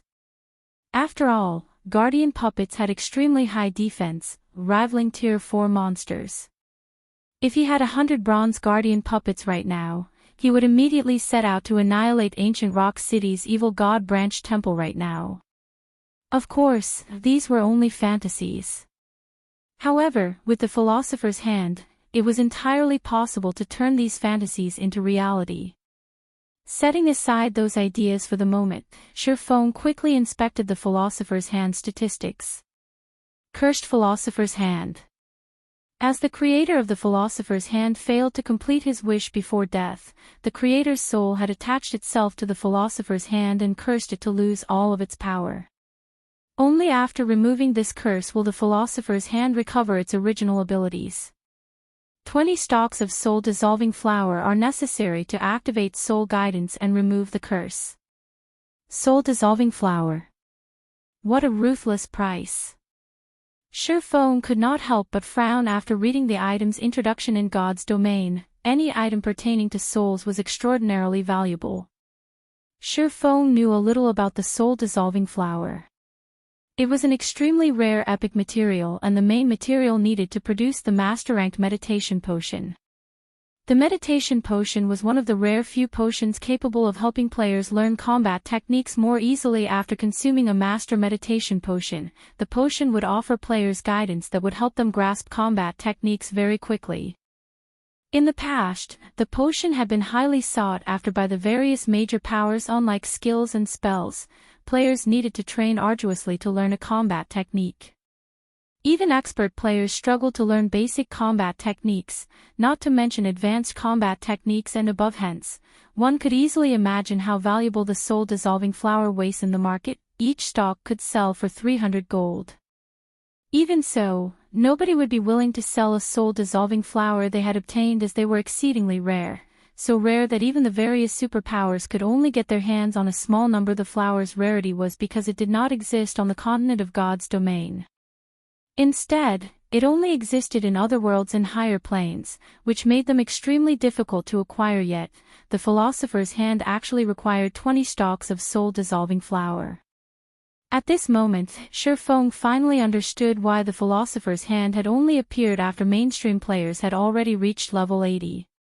At that time, the pathways connecting the continent of God's domain and other worlds had already been opened. Most likely, Kingdom's sword had only managed to collect the 20 soul-dissolving flowers after that event. It seems there's a need to make another trip to the Ice Crystal world. The only other world Shifeng could freely travel to right now was the Ice Crystal world. Although there was also the option of visiting a higher plane, it would take a very long amount of time to collect 20 soul-dissolving flowers all by himself. Meanwhile, there were many players in the Ice Crystal world. Done thinking, Shifeng contacted Lifeless Thorn and the other members of the Asura adventurer team and had them gather in White River City. After grouping up, they headed towards the Ice Crystal world. Chapter 1743, Revisiting the Ice Crystal world. Chapter 1743, Revisiting the Ice Crystal world. Ice Crystal world, Cold Wind City, the Snow Rift. Icy cold winds blew endlessly inside the snowy valley. If a player without ice resistance stood here, they would no doubt freeze to death. Even if players possessed sufficient ice resistance to survive the cold environment, their stamina consumption would be several times higher than usual currently. However, there was a very large number of players grinding inside the snow rift looking down from the top of the mountain. One would see many large groups of players grinding the monsters here, seemingly used to fighting in this place already. We just left for a short while, and there are actually so many people grinding here already. Yenya, who was currently dressed in exquisite dark blue mage robes and wielding an emerald staff, was slightly surprised as she looked down at the crowd of players grinding beneath the mountain. Even the lowest level player among the players present inside the snow rift was level 50, with most of them being level 51. Some of the players giving out orders had even reached level 52 inches. An empire on the continent of God's domain, a level 52 player could easily rank within the top 30, yet there were actually more than 30 level 52 players present in the snow rift. Yenya and the rest of the Asura adventurer team members that had gone over to the continent of God's domain together with Shifeng had been roaming about the continent grinding and questing constantly. Shifeng had even helped them level up a little. However, they had only reached level 52, yet so many independent experts of Cold Wind City had already managed to reach the same point. The monsters in the Ice Crystal world are stronger and provide more EXP, so the leveling speed of the players here is faster than that of the players on the main continent. Right now, the average level of large guild members on the main continent is already close to reaching level 50. It is very normal for the mainstream players here to reach level 51 and 52, Shifeng said, not finding this situation particularly surprising. During his previous visit to the Ice Crystal world, he had discovered that the average level of the players here was much higher than the players on the continent of God's domain. The part that truly surprised Shifeng was the weapons and equipment these players were using. The drop rate for weapons and equipment in the Ice Crystal world was extremely low. Normally, monsters here only dropped materials. The main source of weapons and equipment was from lifestyle players. Hence, the quality of the weapons and equipment used by the players here was considerably inferior to those used by the players on the main continent. In contrast, the standard of the lifestyle players here was much higher. Most of the level 50 players present in the Snow Rift were geared in level 50 mysterious iron equipment, with some even being geared in level 50 secret silver equipment. The equipment standard of these players was not the slightest bit inferior to the players residing on the main continent. After reaching level 50, the drop rate for weapons and equipment would decrease drastically. Currently, level 50, 20-man team dungeons were the goal of independent players on the main continent. Meanwhile, the best equipment dropped in these dungeons was level 50 secret silver rank, although the drop rate was extremely low. The drop rate was only at an acceptable level if one rated at Hell mode. However, a level 50, 20-man Hell mode team dungeon was still too difficult of a challenge for current independent players. As a result, even after reaching level 50, most players on the continent of God's domain would only be geared in level 50 mysterious iron equipment. Few of them possessed secret silver equipment.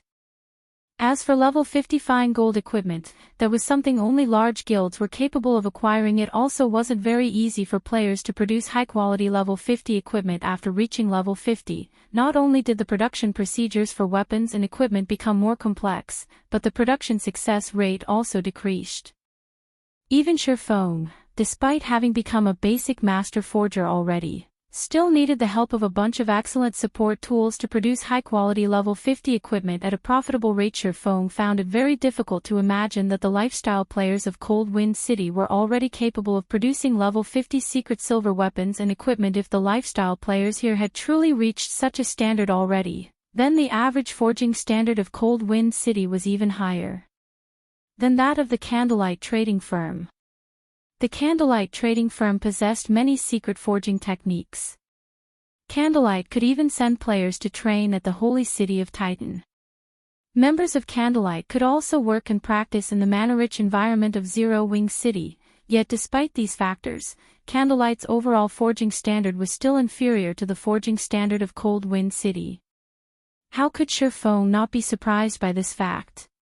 "Commander, those people over there seem to be members of our adventurer team," Solitary 9 said, smiling as he pointed at a 50-man team currently fighting against a level 56 Great Lord. Currently, 6 level 51 MTs were working together to pin down the level 56 Great Lord ranked Frost Ape.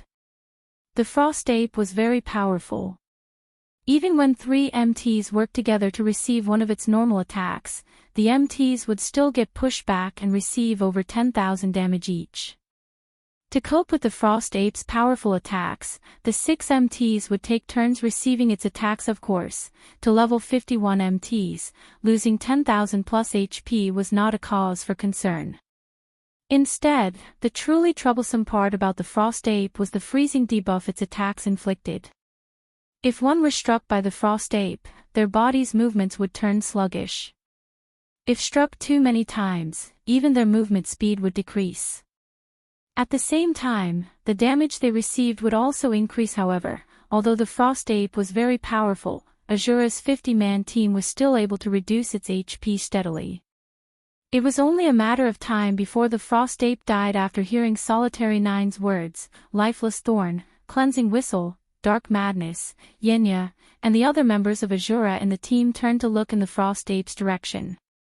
For a moment, they all could not help but sigh ruefully. Although the Asura members that were currently in combat were relatively strong and high-leveled, in their eyes, these players were still too lacking when it came to combat standards. This was something they had learned after leaving the Ice Crystal world. The players of the Ice Crystal world might be higher-leveled, but the average combat standard of the players on the continent of God's domain was significantly higher. The Asura members in the Ice Crystal world needed 50 people to suppress the level 56 Great Lord ranked Frost Ape. If the task were left to the various large guilds of God's domain, a 20-man team would be more than enough to deal with such an opponent. Just as Solitary 9 and the others were talking about their fellow companions' combat standards, an army of players suddenly entered the valley below them. There were easily over 3,000 players in this army. Meanwhile, these players all wore level 50 mysterious iron equipment of matching designs. It was obvious that the equipment was player-made. Some of the leader-level individuals in this army were also equipped in 5 or more pieces of secret silver equipment. As for the 100-man team moving in the lead of this army, over half of the equipment on them was level 50 secret silver rank. The gorgeous and neat equipment these players wore quickly earned them the envy of the other players present inside the snow rift. At the same time, fear surfaced in the eyes of the surrounding crowd. The players in this army all wore a guild emblem in the shape of a black lion. They were, evidently, guild players. When the players grinding in the snow rift saw the arrival of these players, they immediately started a discussion between themselves. Amazing. So, this is Hecate. Sure enough, Hecate isn't something the guilds of Cold Wind City can hope to compare to. It's no wonder the Matchless family decided to join Hecate. Moreover, with how much pressure Hecate is placing on the Centurion dynasty, I believe it won't be long before the Centurion dynasty disbands. I really wish I could join Hecate. I heard that there are plenty of weapons and equipment made available for exchange in the guild. One is eligible to exchange for level 50 secret silver equipment just by becoming an elite member. It's a pity Hecate's recruitment requirements are too high. As the players grinding in the snow rift watched Hecate's army slowly approach, they felt a sense of yearning towards the guild. Right now, they had to grind arduously for rare materials and then use these materials to trade for a piece of level 50 secret silver equipment from Hecate. If they could become members of Hecate, however, they would not have to go through all that trouble. They also wouldn't have to make unfavorable trades with Hecate. Hecate's reserving this place. Non-members leave this place immediately. If you're not gone within 5 minutes, we'll forcefully evict you from this place.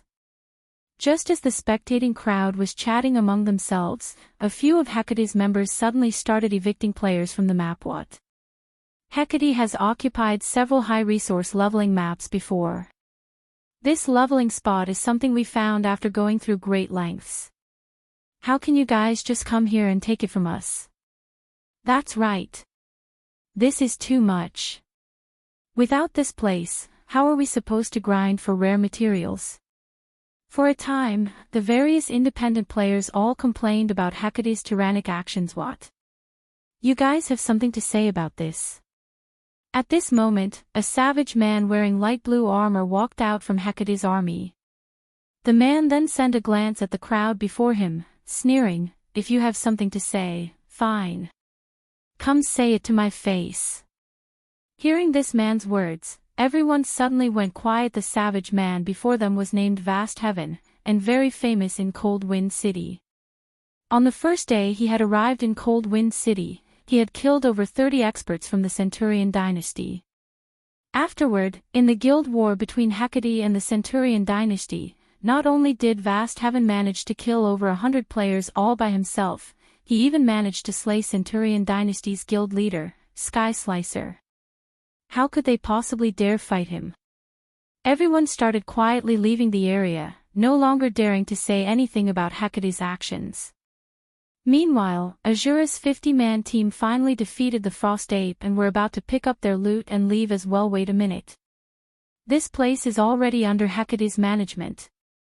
You guys over there leave those materials behind. Vast Heaven shouted as he looked at Asura's members. Vast Heaven, we killed this boss. Don't you dare go overboard. The berserker serving as the leader of Asura's 50-man team said as he looked at Vast Heaven. What? You guys want to fight? Vast Heaven laughed. Sure. Come at me. I'll even let all of you attack me together. If you manage to kill me, I'll immediately have my men leave the area. Chapter 1744, Asura's Commander. Chapter 1744, Asura's Commander. After Vast Heaven was done speaking, he stepped out from the crowd behind him and slowly walked towards Asura's 50-man team. When bathed in Vast Heaven's chilling aura, Asura's members felt greatly pressured. None of them dared reply to Vast Heaven's provocation. They knew very clearly what kind of temper Vast Heaven possessed during the first few days after Hecate arrived in Cold Wind City. A situation similar to this had occurred. Some adventurer teams that were displeased with Hecate's tyrannical actions had challenged Vast Heaven. In the end, however, Vast Heaven had defeated every challenger. Even when a 100-man team challenged Vast Heaven, the entire team still ended up getting annihilated. Vast Heaven's combat power was on an entirely different level than theirs. Accepting his challenge would simply be suicidal. I heard that the Asura Adventurer team is the #1 adventurer team of Cold Wind City. Your commander has even been labeled a monster and was able to oppress the 2 large guilds in Cold Wind City single-handedly. Your adventurer team is also famed for being filled with experts. So, how did your adventurer team end up having a weak bunch like you? Vast Heaven sneered as he sent a glance at the silent players before him. It seems those rumors really are just that, rumors. I've been in Cold Wind City for some time now, yet I still haven't met that so-called commander of yours even now. He must be like you bunch, hiding in fear. And to think you all even dare call yourselves the #1 adventurer team of Cold Wind City. This truly is disappointing. Oh well. It was my fault for expecting there would be capable experts in a backwater village like Cold Wind City. The expressions of Asura's members darkened when they heard Vast Heaven's words. However, they were also powerless to refute Vast Heaven's words. Vast Heaven's strength was clear for all to see. He was definitely one of the strongest experts present in all of Cold Wind City. Even if their commander and the other experts of their adventurer team were present, they were unlikely to win against Vast Heaven. Leave the loot behind.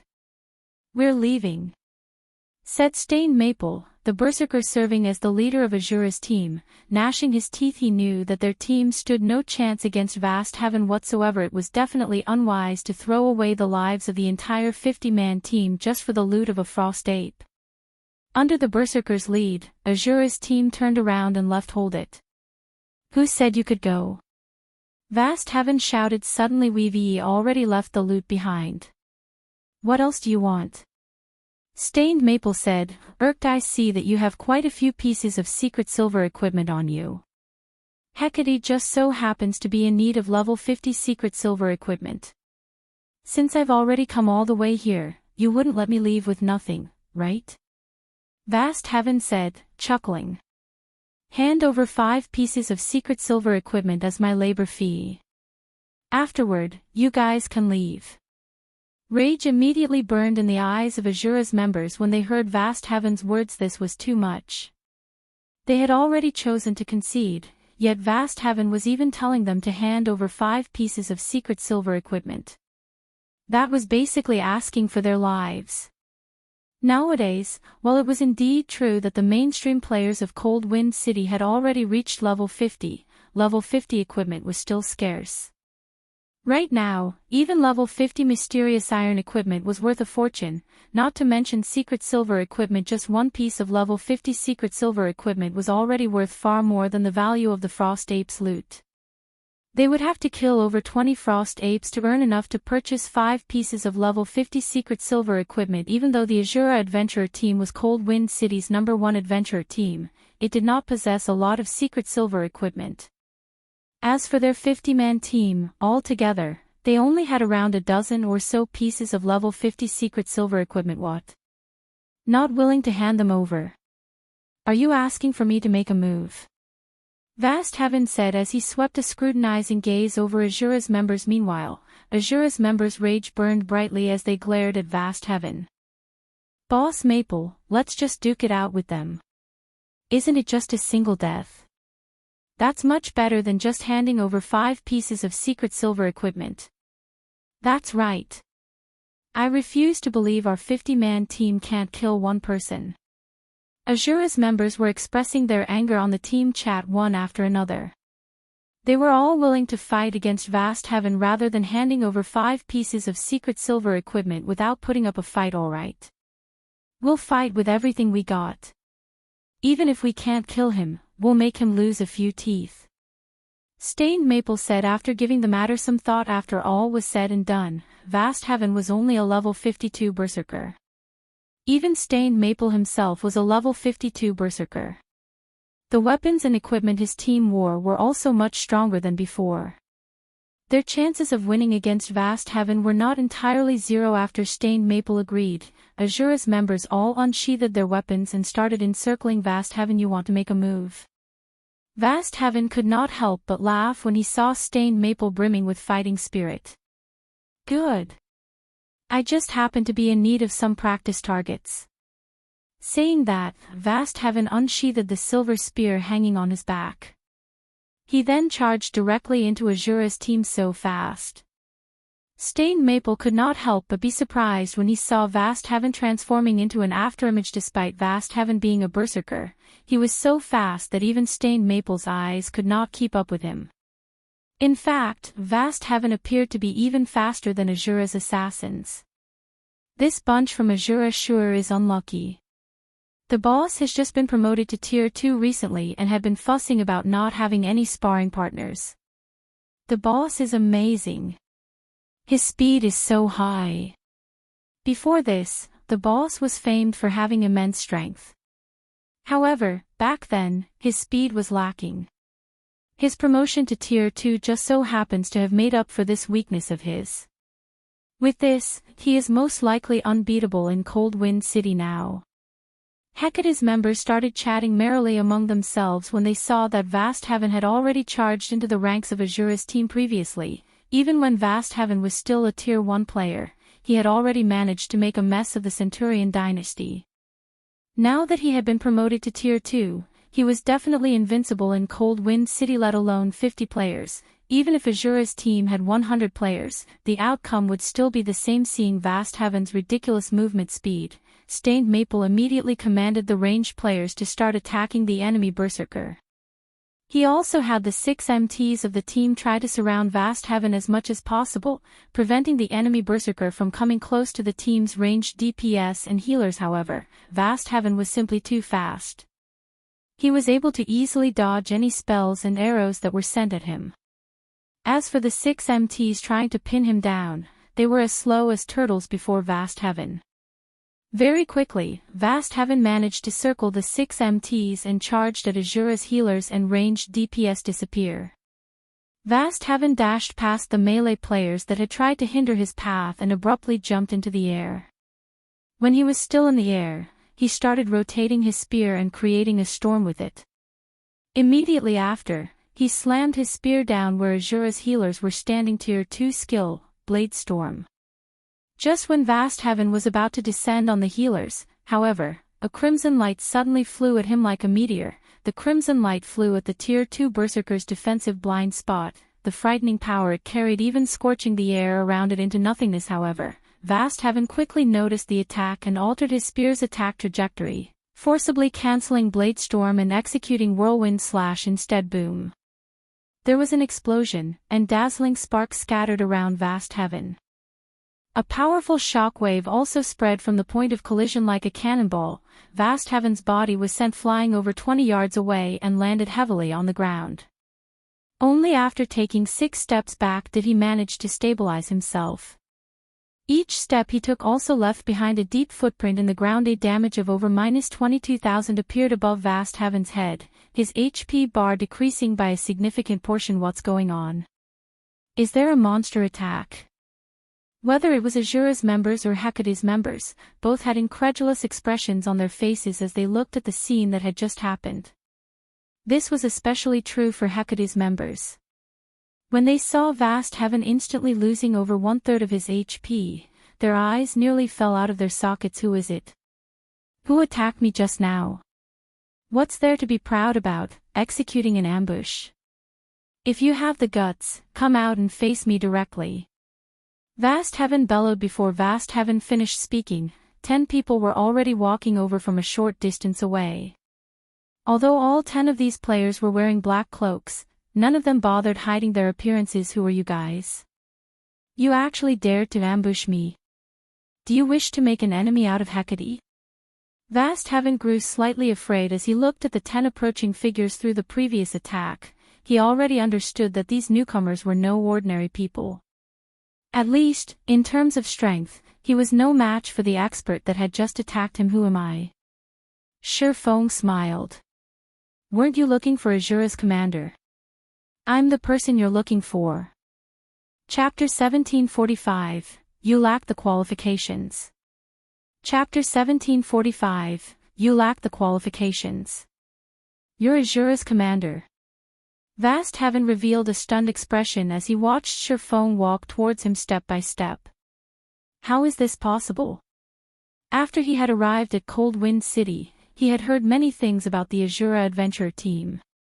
Even the guild leader and vice-guild leader of the Matchless family feared them. Originally, he had been eager to challenge Asura's members to a fight. However, the performance of the adventurer team during recent times was simply too disappointing.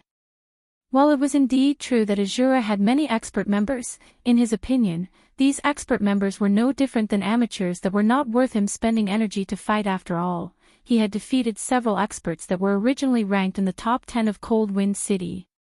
These top 10 experts were only slightly stronger than ordinary experts and were still far from rivaling him in terms of combat standards. As a result, he no longer paid any attention to the Asura adventurer team.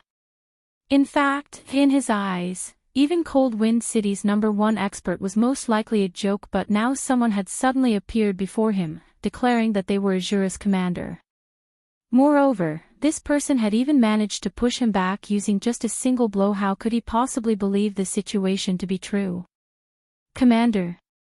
It's really the commander. Even the vice-commanders are with him.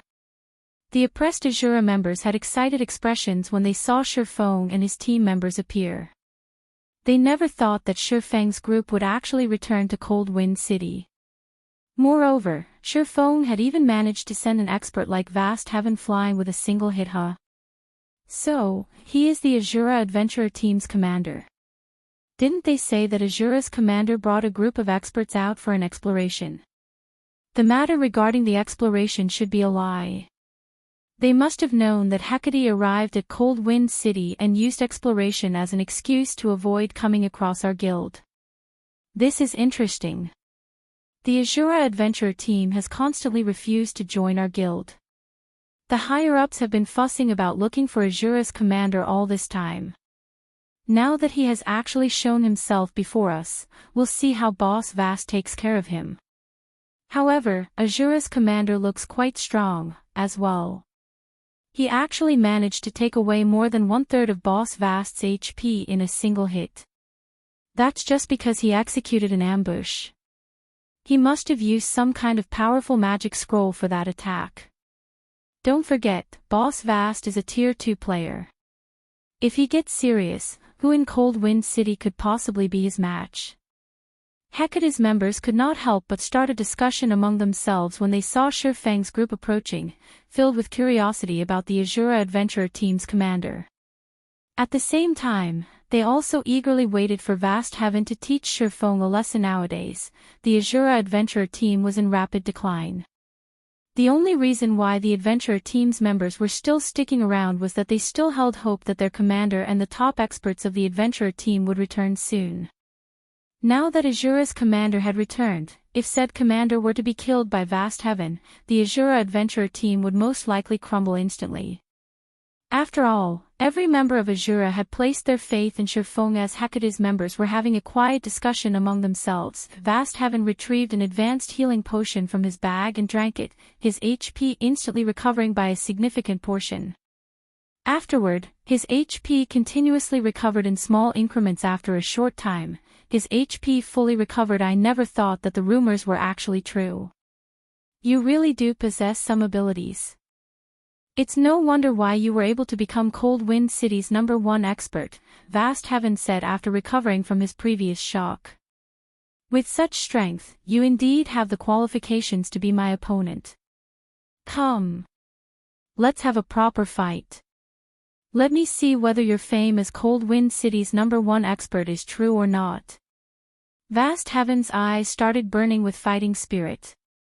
From the previous clash, he already understood that Shifeng's strength was ridiculously high.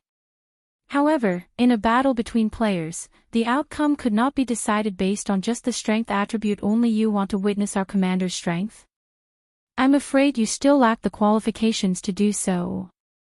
Cleansing Whistle said, clicking her tongue as she looked at Vast Heaven. If you wish to challenge our commander, you'll have to get through me first. Cleansing Whistle stepped forward from the group. Team leader Whistle, be careful. He is Hecate's Vast Heaven. Previously, even Sky Slicer fell to him, despite being supported by dozens of experts. You mustn't fight him alone. Stain Maple warned Cleansing Whistle in a panic. He knew very clearly just what kind of strength Cleansing Whistle possessed. After all, he was originally a member of the Waveheart Adventurer Team and had joined Asura with Lifeless Thorn and Cleansing Whistle. While Cleansing Whistle was indeed very strong, she should only be roughly equal to the Centurion Dynasty's Sky Slicer. Meanwhile, Vast Heaven was someone who had single-handedly slain Sky Slicer together with dozens of experts from the Centurion Dynasty. Vast Heaven's strength was no trivial matter. It was a feat that even Lifeless Thorn, Cold Wind City's previous #1 expert, was not capable of accomplishing. Stained Maple did not think that the current Cleansing Whistle had any chance of winning against Vast Heaven.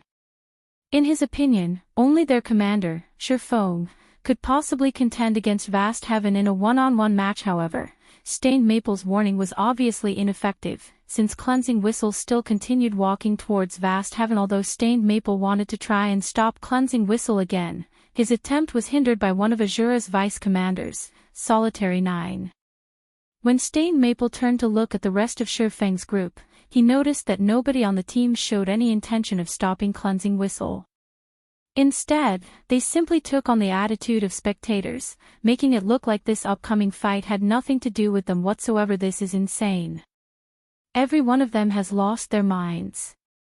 Stained Maple was rendered speechless by his allies' actions despite having clearly stated that even the Centurion dynasty was powerless against Vast Heaven. Shifeng and the others were actually allowing Cleansing Whistle to go into battle all by herself.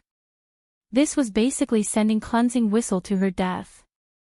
Besides Stained Maple, his team members were also very anxious. Boss Maple, what should we do? The commander and the other higher-ups are refusing to listen to your advice. I heard that Vast Heaven has a special tool that can increase the death penalty of the players he has killed. If he uses that special tool, we don't have a choice. If Cleansing Whistle looks to be getting pushed back, we'll charge in together. Stained Maple said through the team chat as he gritted his teeth. He was determined that he would not let Cleansing Whistle die. Currently, the Asura adventurer team was in a precarious situation and in urgent need of powerful experts to take charge of it. Meanwhile, Cleansing Whistle was one of the top 10 experts in the adventurer team. The adventurer team could not afford to let her get killed and lose multiple levels. The other members in Stained Maple's team nodded in agreement. Meanwhile, seeing Cleansing Whistle slowly walking towards Vast Heaven, Hecate's members started making a clamor. Who is this lady? She actually dares to challenge Boss Vast. Boss, let us take action. We'll teach this little girl a proper lesson. Asura's members sure are arrogant. Hecate's members were greatly displeased with Cleansing Whistle's arbitrary decision to take Shifeng's place in battle. They all wanted to charge forward and kill Cleansing Whistle. Now you going to fight me? You sure know how to speak bold words. Vast Heaven could not help but laugh as he looked at Cleansing Whistle's slender figure. I know who you are. You're the 6th ranking expert of Cold Wind City, right? However, even the ones ranked above you failed to last more than 10 moves against me. How many moves do you think you can possibly last against me? He was filled with feelings of ridicule as he watched Cleansing Whistle walking towards him. Even before he had completed his Tier 2 promotion, he had managed to defeat experts ranked higher than Cleansing Whistle with great ease.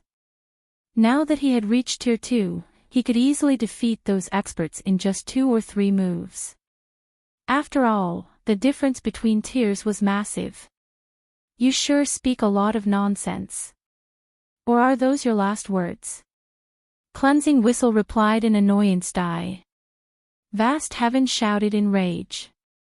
He readied his spear and activated charge, his body transforming into an afterimage as he instantly arrived before her, although she stood over 20 yards away. He then thrust his spear, sending 8 rapid jabs at Cleansing Whistle's defensive blind spots. Tier 2 skill, Star Piercer. The combination of a Tier 2 skill's power and his strength attribute meant each one of his jabs carried strength rivaling that of a great lord of the same level. Just as the 8 streaks of silver light were about to come into contact with Cleansing Whistle, the female swordsman brandished her 2 swords. They created multiple arcs of light before her Tier 2 skill, Split Flash. Dang! Dang! Dang! When swords and spear collided, sparks scattered into their surroundings. The sounds of miniature explosions also rang out one after another. In the end, not only did Cleansing Whistle block all 8 spear jabs, but she even managed to force Vast Heaven to retreat 3 steps, damages ranging in the hundreds appearing above the berserker's head in succession. In contrast, Cleansing Whistle remained standing steadily in her original position, her HP still completely intact. Although both sides had only clashed once with each other, the difference in strength was already clear for all to see. Chapter 1746, Change in Strength. Chapter 1746, Change in Strength. How is her strength so high?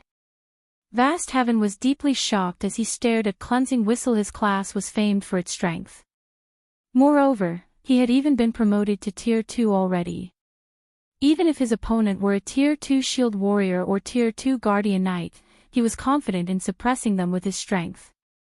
Meanwhile, Cleansing Whistle was only a swordswoman, a class that was supposed to be an all-rounder, yet he was actually no match for her in a competition of strength. Before Vast Heaven could recover from his surprise, Cleansing Whistle quickly followed up with an attack of her own wind blade.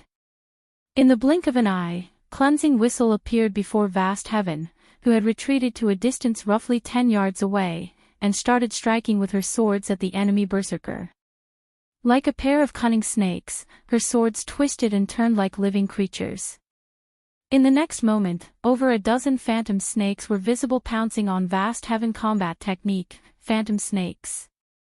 The attack trajectories of the phantom snakes were both complex and constantly changing. Unlike normal attacks, which usually moved in a straightforward pattern, her attacks when executing phantom snakes constantly changed.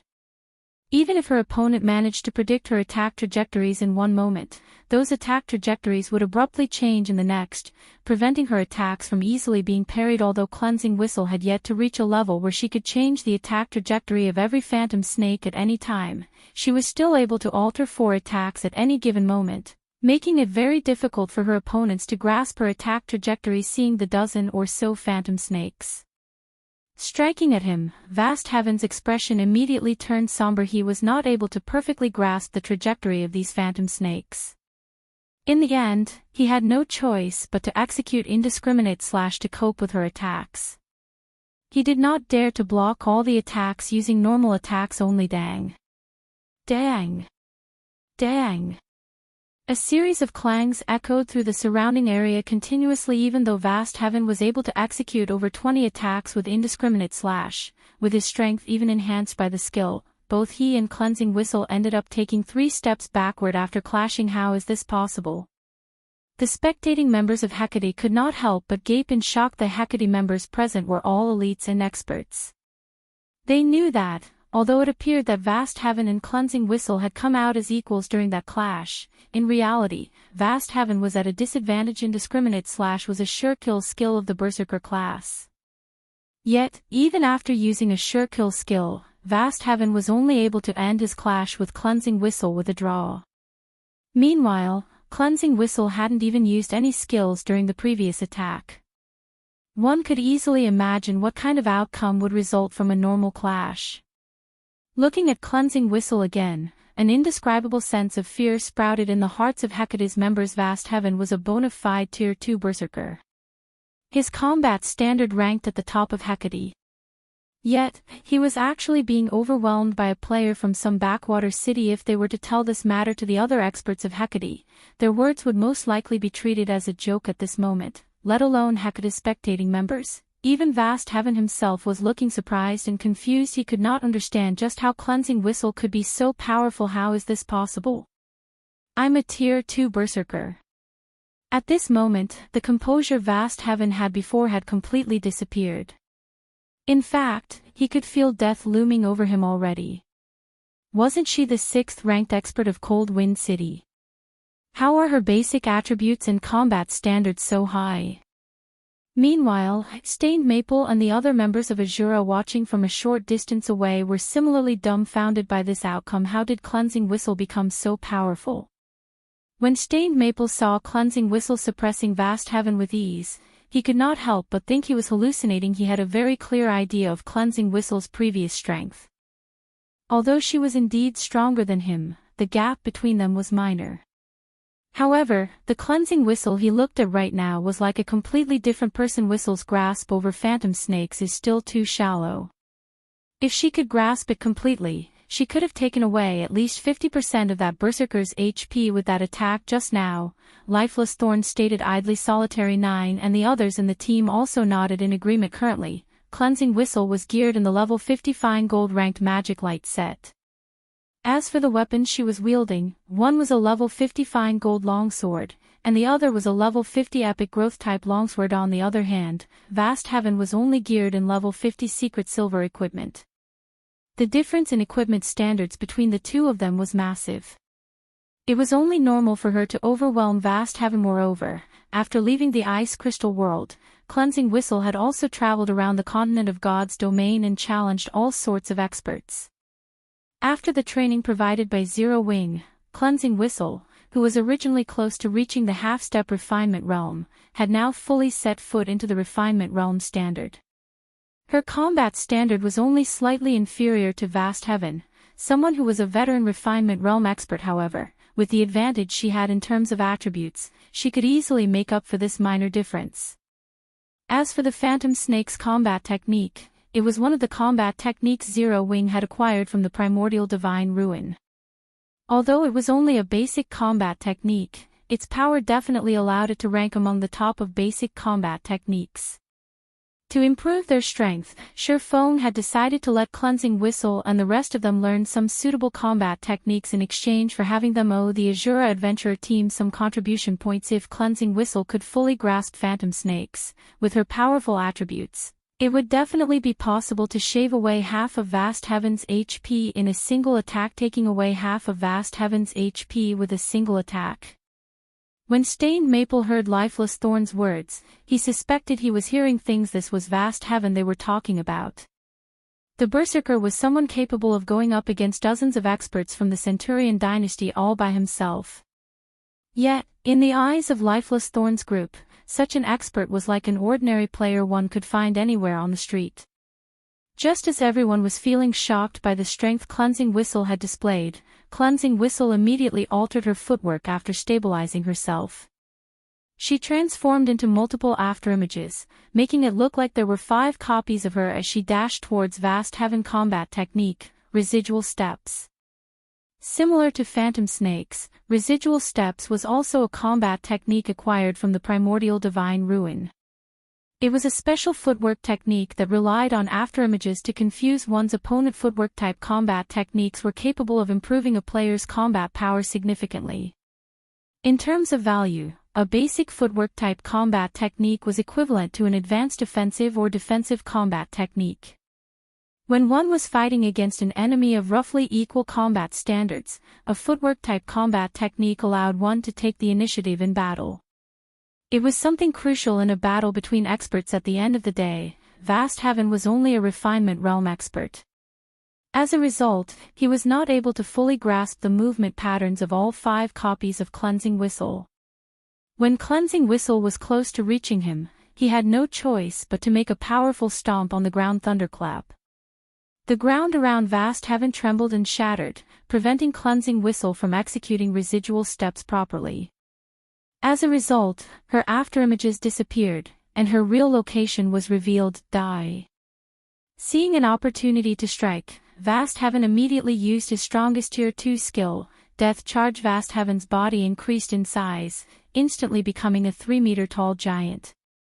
He raised his silver spear and stabbed it at Cleansing Whistle. Death Charge was a sacrificial skill that sacrificed 40% of his maximum HP to execute a charging assault on a target within 50 yards ahead of him.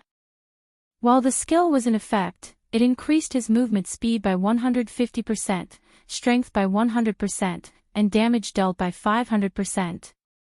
In the next moment, the ground beneath Vast Heaven's feet shattered. The Berserker transformed into a blur as he charged at Cleansing Whistle. Just as Vast Heaven was about to reach Cleansing Whistle, the latter suddenly swapped out the level 50 fine gold longsword in her right hand and replaced it with a tattered longsword engraved with silver divine runes. She swung the tattered longsword at Vast Heaven. Just as the tattered longsword was about to collide with Vast Heaven's spear, the silver runes engraved on the longsword lit up brightly. Boom.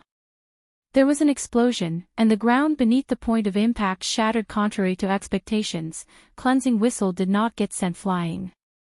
In fact, she was still standing steadily in her original position. On the other hand, Vast Heaven's charge had stopped abruptly. He took 3 steps back involuntarily, the spear in his hands trembling visibly. His body had also fallen into a complete paralyzed state. For a brief moment Vast Heaven was thoroughly dumbfounded by this outcome. He failed to understand what Cleansing Whistle had just done, actually overwhelming his strongest attack. However, before Vast Heaven could recover from his brief paralyzation, Cleansing Whistle quickly swung the epic growth type longsword in her other hand. Tier 2 skill, Storm Fury. This move was the strongest Tier 2 skill Cleansing Whistle possessed. In the next moment, countless wind blades assaulted the immobilized berserker, chipping away at his HP rapidly. By the time Vast Heaven recovered from his paralyzed state, he had less than 1/3 of his HP remaining. However, Cleansing Whistle had already followed up with another 2 slashes. A moment later, Vast Heaven's vision darkened, and his body collapsed to the ground powerlessly. Chapter 1747, King Returns. Chapter 1747, King Returns. As Vast Heaven's body transformed into particles of light and disappeared from the snow-covered field, an exquisite pair of silvery gray arm guards took the berserker's place. Before the spectating crowd could recover from their daze, Cleansing Whistle collected the arm guards and stored it in her bag. She then shifted her gaze towards Hecate's army. "Who else wants to duel?" Cleansing Whistle asked with a faint smile as she glanced at Hecate's members. She had just acquired a piece of level 50 secret silver equipment by killing one player. This was far more profitable than raiding a team dungeon. Seeing the cute smile on Cleansing Whistle's face, dread filled the hearts of Hecate's members. Too scary. Vast Heaven was a Tier 2 expert, yet Cleansing Whistle had fought as if she had randomly encountered some common monster. Not only had she dealt with the Tier 2 berserker so easily, but she had also killed him in an instant. This was a Tier 2 player they were talking about. Even if Cleansing Whistle were also a Tier 2 player, there shouldn't be such a huge difference between her and Vast Heaven. Moreover, a Tier 2 berserker had even more HP than a Tier 1 metric ton of the same level, yet Cleansing Whistle had. Faced with such power, who would possibly dare challenge Cleansing Whistle to a duel? Hecate's members remained silent for a time. Meanwhile, Stained Maple and his companions were ecstatic once they snapped out of their daze. Hecate had constantly suppressed their adventurer team in Cold Wind City, so watching Cleansing Whistle kill Vast Heaven, one of Hecate's top fighters, was truly a joy to behold. Amazing. So, this is the effect of the special training the commander had mentioned. Stained Maple could not help but shift his gaze toward Sherfong. Astounded when Sherfong had first established the Asura adventurer team, he had stated that as long as they were willing to work hard, he would help them grow stronger. He had assumed Sherfeng's claim was merely a boast now. However, it would seem that Sherfong had told the truth. The man really had a way to make them stronger. Moreover, the improvement wasn't insignificant. Take Cleansing Whistle, for example. Compared to the last time he had seen her, when she had still been a member of the Waveheart adventurer team, she was like an entirely different person. However, the increase in her strength wasn't limited to her basic attributes. He could also tell that Cleansing Whistle's combat standards had undergone a qualitative transformation. When Stained Maple looked at Cleansing Whistle now, he felt a mental pressure similar to Lifeless Thorn's previous aura. Only, this pressure was not as intense. Lifeless Thorn as when Stained Maple thought about how Cleansing Whistle had grown so much stronger after leaving with Sherfong. Passion and anticipation rose within him. He knew that Vast Heaven held a high position in Hecate. Although he had no hope of reaching Cleansing Whistle's current standard, as long as he became as strong as Vast Heaven, he would qualify to look down on the various large guilds. Meanwhile, when the distant spectating independent players saw Vast Heaven die, their jaws hit the ground. He died. Vast Heaven actually died. Who is that woman? I know her. She's Cleansing Whistle. She used to be the 6th strongest player in Cold Wind City. The 6th strongest player? Are you kidding me? Vast Heaven has defeated 2 players who ranked higher than Cleansing Whistle by himself. Even if Cleansing Whistle has become significantly more powerful in such a short time, she shouldn't be able to kill Vast Heaven so easily, right? As the spectating crowd watched Cleansing Whistle, they started to research the woman.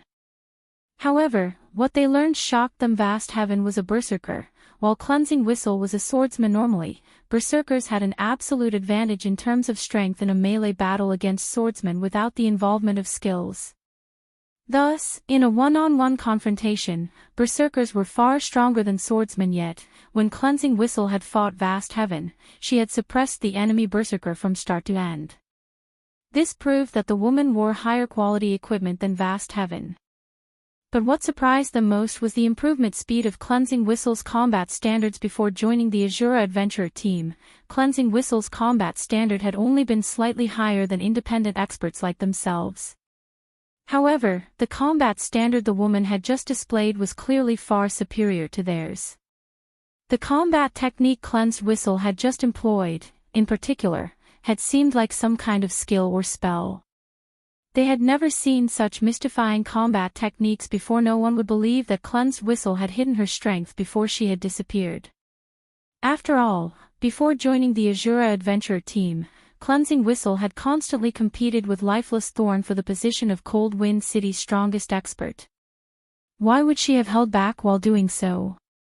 The only explanation was that Cleansing Whistle had drastically improved her combat techniques after she had joined the Asura adventurer team and left Cold Wind City for a time. The distant independent players were overwhelmed by their interest in and desire to join the Asura adventurer team.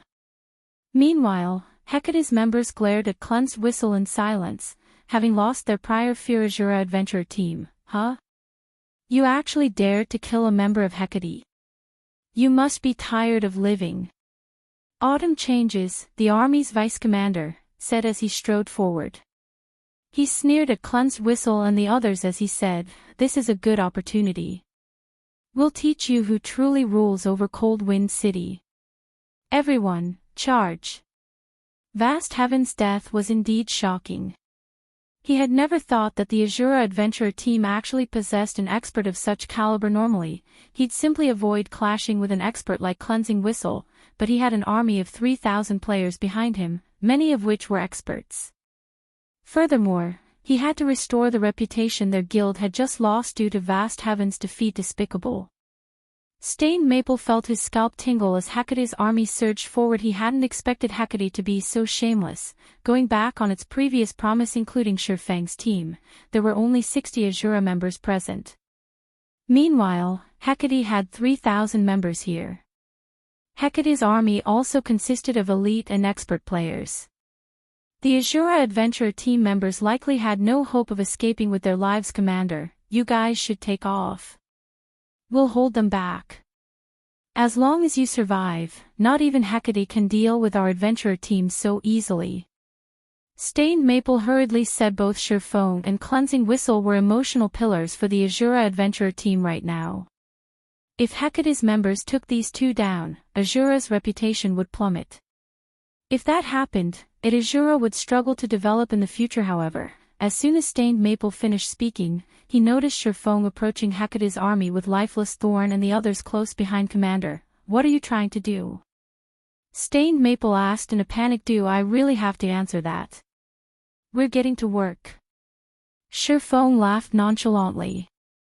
The 50 of you, get into a defensive formation and focus on dodging AoEs. Just don't die and leave the rest to us. We finally get to stretch after such a long trip. After exchanging a glance, Lifeless Thorn and the others charged at Hecate's army as if they were charging at a group of common monsters that posed no threat whatsoever. As Stained Maple and his companions watched Shurfang's party rush forward, they were utterly dumbfounded. What was going on? 10 players were trying to take on an army of 3,000 players. But before Stained Maple could recover from his daze, Shurfang used Flame Domain.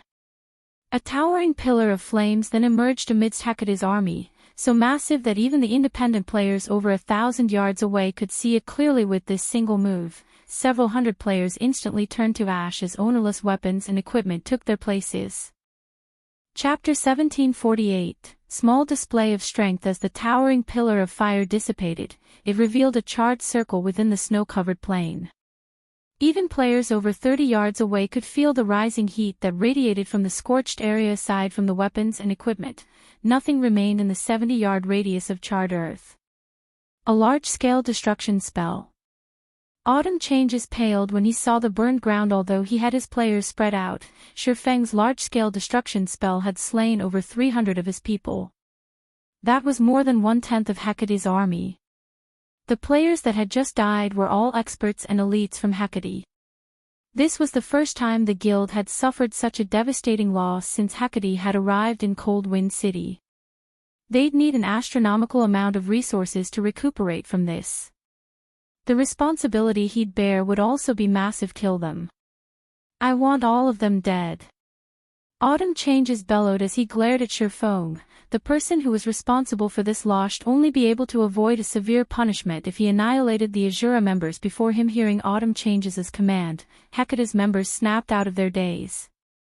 Although they still somewhat afraid of Shurfeng's group and worried that their enemies had more large-scale destruction spells in store, they had over 2,600 players on their side. How could Asura possibly stop them all with just 60 members? Like a pack of hungry wolves, Hecate's members descended on their enemies. Of course, although Hecate's members had been stirred into a frenzy, their movements were still well organized.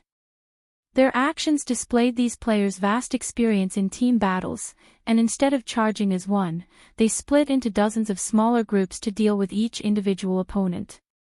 Each of the groups that aimed for Shurfeng's team of 10 consisted of 50 players. Stained Maple and his team became incredibly nervous as they watched the army of thousands approach. Although they had fought in many team battles before, they had been small-scale skirmishes, only involving 100 or 200 players. This was the first time they had participated in a battle involving thousands. As they watched the large groups rush towards them in an orderly manner, they struggled to breathe. Hecate's army outnumbered them by dozens of times. This overwhelming advantage couldn't be negated just because Shurfong had used one large-scale destruction spell. The Asura adventurer team is finished now. There's no helping it. Hecate is Cold Wind City's current overlord. How could an adventurer team hope to contend with it? The independent players in the distance sighed ruefully as they watched the battlefield at the bottom of the canyon. This was the difference between a guild and an adventurer team. Even if an adventurer team were very powerful, it would only be able to stand against an ordinary guild like Centurion Dynasty or Matchless Family at most. However, Hecate was a large guild that ruled over multiple cities.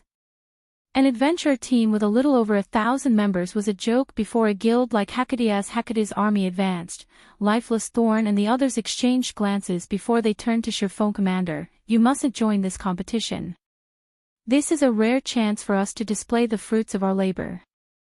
If we miss out on such a golden opportunity, it'll be difficult to find another. Lifeless Thorn said. That's right. Commander, if you make a move, we won't have anything to do. Cleansing Whistle complained. The rest of Shurfeng's party nodded in agreement. They were very familiar with Shurfeng's strength. After the battle on Thunder Island, in particular, they had learned just how vast the world truly was. All of the players that had participated in the struggle for Thunder Island had been experts among experts.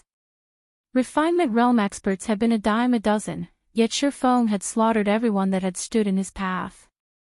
No one had possessed the power to stop his rampage. A couple of thousand elites and ordinary experts were not even worth Shurfeng's time. Meanwhile, they had just recently completed their Tier 2 promotions and had yet to test out and familiarize themselves with their newfound strength.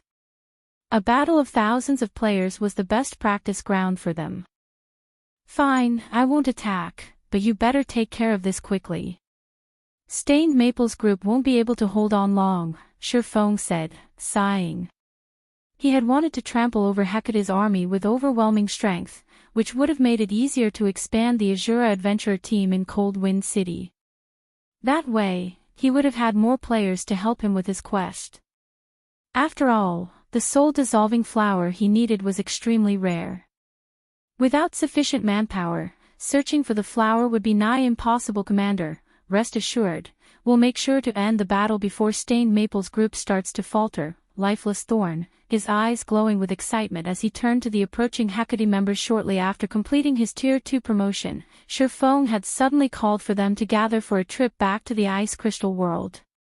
He hadn't even had the chance to experience the power of his Tier 2 class. After reaching Tier 2, his physique had improved significantly. This would no doubt affect his execution of skills and combat techniques, and he would need to fight in many battles before he got used to the new changes.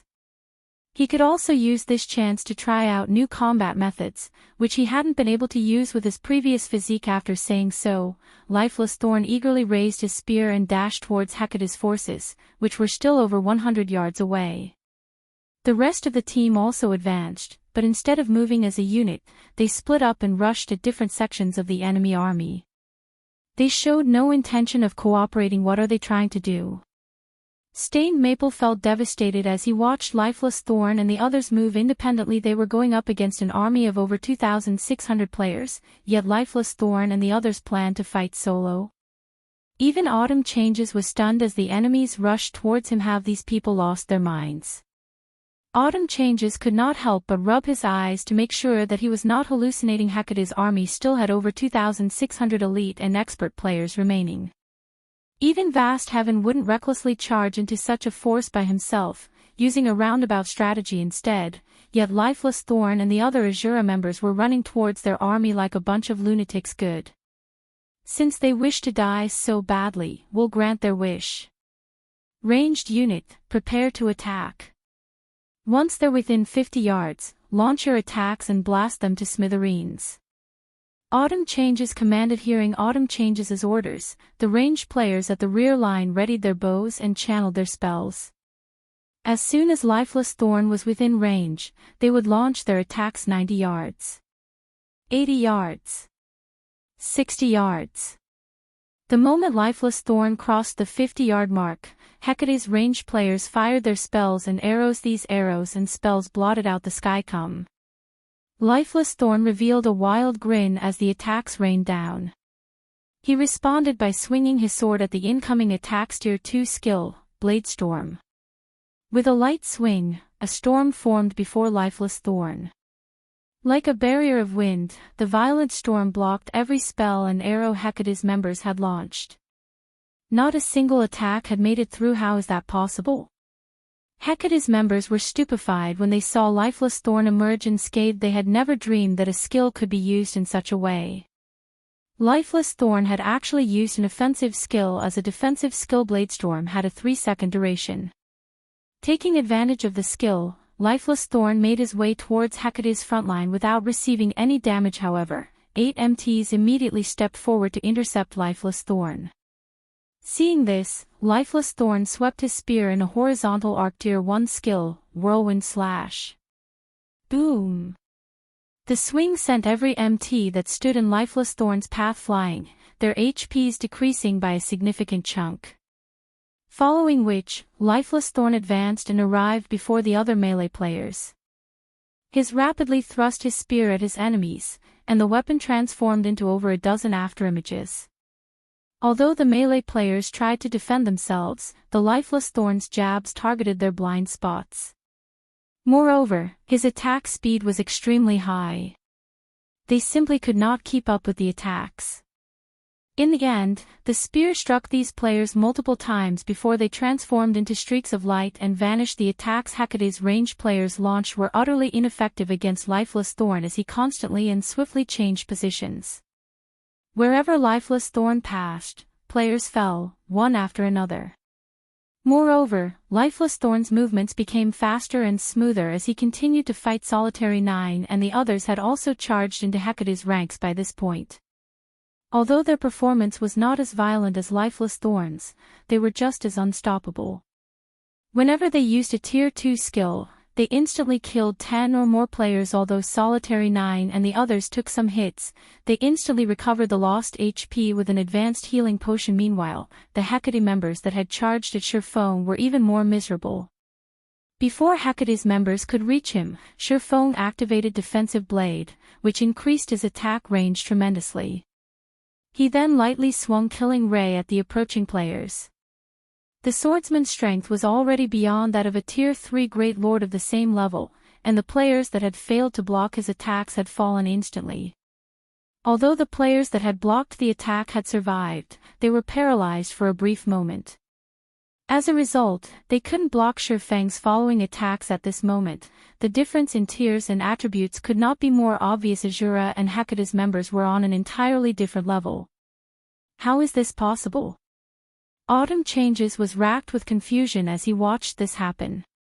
With just 10 members, the Asura adventurer team had rendered Hecate's 3,000-man army utterly helpless. Just who are these people? Before even 1 minute had passed, Hecate's army had lost an additional 800 or so players. In contrast, Surefang's group of 10 had yet to suffer a single casualty. It's about time we end this battle. Seeing that the enemy's morale had plummeted, Shurfong pulled out the Bible of Darkness and activated demon summoning immediately. A massive gate of white bone descended from the sky. As the gate opened, a 5-meter-tall, dual-horned, pitch-black demon emerged. Chapter 1749, Legend of Cold Wind City. Chapter 1749, Legend of Cold Wind City. The massive bone gate immediately caught the attention of everyone present.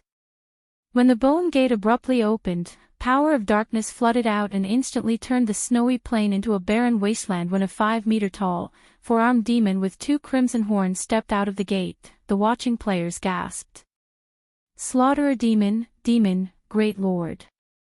Level 81. HP 33, 750, 000/33, 750, 000. A level 81 Great Lord. Crap. They can summon Tier 3 monsters. Hecate's members were stricken with fear as they stared at the Slaughterer Demon. It wouldn't have been a major issue if the summoned Great Lord had only been level 50 or 60, but the Great Lord before them was level 81. That was far above their current levels. Although the level suppression system in the game had been nerfed quite a bit by this point, the suppression from a 30-level difference would still be powerful naturally. In terms of basic attributes, a level 81 Great Lord was much stronger than a level 50 Grand Lord. Even a 100-man elite team wasn't guaranteed success against an ordinary level 50 Grand Lord, which would be a nightmare if controlled by a player suddenly. The Slaughterer Demon unfolded its pitch-black wings and disappeared. The demon then reappeared in the heart of Hecate's army as if it had teleported. The demon had used the Tier 2 skill, Space Jump, which had a longer range than instantaneous movement, allowing the Slaughter Demon to cross a 400-yard distance in a fraction of a second. Emerald flames then flared around the Slaughter Demon's 4 bone swords before it stabbed all 4 into the ground. Boom. With the Slaughter Demon at the center, emerald fire swirled out, only stopping after it covered a 50-yard radius. Tier 3 skill, Omnidirectional Incineration. Everything the emerald flames touched burned to nothingness. Even level 52, Tier 1 MTs that had activated their life-saving skills had died instantly in just one attack. Hecate's army lost another several hundred members. After this attack, Hecate's members, who had already felt uneasy, fell to their despair. Retreat. Hurry up and retreat. Autumn Changes shouted in the team chat as the Slaughter Demon prepared to attack again. The combat power Lifeless Thorn's team had displayed had already frightened him. He had never thought that players could become so powerful. Lifeless Thorn and the others were like monsters in player clothing. Lifeless Thorn, in particular, was ridiculously strong. Even several level 50-plus MTs working together couldn't stop his rampage. Just one of the Berserker's attacks was more than enough to send multiple MTs flying. Meanwhile, cloth armor classes were little more than pests before this man. They'd definitely die if they received a single hit. Now that a level 81 Great Lord had joined the battle as well, Autumn Changes could not help but feel like the system was playing some cruel joke on him. However, although Autumn Changes had already ordered the retreat, before a Tier 3 demon strengthened by Demon Ruler, escape was impossible. The Slaughterer Demon was simply too fast. Moreover, it only needed one hit to kill the fleeing players. Since Hecate's members were focused on escape, Lifeless Thorn and his companions had an easier time killing their enemies. 9 players and 1 demon chased after the 1,000-plus players that fled in all directions. The inconceivable scene left the distant independent players speechless. They had witnessed many accounts of 1,000-man armies chasing down groups of dozens of players, but they had never seen a handful of players chase after a 1,000-man army. The crowd's eyes glowed with excitement, and some players even got goosebumps as they watched this miracle unfold before them. Ever since Hecate had arrived in Cold Wind City, the guild had constantly suppressed independent players like themselves. Naturally, they were more than pleased to see this guild's members get slaughtered. Their blood boiled with passion as they watched. Too strong. Asura is invincible. So, this is the strength of Cold Wind City's #1 adventure team. The watching crowd gained a newfound appreciation for Asura's strength. Numbers could no longer replace the strength the adventurer team wielded. As long as these Asura experts were present, the adventurer team would become a legend. Rather, Asura's legend would begin today in Cold Wind City. Meanwhile, Stained Maple and his teammates, who tried their best to keep Hecate's members from fleeing, felt an indescribable pride and excitement for their own adventurer team so strong. But the basic attributes and combat standards Lifeless Thorn and his companions had displayed today were absolutely mesmerizing when they thought about how Lifeless Thorn and the others' newfound strength was due to their commander, Shurfong. Their hearts burned with even more passion since Lifeless Thorn and the others had improved so much by following the swordsman. These players realized that if their performances were sufficient, they might get to train under their commander as well, experiencing the same explosive strength growth. If they could become half as powerful as Lifeless Thorn and his teammates, they'd be more than satisfied. Meanwhile, many of the spectating independent players had recorded the battle between Asura and Hecate, and some had even uploaded their videos to Cold Wind City's official forums. Battle of the Century in the Snow Rift. Initially, very few players paid attention to the forum post. Those that had checked it out had done so out of boredom. However, as soon as players clicked on the post and watched the videos, they couldn't look away. What's going on? Several players are chasing after thousands. Is this some kind of movie shoot? This battle is real. I am at the battlefield right now. You should have seen it for yourself. Several experts from the Asura adventurer team just slaughtered Hecate's army. They can kill even level 50 MTs with one hit. When did Asura become so powerful? I am also at the scene of the battle. I'm an assassin, so I managed to get a closer view of the battlefield. It seems that Asura's commander has finally returned. Those are the experts from Asura that left Cold Wind City with the adventurer team's commander a while ago. Just now, Asura's cleansing whistle single-handedly killed Hecate's vast heaven. Moreover, she made it look easy.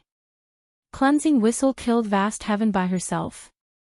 Stop lying. Do you know who Vast Heaven is? He's the current #1 expert in Cold Wind City. The city's previous top-ranked experts didn't even last 10 moves against him. How could Cleansing Whistle beat him? I have screenshots and videos. Take a look for yourself. What? It's actually true. That's Vast Heaven.